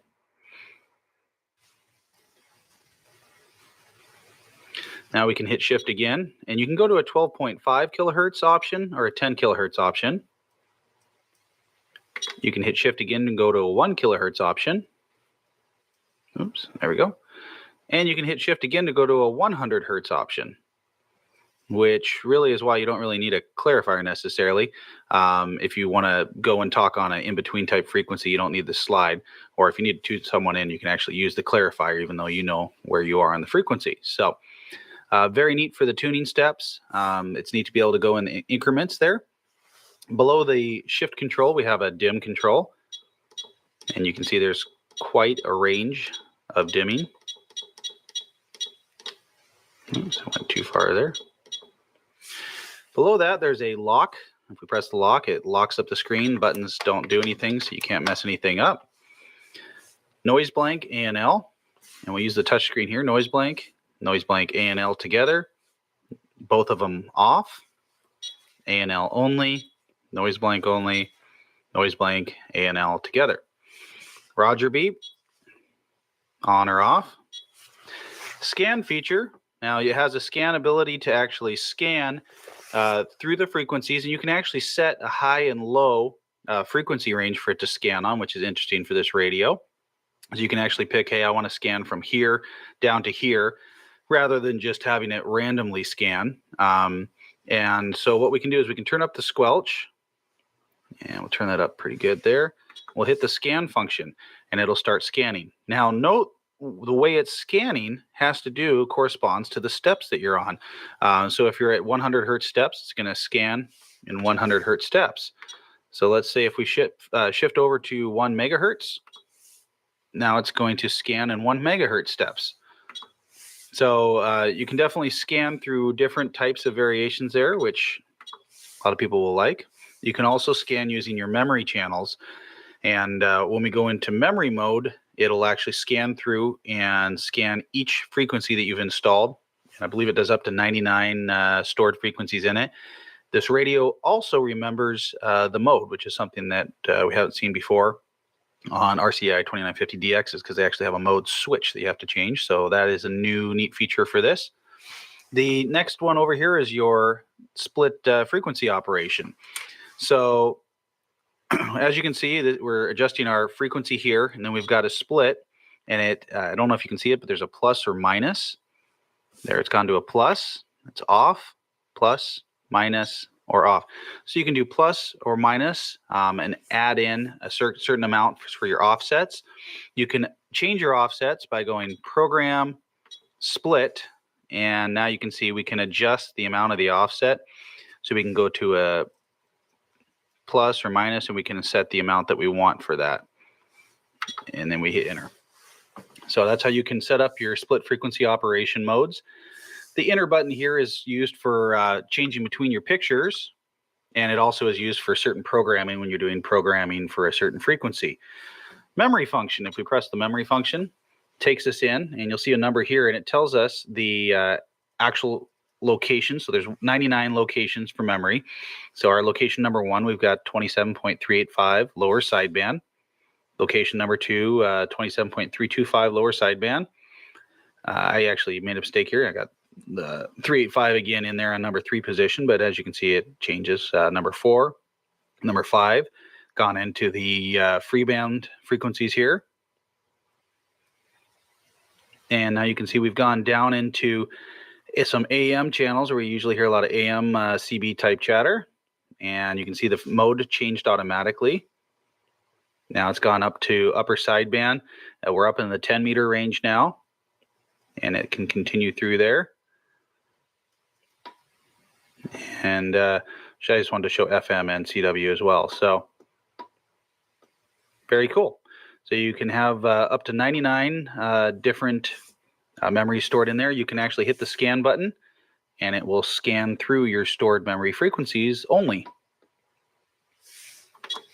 So there you go for that.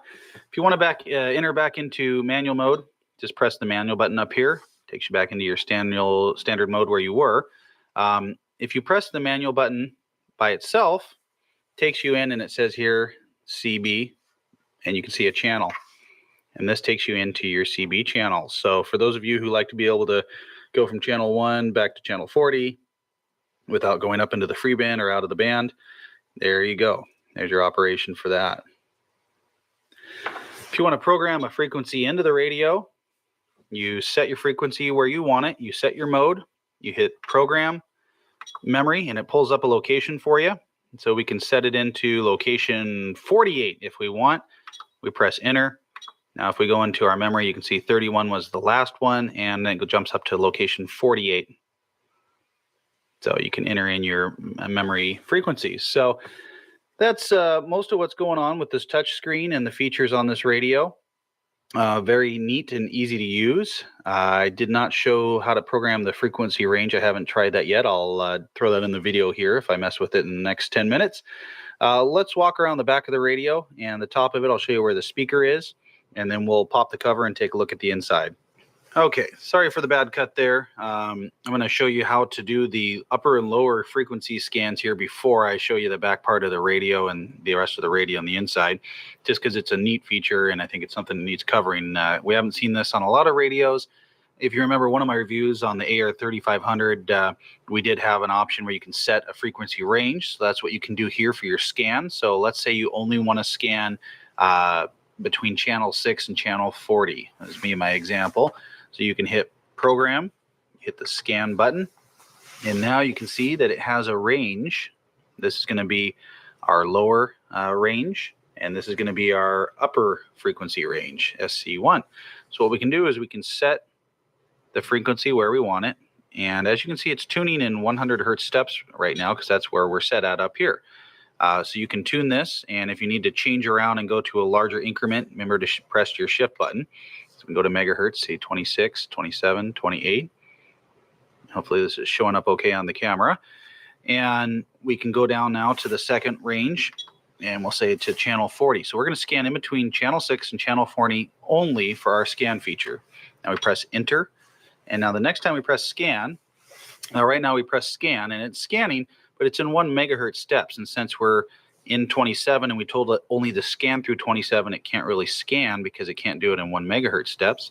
If I press the shift button, you'll see now it's scanning in 100 kilohertz steps between channel 6 and channel 40. I'll drop it down to the 10 kilohertz, and you'll see it scanning through up to channel 40. It drops back down to channel 6 and scans through again. Once again, we can put it into AM mode. That's the mode we most likely be in. So now we can scan for AM. And you can even go down, if you wanted to, 1 kilohertz option between channel 6, channel 40, or even 100 hertz. So that's the ability to change your scanning range. Speaker for the radio is located in the top cover. It has plenty of audio. It's fairly good size. It probably could be a little bit bigger for a little bit more bass response, but seems to work fairly well. And you can adjust the RF gain and your noise blank and noise blank ANL as well to try and get a little bit less hiss or whatever coming through if you have a lot of static in your area. All right, back of the radio. There's venting across the top here. There's venting here. There is a bit of a heat sink on the back where the finals are on the inside of the radio. AC power cord connects here. Your AC fuse here. We've got your DC connection here if you want to run it in the mobile. Standard 3-pin Cobra, Galaxy, RCI type 3-pin connector. AC DC operation, that's the switch between whichever one you're using. It bypasses the power supply if you go into the DC mode. Antenna jack here, PA, external speaker, and CW key plugs here. And there's just little rubber cover pieces that are on those. So that's the back of the radio. Not a whole lot going on back here, but I do like to see all the venting here, definitely to help dissipate the heat. Let's open up the top cover and have a look inside, show you the board, the power supply, and discuss real quick where the modification takes place for the E-chip. If you do remove the cover on this radio, be careful. The speaker is wired in there, and you want to make sure if you pull that cover off, you don't just yank it up and out. So we've got a basic 2950 type board inside the radio. You can see once again the shielding that we see on the 2950, 2970 models, which makes them more stable than many other radios. Once again, it's going to have a CPU processor inside of it for stability as well.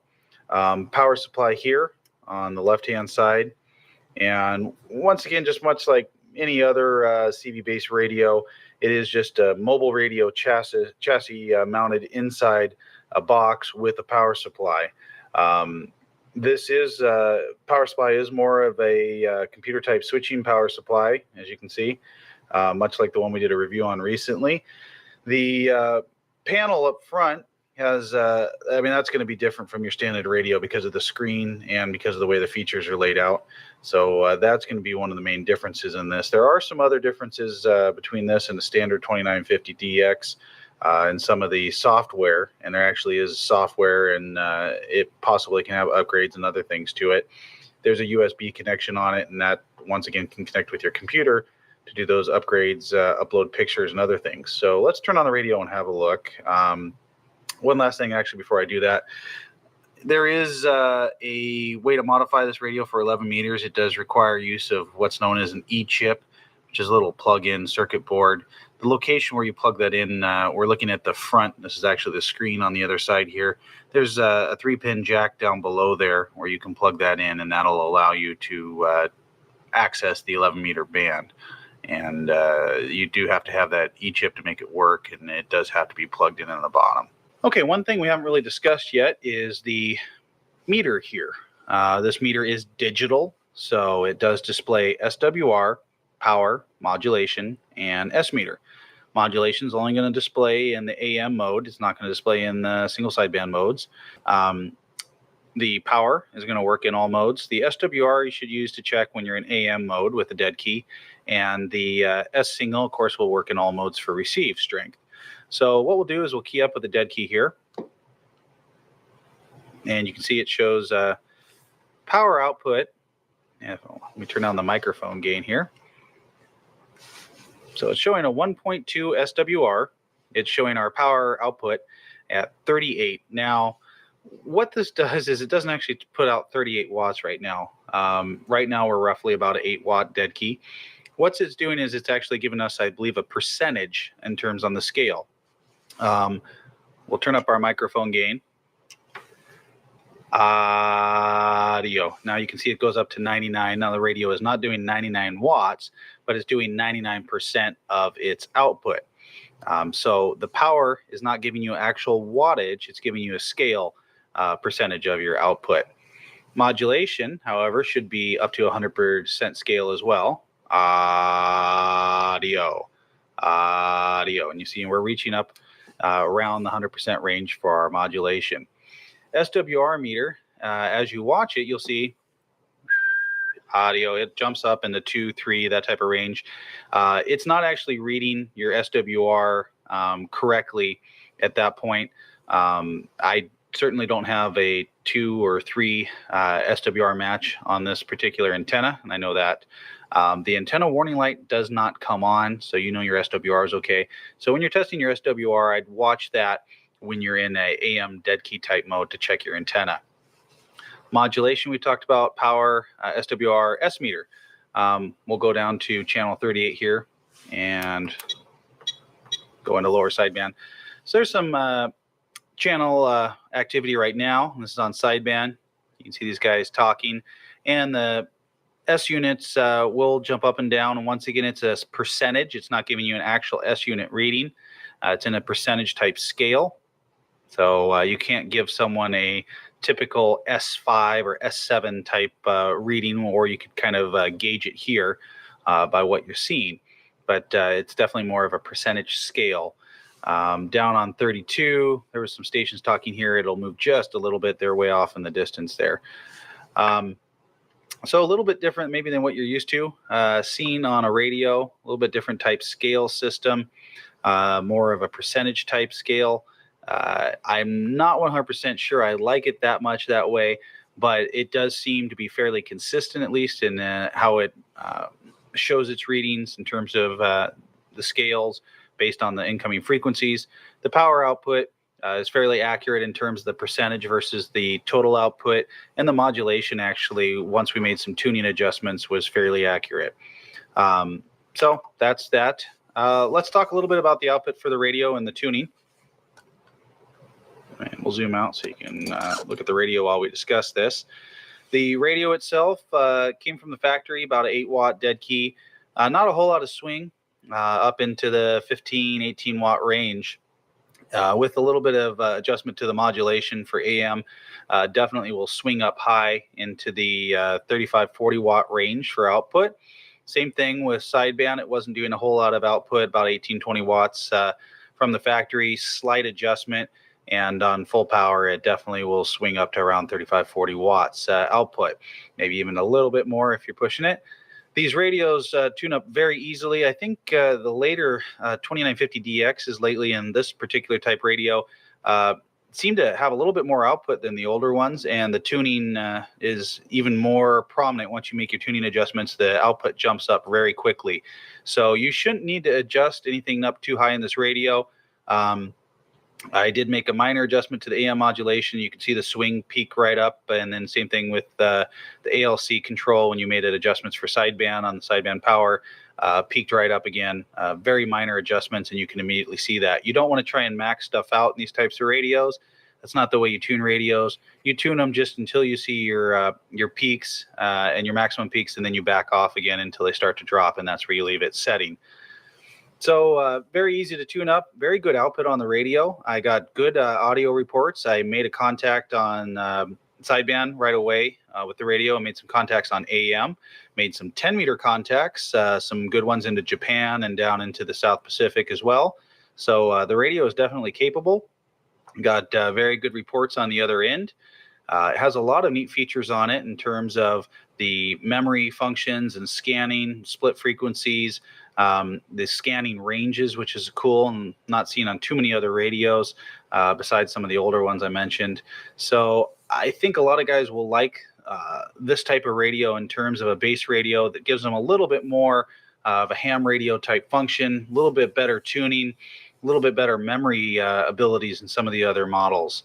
As far as a base goes, it's a little bit bigger than something like an ICOM ICE 718. Of course, that doesn't have a built-in power supply. This does. And it's still going to be a lot smaller than most of the bigger, 2995s, older models like, your Washingtons and stuff like that. So more compact, probably about the size of the Galaxy 2547 model CB. So hope you guys enjoyed the review, looking at the radio here and the overview. I'm going to actually put up all the information, pictures, and do a full write-up on my testing of the radio.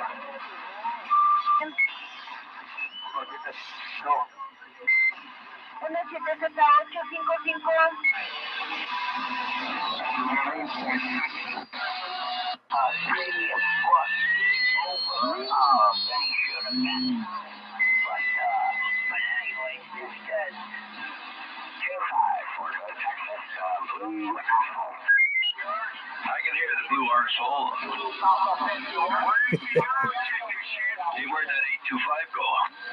You got 825, the blue apple. This is 426, the Green Frog. Oh, Green Frog, 825, double asphalt, Fort Hood, Texas. Well, thank you very much. Appreciate that. You'll come back now, yeah? One copy, Pennsylvania Mobile. All right, catch you later. Good everybody, man. This is the Ranger RCI 2995DX base station. It's basically a CB base station, although it also covers the ham bands. Actually, the radio covers 24 megahertz to 32 megahertz in 100 hertz steps, and it does have the CB channels pre-programmed. If you press this button, you can either switch from normal frequency tuning, or you can go back to CB. The radio tunes in 100 hertz steps, as you can see here, and you can select which digit you want to tune.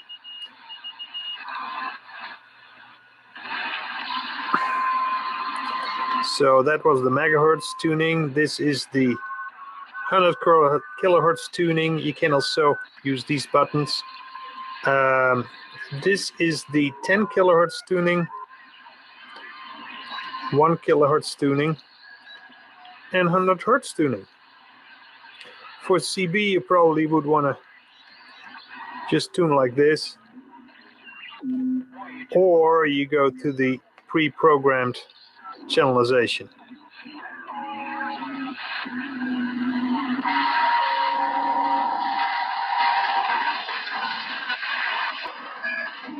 But the radio does have a microphone with up-down buttons. So by pressing the buttons, you can also change the channels.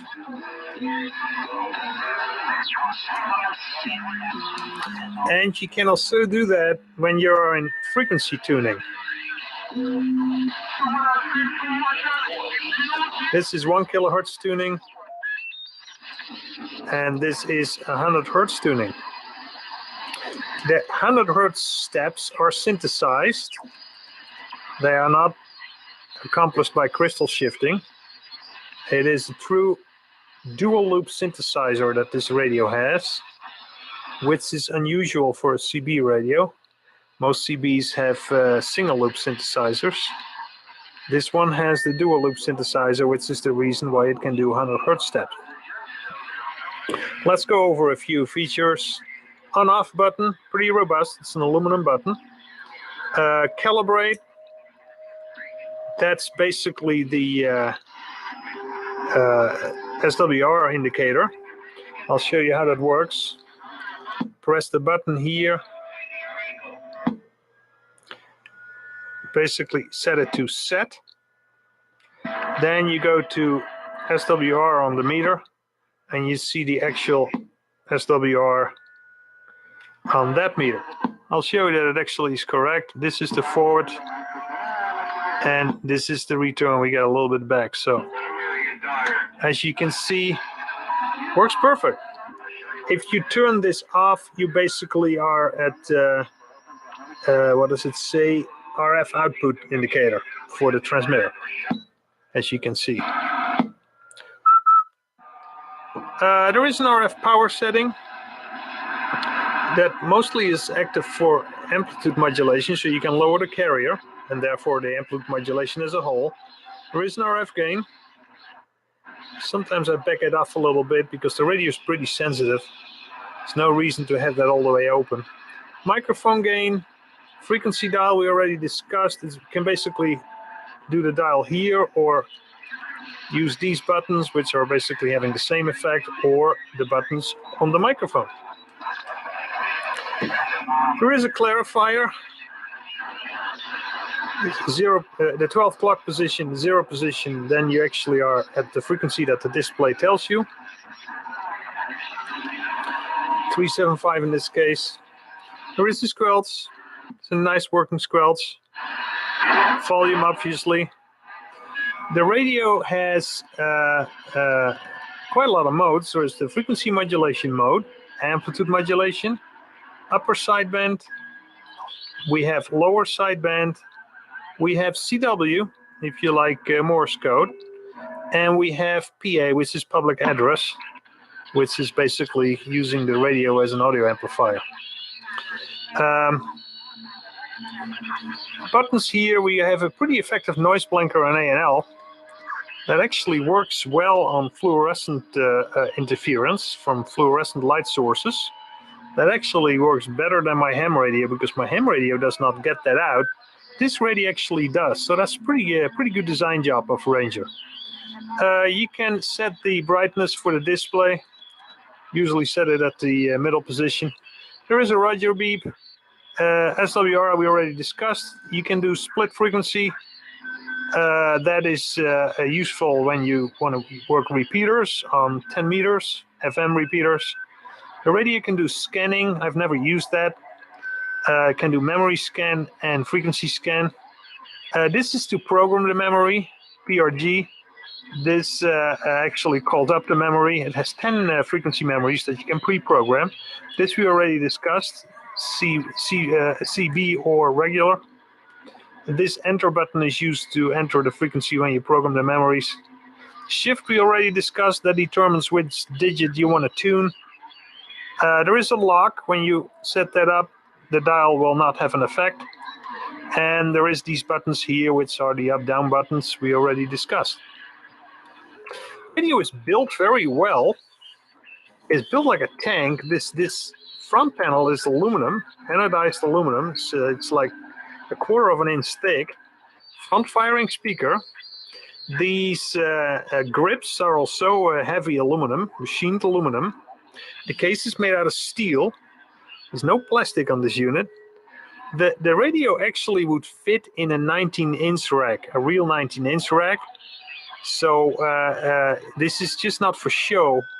It actually could be mounted in a professional 19-inch rack if you wanted to do that. Radio puts out a pretty serious amount of power. Out of the box, it does about 100 or 120 watts. That's what I have left it. I don't like to crank that up because it screws up the modulation. So this one is still stock.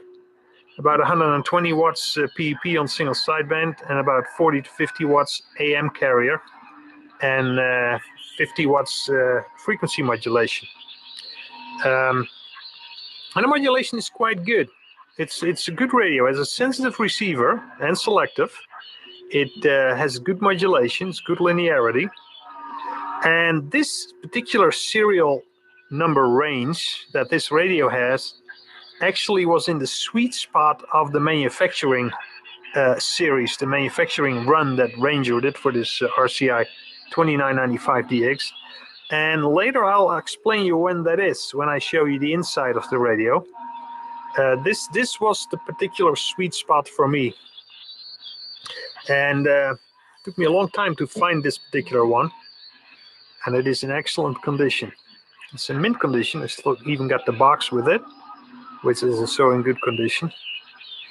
And like I said, great radio for CB, but also for the 12-meter band and for the 10-meter band. And I'll show you some of that later, what the performance is.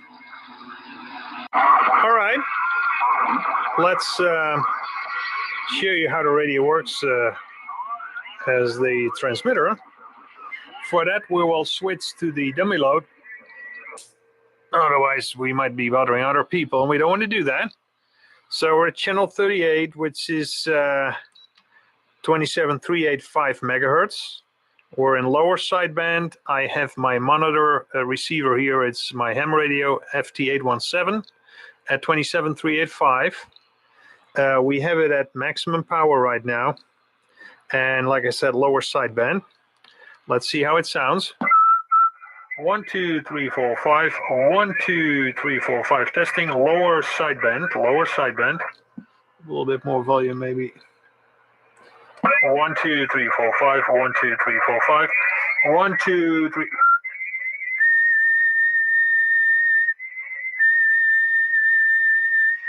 1, 2, 3, 4, 5. As you see, the radio puts out almost 150 watts on the single sideband, which is stock. That's what I got when I got it out of the box. I do not recommend cranking that up higher, then your modulation won't sound as nice as it does now. Let's try upper sideband. Upper sideband on the monitor. 1, 2, 3, 4, 5. 1, 2, 3, 4, 5. 1, 2, 3, 4, 5. Testing. And the power is still 145 watts at the peak. So that's 145 watts PEP for single sideband. We'll try amplitude modulation.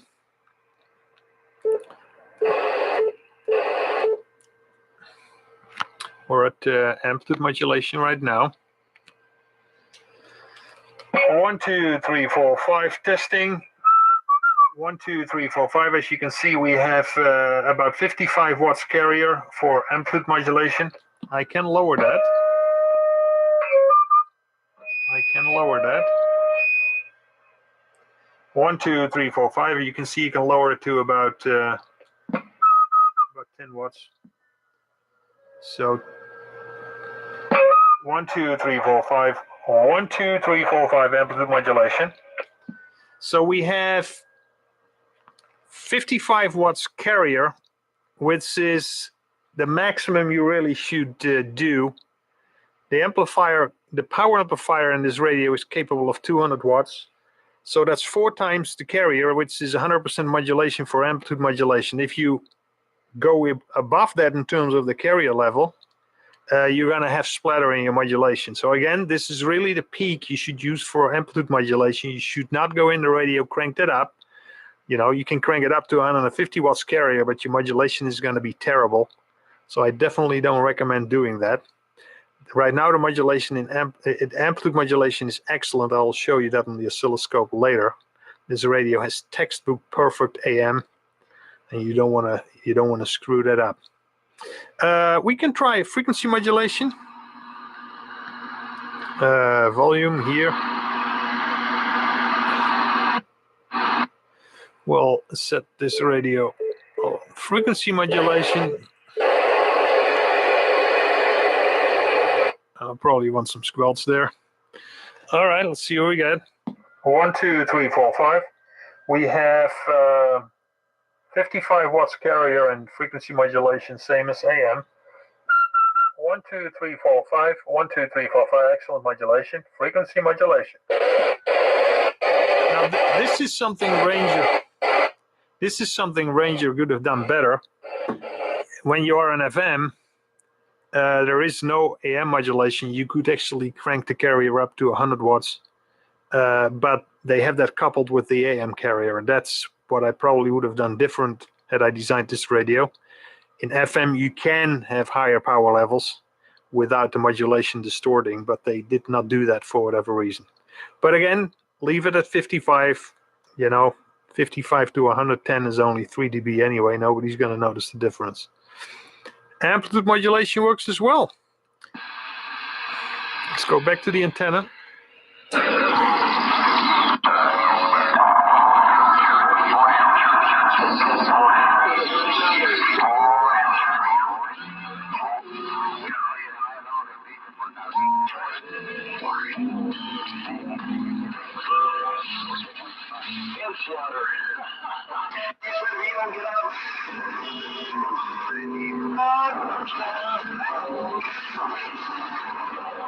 Quite a mess on the band today.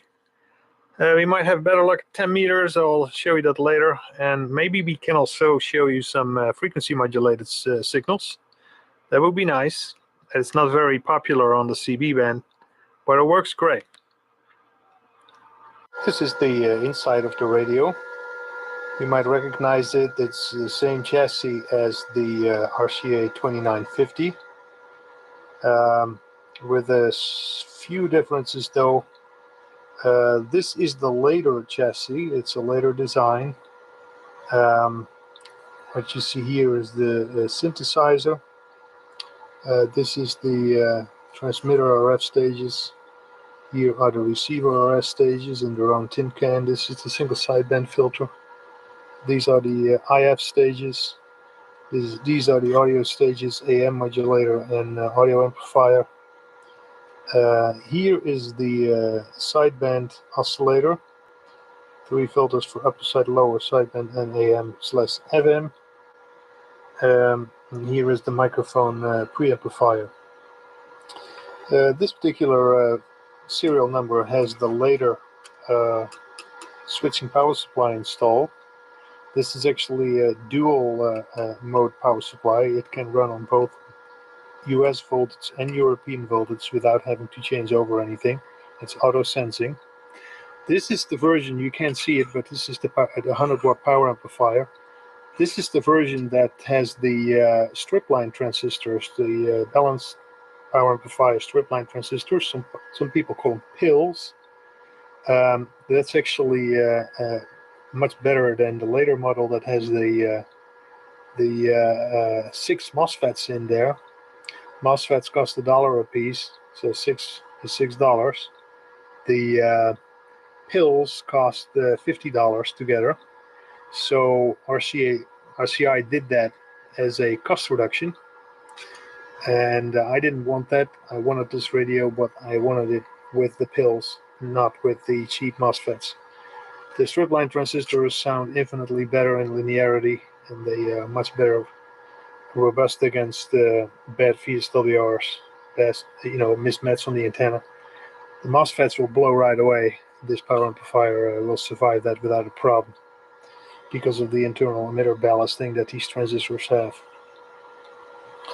That's basically it. So the way I see it is this is the sweet spot in the serial number because it's the later chassis with the MOSFETs as the pre-driver and the driver, which is good. But it does not have the crappy power supply, the crappy power amplifier that the later models have. And it has the switching power supply. And it has the yellow LCD. I didn't like the black one that they have nowadays. The green/yellow color I like a lot more. The other nice thing is that this radio still has lead containing soldering, which requires a lower temperature of manufacturing. Nowadays RCI is using the lead-free soldering, the ROHS soldering. That soldering requires a lot higher temperature and it results in shoddy workmanship. RCI does not have that very well as their experience. And I didn't like that at all. I've seen the later radio and the solder work looks horrible. And this radio still has the lead soldering, which requires a lower temperature.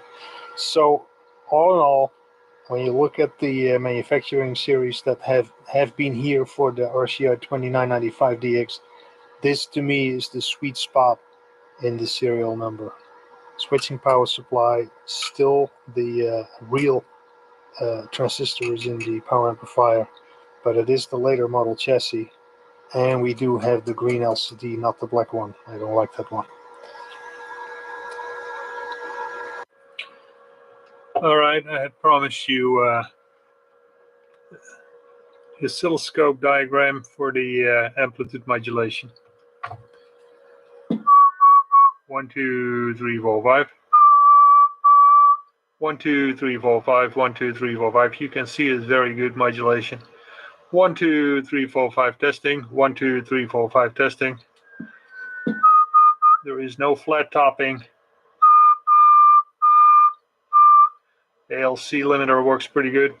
1, 2, 3, 4, 5. This radio has textbook amplitude modulation. And you don't want to mess with this. Leave it in this position. And it works great.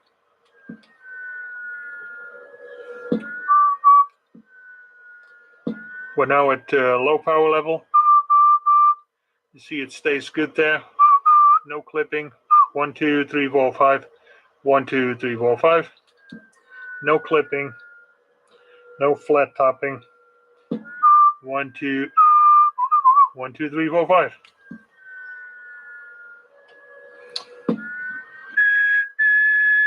This is a single sideband. 1, 2, 3, 4, 5. That looks pretty good too. has a good power distribution, good a consistency of modulation. 1, 2, 3, 4, 5. 1, 2, 3, 4, 5. Single sideband modulation. All right, a quick look at the back of the radio. As you see, it's basically dominated by massive heatsink.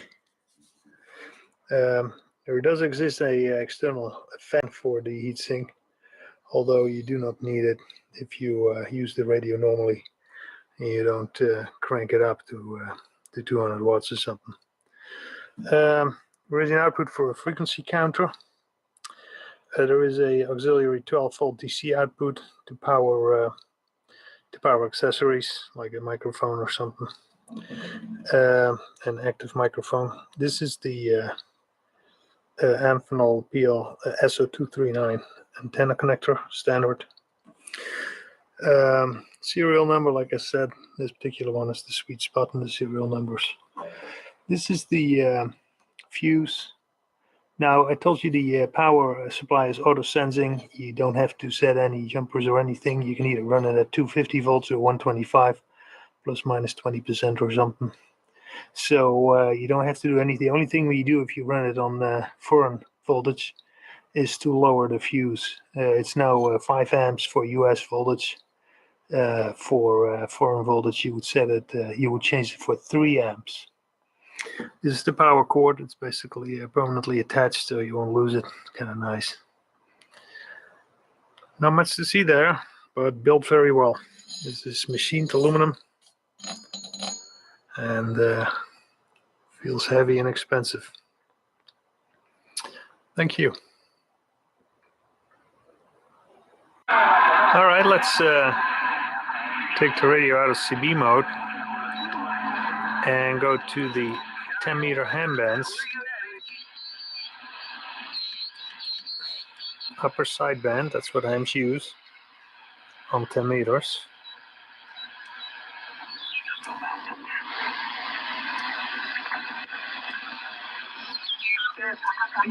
Zulu, Zulu, H0, Mike Sierra. Zulu, Zulu, H0, Mike Sierra. Chiquitan. Hold.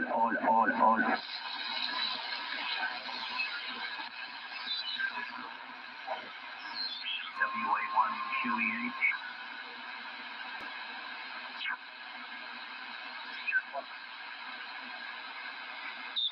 So, Homer Sugar Delta.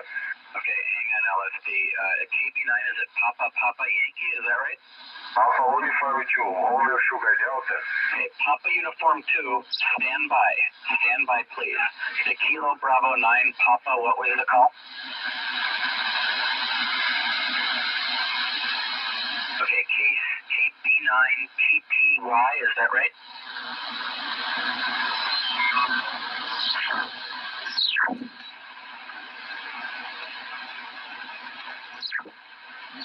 Five here into Horse Lake.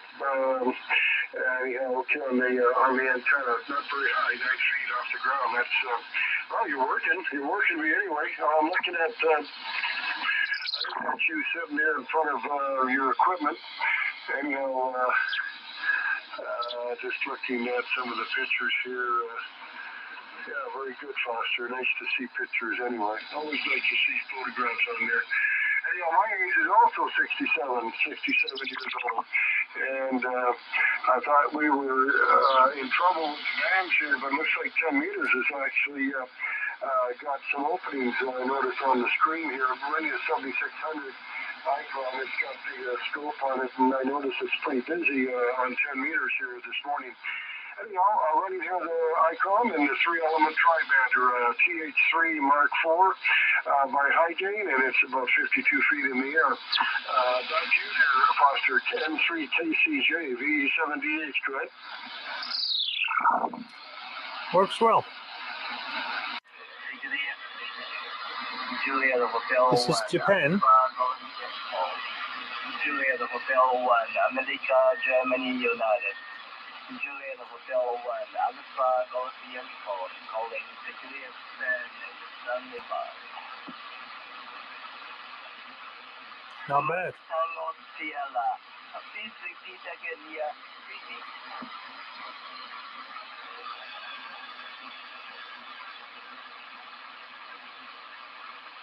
Kilo Mike Tango Sierra. Juliet Hotel 1, Alpha Golf Echo. Good afternoon, good morning from Tokyo.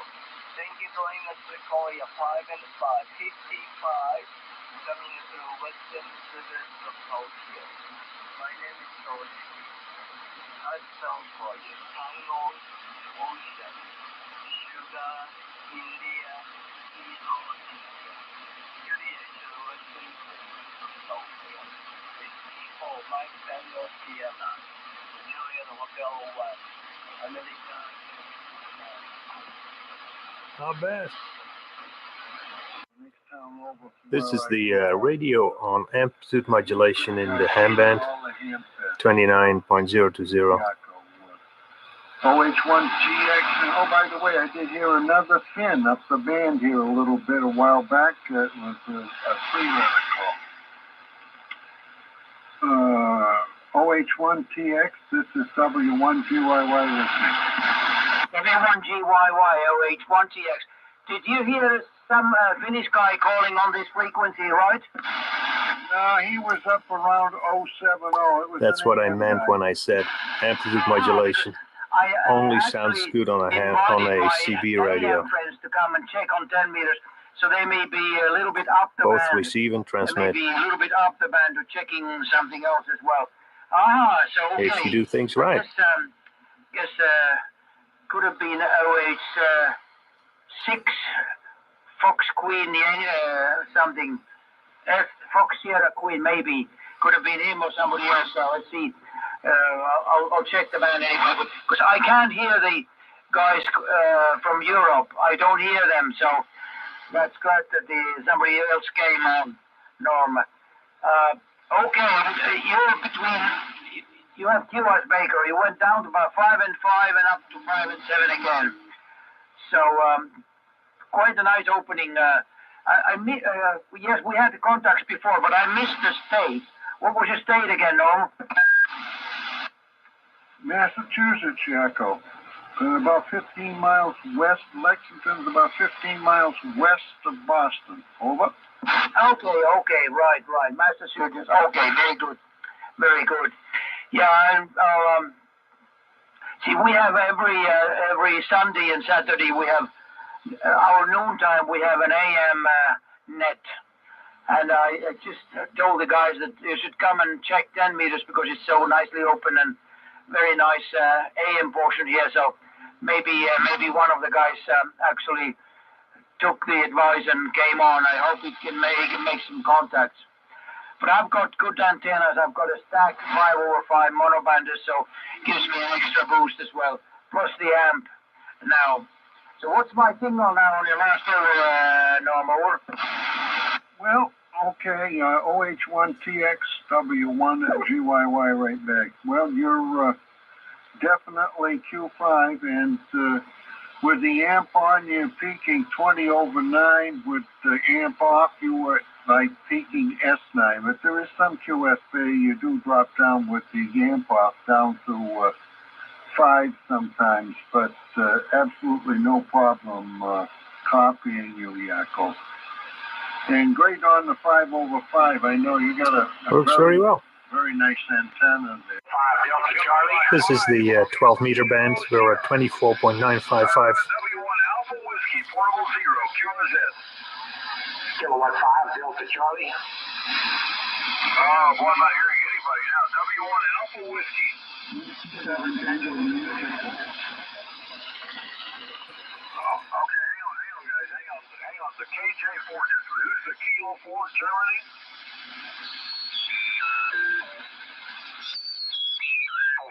Very young boy, 3rd, 4th grade.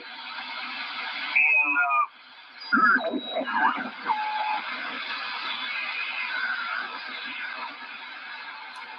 Then goes from 24.890 to 24.990.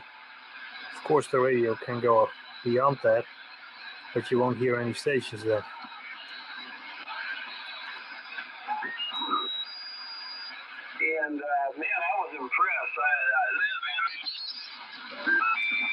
W1 Alpha Whiskey. Kilowatt 5. Food propagation. 59 Kansas. 59 Kansas. 59.5.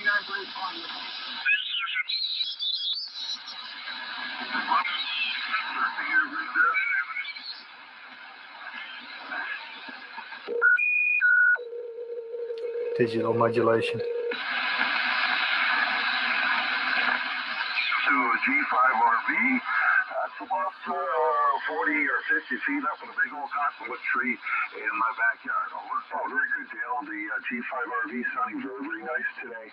And it's giving good signal reports too, so that's always nice. A lot of times. Works well. Excuse me, I can't hear.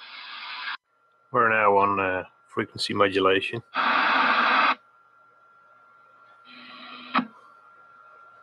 There is some activity.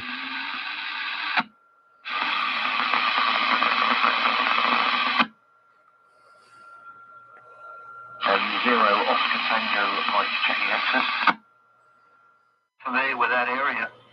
I guess it's near, I don't know where it is. Frequency modulation? I know you're near the British Isles there, so I assume it's in that area somewhere.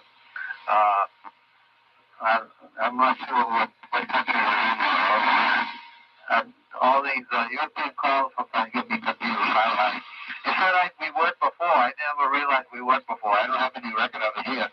But that doesn't mean anything. Sometimes I don't write things down when I'm supposed to. So we'll turn it back to you there and see how you're holding up there, Paul. IQI, GM0 IQI, K1EJQ. The QDH here is Zuidveld, Zulu, Uniform, India, Delta, That's pretty strong. Victor, Echo, And well modulated. Delta. Zuidveld is my location in the province, Drenthe. And you're doing a very good job. 5 by 7, Jack. I copied that very well. Running here 80 watts, 80 watts into a 2-element HB9 homemade. And it's a CB set.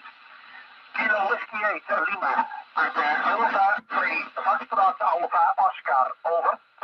Seems to be using a CB radio.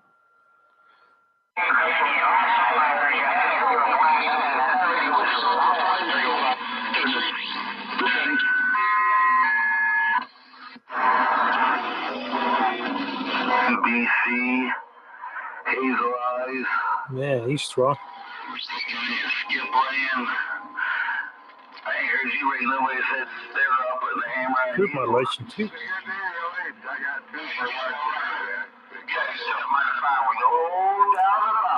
All right, that's basically it. The Ranger RCI 2995DX. This is to me the ultimate base station for CB. It's the baddest, meanest, most expensive base station ever made. Built like a tank, performs excellent. I know you too, big brother. And it can actually also be used at the handbands. I don't think you can find a better base station, nor will you ever own a better base station. This is the ultimate. Thank you for watching this video.